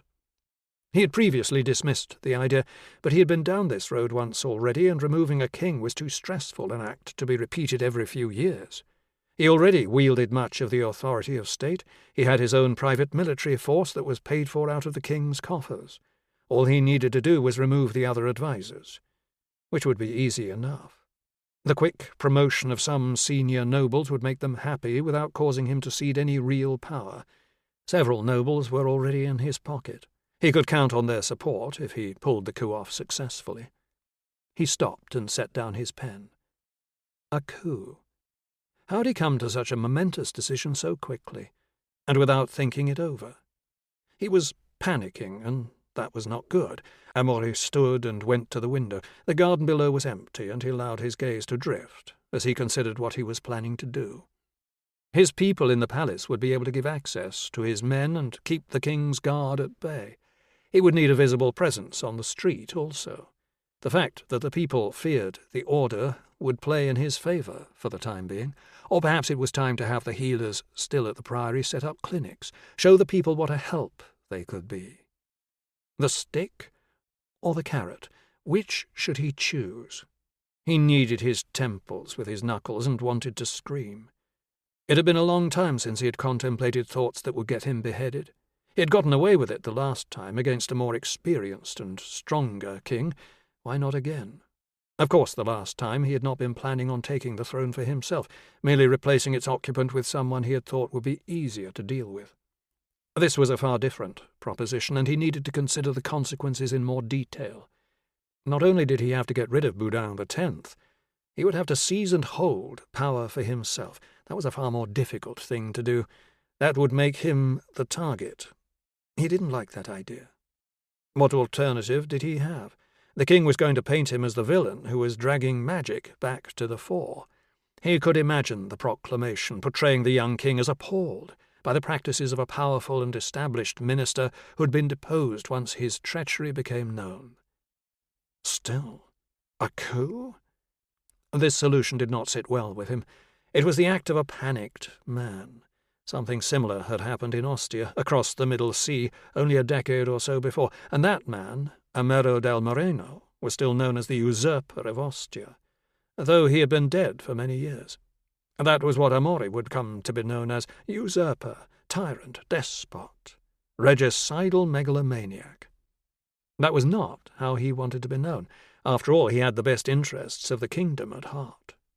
The king of Astranza was finally getting control of his realm, and the Humberlanders had just won a war against their northern neighbours, the Ventish.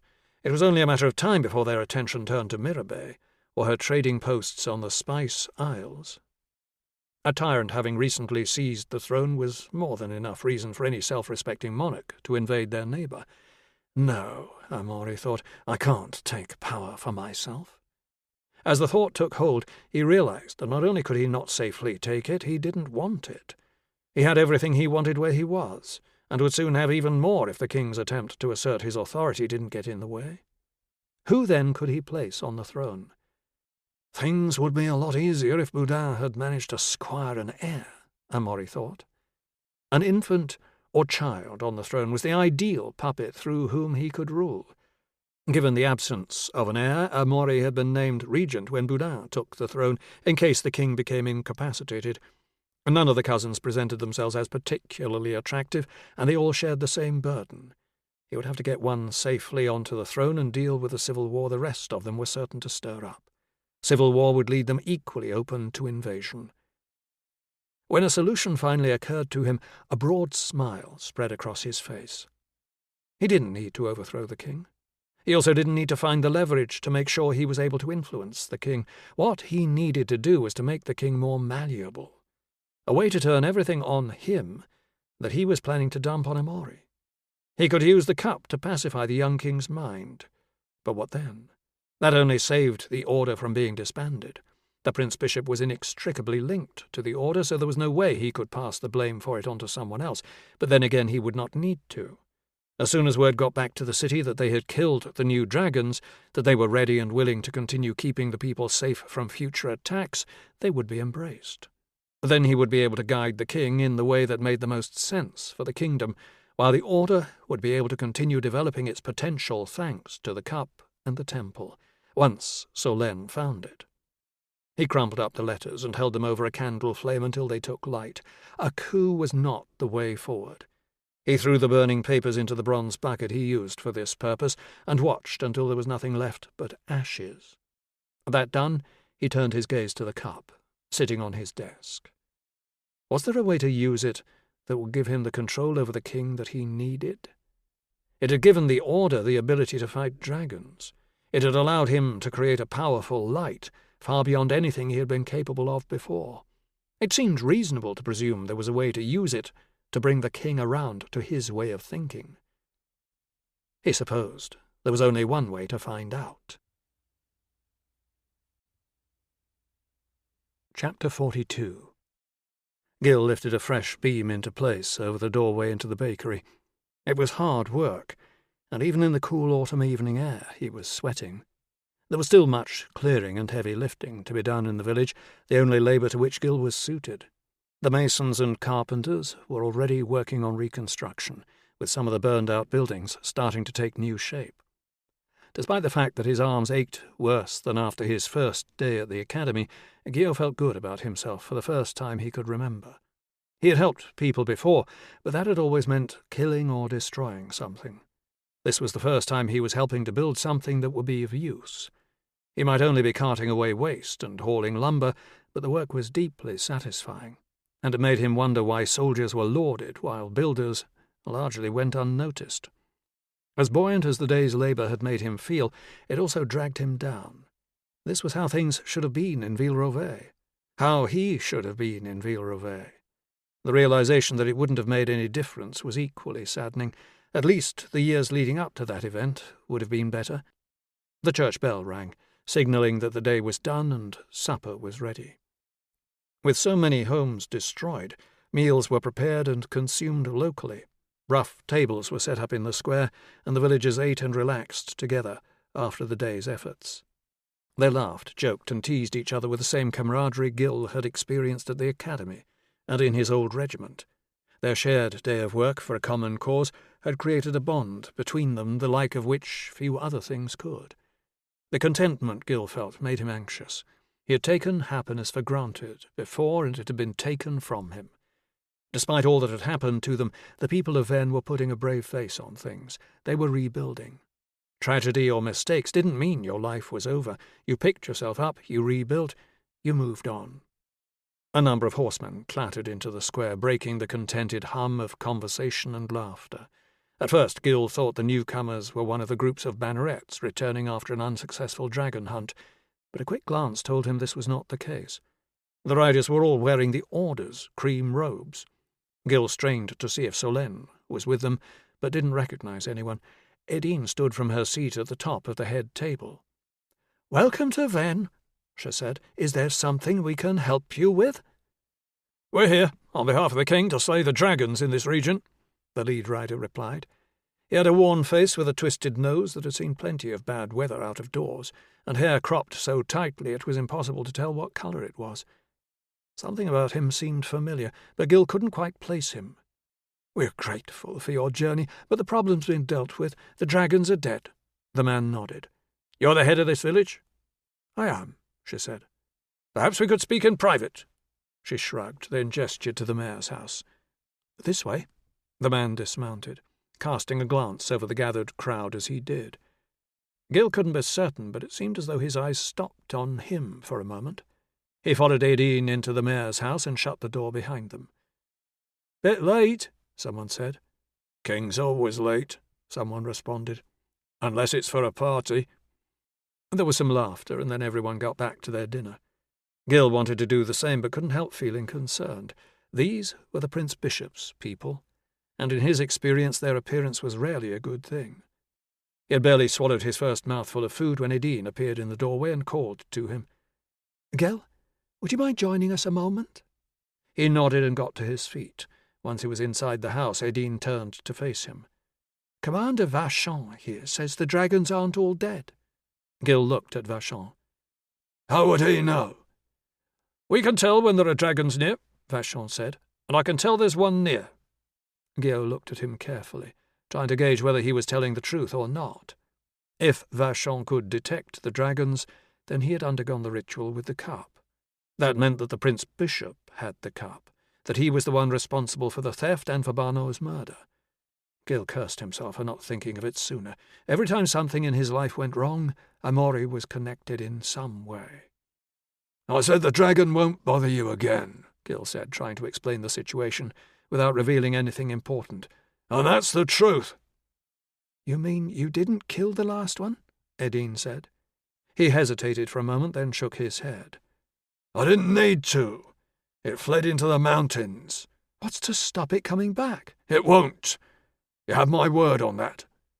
"We're supposed to believe that," Vachon said. "It's a good thing the king isn't a cavalier when it comes to the safety of his subjects." "I've killed 3 and chased a 4th off," Gil said. "Where were you while that was happening?"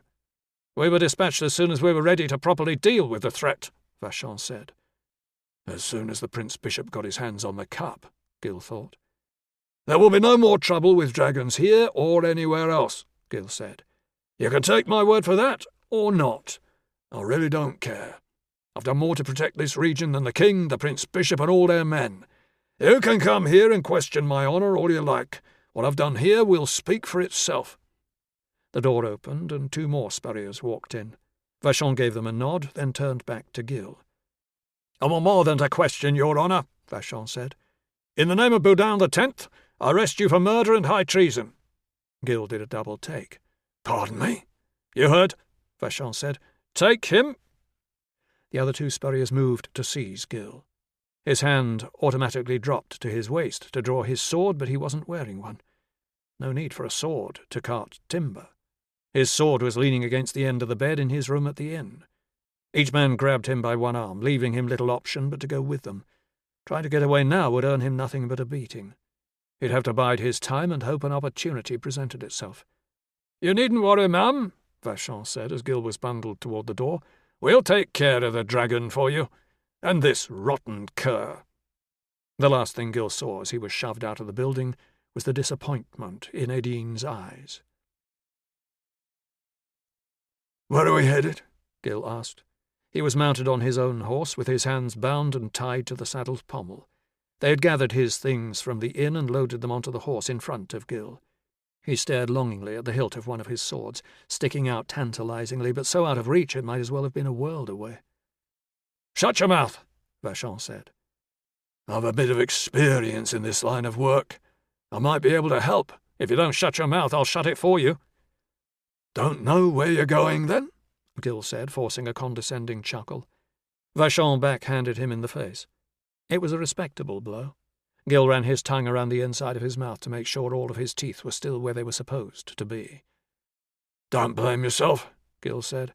"Dragon hunting is a tricky business. I wouldn't worry too much, though. Getting killed by one is pretty easy, so you won't have to go home a failure." Vachon hit Gil again. "Bring him down the back," Vachon said to one of his men. "Keep a careful eye on him." Gil feigned hurt. "Was it something I said? We were getting along so well." The man came alongside Gil and took hold of his horse's reins, then took him to the back of the group. "Your boss doesn't have a clue where we're going, you know," Gil said. "Yes, he does. We all know. We can sense the creature." Gil looked over his shoulder at the mountains, which were dropping away slowly into the distance. He reckoned they were heading east, which on the face of it didn't make much sense. If Faradon was heading deeper into the mountains, then they should be chasing him west or south. He wondered if Vachon had used the cup correctly. Chapter 43. Isabeau had to admire the young woman's resolve not to light a fire. It was a cold night, and was only going to get colder before dawn broke. Isabeau had been on Solenne's trail for much of the afternoon and evening, riding hard and drawing on the fount to keep her horse fresh, in the hope of catching up before Solenne found anything. Without a fire, Isabeau had almost missed Solenne's campsite in the dark. It was only by chance that Isabeau had been drawing on the fount while she was passing by, giving both her horse and herself a little freshen up. Solenne's magical energy gave her away, lighting her up as clearly as if it had been daylight.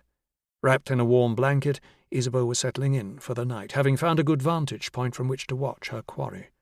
The woman didn't seem like anything special, but if her father was to be believed, she was the most powerful mage alive, albeit not yet fully able to tap into her powers. The Prince Bishop had once hoped Isabeau would be that powerful, that useful to his plans.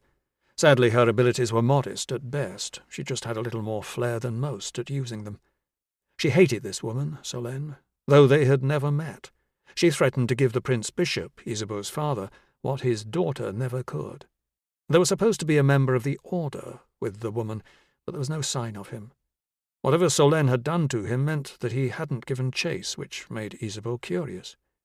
Had this one developed a taste for killing? Isabeau knew she needed to be careful, whether her guess was right or not. She did her best to make herself comfortable, hidden by a tree, but in a position that gave her a clear view of where Solenne had made camp.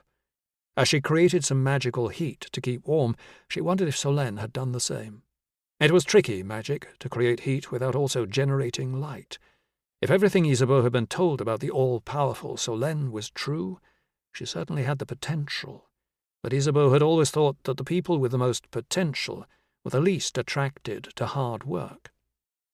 A lifetime of shaping strong magic with mediocre power allowed Isabeau to do far more than many who had a greater affinity to the fount and far more raw material to play with. This had always frustrated her, and why her tenure at the Order had been so short. Dragonslayer had pushed her out, and the Prince Bishop had done little to stop her. It seemed he had more interest in the skills his daughter had picked up living on the streets of Mirabeau, rather than her potential as a mage. Over time she had made her peace with that, but where she came from you didn't let a score go unsettled, and that's what the blade in Dragonsleyer's heart had done. Still, Isabeau's satisfaction at having killed the seneschal was tempered by a less enjoyable feeling. Guilt? Doubt? Whatever it was, she put it from her mind. It was curious to think that both she and her quarry had nearly suffered the same fate. Pulled from the flames by different saviours, both had ended up, for a time at least, as protégés of the Prince Bishop. She reckoned everyone was born with a certain amount of luck. You could only rely on it for so long before it ran out. Her magic had carried her a little farther than most, but she was under no illusion that one day, in the not-so-distant future, she would take the job that ended her. Completing this one meant she wouldn't need to take another. Solenne woke with a start. She was stiff as a board from the cold, but otherwise refreshed and feeling positive. Just as she had before falling asleep, she reached out for the fount. And there it was, like the ripples on a pond after a stone had been thrown in. She could see her way to the centre of the disturbance as though it was signposted. She packed her things as quickly as she could, then mounted her horse, grimacing in discomfort. She had never done much riding, and it was telling on her now. She urged the animal on, wincing as the movement made itself known to her tender backside and thighs. Her excitement at the prospect of finding what she was looking for made the discomfort somewhat easier to bear. She had to remind herself that she might not have found the temple, but if what she sensed was a node, and her theory that the temple would have been built on one was correct, then it was a possibility. Even if she came up short, it meant she was now able to sense nodes, and therefore would be able to find others. Her excitement at this prospect drowned out the quandary of what to do when she did. The waves grew stronger as the day progressed, and she kept guiding her horse into their centre, knowing that was the way to the node.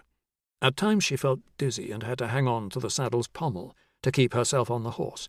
Even in the city she had never felt that much energy. It was terrifying and intoxicating at the same time. Any magic she used now would be far more powerful than anything she had done before, and if the fount continued to grow as she got closer to the node, then her potential would be virtually limitless. For the first time she thought she understood how the imperial mages had been able to do what they had done. If they had been able to tap into reservoirs as strong as this, the stories that she had heard of their feats were modest in the extreme. Her excitement grew ever greater as she neared the centre of the ripple in the fount. Her head swam in the raw energy which felt as though it was trying to both pass through her and make her one with it. She was overcome with a terrifying sense of losing control. Part of her wanted to join with it and allow her mind to run free, with virtually limitless power. Instinct told her to resist, that letting go of control would destroy her. Stopping her horse, she fought for control of her mind, to shut out the raging tempest of energy. This was what made magic so much more dangerous in the days before the mage wars drained the fount to exhaustion. Mages would have had to be so much more careful, to avoid killing someone or destroying everything around them. She could understand why it had taken Amatus and his time with the Enlightened to bring people to the point where they could shape it safely. Once her mind steadied, she continued riding, wondering why the fount was drawn to this place, whether the nodes gave rise to the fount, or the fount gave rise to the nodes. Considering what she knew, she decided it was likelier that the fount was drawn to these places for some reason, one she was unlikely to ever understand. When the intensity of the energy faded a little and started to pulse again, Solène realized that she had passed through the node. She pulled her horse up and looked around. There was nothing out of the ordinary in the surrounding landscape, a plain grassland. A person with no affinity to the fount could walk right through without ever knowing there was anything unusual about the place. There wasn't even a variation in the colour of the grass to mark the place. She had entertained romantic notions of an ancient tree, or a stone plinth left behind by the Enlightened to signify the power that dwelled here. This landscape was so innocuous that she questioned whether she was imagining things. It had been a very cold night, and she hadn't slept properly in some time. She shook her head. No, that was unlikely. She never got sick, something she realized now was likely one of the benefits of her natural affinity with the fount. She dismounted and led her horse back to the centre of the ripples. Now that she had disciplined her mind against the rush of energy, it didn't feel nearly so overwhelming.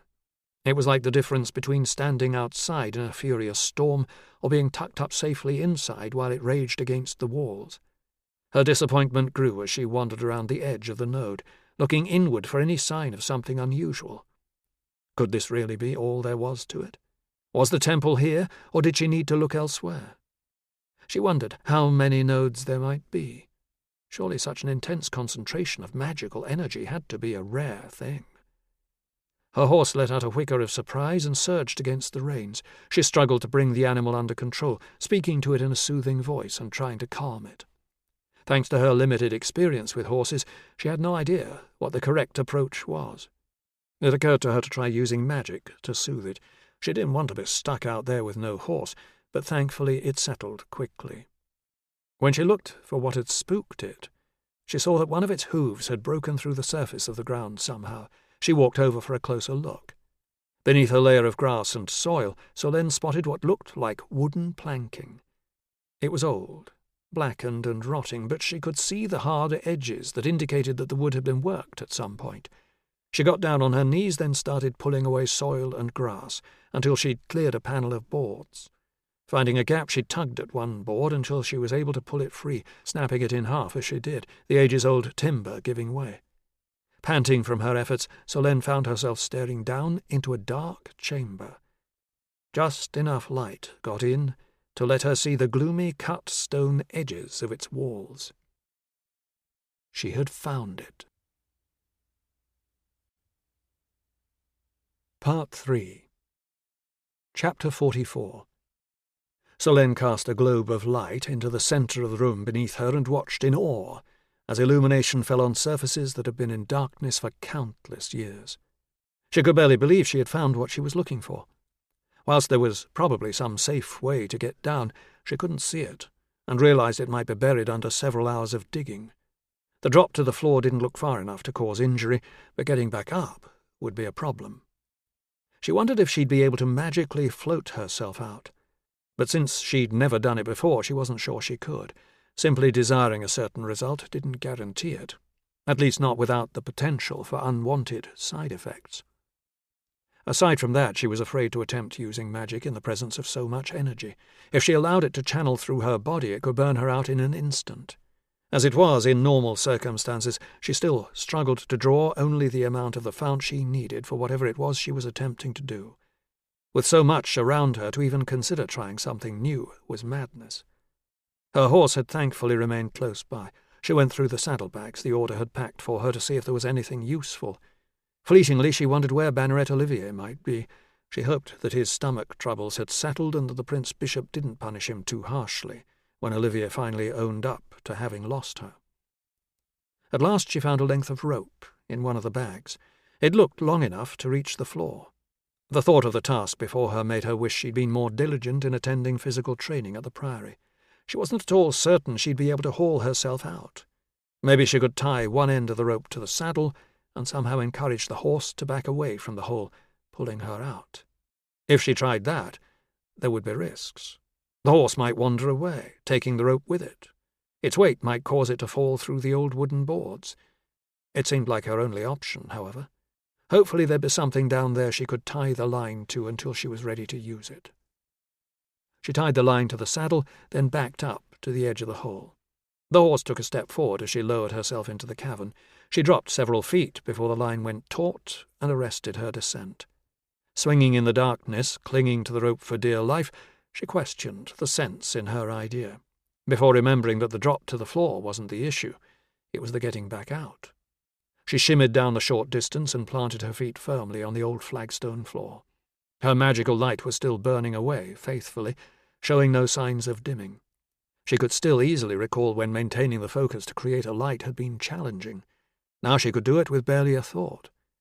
It gave her hope that all of the other things that seemed to pose so great a challenge to her truly gaining control over her magical ability might also one day seem so easy. When she looked around her, her initial impression was one of disappointment. Once, generations ago, the space might have been something impressive, but now it was just a damp room of cut stone. She placed her hand on one of the walls. The stone was smooth, cold, and completely unmarked. There was no ornamentation visible anywhere, which struck her as odd for a temple, even for the remains of one. Where was the decoration, the inscription?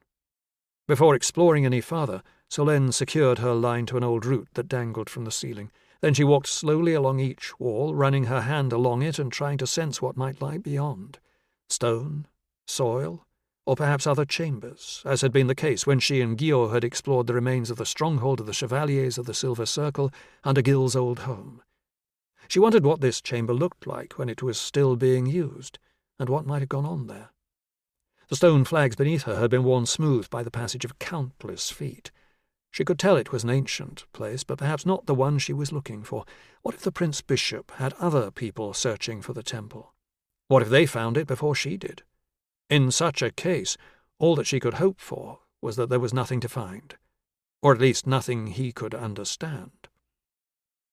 She continued to walk and run her hand along the wall, but stopped when she felt a draught at her fingertips.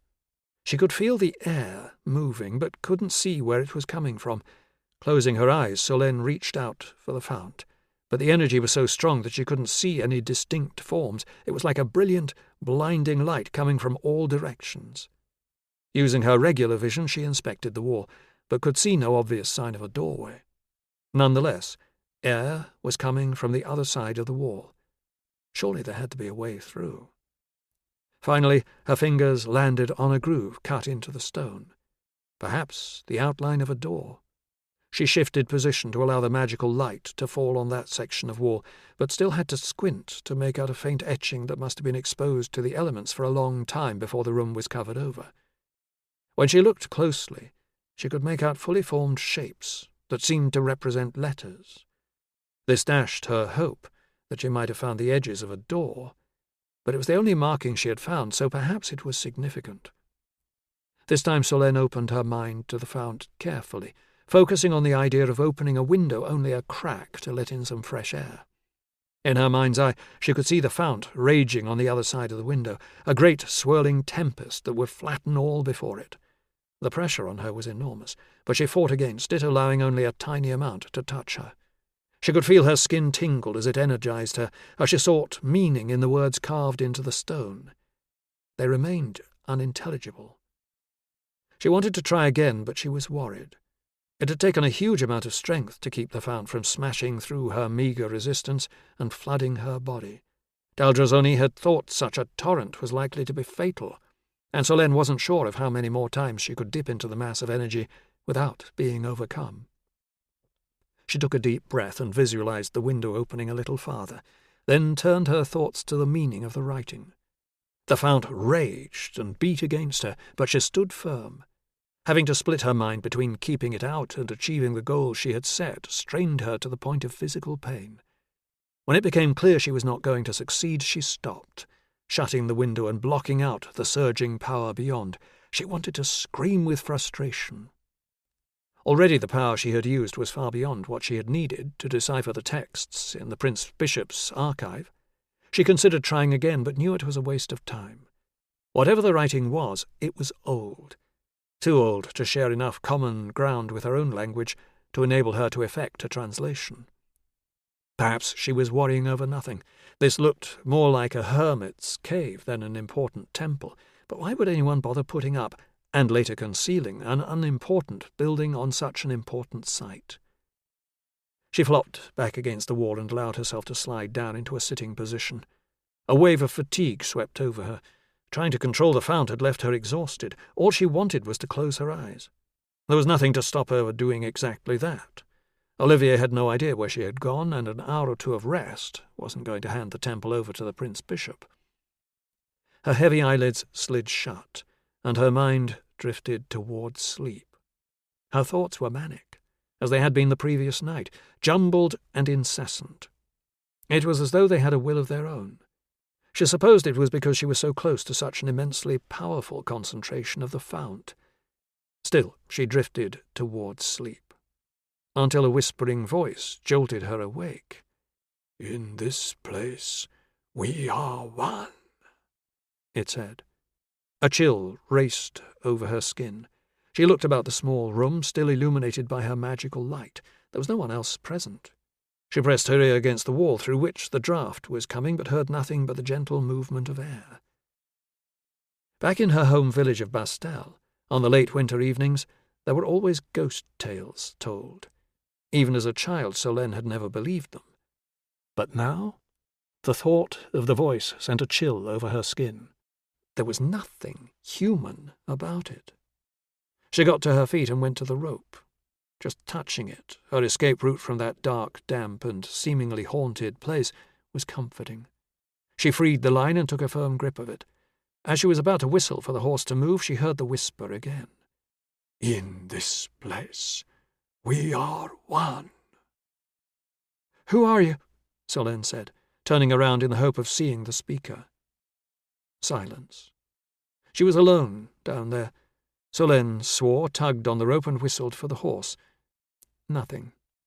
Whatever her horse was doing was clearly more interesting to it than pulling her out of the hole. She started trying to pull herself up it, hoping that it would resist her and start moving away from the hole. "In this place, we are one." "Shut up," Solène said. "Come on, stupid horse." She pulled at the rope again, but it wouldn't move. "Go back," she shouted. No response.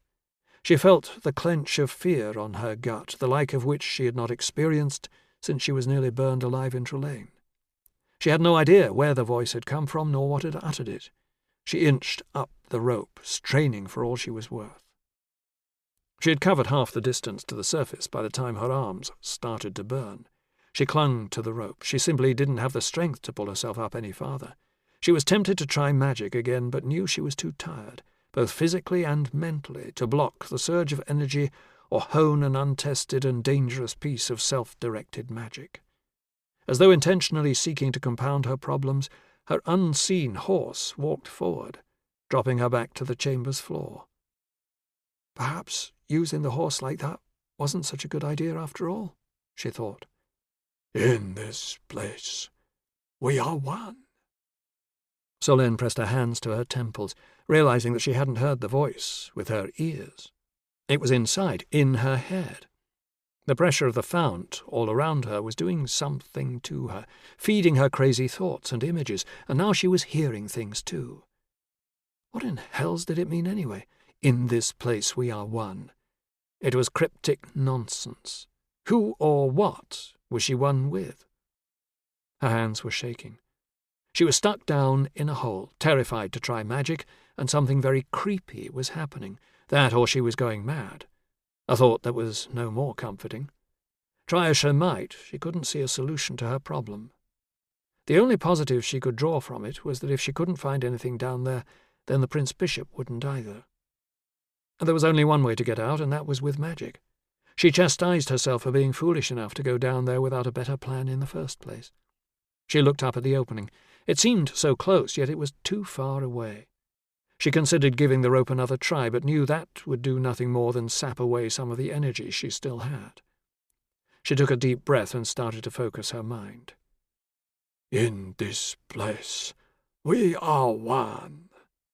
"Shut up!" she screamed, halting the process of opening her mind to the fount before the distraction of the voice caused her to lose control of herself. She settled herself. If the voice was in her mind, then she simply needed to maintain a little more mental discipline. She started the process again, following the slow steps that Daldrazoni had taught her to ensure she was relaxed, focused, and immune to wayward thoughts or distractions. She started to open the mental window and imagined herself rising from the floor, toward the opening above her. As though hit by a great gale, her mental window slammed open. Solène let out a cry of shock as the fount rushed in. She tried to close her mind to it, but it was too late. The energy flooded over her, into her, through her. She struggled to breathe as the invisible force threatened to drown her. Her head was filled with thoughts and images that passed so quickly she couldn't make sense of them. Her skin tingled, then burned. Even with her eyes closed, she was blinded by the intense blue light that seemed greater even than the sun. The sound was deafening, roaring like waves thundering against a cliff. The whisper repeated over and over, growing in volume until it was a scream. She screamed herself, trying to block out the alien sound.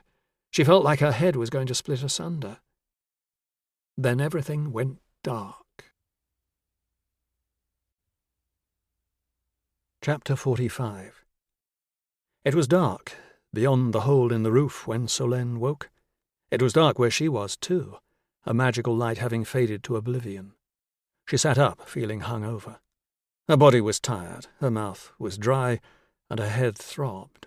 But she was alive, which was more than she was expecting. She didn't know much about fount burnout, as it had been called at the Priory, beyond her own glancing brush with it during her early days there. She knew people had been killed by pulling too much of the fount through them. The passage of so much energy not only drained their own internal reservoirs, but consumed every fibre of their body, as though they had been burned by an invisible flame. As punishing as what she had experienced was, it had clearly fallen short of that. She might have lain there for hours, or days. It was only the lack of a rumbling in her belly that made her think the former was more likely. The echo of what had happened still reverberated in her head. Remembering the ghostly whisper sent a shiver over her skin. She wiped her red hair, matted with sweat, from her brow. She stood hesitantly, wobbling on her feet. There was nothing near to hold on to steady herself, and the lack of any focal point made it even worse. She cast a fresh globe of light. Dizziness gone, she turned slowly, mouth agape. The walls, which had been bare stone on her last inspection, were now anything but. Richly decorated, with carved reliefs and intricate writing in a script that was entirely alien to her, this place was every bit what she had thought an ancient temple might look like, and far, far more. She wandered along the walls again, entranced by the carvings, which looked as fresh as though they had been done only days ago. The first thing that struck her was how important dragons were to the enlightened. Almost every relief bore the carving of one of the great creatures. The thing that surprised her the most was that they seemed to be existing peacefully with humans. Everywhere she looked there was text, knowledge that had been forgotten for centuries. As exciting a prospect as the Prince Bishop's archive had been, this was an entirely different proposition. These inscriptions had been carved by the first people to learn how to use magic properly. She wondered what their circumstances had been. People with a natural connection to the fount, like her. It amazed her to think that she might share an experience with the ones who started it all. She wondered what their lives had been like, the trials, the tribulations, the dangers, when they discovered they were different. The next surprise came only a moment later. Where she had felt the draught coming through the wall, there was now a massive opening. A gaping maw that 10 people could have walked through shoulder to shoulder with plenty of room to spare. The opening, an archway, was surrounded by ornate carvings, mainly of dragons, but with some people and lettering also. The style was exotic and intriguing, and unlike anything she had ever seen before. A stone-flagged ramp led down to another level. Solène had to stop herself from rushing forward to investigate further. She was already stuck down here, and, change of circumstances notwithstanding, she had yet to figure out a solution. Still, with no easy way up, she decided she might as well continue on and see if there was another way out. She proceeded slowly, trying to take in the magnificence of the carvings while also considering what might have brought about the change. One moment she had been in a dark, dank room, little different from an old cellar, and the next she was in the ornately carved antechamber of what she presumed to be the Temple of the Enlightened. Were it not for the fact that the hole she had created was still there, she would have thought she had been transported to a different time or place. Something about her overwhelming interaction with the fount must have done it, and she was both curious and afraid to find out what exactly had happened. She peered through the arch, looking for any obvious danger. She was feeling fresher than she had before the fount had bombarded her, and the hangover-like symptoms she had woken with were fading. Very slowly and very carefully she opened her mind to the fount to see if she could spot anything untoward. She braced herself for the expected flood of power, but what she felt couldn't have been more different from a storm, more like a perfect summer's day. Where before the fount had been like a raging torrent of primal energy, now it flowed around her evenly, with no terrifying confusion. It was peaceful, calming even. It felt as though her mind belonged there. She recalled the whispered words, "In this place we are one." Was this what it meant? Her understanding of what an affinity with a fount meant was too limited for her to be able to take any conjecture far. She had been born with it, as had some others she had met at the Priory, like Daldrazoni. In imperial times, children were trained to develop an affinity with the fount, making them as potent as, if not more potent than, anyone born with one by the time they were adults. As the Prince Bishop had discovered to his chagrin, it was something that had to be cultivated from a young age. The older you got, the less bountiful an affinity you could develop. It was the reason he had wanted the cup, the reason he now wanted the temple. The passage leading down was wide, and the roof was far higher than she expected. Large enough for a dragon, she thought. Everywhere she looked, dragons featured in the reliefs. She modified her light so that it would follow her and started down. The reliefs along the passage were painted bright, vibrant hues. There were many different colours of dragon represented, and various shades of each. Their eyes were rendered with gemstones. To her inexpert eye, it looked as though there were rubies, sapphires, and emeralds, and there were others of various colours, the names of which she did not know. There was an unimaginable fortune on the walls. If she used her dagger to pry them from their sockets, she would have enough money to start a new life of luxury anywhere she chose. She didn't feel the least compulsion to do so, however. She would rather start again with nothing than destroy the beautiful, incredible works of art lining the walls. Finally she reached the bottom of the ramp, where there was another great archway, just as ornate as the first. The illumination of her light didn't reach far beyond the arch, but even as she walked toward it, she realized that everything she had seen so far paled by comparison to what lay ahead. Isabeau stroked the horse's muzzle with no affection. She had taken control of the animal as soon as she had realized what Solène was up to. She had considered hauling Solène up, but reckoned being stuck down there would motivate her to explore properly and find what Isabeau's father needed. Instead, it seemed the woman had decided to take a nap, leaving Isabeau with a long, cold wait. Once Solène woke up and disappeared deeper into whatever lay beneath the ground, Isabeau decided it was time for her to follow. She had a rope in her packs, but Solène's was as good as any. She untied it from the horse's saddle and secured it to a spike she had placed in the ground. She would have no problems hauling herself out of the hole. The redhead might surpass Isabeau in magical ability, but in terms of physical ability, Isabeau was confident she held the upper hand. She checked that the line was secure, then slid down it with practised ease. She dropped to the floor without making a sound, then looked around. She would have whistled through her teeth in appreciation for her surroundings were the need for silence not absolute. They were magnificent, and quite unlike anything she'd ever seen before, and she'd seen quite a bit, from the seraglios of the Chandahari Khagins and the court of the Sultan of Darvaros to the palaces of the Moguls of Jahar. She drew her rapier, a Talastrian blade she had liberated from the Count of Summerham, moments after she had cut the Humberlander's throat. While she was aware of the value of blades like that and how sought after they were, her interest in it was entirely practical. Talastrian steel had an interesting relationship with magic. It was what had made these weapons so sought after in imperial times. The metal acted like a sponge, soaking up magical energy, rendering it, if not entirely harmless, then far less potent than it would have been otherwise. She hadn't had much call to use that power, but she had kept the rapier, thinking it might come in handy in future. She reckoned that day had come, although it would be better for everyone if she was able to avoid an encounter with Solène completely. She didn't see how that would work, but she was an eternal optimist. She followed Solène's light, being careful to stay far enough back to remain hidden in the darkness. Chapter 46. Amaury's hands were shaking as he approached the king's private offices. The priory had done some experimentation in pacifying people, making a rioting protester see reason, in an effort to find a humane way of dealing with the civil strife Mirabeau was known for. He hoped it would work for his predicament. There wasn't time to test it now. He had no option but to trust that he had it down, and try it for the first time in anger. Heart racing, he knocked on the door and waited for the king's private secretary to open the door. With a forced smile on his face, Amaury said, "I had hoped to give the king an update on matters we discussed earlier." "Show him in," the king commanded from behind the secretary, who then ushered the Prince Bishop into the office. "What, progress, First Minister?" "Might I sit, Highness?" Amaury said. "Of course." The king gestured to a chair. Amaury sat, took a moment to gather his thoughts, then sought to exercise the magical gifts he had tried to draw from the cup, even as he spoke to the king. "I've come to implore you to reconsider your command to disband the order." The king sat back in his chair.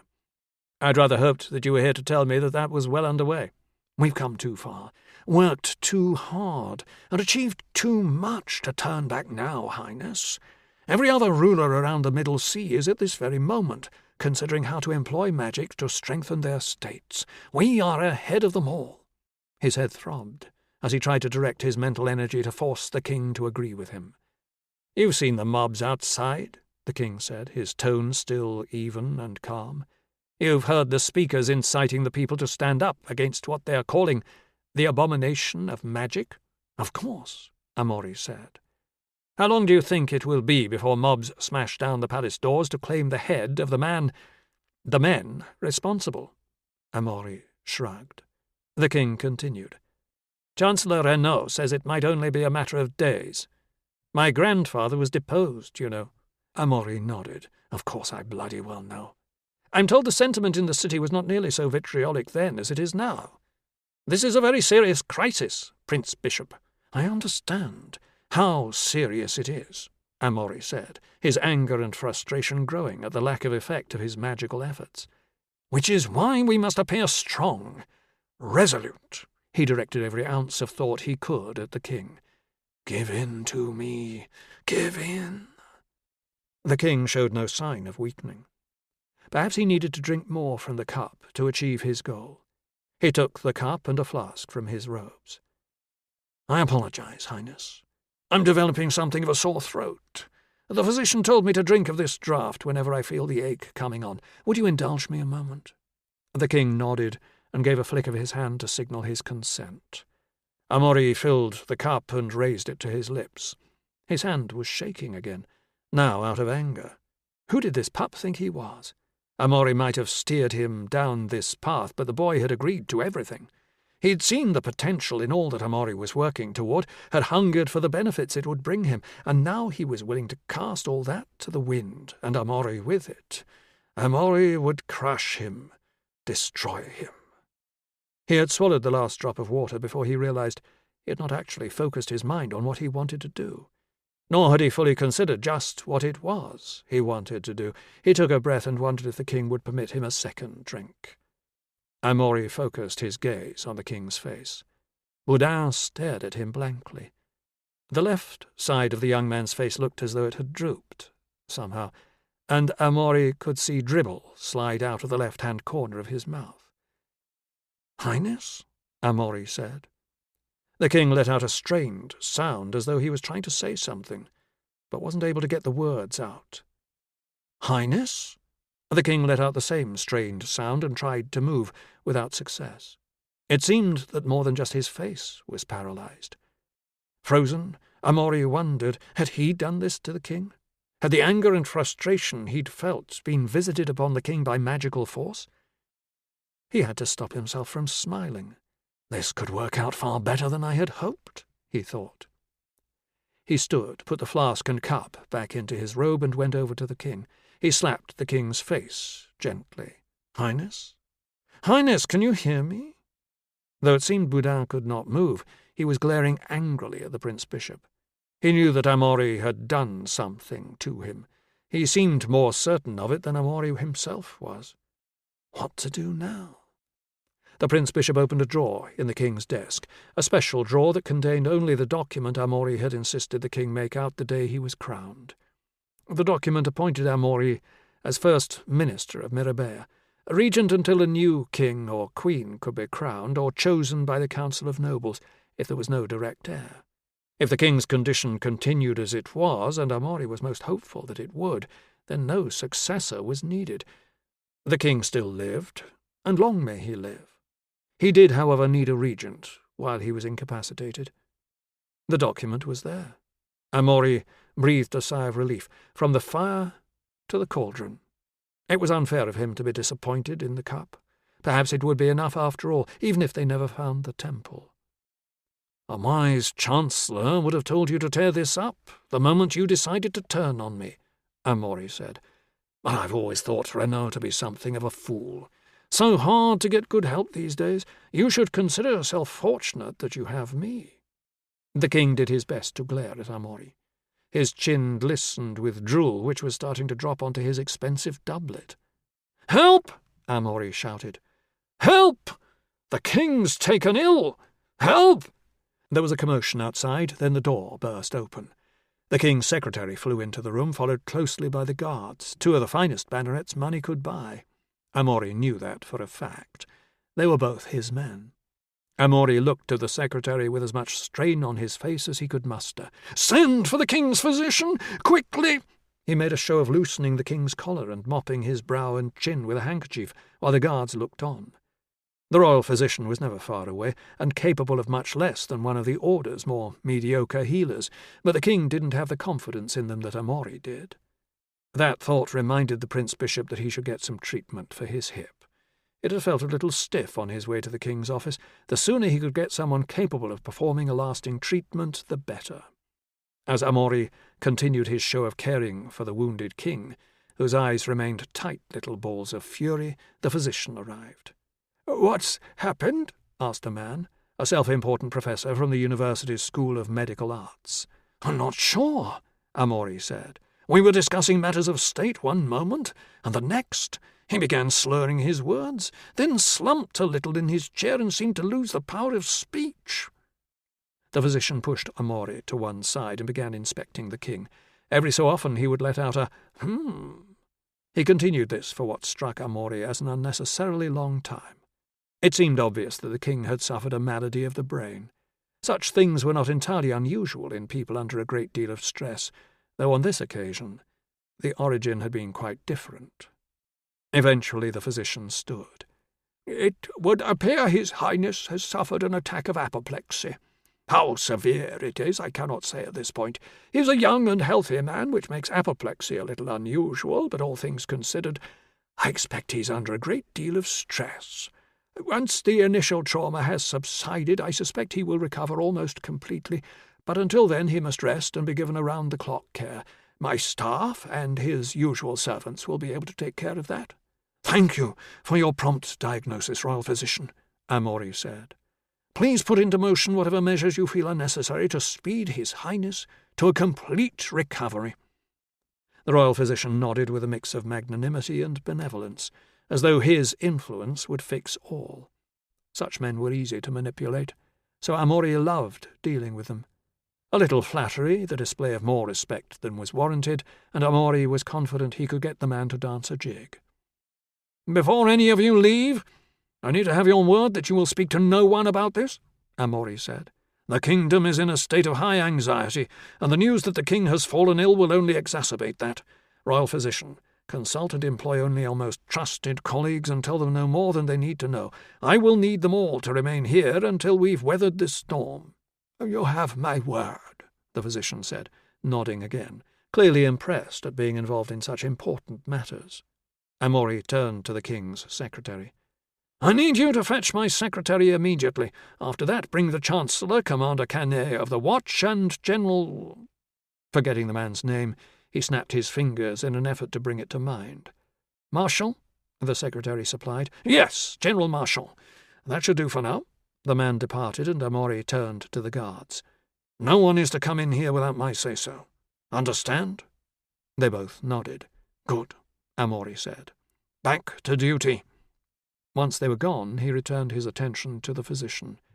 He'd forgotten this man's name as well, not that that was important when he seemed to prefer the use of his official title. "Is His Highness's condition likely to deteriorate further?" "I shouldn't think so," the physician said. "It's usually the initial attack of apoplexy that causes the injury. After that, it's simply a matter of care and rest to ensure the best recovery. I wouldn't expect another attack." "That's encouraging news. I can keep watch over him while you ready your team. Once again, I must emphasize how important secrecy is." "I completely understand. I'll get to work. Try to keep him calm and comfortable while I'm gone. I'll return as quickly as possible." "Your dedication to His Highness is admirable," Amori said. The physician nodded and left Amori alone with the king. Amori looked at him, arms akimbo. "Well, Boudin, I'll wager this isn't how you saw your evening going. I'm afraid I don't hold out the same hopes for your recovery that the royal physician does." He tipped Boudin out of his chair. The king thudded to the floor with a grunt. Amori dragged him out from behind the desk, where he would be easily seen by the advisers when they arrived. As an afterthought, he placed a cushion under the king's head and arranged his limbs in a way that made it look as though he had taken some care with the man. That done, Amori seated himself in the king's chair. He placed the regency decree on the table before him and leaned back to wait for his secretary, who was no doubt at that moment making haste toward him. Amori had not intended any of what had happened over the last hour, but if he played his cards right, it could all work out very well for him. The gods, it seemed, continued to smile on him. Chapter 47. So much gold, Solène thought, as she surveyed the main chamber. It was everywhere. All the reliefs were covered in gold leaf. The jewels were abundant, and anything not jewelled or covered in gold was painted in bright, vibrant colours. Most art Solène had seen depicted violence of some sort, bannerets in field armour, battles, depictions of legendary fights against mythical beasts. There was none of that here. Dragons featured prominently on every wall, and she was coming to believe that the enlightened had worshipped them.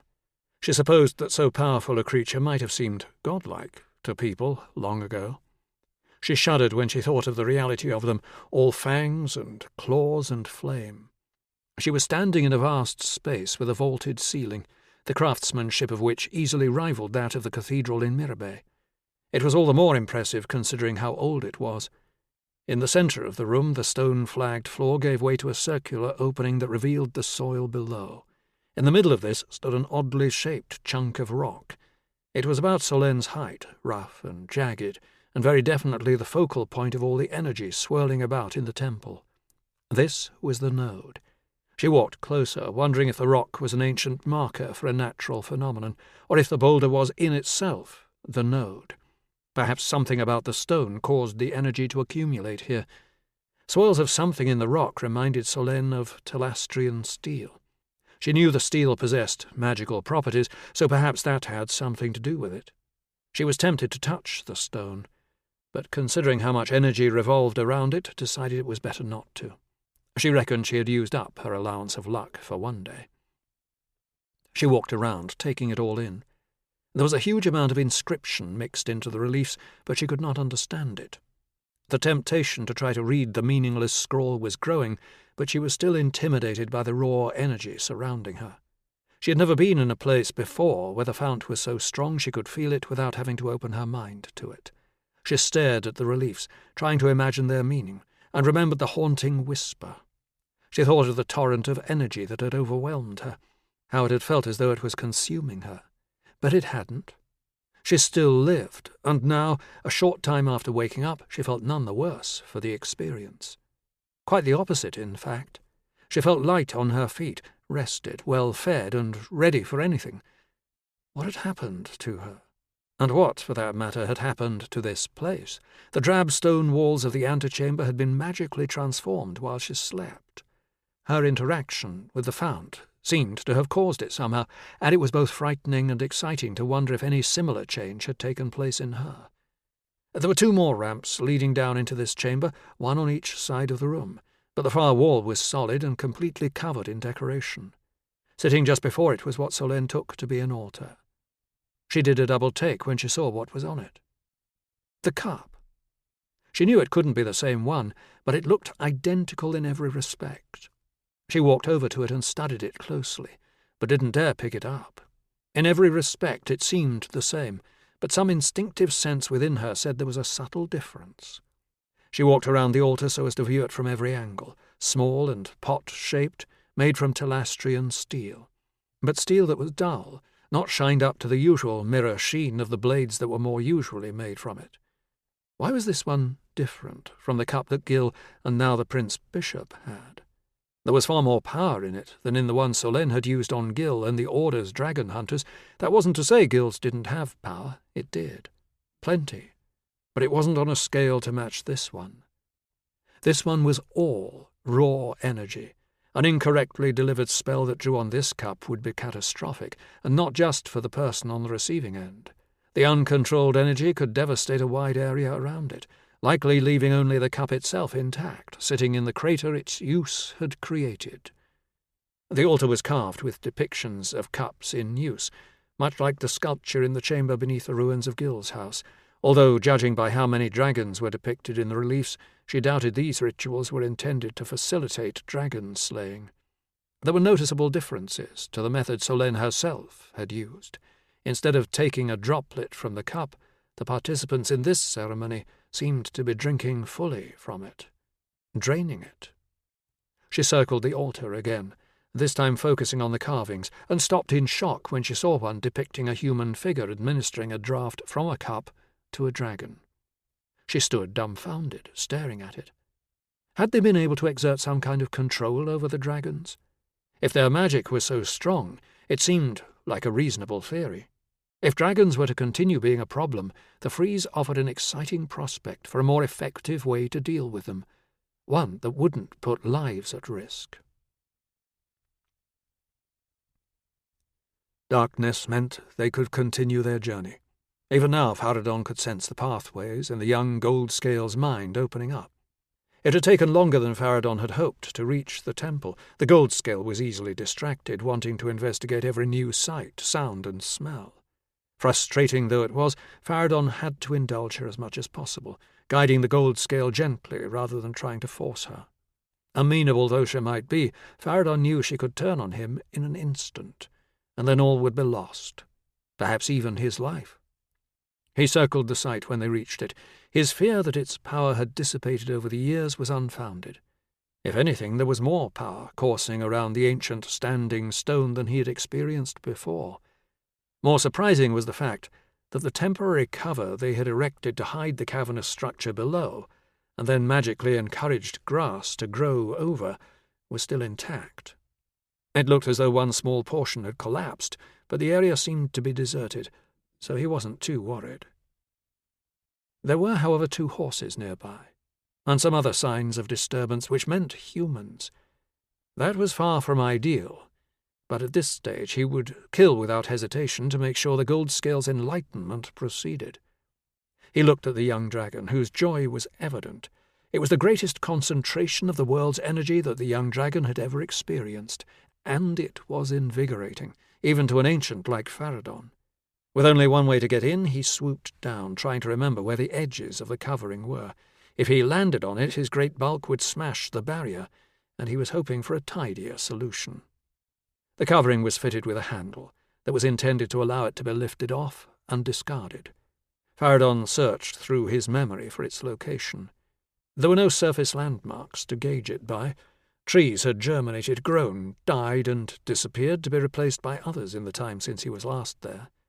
Instead, he used the focal point of the fount, around which the temple was built, as his reference, and after some careful clawing around, he found the handle. Gripping it with his talons, he gave a great beat of his wings to pull the lid free of the ground. He'd raised it only a small way before it disintegrated into a mass of rotten wood, grass, and soil that crashed down, littering the antechamber below. If Faradon had been able to shrug in dragon form, he would have. He'd have to create some new form of concealment before he and the Goldscale left the area. To his relief, the temple's magical protections seemed to be intact, and the familiar sight of the entryway stirred memories in the dustiest recesses of his mind. It was a pity he'd made such a mess, opening it up. Fights to the death had started for far less than fouling the Temple of the Enlightened, and he remembered at least 1 or 2 dragons who would have taken offence at his inadvertent act. The Goldscale, who didn't know any better, had watched the whole process with curiosity. The way below was clear, but he saw light coming from within. Faradon hoped the humans would not pose too much trouble. Isabeau had always had a healthy sense of when danger was coming, and when she needed to make herself scarce. She felt it came of having been born with a magical gift in a world where such people got burned at the stake. On this occasion it was easy to tell that trouble was coming.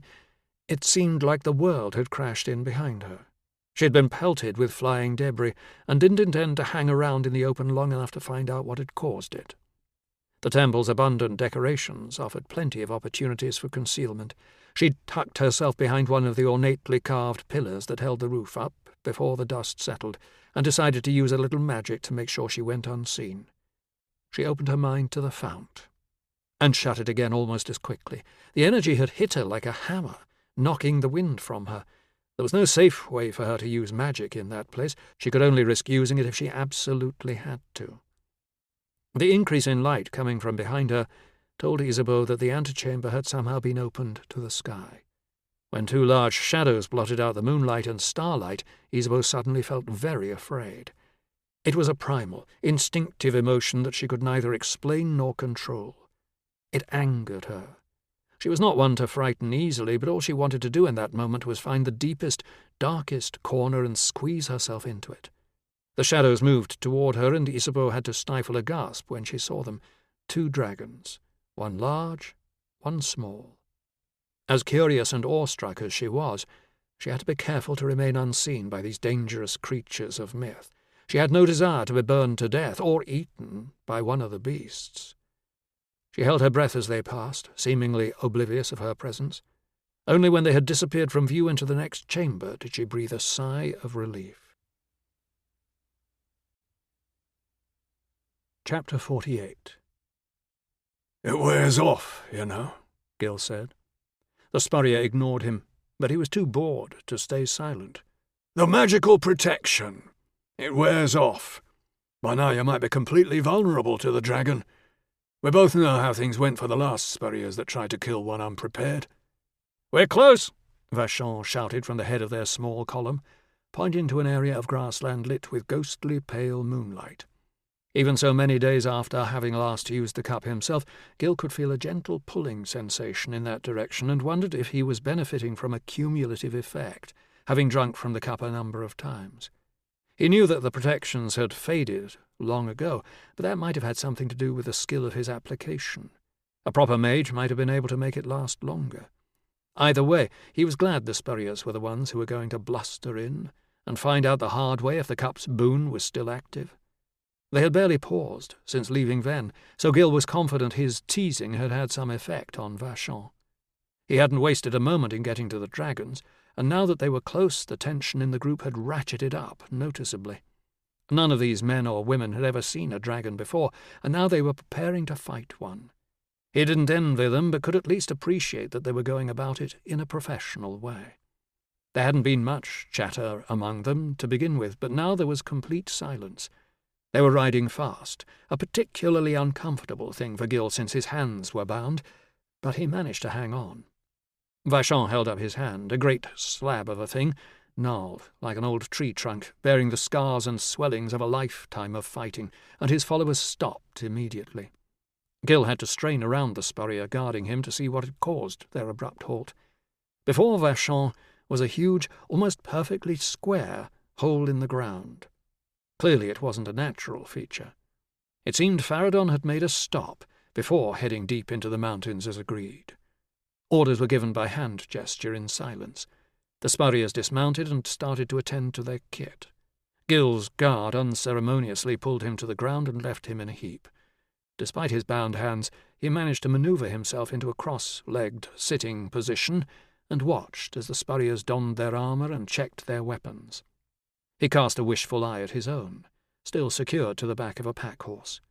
Gil wondered if they were going to leave him above ground. He doubted Vachon would want to face the dragon a person down, but Gil could cause merry havoc if left unattended. It would be a long walk home without horses, if any of them survived. As Gil watched, he realized the Spurriers were quality. Although one or two had paled considerably when faced with what they had to do, they went about their preparations silently, precisely, and without hesitation. Vachon, now fully armoured and looking every part the warlord, approached Gil. "Anything you want to tell me before we go down there?" he said, one old soldier to another. Gil finally realized why he found the man's face familiar. "We've met before, haven't we?" "Aye, we have," Vachon said. "Roncarneau, was it?" Vachon nodded. "You'll remember this better than I gave you credit for. I was with Andreville's heavy foot." "Ah," Gil said. He recalled Andreville's heavy foot leading the advance on the left flank, where he'd also been stationed with the Royal Guard. Vachon's fellows had been massacred by lunchtime, with no more than a dozen survivors. "A bad day." Vachon shrugged. "It wasn't their only one in that campaign. The Royal Guard gave a good account of themselves that day. Until Roncarneau, I always thought your lot were a bunch of ponces. Feathered hats, fine swords, jelly for spines." Gil laughed. "You aren't the only one. As few of us as made it off the field that day, there'd have been none if the Guard hadn't advanced when they did." "What else could we have done?" Gil said, feeling a pang of sadness that they were enemies now. "I'm asking you for the same today. Anything that'll help me bring all these folk home still breathing." "The cup's already given you more than I can. The rest is a combination of luck and effort." Looking unconvinced, Vachon nodded slowly. "We'll be taking you down there with us." "With my hands tied and no armour?" Vachon shrugged. Gil continued. "That's mighty generous of you." "It's in your interest to make sure we can do what we came to do, or you're as dead as the rest of us." "Well," Gil said, "when you put it like that, this one's a boy dragon, and he particularly likes it when you tickle his—" Vachon's fist smashed into Gil's face. Gil flopped back on the ground, head ringing. He checked over his teeth, which were all present, and was surprised by how resilient they were proving to be. He struggled back up to a sitting position. "I'd save your strength," he said. "You're going to need it." He flashed Vachon a toothy smile, realizing it might be the last one he ever gave. His teeth could hold out for only so long. Vachon turned back to his people and started giving more orders in a whisper. Gil suddenly got the sickening feeling that he might be used as bait. He wondered if he'd be able to talk the dragon out of eating him a second time. His guard returned, fully armoured now like the rest of his fellows, and hauled Gil to his feet. Making no effort to assist, Gil forced the man to haul his dead weight up. Once he was standing, the spurrier shoved him toward the hole. As Gil got closer, he could see an array of fine carvings below. Even from above, the big space was impressive. Amazing to think it had lain here, entirely unknown, for who only knew how long, like the hidden, long-forgotten chamber underneath his old family home. He wondered how long ago this place had been covered up, and by whom. The spurriers had moved out around the hole and were doing their best to get an idea of what awaited them down there. Satisfied that there was no immediate danger, Vachon ordered that lines be thrown down, and one after another they started to drop into the hole. Gil was shoved forward and handed a rope. Although he went to great pains to show how awkward it would be to climb down with his hands bound, when he started he found it wasn't all that difficult, and he was soon at the bottom. The stone flags below his feet were covered with a mixture of soil, grass, and old splinters of wood, the remains of whatever had covered it, Gil reckoned. Once they had all assembled on the stone floor, the spurriers drew their swords and looked around. Gil had already spotted the large opening leading down and the hint of light at the far end. He wondered how long it would be before Vachon saw it. Like everyone else, the spurrier's leader seemed transfixed by the intricate carvings covering the walls. Solène jumped at the thunderous commotion from the antechamber. She took cover behind the altar and peered out to see what was going on. It couldn't be Olivier, could it? Her ability to conceal herself was negated by the fact that she had created the large globe of light that hovered in the centre of the room. She thought about trying to dismiss it, but reckoned it was already too late for that. If someone was coming after her, they already knew she was here. She didn't know what to do.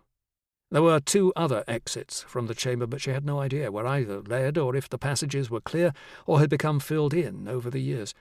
She was tempted to run, but remembered her responsibilities, that there might be secrets in that place, which the Prince Bishop could use to further his aims. She couldn't stand by and allow that to happen. But was this the right time and place to fight that battle? Solène froze at the sight of an enormous red dragon lumbering down the ramp she had used, followed by a golden one. Her shock subsided quickly, but before she could move, she saw its great orbs of eyes fix on her. It halted, crouched, and snarled at her. Solène wasn't sure what to do. She dropped into the low, balanced position the fencing master at the priory had taught her, but felt ridiculous. She wasn't holding a sword. Though the idea of doing it still frightened her, she opened her mind to the fount anyway. Better to be killed by it than eaten by a dragon, she thought. The dragon blinked. It was an alarmingly human gesture. Solène paused before trying to unleash every bit of magical power she could in the dragon's direction. "What brings you to the temple?" it said. Solène's jaw dropped. It took her a moment to gather her thoughts enough to respond. "You can talk?" She frowned, realizing she should have spent a little longer gathering. "That would appear self-evident," the dragon said. "What are you doing here?" I'm looking for something." The dragon nodded, and seemed to relax a little as it looked around the temple. The golden one shuffled out from behind it, but remained silent. "Have you found it?" the red one said. "I don't know." "It is," the dragon said. "I can see no reason for us to fight, unless that is what you wish." "No," Solène said, standing straight. "I'd prefer not to."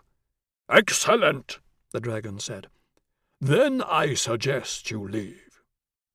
Before she could move, its pupils narrowed to slits. It cocked its head and gave a long sniff. "Wait," it said. It edged toward her and gave another long sniff. "Well, you are different, aren't you?" "I don't know what you mean." "Most of your kind have to be led to magic, but some are born to it. You are one of those, aren't you?" "There's no need to dissemble. I can smell it on you, and I know that is why you are here. Fortuitous timing, I think, as you would not have found what you seek were I not here to show you." What do you mean? Some of your kind have become enlightened. You wouldn't be the first. Even without the ritual, you are close to enlightenment.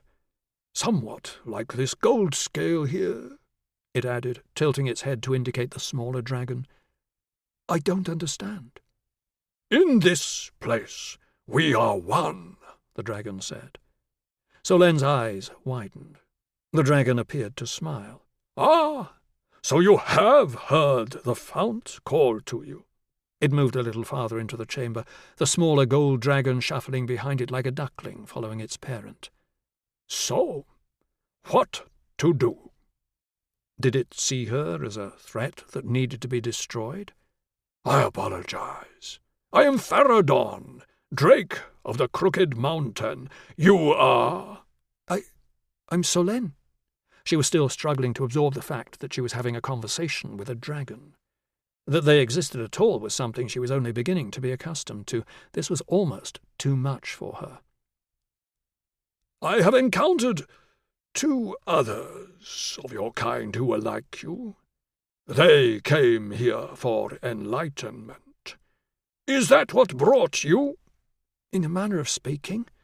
Well, perhaps. I don't know what enlightenment is. It's the higher state. It's being a creature of reason, a creature at one with the fount, where shaping it is as easy as drawing a breath of air. For your kind, it is more. Faradon paused and adopted a thoughtful expression. I apologize if this startles you, but please bear with me a moment. Solen's eyes nearly popped out of her head as the dragon began to shrink and take on the shape of a human man. A naked human man. Solen turned her gaze away. When the dragon cleared his throat, she looked back and saw that he was fully clothed in tunic and breeches of contemporary style. She could have walked past him on a street and not suspected there was anything unusual about him. He stretched his neck and walked toward the altar.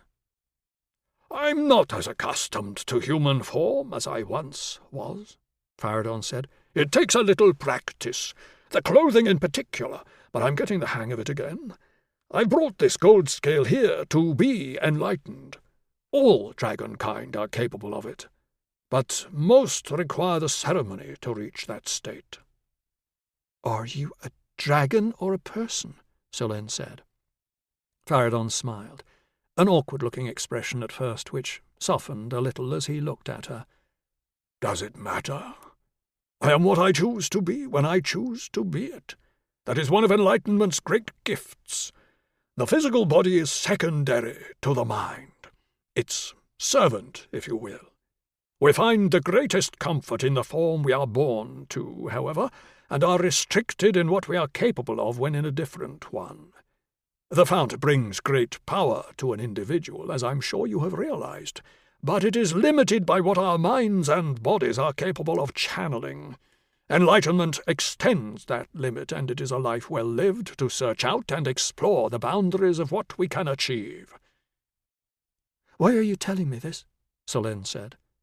Because you are one short step away from enlightenment. When I look, I can see your presence in the fount. It's the responsibility of all enlightened to offer the opportunity to others capable of it. Not all are capable, Solen said, grasping onto the hope that no matter what he did, the Prince Bishop would never be able to acquire the magical power he sought for himself. Faradon shook his head. All beings of higher thought may be enlightened. That is not to say they are capable of being enlightened. There is a distinction. Having the power enlightenment brings and being enlightened are not necessarily the same thing. The former can be taken by anyone, while only a few have the potential for the latter. Why do you think I do? Faradon shrugged. I just do. Solen felt her heart sink. Should she take this step purely so she could prevent the Prince Bishop? All you need to do is open your mind to the idea and drink from an untouched vessel of enlightenment. He gestured to the altar and the cup that sat on it. The cup can give magical blessings to many, but can only enlighten one. This one is yours, if you wish it. Solen hesitated. Don't you need one for your friend? There are others here.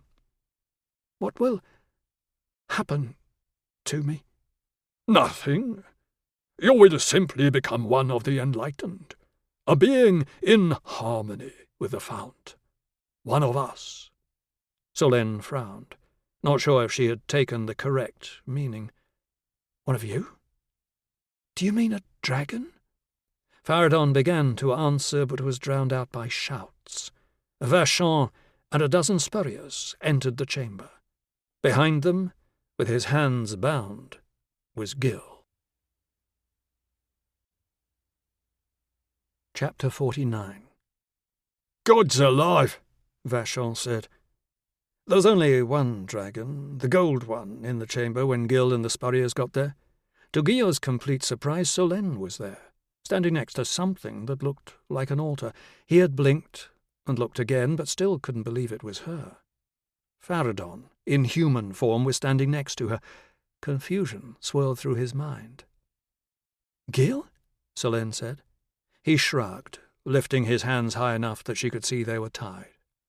Faradon had broken their agreement, and dislike Vachon though Guillaume did, perhaps the beasts did indeed need to be eradicated. Seeing Solène in proximity to the deceitful creature worried him, and he was tempted to take up a sword and help the spurriers in whatever way he could. Vachon was in front of his fighters, sword drawn, but clearly had no idea what to do next. Who did, the first time they encountered a dragon? Vachon's gaze was locked on the gold dragon, which didn't seem particularly interested in anything that was going on. It was looking curiously at the reliefs, as though struggling to understand them. Finally, Vachon acted. He moved quickly, attacking the gold dragon. His blade snapped on impact against the armor-like scales, which was exactly what Gil expected would happen. The gold scale let out a hiss. Out of the corner of his eye, Gil saw Faradon move. In the next instant, Vachon flew through the air and was pinned against the wall, held in place by some great unseen force that was causing him visible discomfort. "Put down your weapons," Faradon said. "There is no need for violence." Gil could see that the spurriers were twitchy and unclear what to do. Their instinct was to attack, but it didn't seem like there was a clear enough chain of command for someone to take over from Vachon. Gil glanced at Solène, who didn't seem to be in any way threatened by Faradon. Noticing Gil's look, she shook her head subtly. "What's that supposed to mean?" he wondered. She indicated Vachon with her eyes, telling Gil that the spurriers, her comrades, he assumed, were the ones she was worried about. "I do what he says," Gil said to the fighters. "He can turn your boss into raspberry jam if he chooses. Nothing to lose in hearing what he has to say." Despite his words, he wasn't confident that was the case, and wasn't altogether against the idea of Vachon meeting an untimely end. The spurriers relaxed a little, but there was still enough tension in the chamber that Gil could feel its weight bearing down on him. Faradon didn't release Vachon, who seemed to have been robbed of the power of speech. "What are you doing here, Faradon?" Gil said, taking advantage of the momentary equilibrium in the room. When Faradon looked at Gil, his concentration must have slipped, for Vachon gave a strangled shout of, "Shut him up!" One of the spurriers made to strike Gil with his free hand. Gil dodged to the side and kicked. The spurrier turned as he dodged, swinging his sword arm toward Gil. With a quick move of his still-bound hands, Gil disarmed the spurrier and made the sword his own. Backing away quickly, he allowed himself a smile at the move he had just pulled. He hadn't managed anything that fluid in quite some time. He shifted position to trap the hilt of the sword between his thighs and sliced his bonds off. The sword was in his hand in an instant, a regular steel blade that he knew would be of use only against the spurriers. He still wasn't entirely sure who he was going to be fighting. "Solène, would you mind coming over here and telling me what's going on?" "Sister, what are you doing?" one of the spurriers asked as she gave Faradon a parting look and stepped toward Guillaume. "Trying to make sure no one dies," she said as she crossed the chamber. "What are you doing here?" he whispered once she was in earshot. "Looking for this temple. The Prince Bishop thinks it's important, and he's right. It could give him all the magical power he's been after." "And you're not in favour of that?" "No, of course not." "But the Order, these are your comrades, aren't they?" "Not anymore. The Order has changed. I don't want to see them hurt, though." So they're the bad guys, Gil said, trying to pull sense out of it all. Not all of them. Maybe none of them. They're just following orders. I've heard that before, Gil said. He raised his voice slightly. Faradon, what are you doing here? You said you were headed for the mountains. I am, Faradon said. As soon as I've done what I came here to do. One of the spurriers finally took some initiative. A dagger whistled through the air and struck Faradon in the shoulder. Letting out a grunt that sounded half animal and half human, he stumbled backwards. Vachon dropped to the floor from his position halfway up the wall and quickly got to his feet. He and some of his comrades went after the gold scale, who was finally starting to pay serious attention to the humans. Gil swore. Who was he supposed to side with? A thug like Vachon, who was at least human, or a pair of dragons? The gold dragon belched out a jet of flame, not nearly so great as some of the ones Gil had experienced, but in a confined space it was more than enough. Or it would have been, if the spurriers hadn't been given the cup's boon, which was obviously still working as none of them were even singed. The dragon seemed surprised that its weapon had no effect, but was quick to lash out with fangs and claws. 2 spurriers came for Gil, who made his mind up as to what side he was on, at least for the moment. Sorry, Solène, he said. The spurriers slashed at him from each side, one high, one low. Gil parried the first and carried the momentum from the strike down to divert the second. He fired in a quick thrust that cut only cloth, but smiled at how loose his body seemed to be. Joints that had complained with every movement for years were smooth and pain-free. His muscles were responding faster than he could recall, and he had thrust twice more before he had even finished the thought.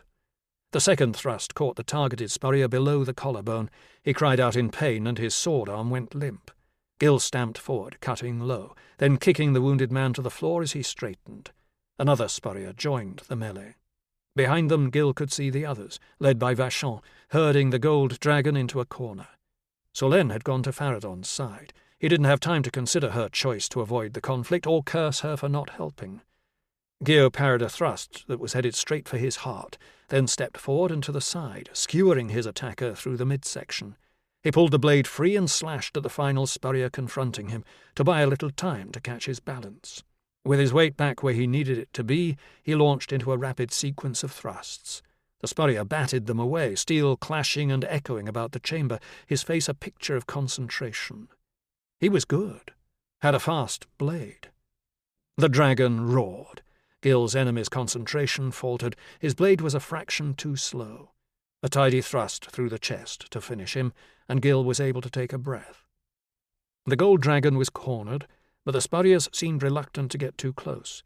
They goaded it with their swords, but none seemed brave enough to step within range of teeth or claws. Gil could see the expression of terror on the dragon's face. It was bizarre to see the creature of so many people's nightmares fighting for its life, afraid. "Leave it alone!" Gil shouted, then winced. Was he really telling humans to stop trying to kill a dragon? Stepping out of the group, Vachon turned to face him. "You betray your own kind to protect this monster?" Gil shrugged. "I'm not sure we are the same kind." Vachon smiled. The type of smile a bastard makes when he's about to kick a puppy. Gil took his guard, and Vachon did the same. Vachon came at him like a bull, blade cutting like a butcher's cleaver. Gil countered his blows, but his hand stung from the force of each deflected strike. A competent banneret who had spent years soldiering, Vachon clearly knew a sword wasn't the only thing you used when you were trying to kill someone. Gil continued to parry, finding a smooth, flowing rhythm that reminded him of his youth, but he didn't have the speed to get out of the way of a shoulder charge. Vachon knocked him to the ground and left him breathless. Gil had grown used to dealing with that in recent days, so with barely a pause he rolled to his feet as he fought to draw air into his lungs. His opponent slashed at Gil with wicked cuts in rapid succession. Gil danced back on the balls of his feet, revelling in the sensation of ease, one he hadn't enjoyed in years. It was this feeling that had made him want to become a swordsman. There was joy in it. Gil thrust. Vachon parried and riposted. Gil met the blade with his, but the strike was too wide. His body might be back in form, but the speed of his thoughts had yet to catch up. Vachon barreled into him, slamming him into the wall. Gil smashed down with the pommel of his sword, missing Vachon's head and catching him on the shoulder instead. Wincing, Vachon stepped back and grabbed Gil by the front of his shirt. Vachon's other fist followed, the guard of his sword threatening to rearrange Gil's face. Gil managed to twist enough to dodge the worst of the blow, but it caught his left cheek and rattled his brain. Strong as an ox, Vachon pinned Gil to the wall with one arm and pressed his fist into Gil's throat. Choking, Gil kicked at Vachon, who seemed oblivious. His eyes burned with rage. It was easy to see that he took joy in killing.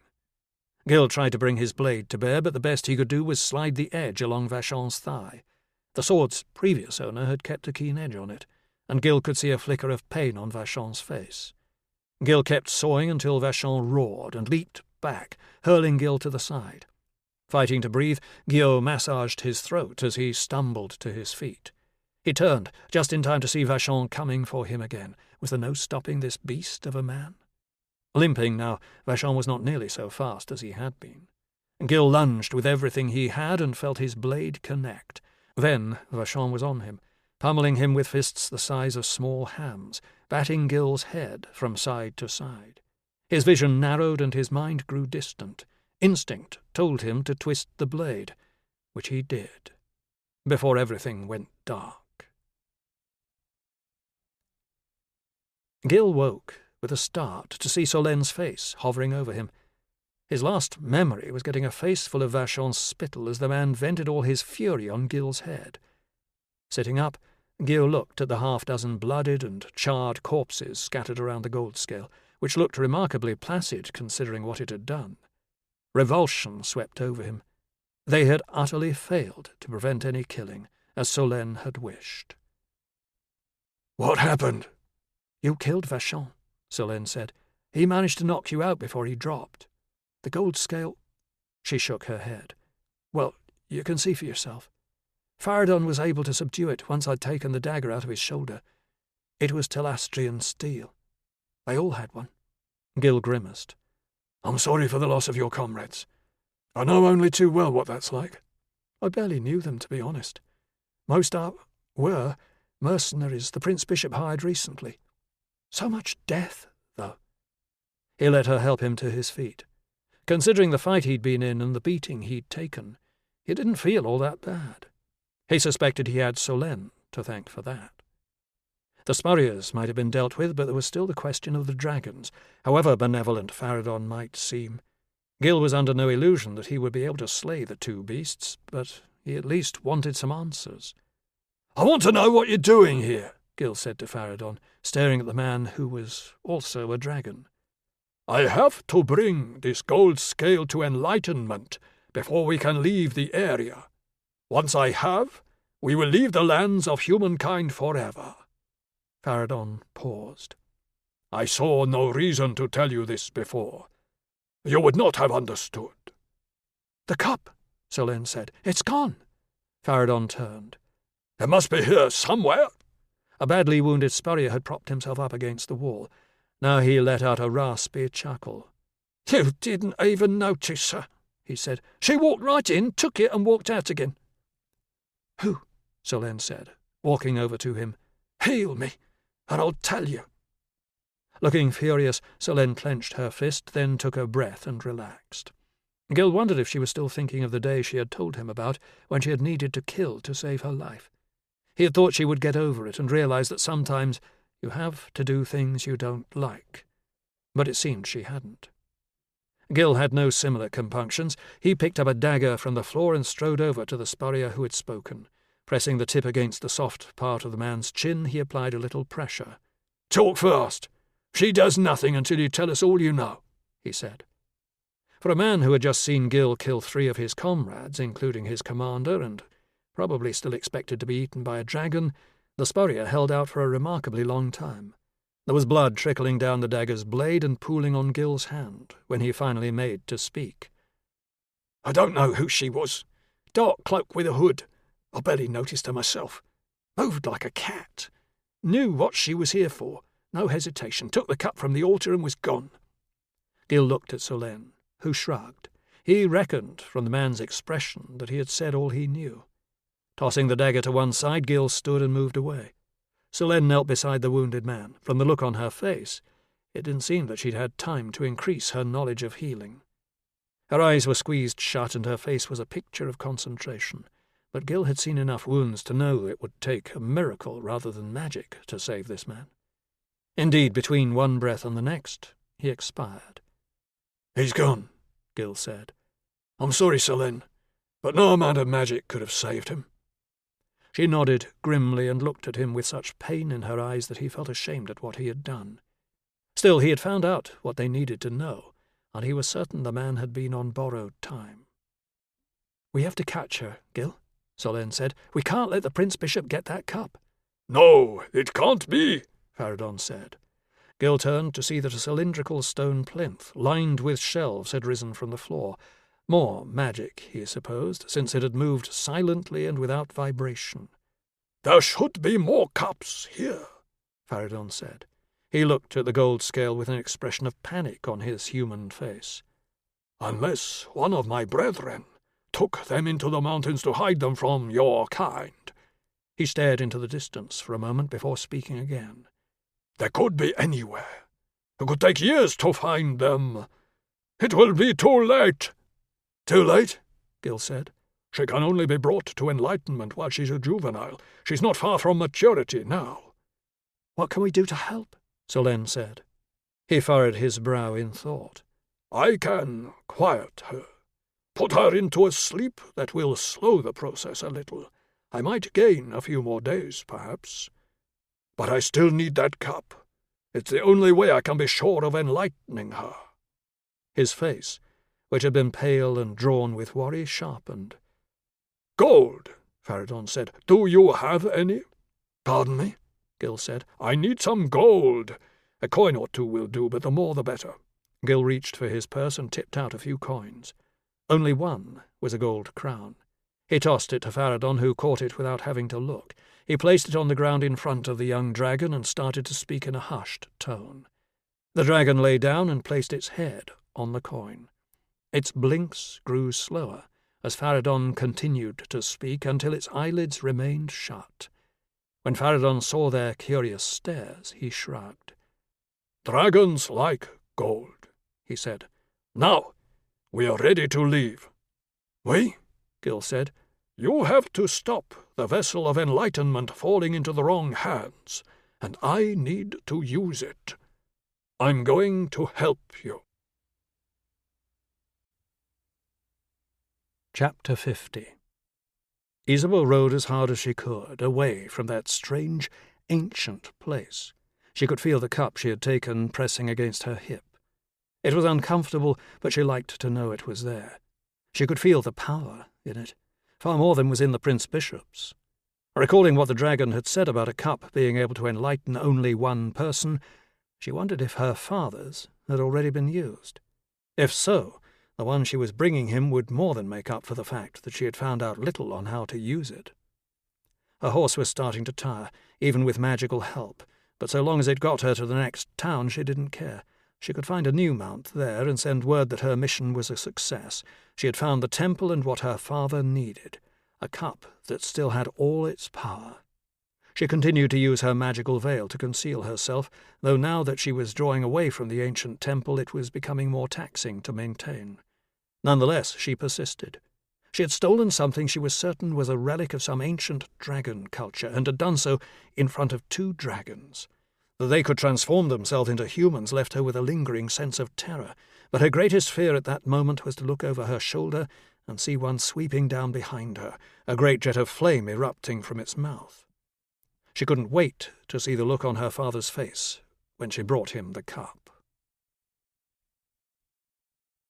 Amori sat at the king's desk as the 3 royal advisers were shown into the room. When they had heard the news, they had all demanded to be allowed to call on the king, who was now in his bedchamber, attended by the royal physician and his staff.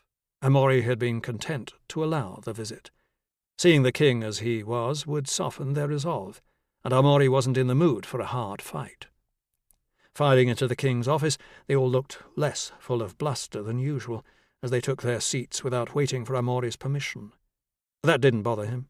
No amount of disrespect would lessen the enjoyment of what he was about to do. A dozen armed members of the order were waiting in concealment. He could have used the royal guard for the job, but reckoned it was time that everyone realized there would be a new way of doing things in the kingdom of Mirabea. I'm glad you could join me, gentlemen, at this most distressing time. What did you do to him? General Marchand said. The soldier, rather than the politicians, was always the one to give him the most direct trouble, and Amaury was prepared. I ensured he got immediate medical attention. Were it not for my haste in acting, he might have died. As it is, hope remains that he will recover. I have here a document, signed and sealed by the king, appointing me as his regent, in the event of his incapacity or demise before his legitimate successor has reached majority. I'll never agree to that, Chancellor Renaud said. Amaury laughed. You don't need to. Everything required by law for me to take up the regency is contained in this document. I didn't bring you gentlemen here to approve of these arrangements. I brought you here— He reached forward and rang the king's desk bell. I brought you here to have you all arrested for treason. On cue, the 2 doors into the room opened and several spurriers stepped in. They were new appointments, all found for Amaury by Luther. Some of them looked as though they had spent the previous day hopping from bar brawl to bar brawl on the docks. You can't do this, Canet of the City Watch said. Can and have. Your counsel to the king of late has clearly been contrary to the best interests of the kingdom. The appropriate paperwork has been completed and signed by the Lord Chief Justice, a man long under Amaury's thumb. All that remains is for you to take up your new accommodations downstairs. Take them out. There was a volley of protests that had reached begging on the part of Renaud by the time he was being muscled out the door. Amaury considered having them fed poison, an untraceable one created at the Priory.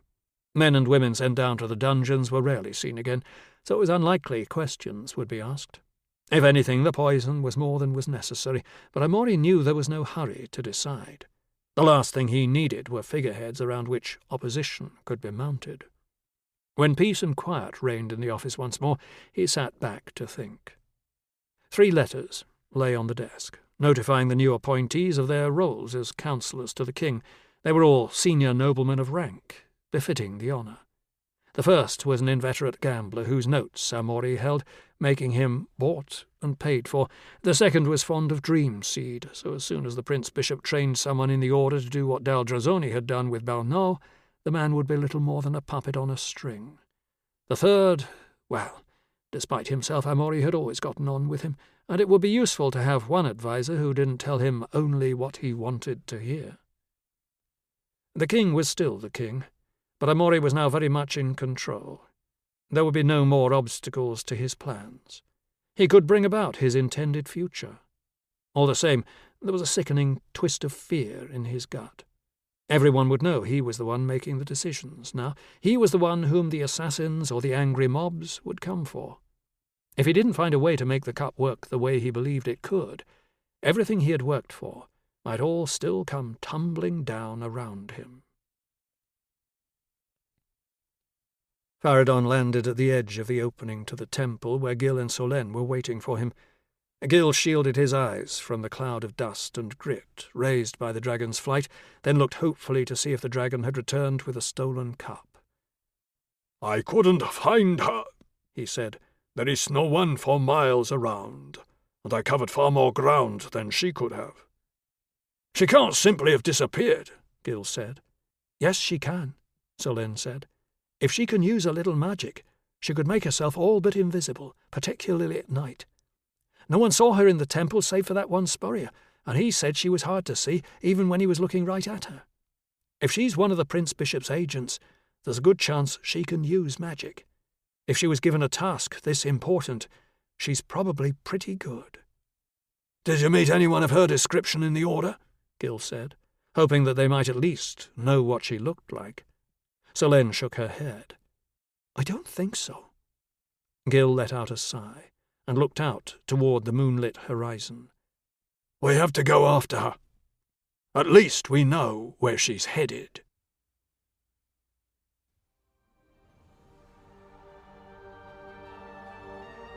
This is Simon Vance. We hope you enjoyed Knight of the Silver Circle, a Macmillan audio production from Tor Books. This title was produced by Katie Rabitsky. Text copyright 2019 by Duncan M. Hamilton. Production copyright 2019 by Macmillan Audio. All rights reserved.